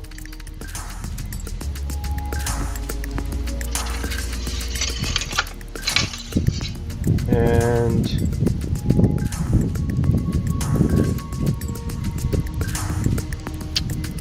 doesn't look like there's enough oil in there on one side, but I'm gonna go ahead and double check that and I'll be right back. Okay, it looked like it was a little low, so I went ahead and added 0.2 of a quart, and I think that's going to do it. Go ahead and clean up any spills you have here so it doesn't burn off the engine. And of course, very important is your cleanup effort. Get all your tools together. Make sure you clean all your tools. Put all your tools back together in their right places, and that should do it for the 2011 Accord oil change. All right guys, so this is 7 days without a pool pump turned on. I told you guys I'd keep you updated. That's what it looks like when you don't run your pool pump in the springtime. for 7 straight days. Good morning, guys. It is Friday morning, and it is kind of a sad day today. I am selling the 335i today. There is a guy coming from Kentucky to pick this vehicle up. He will be here any minute now, and so it's kind of a sad day. The car is amazing. I am letting it go, however, so I can concentrate on the SL65, and I have not been driving the 335i at all. So that car will be leaving shortly. You guys will see a video of it right before it's driven away. And until that time, I'll be crying inside. So this car is officially sold, unfortunately. Say goodbye to it. That's it. Goodbye, car.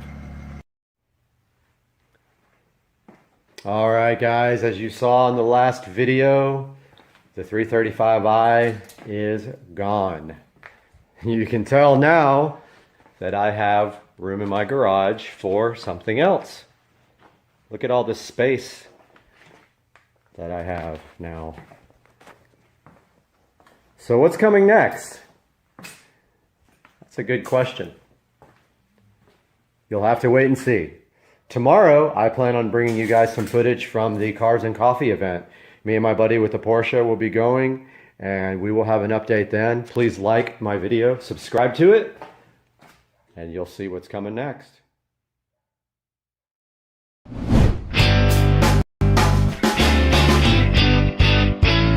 Hey, what's up, guys? Welcome back to the channel. This is Supercar Street Racing. We're out in Studio A today again for another cool product that someone wanted you to check out. Psych Plus reached out to us to see if you guys would be interested in looking at their smart tire inflator. I have it right here in my hands. This thing is pretty awesome, and I'm hyped to have this for my golf cart and my car. The smart tire inflator is what we're going to be looking at today on Supercar Street Racing. Let's get it done.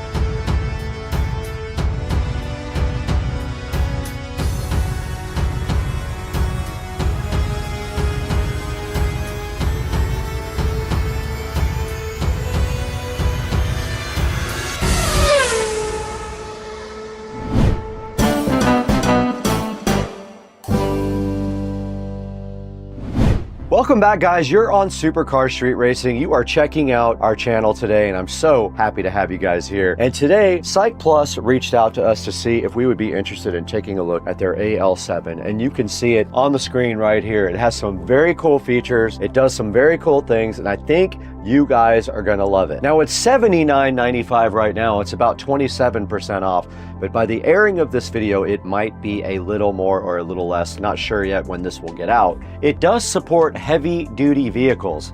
It can actually do pickup trucks and off-road vehicles and other big vehicles like that. And of course, it also can do floats and air mattresses and all the other little things. It's very light. It only weighs 2.8 pounds. This guy is so powerful, it can refill a 17-inch tire in only 2 minutes. It also has a 15,600 milliamp lithium-ion battery. It recharges in 150 minutes with its USB-C port. Now, it does have advanced cooling for the motor, so it can work up to 35 minutes without any issues of overheating. A lot of those small little pumps that you get at like Walmart, they'll overheat like almost immediately, and they're not even designed to work for over a few minutes. It does have a cool LED screen also that shows you tire pressures and targets. You can see by the graphic right up here, it can do a 15-inch tire in 45 seconds, a 17-inch tire in about 95 seconds. There's a look at the battery. It's a 5,200 milliamp hour battery with 11.1 volts. Then down below that, it shows you everything it can do with that battery. 10 times on a car, 28 motorcycle, 84 on a ball, and then a bike 160 times. Pretty user friendly, and it can also go up to 100 PSI maximum pressure. It's cool because it opens up on the side and it has a place for you to store everything. The T-hose, the Presta valve, the ball needle, and the balloon nozzle, the air hose with the Schrader valve, and the Type-C charging cable will all fit right inside this thing. And the cool part is when it runs out, you can run it corded. So if the battery runs down, you can actually run it in a corded mode. The 2 fans that are built in this unit help keep it cool even when running for long periods of time. It's very small. You can see the measurements here, 3.5 by 6.4 by 6.4. Very, very compact and easy to carry as well. There's a diagram right here of the thing. I'll put it up on the screen. It shows you the handle, the 12-volt DC port, and the USB Type-C port. This guy has 32 reviews and it is at 4.4, so that's not bad. It just needs more reviews before it will be up there a little bit more, but we're gonna take a look at it and review it ourselves and see what we think. All right, now that we've taken an initial look at the SykePlus AL7 Smart Tire Inflator, the next thing we have to do is throw it inside and do some unboxing. Let's throw it into the Studio B right now with Brad and get this thing unboxed.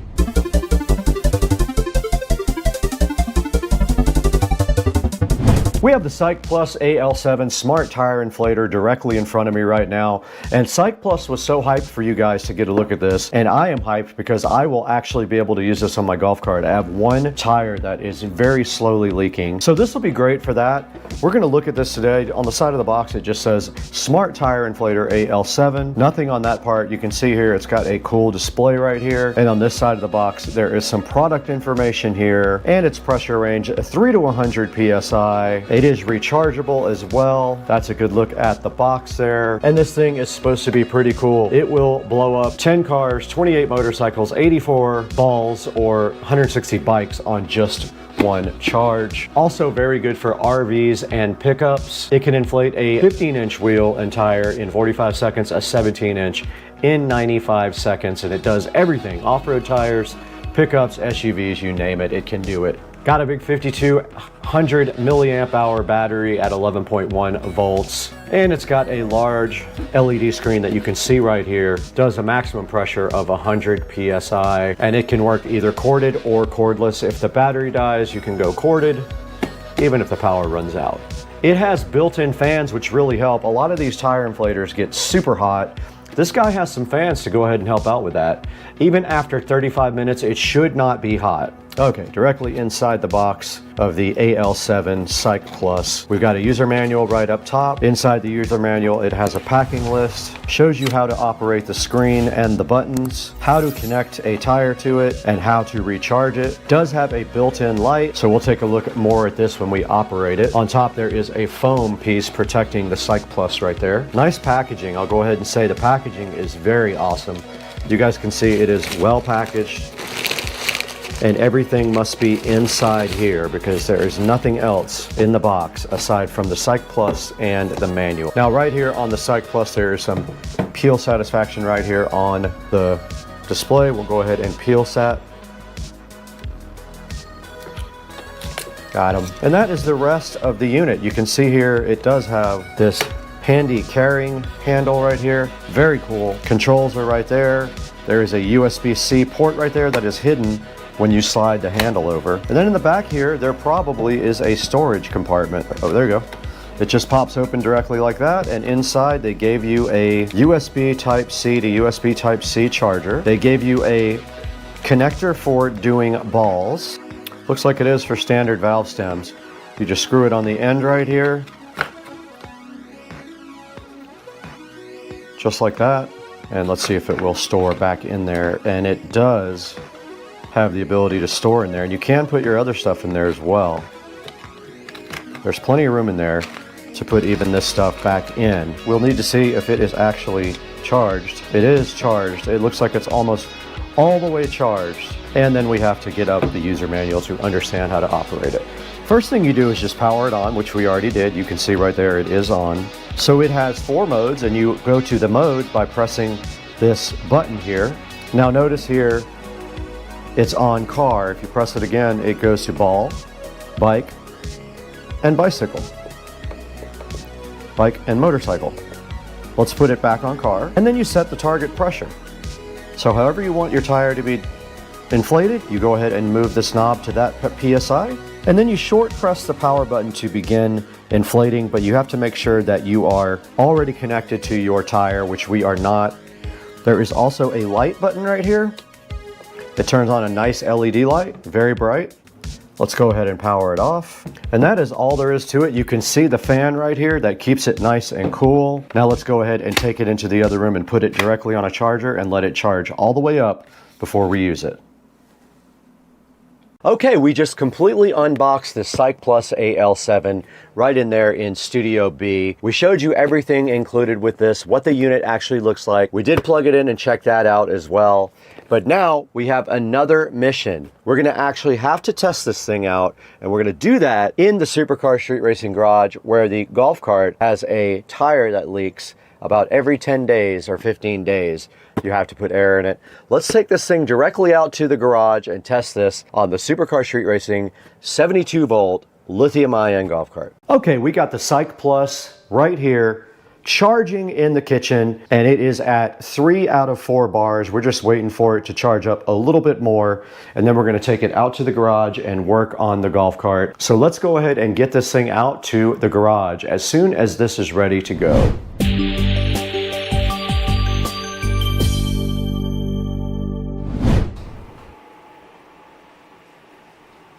And you can clearly see out here in the garage, this tire is low. We have our Psych Plus AL7 here. This is a perfect way to use the Psych Plus. Let's go ahead and get out what we need from the little compartment in the side. It just flips open like that.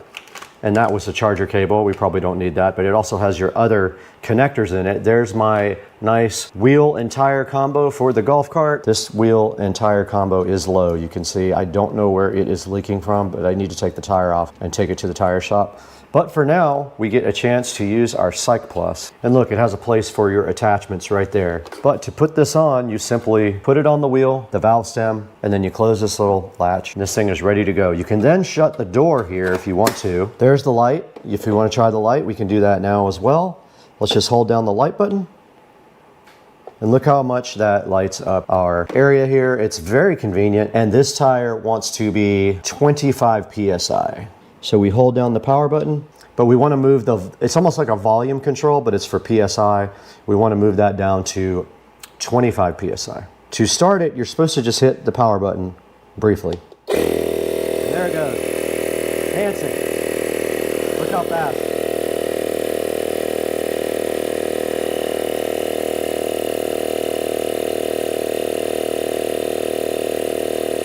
This thing is awesome.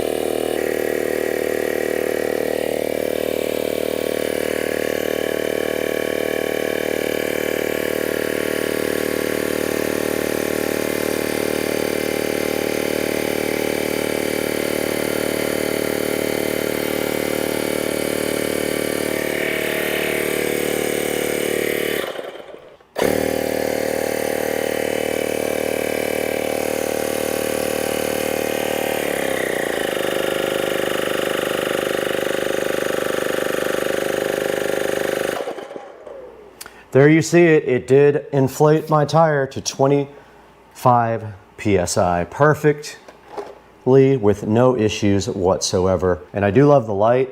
It's awesome. We'll check this top right front tire. It looks fine. Oh, it's at 14.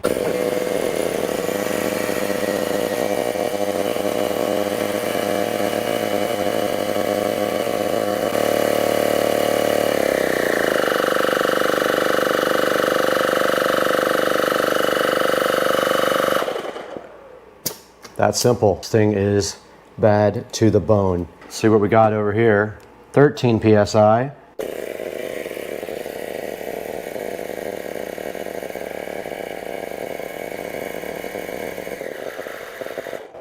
Nice. Still have not moved on battery. It is still at 3 batteries, and that's where I brought it outside. I brought it out here at 3. I'm gonna go ahead and leave that amount in the tire, that's fine. And you can see right here, this could be used to blow up rafts. You just stick it into a raft, screw it on the end of this, and this is used for blowing up rafts the same exact way. We got a raft right here, and you can see it is completely limp right there. We have our thing there. You just push this into the valve. That should be good. I'm not 100% sure, but on the Psych Plus, we need to change the mode. So we have to push this down. Let's try this. There it goes. I'm gonna get ready to turn it off.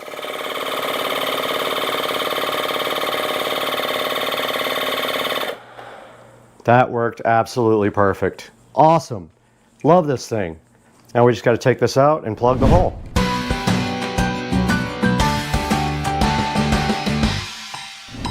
Okay, you guys just saw us actually test out the Psych Plus AL7 out in the garage. We went ahead and inflated the golf cart tire with this. It worked awesome, and I'm sure it works just as good on regular tires for cars. Basically, the golf cart has the same type of tire. Now there's only one thing to do. We need to figure out how to tell you guys to get your own Psych Plus AL7.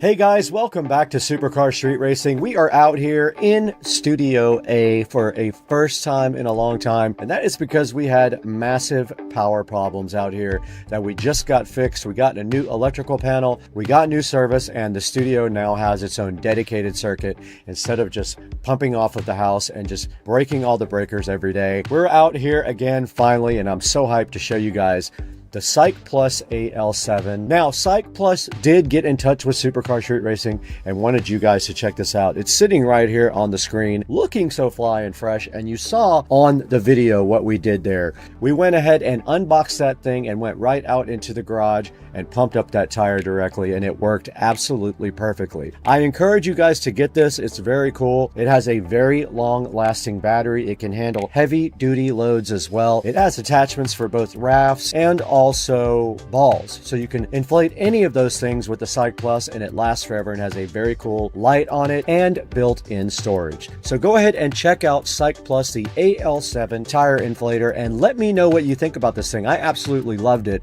when I tried it right out there in the Supercar Street Racing garage. And I want to thank you guys for 200,000 subscribers, and please always buy through our affiliate links. The Psych Plus will be down in the links. Go ahead and click through there when you buy yours. But we got to get out of here. I'll see you guys later. It's about to storm.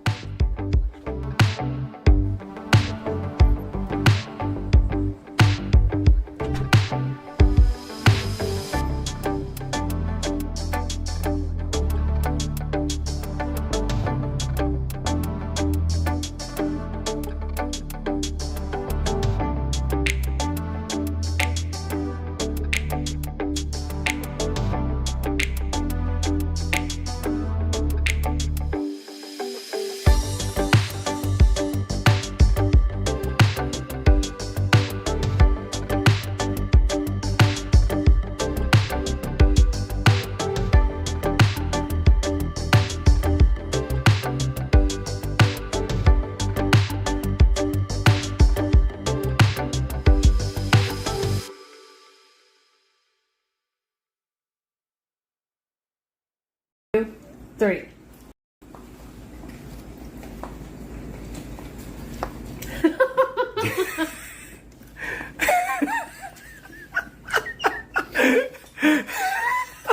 Are you chewing?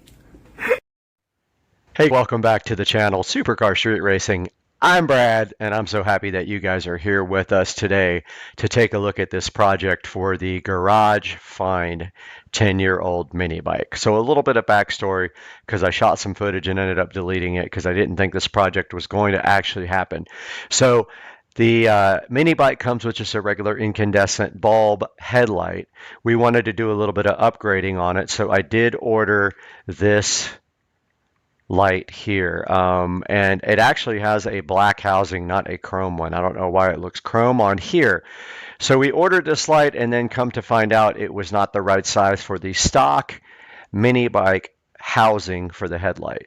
So then, playing around a little bit, I decided to return it, but then all of a sudden I saw this guy, and this is exactly what I thought we needed to get this project done. So I ordered this, and I still had my return pending for the original LED headlight, but I did order this, and that's where this is going today. We're going to take over from where I ordered this, and we got that in the mail, and we started opening it up this morning. Stay with us, guys, on Supercar Street Racing.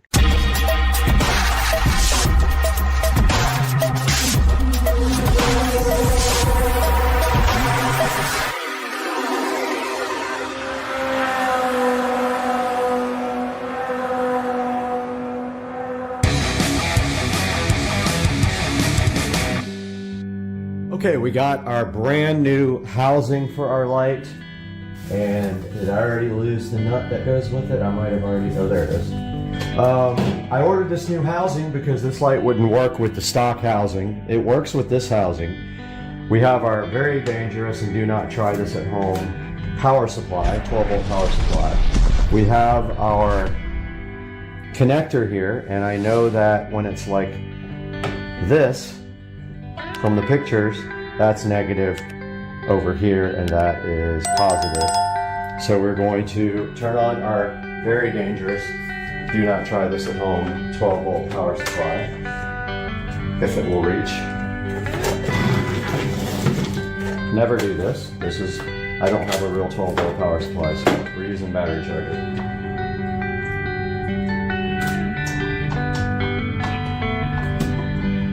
And we've got it on its lowest setting.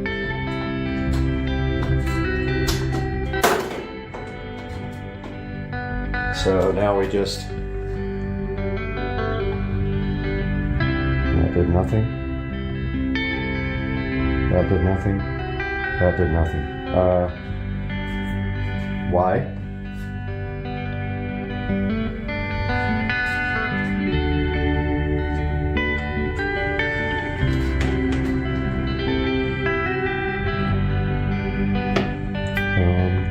Okay.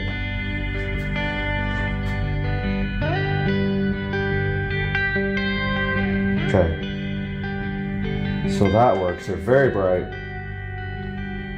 Okay, so that's negative. There. Okay. So this is negative on the left. Make sure. Yeah, this is positive. So this is negative. All right. Very bright, and then those are the running lights. So our goal is to get all three going at one time. If we can't, we'll just do the high beams. Let's go ahead and unplug this.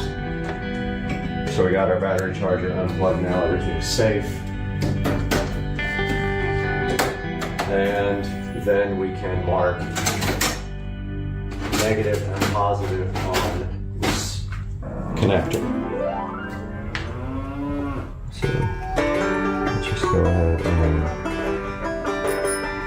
put a minus there. And now we need to test this on the actual motorcycle. Let's do that. I'm not putting this back on, so I'm just going to go ahead and cut this here. That's the old bulb connector there. We don't need the bulb sheath condom. And now we just need to kind of strip off this outer.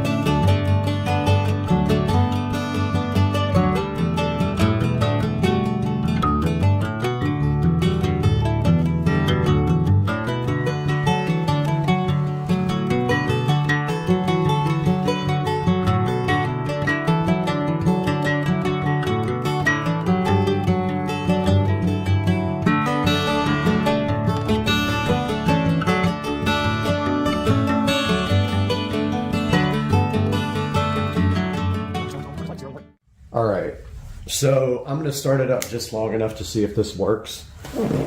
This bike is still not 100% together, but just wanna try it, see what happens.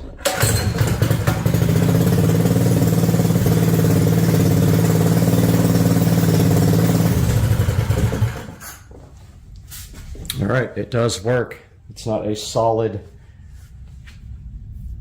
light, but it probably gets brighter when you move, so that is totally fine with me. I don't care. It's going to be better than the stock one.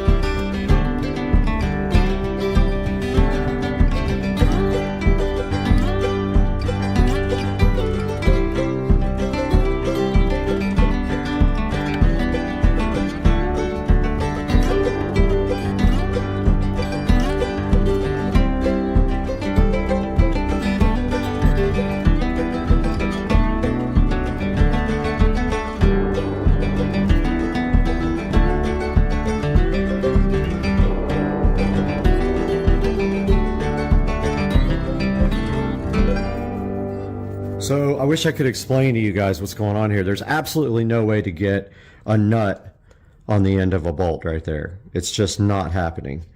So zip tie is happening, and that's going to keep the light together because there's absolutely no other freaking way to do this. That's the only bolt that came with this thing.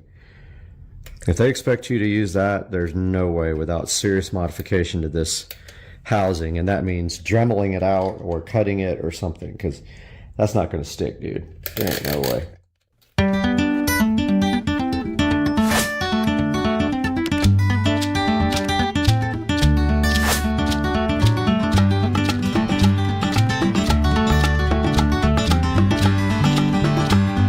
Alright, time to try to install this headlight for the first time. I've not looked at if it's possible or not. Just kind of going for it.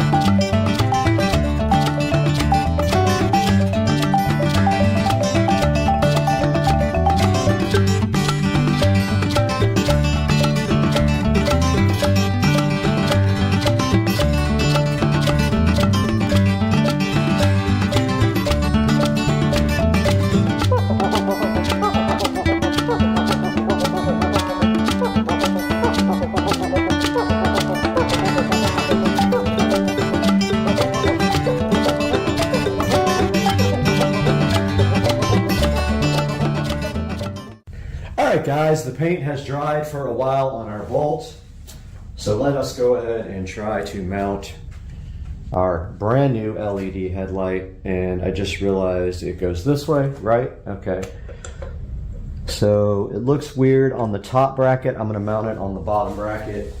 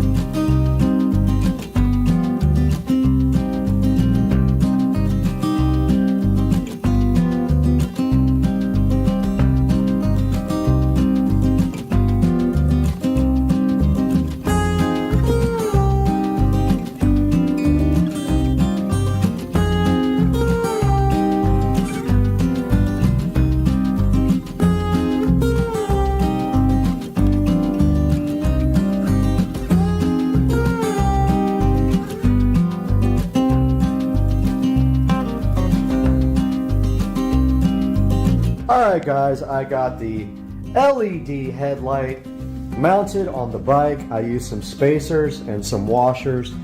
It's going to be difficult to see, but basically I spaced out the bracket so that it would work. There's a good shot of it. I used spacers and washers and it came out absolutely perfect. Now I am going to run some tubing for the wiring and secure that up here really nice. So you guys are going to see that next.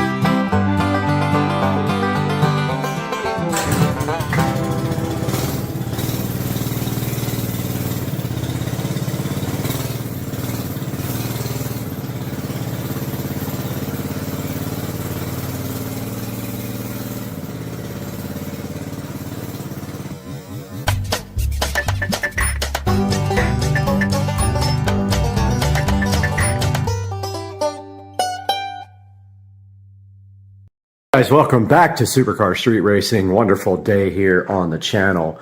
And we just got these skylights replaced. The old plastic ones were replaced with nice modern glass skylights, and it's really weird to be able to see through them. But today we have some added fun for these skylights on Supercar Street Racing.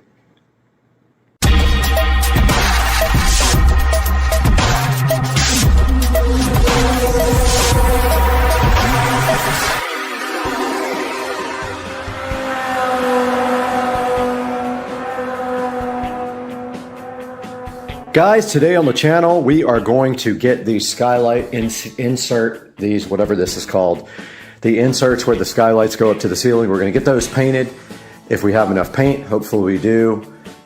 We have just a little bit left. And also, we are going to be adding LED lighting to the top of these. We have a couple of Govee smart strips.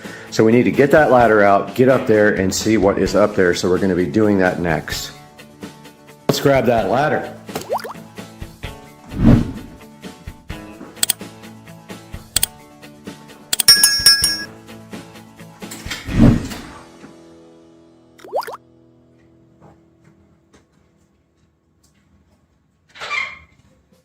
All right, I think it can be done on the lip of the skylight, which is just above the white part there before you hit the glass. It's going to be fun, but I am going to have to try to get this ladder all the way up and in the center up there. See if I can do that. And then here are the actual strip lights right here, which then I need to get power into the attic somehow. All right, I'm gonna get this guy open.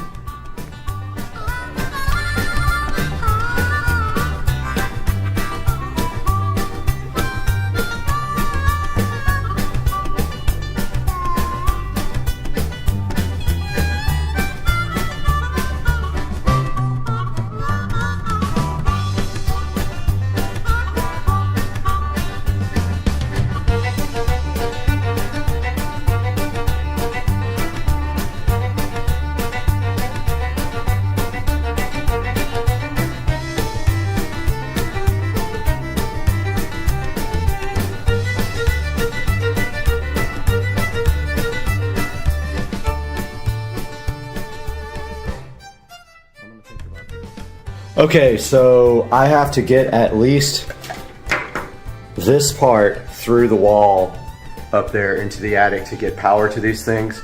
So I'm thinking the lowest part up there is the best place to do it, so I'm going to shoot for that. I'm going to go ahead and just start running these LEDs, I guess. Okay, I'm not 100% sure if I got the wire actually to where I can get it in the attic. That means I have to get in the hot attic. This is gonna suck big time.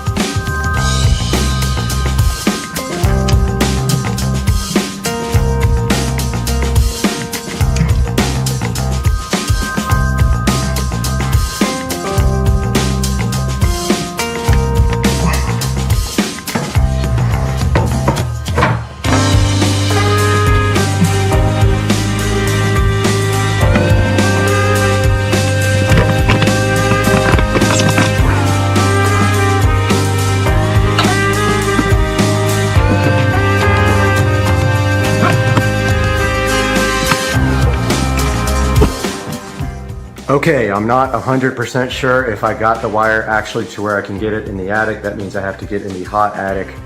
This is gonna suck big time. All right, the first LED light is connected in the attic. We just need some long extension cords in the attic to connect it to power, but I did good. However, this time I don't need to drill such big of a hole.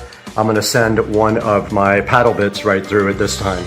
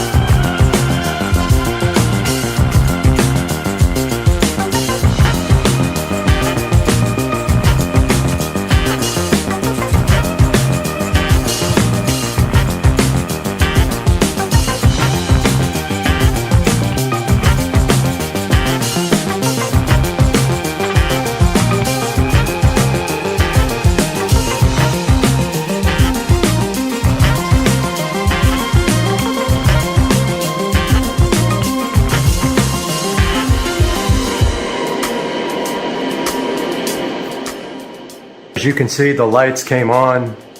I have power in the attic now. And I think they are set to microphone. They are. All right, let's get them hooked up to the Gobi app. Guys, we are back in the Supercar Street Racing living room where I've been working hard to finish this project of these refurbished skylights. And as you can see right here, right now, we have replaced these skylights with glass, and you can see how clear and good they are. And then we did some work afterwards, and we are about to witness that now. We installed some special Gobi LED lights, smart lights, into these skylights, and also painted the skylights for the first time since I've owned the house. So let's check out what this looks like. This should work something like this. Alexa, turn on the skylights.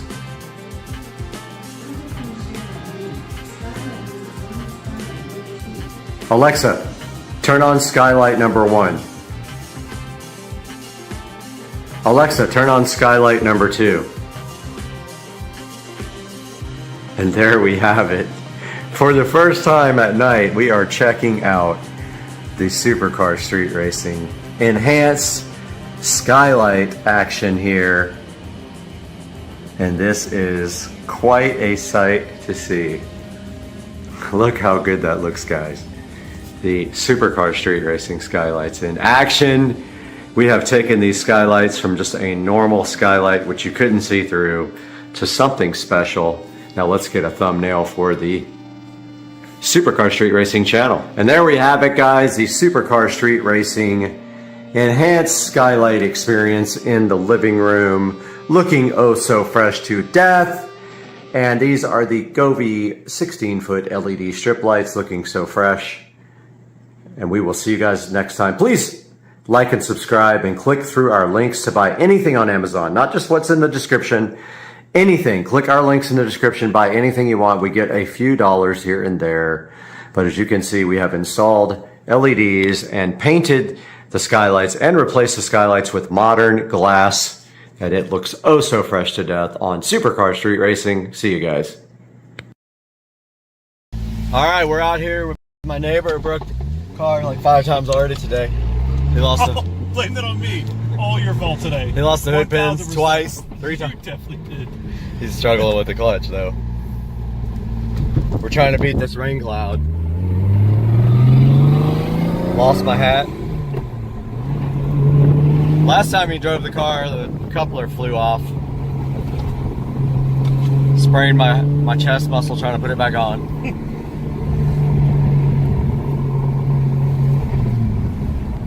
And we already got some raindrops, but the car is like perfectly detailed. There's people out here.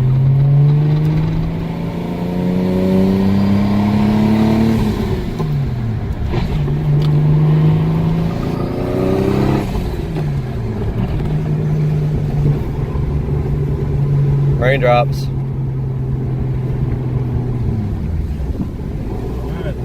You getting the hang of the clutch? A little bit. Let's see. That's better. Now you can wind it out.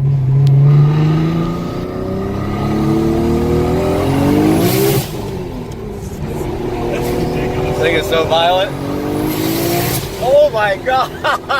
That is the most insane thing Go straight, dude. I've ever fought. Or is that better? I don't know. I would have gone, well, it seems like it's clear that way, you know? Watch that push.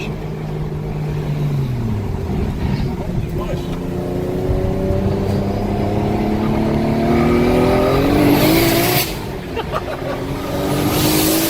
$25.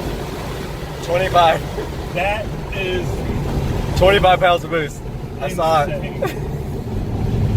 So loud now. It feels really fast at that boost level. Damn. And what RPM does that start kicking in? About 45? 5? Like 4,000. Shit was violent. It just hits. I'm gonna turn around and go down mine a bit.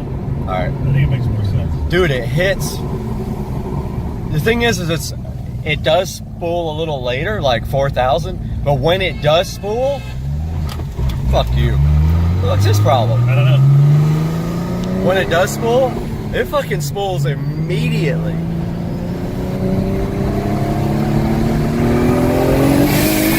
God dang.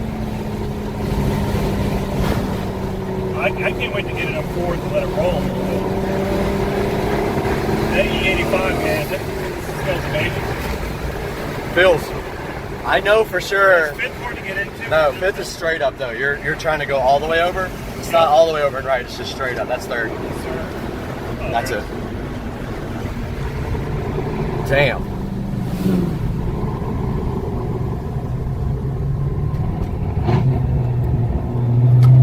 All right, see what happens. All right.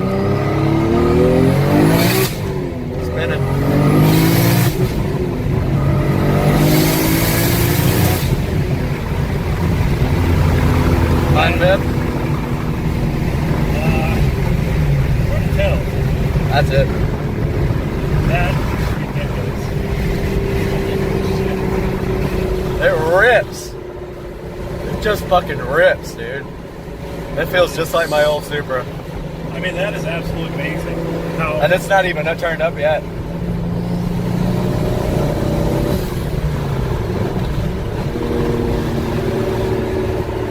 what will it tack up to?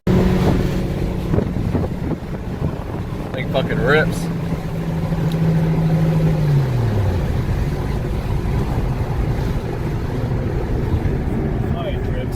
Jesus Christ. I do the same thing.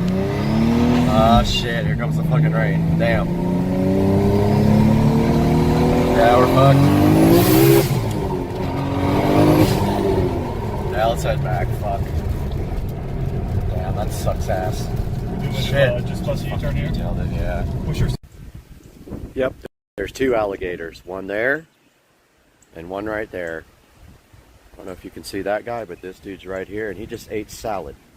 And he's got freaking salad in his mouth. And then this guy, he's probably... Guys, today we've the Bauer 12-inch white RGB ring light kit that I scored from the thrift store, brand new, for $20. And it does RGB and lighting for doing YouTubing. So let's take a look at this today on Supercar Street Racing.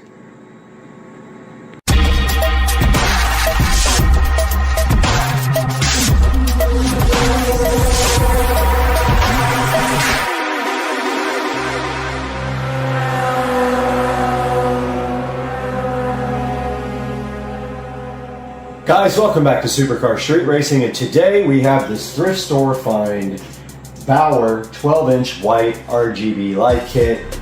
Now this guy is designed to be an extendable tripod with RGB and LED white and like warm and cool white lighting, and also switches back and forth to RGB LED.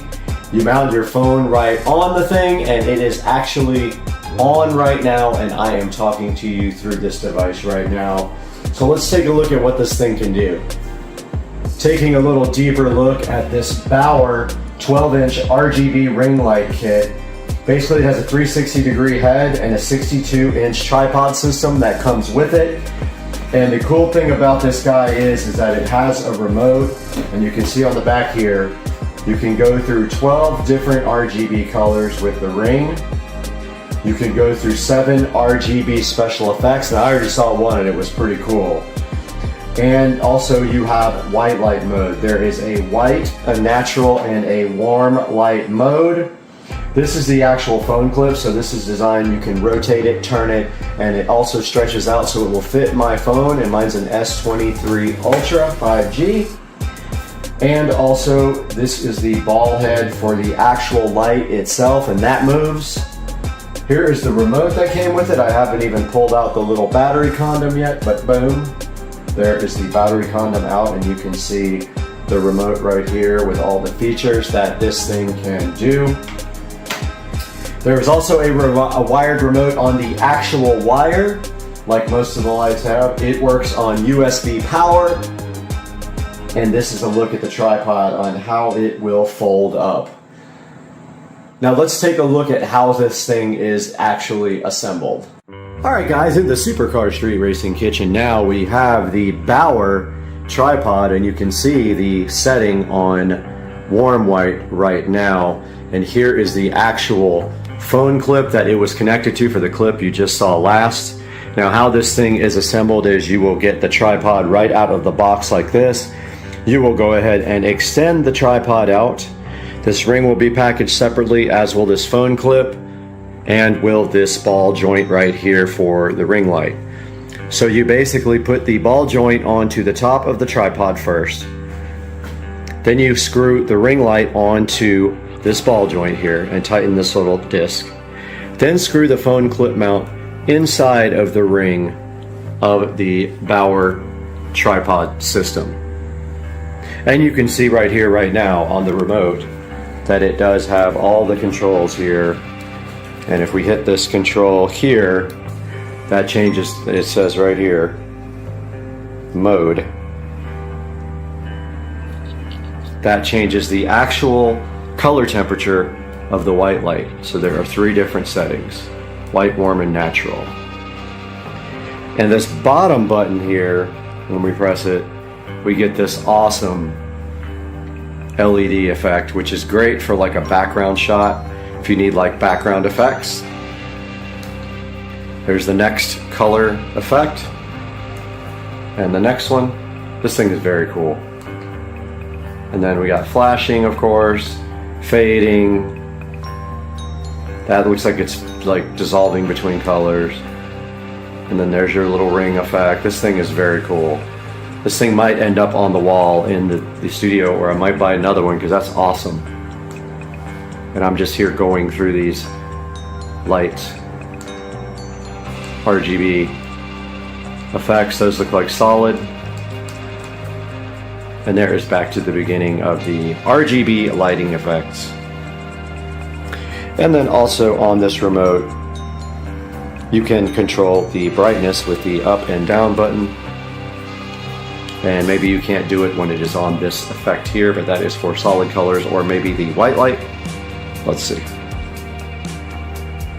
Yep, that's for the white light only. You can't do it when it is in RGB mode. Alright, taking a look at the instructions here and the remote up close. There is the remote control, and we can take a look at how this remote operates here. And if we look right here, the middle button does not do anything. Okay, so the remote doesn't work at all. I take that. The remote doesn't work at all. Battery must be dead. Got the battery out of the remote, and it just so happens that I have a CR2032. I can't even believe I have this battery, but I do. I have one left right here. And it is in the hardest package in the world to get out. Got the CR2032 finally out of its protective condom, and I'm putting the brand new one in here like this. And then it just proceeds to slide directly in like this. And then we will see if this actually works or not. Let's try it. Does not work. Interesting. Very interesting. Alright, so I got one with a broken remote apparently. And I don't know, just does not work. Oh, that's okay though, because we have the wired remote for this thing, I guess. So yes, the remote is not working on my thrift store found Bauer ring light. Got this all figured out. Basically it is infrared, and there is the infrared sensor. So that's why it wasn't working. Now if we press RGB, it works just perfectly. Awesome. Working fine. So stepping through some of the light things from the remote. Do we have white? We do have, oh, that's purple. Okay. Let's see. That's purple.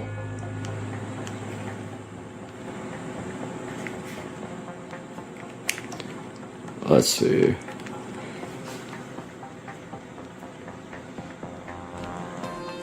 That's red. And then the center button steps through all the colors. How do we get back to white? I'm not finding how to get back to regular white. It looks like it is on purple right now. White should be this. So I don't know how you get back to that. When I push W on the remote, it goes to purple. So here is green. And it just does not want to act crazy. It wants to act crazy. Yeah, white turns it to purple. Not sure about what on the remote is white. I'll have to look that up. Alright, here's why that looks purple. The W is actually RGB white, so it's white with a blue tint. And RGB button in the center turns on RGB mode, but it doesn't say anywhere how to get, let's see, here we go. On button turns on white light mode. Let's try that. So now it is in the RGB white. Let's see. Ah, there we go. And then you keep clicking the on button and it goes through the different white modes there. Nice. Okay, cool. All right, guys, welcome back to the SCSR 4K production studio you see right behind me here. And we have the Bauer 12-inch RGB light set up right in front of me, and I wanted to set it up so you could see it in the shot. It is currently lighting me on the warm white mode, and now we're going to take a look at what we can find on Amazon about this light. And I'll tell you right now, it is not available on Amazon anymore. So when you go to Amazon, all you're going to see is this page here that doesn't give you any buying options. Let's see if it says see all buying options. All right, so there are some available here. There's brand new from $32 here. And also if you go over to walmart.com, it is available here for $39. So actually the 12-inch version here for $32 brand new is it probably doesn't include free shipping here. So there is some available on Amazon, but also if you just go to 12-inch ring light, there are some here that aren't RGB, but here is one that is RGB for $36. So it is available from other companies, and this one does have really good reviews. So $36, and it's got a $5 coupon as well. So that might actually be a better deal than you can get on Amazon. And clicking on here, this is the Toady. I'll put this in the link. Toady, I love the names on Amazon. Sometimes they're just hilarious. The Toady 12-inch RGB ring light with a 63-inch tripod. And what you do is you can put your phone right in the center here. It does have the same kind of remote here, but it looks like it also comes with a wireless remote to start your phone. I actually already have one of those. It came with one of my other tripods, so that's pretty cool. It just allows you to start and stop your recording on your phone. You can see right here, you can put the RGB LED ring into RGB mode behind you. And there's kind of the white light mode for the RGB LED ring light. And I'm sure that all these ring lights are actually made by the same company and they're rebranded and put back on the internet. But right here on walmart.com is this exact one that I have for $39.99, and I will actually link that up in the description of the video. Back to amazon.com, and we have a few more down here.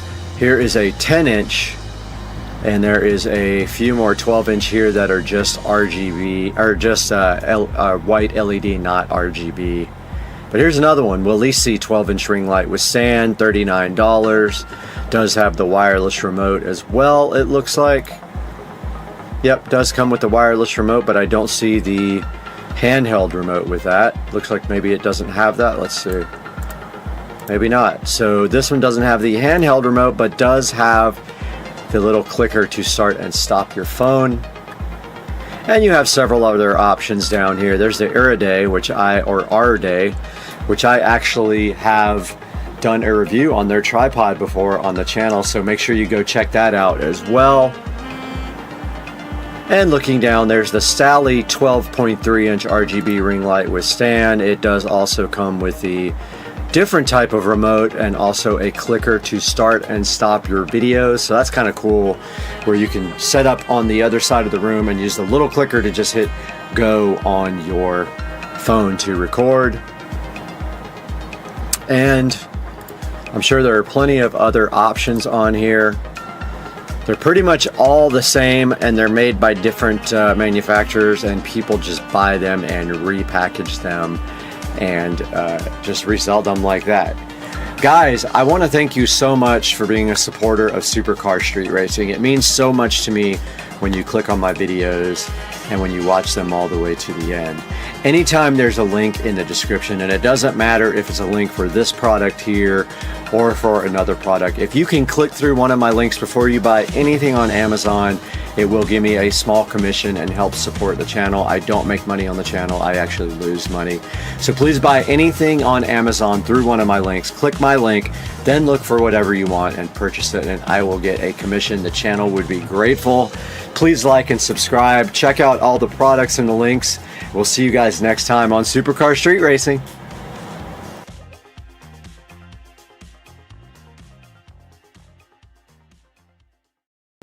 All right, here goes Patricia ripping the plaid. Go for it.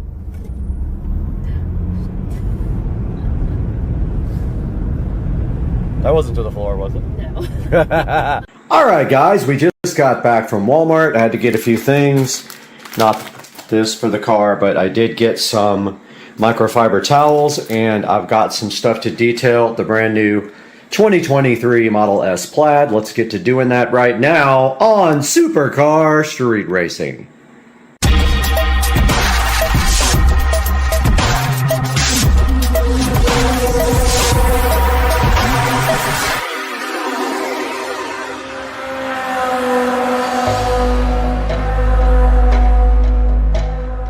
Guys, welcome to the garage, and today we are going to attempt to detail the inside of this car. Literally just wipe it down. How close was I?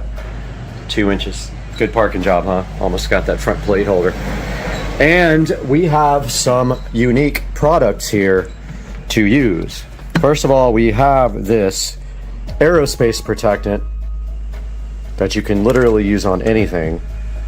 It says the instructions right there. And we have this Chemical Guys quick leather detailer. So my plan is right here, right now, to use this on the seats and this on everything else, and go ahead and wipe down the interior for the first time ever today.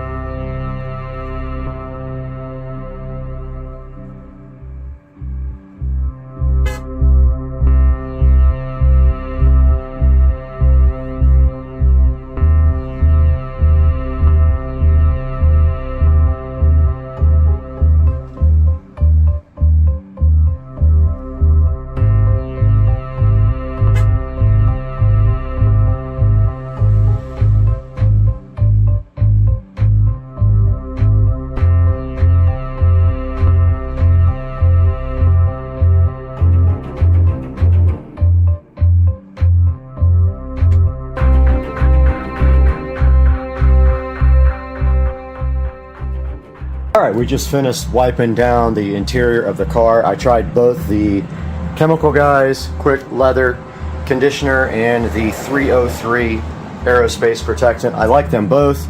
I used mostly the Chemical Guys on the seats and the 303 everywhere else, even though this is not leather. This is fake leather, wannabe leather. But yeah, let me get you guys a better shot here. All right, so here we see the interior fully detailed, and took me about 20 minutes to do the whole car, and it came out looking really good. That's the first time I've wiped it down, and I guess we can go ahead and remove this condom and go get our brand new lithium ion vacuum and go ahead and vacuum out the front seats. And we have the brand new lithium ion Black & Decker to go with the lithium ion Tesla, and we are going to right here, right now, get all the dirt off of the ground.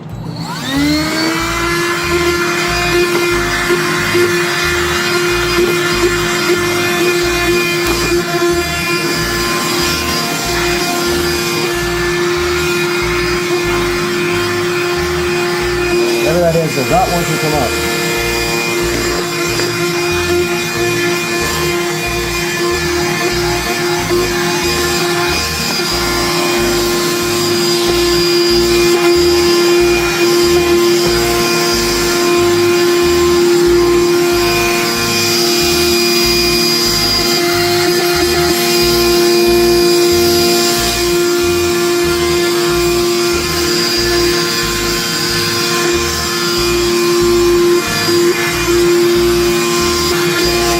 And now the other side.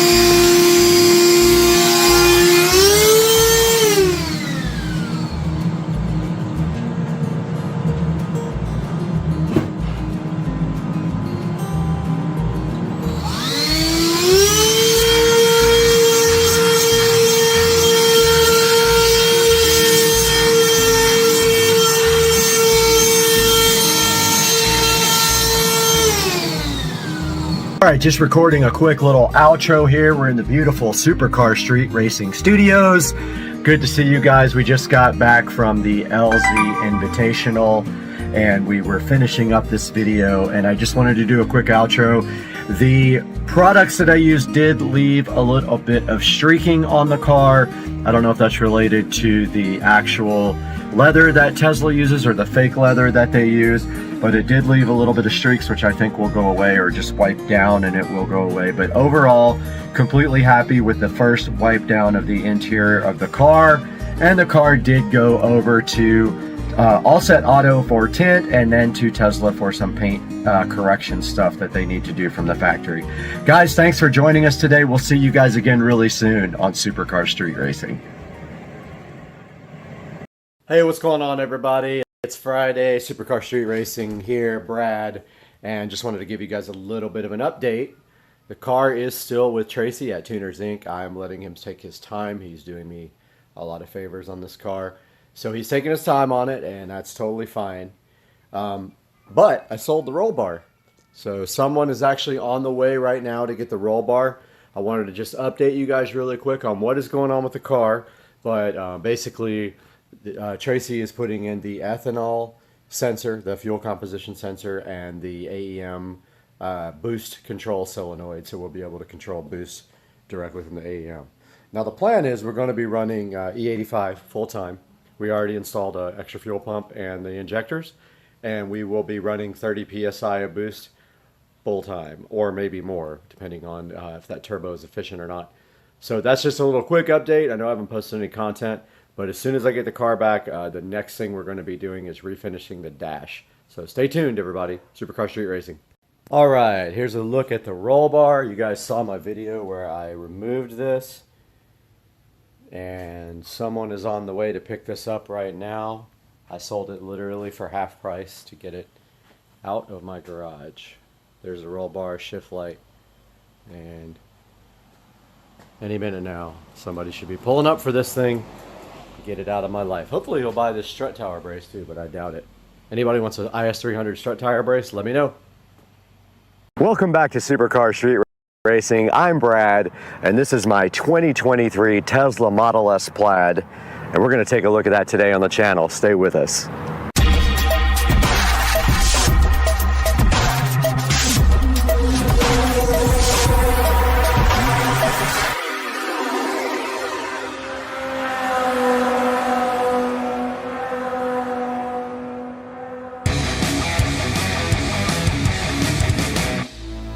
Welcome back to Supercar Street Racing. My name is Brad. Hopefully you are tuned into the channel for more than the first time, but if not, welcome. And today we have my brand new 2023 Tesla Model S Plaid sitting here, and we're going to tell you all about it today. Now, the car was purchased back in April. It does have some modifications to it from stock, and we're going to show you that all today on the channel. You're checking out the front of my 2023 Tesla Model S Plaid. looking so fresh out here in the middle of the parking lot.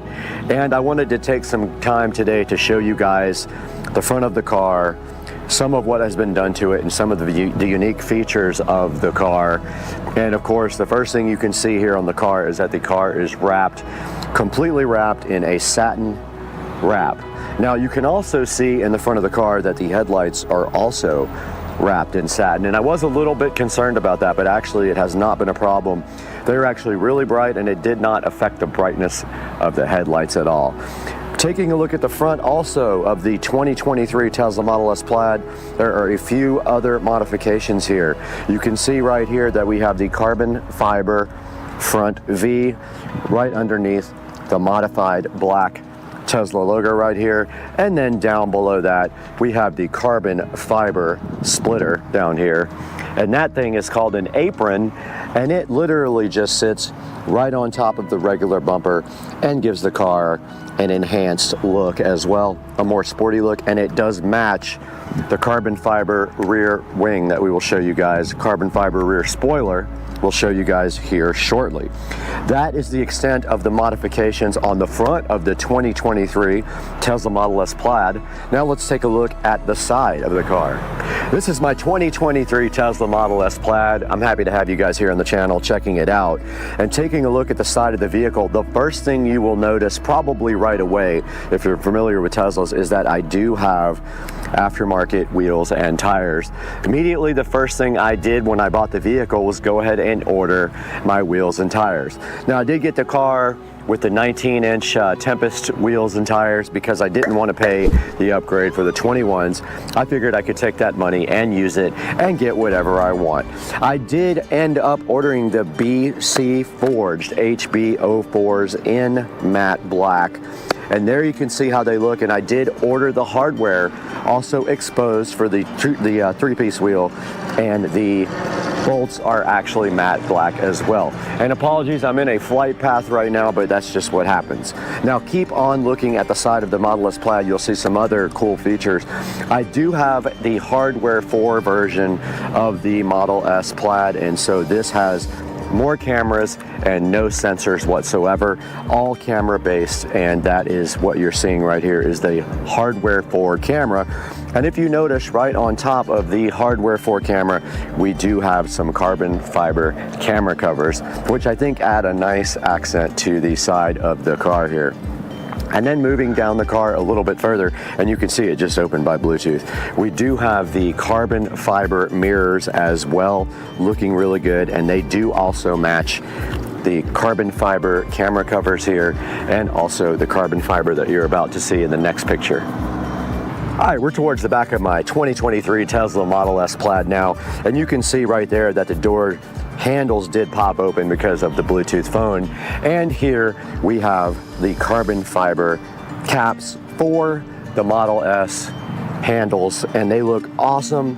And back here you can see the 295/35ZR21 Pilot Sport 4S's with the HB04 BC Forged wheels. And that's going to round out the side of the Model S Plaid. Let's take a look at the back now. All right, here's a good look at the back of my 2023 Model S Plaid. You can see the tail lights looking great. I don't know if they were restyled for 2023, but I did forget to mention that the front headlights were restyled for 2023, and they are upgraded laser headlights. Here in the back, nothing really to show except for the fact that we removed the Tesla logo here completely when we did wrap the car, and also in the front, we also removed the front license plate. Taking a look at the inside of my 2023 Model S Plaid, and I did wait specifically for the exact color combination that I wanted. I wanted black interior with carbon fiber, not the wood grain, and you can see in here, this is all new carbon fiber interior, and also this car does have hardware 4. And taking a look at just like every other Model S, they have the screen over here on the left that shows you a bunch of information like navigation, your charge rate, the time and things like that, and maybe like your radio station and things like that you're listening to. And then over here we do have the yoke. I did not have a choice on the yoke. I did not order this car custom made, so the yoke was actually already in the car. Moving down to the bottom here, you can see that the Plaid comes with some brushed aluminum or just straight up aluminum pedals, which look pretty cool. And then moving up to the seats, these are not real leather seats. All of the Teslas have vegan kind of safe leather. And then looking to the center here in the middle of the dash, they do have 2 chargers for wireless phones. So if you stick your phone right there, and it did start charging. So they have 2 of those right here available for you. And then moving into the center here, we have a pocket right here that does have just enough area for a few pairs of glasses. And then moving forward, there's another pocket that I actually just found out about. I did not know this existed until yesterday, and if we move that open, there's actually 2 USB connectors right here and 2 on the back here in the right by the back screen here. And then of course we have our center console with a lot more storage in here, and we do have a cup holder if you let that slide forward. Moving up to the center of the dash here, I'm sure you guys are all familiar with the Tesla display. And if we go to the home screen here and we go to the actual vehicle down here and the software, you can see this is a Model S Plaid with 903 miles on it for supercar street racing. It does have the VIN there. It does have a full self-driving computer. I did not purchase full self-driving, and we are on 11.1, 2023, 26.9 software. And then moving up to the very top of the car here on the controls, you hit the control button. You have the ability here to play with the mirrors, the steering, the wiper, the window locks, fold your mirrors, the display, the child lock. And then at the top of the screen here, you can see LTE. You can move the display towards you or away from you with this button here. And of course, there is your brightness control, and this button here pops open the glove box over here. Moving down to pedals and steering, you can see this is where you choose your acceleration, and that basically is how the pedal reacts to your foot. And you can see here we have Chill Sport or Plaid, and then of course if you want to do drag strip mode, you can check that out in my other video when I did that for the first time. That is your drag strip mode, which puts the car in cheetah stance and then allows you to launch with the most possible power. And then also your steering mode can be set to comfort, standard, or sport. And then track mode is right there, and that really allows you to fine-tune the car for more of a track type aggressive day. And there's settings in there for the front and rear traction, and things like traction control and regen are available in your track mode. And then of course it says apply your brakes when regenerative braking is limited. So that basically is telling you if you're not able to regen, it will help you by putting the brakes on. This auto shift out of park is basically, it's a beta thing where the car knows if you want to go forward or backwards automatically. I do not have it on. And then the slip start basically is when you get stuck, you use that. Here's a suspension, and the ride height is set to low. It's on sport. You can go advanced on the suspension, and you can set your comfort and your handling. I just keep mine on sport. I really like the way that feels. It says here if you want to use comfort dampening and autopilot, you turn this switch on when you have autopilot on, and then it sets your default ride height to low. But if you press this, it says when enabled, the default ride height will adjust to low mode in most driving scenarios. Model S will always automatically adjust the ride height to balance comfort, handling, and range, and that's all that's available on that screen. And then this screen is where you see your charge limit and your actual percentage that you want the car to charge up to. And this car is set to charge no higher than 90% is what they recommend. And they recommend 80% if you're going to be driving the car every day, which I do not. This is where you actually adjust with your current that you want the car to charge in. So if I stick it in a 50 amp, it'll charge at 48 amps maximum. And then the last time I supercharged, which was April 14th, I've only supercharged the car one time, and it's when I bought it. It was $27.30 because I do not have free supercharging. And this is the autopilot, and you can set it to either traffic aware cruise control or auto steer beta. by doing that. And then you have to answer yes. And then this is your following distance. And this is how you get into auto steer. And they're talking about this button here on the steering wheel, which I will show you guys next. And this is how you set your speed and your offset for your cruise control. You can put a speed limit warning on there as well, a forward collision warning. You can adjust that so it comes on sooner or later. Here's your lane departure warning, and this can set to assist, so it will actually help you steer. And then here's all your other options: emergency lane avoidance departure, automatic emergency braking, obstacle aware acceleration, traffic aware cruise control chime, and green traffic light chime. Moving down here, this is where you actually set up your phone for a lock. So when I get in the car, the phone is on Bluetooth and the car will unlock and drive without a standard key. You can walk away and the door will lock, which I love that, and you can tell it not to do that at your house. And then there's a few other options related to unlocking it when you park, and some other little options here for unlocking it with your phone. Now, I do have the MyQ connected garage, which means my garage door opener is MyQ enabled, and I did subscribe for a lifetime. I think I paid $200 and something, and I am permanently set up so when we drive the car back home, the garage door does open and close. Taking a look at the lights, you can turn the front and rear fog lights on, the dome lights off, on or on auto, the ambient lights inside of the cabin here, and the auto turn signals, and the auto high beams, and then headlights on when you get out of the car. And then here's your display. You can set up all the different options on your display, tilt it to the left or right or center, the language and things like that, and your time and distance and temperature. And this shows your last trips here and how much your watts per mile was. And of course, this is for your navigation. This has your navigation volume, trip planner, avoid tolls, avoid ferries, things like that for nav. Service is where you go in and you can do different things like jack mode, car wash mode, things like that. It shows you your tire pressures. And software we took a look at already. It shows you your software versions and what you purchased as far as software. And with upgrades here, you can actually purchase upgrades on the car. You can get full self-driving. You can subscribe to full self-driving. You can buy it outright for 15 grand or subscribe every month to that.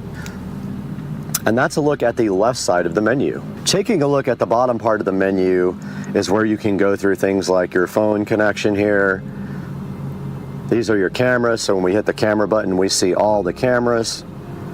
This is where you can actually choose other things that aren't in the bottom menu, things like the toy box and the arcade, Bluetooth settings, Sirius XM, tune-in, Zoom calls, things like that, and you can also add them to the shortcuts at the bottom.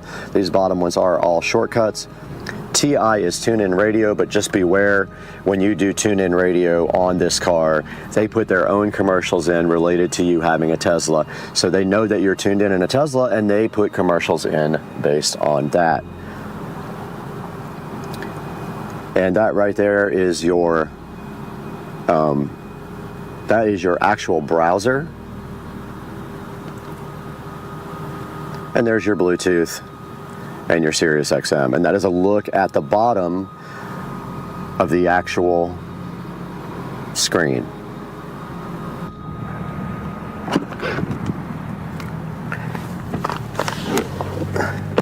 We are now in the back of my 2023 Model S Plaid, and I'm telling you, the back seat of this car is absolutely awesome. They redesigned the back now with a screen for the rear passengers, and the rear passengers now have control over their own climate control, and they are able to actually watch videos back here. Now you can see right now I just powered on this, and I will show you some video of this that I'll cut over. But you can hear that the AC is now on, and also I will run you guys through the whole entire thing of this screen here momentarily. Also, let me turn this off.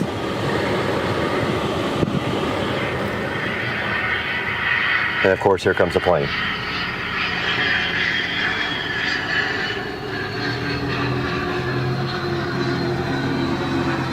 I'm literally in the flight path. My God. ridiculous. Jet.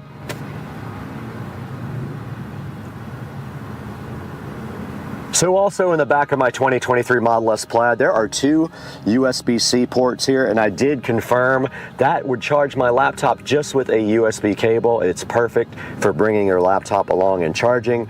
And I did locate the other 2 USB ports in the front of the car the other day when I was looking around in there, and I happened to find this hidden compartment.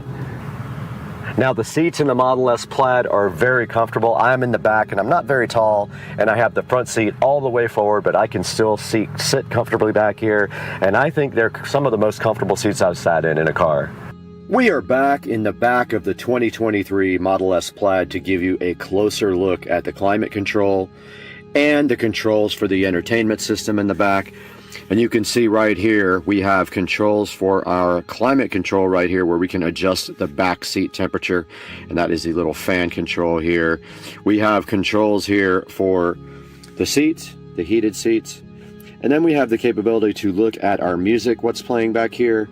And then the cool thing is if we go here, we can actually go to YouTube, as you can see. And we have right here and right now, if we press that, there is the Supercar Street Racing channel right here, looking so cool. So yeah, the backseat drivers, or backseat riders, passengers, can actually watch YouTube and some other things while they are in the back seat. The front seat cannot do that, but the back seat has a choice of Netflix, Disney Plus, Twitch, Hulu, YouTube, or you can look at the Tesla tutorials. And then if you go back here, we can power this off and on our fan in the back and adjust the temperature. We are here in the Tesla Model S Plaid, and you can see that I have hardware 4, so I do have the capability to launch Steam and play Steam games. And also, we can actually play games in the car with the car stationary, like Beach Buggy Racing here. And when you play Beach Buggy Racing, you use the actual controls for the car. So you use the steering wheel and the foot pedal, and it is loading right now.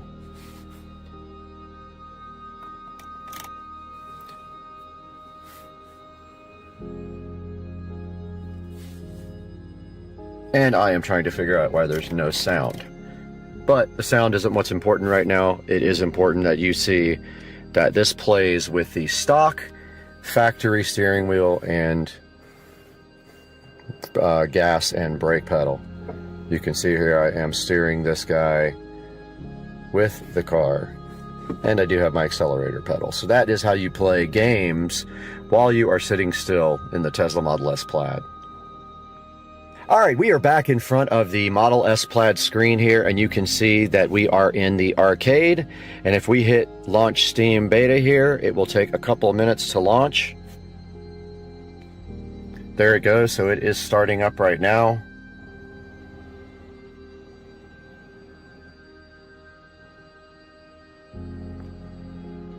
And this is actually real time of how long it takes to launch Steam.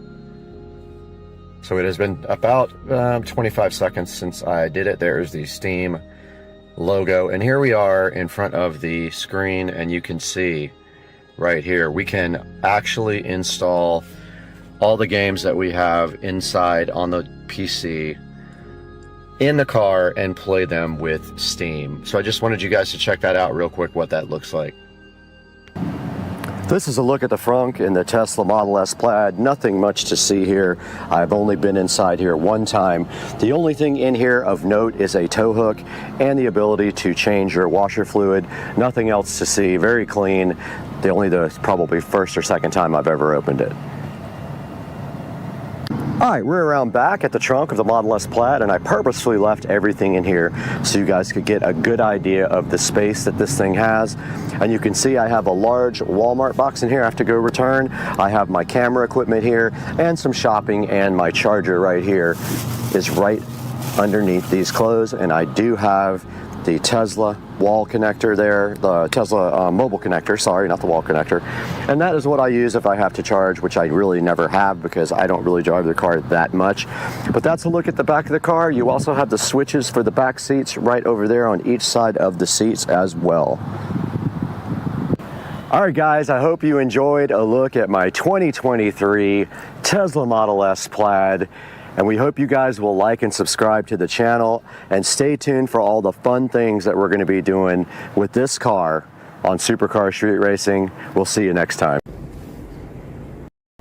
Yeah, your fridge ain't this cool.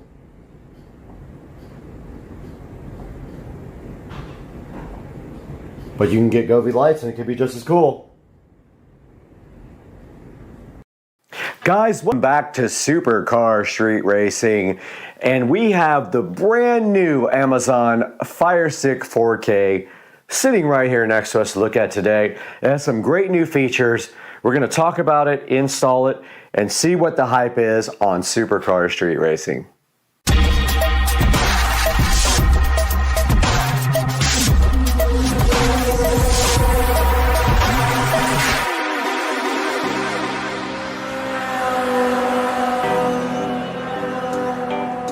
Right here next to me, and you can see in this big orange box looking like a big orange fruit, is the brand new Fire Stick 4K. We have it here on Supercar Street Racing, and it is going directly into this TV. And this thing has all kinds of new features that we're going to talk about right now. We have the Fire Stick 4K sitting right here next to me, eager to be plugged in to the Supercar Street Racing TV right here. And this new device does some cool new stuff, and we're going to take a look at what it does. But some of the features that it does now are Atmos, Dolby Vision, 4K, which it has done before, but they have enhanced that with this device here. All right, we're gonna go ahead and unbox this brand new Fire Stick 4K with all the enhanced capabilities. We're gonna plug it in right now, see what it can do, and then after that, we're probably gonna test it out and see if the hype is real. We're right here in front of the 4K Fire TV Stick, and one thing should be known about this. We did trade in the Fire TV that is currently on this box right now for this Fire Stick 4K, and it's on sale right now for Black Friday. Hoping to get the video out now. You guys can click the link in the description to go ahead and buy one of these for half price almost. So let's go ahead and open it, and you already notice on the front of the box it does support Wi-Fi 6 here. It shows you some of the absolutely, you know they're going to support all these. It's not even anything special. Netflix, Prime Video, YouTube, Disney, Hulu, Apple TV, and Max. And then on the back it shows you all of the features of the Fire Stick 4K, including Ultra HD, HDR, Dolby Vision, and Atmos, a brand new quad-core 1.7 gigahertz processor, a Wi-Fi 6 enabled Wi-Fi band, and a power and volume control. And it has all the stuff that it includes down here. So it does come with a second generation Fire Stick, a voice remote, and batteries, and some other things like a power cable. So let's go ahead and get this thing unboxed. And as usual, in Amazon fashion, we do have one of these little strips that pulls right off there to get this out. This is typical for their stuff to unbox. It makes it easier. One of the smart things that they have done. And then there's just a flap right there, which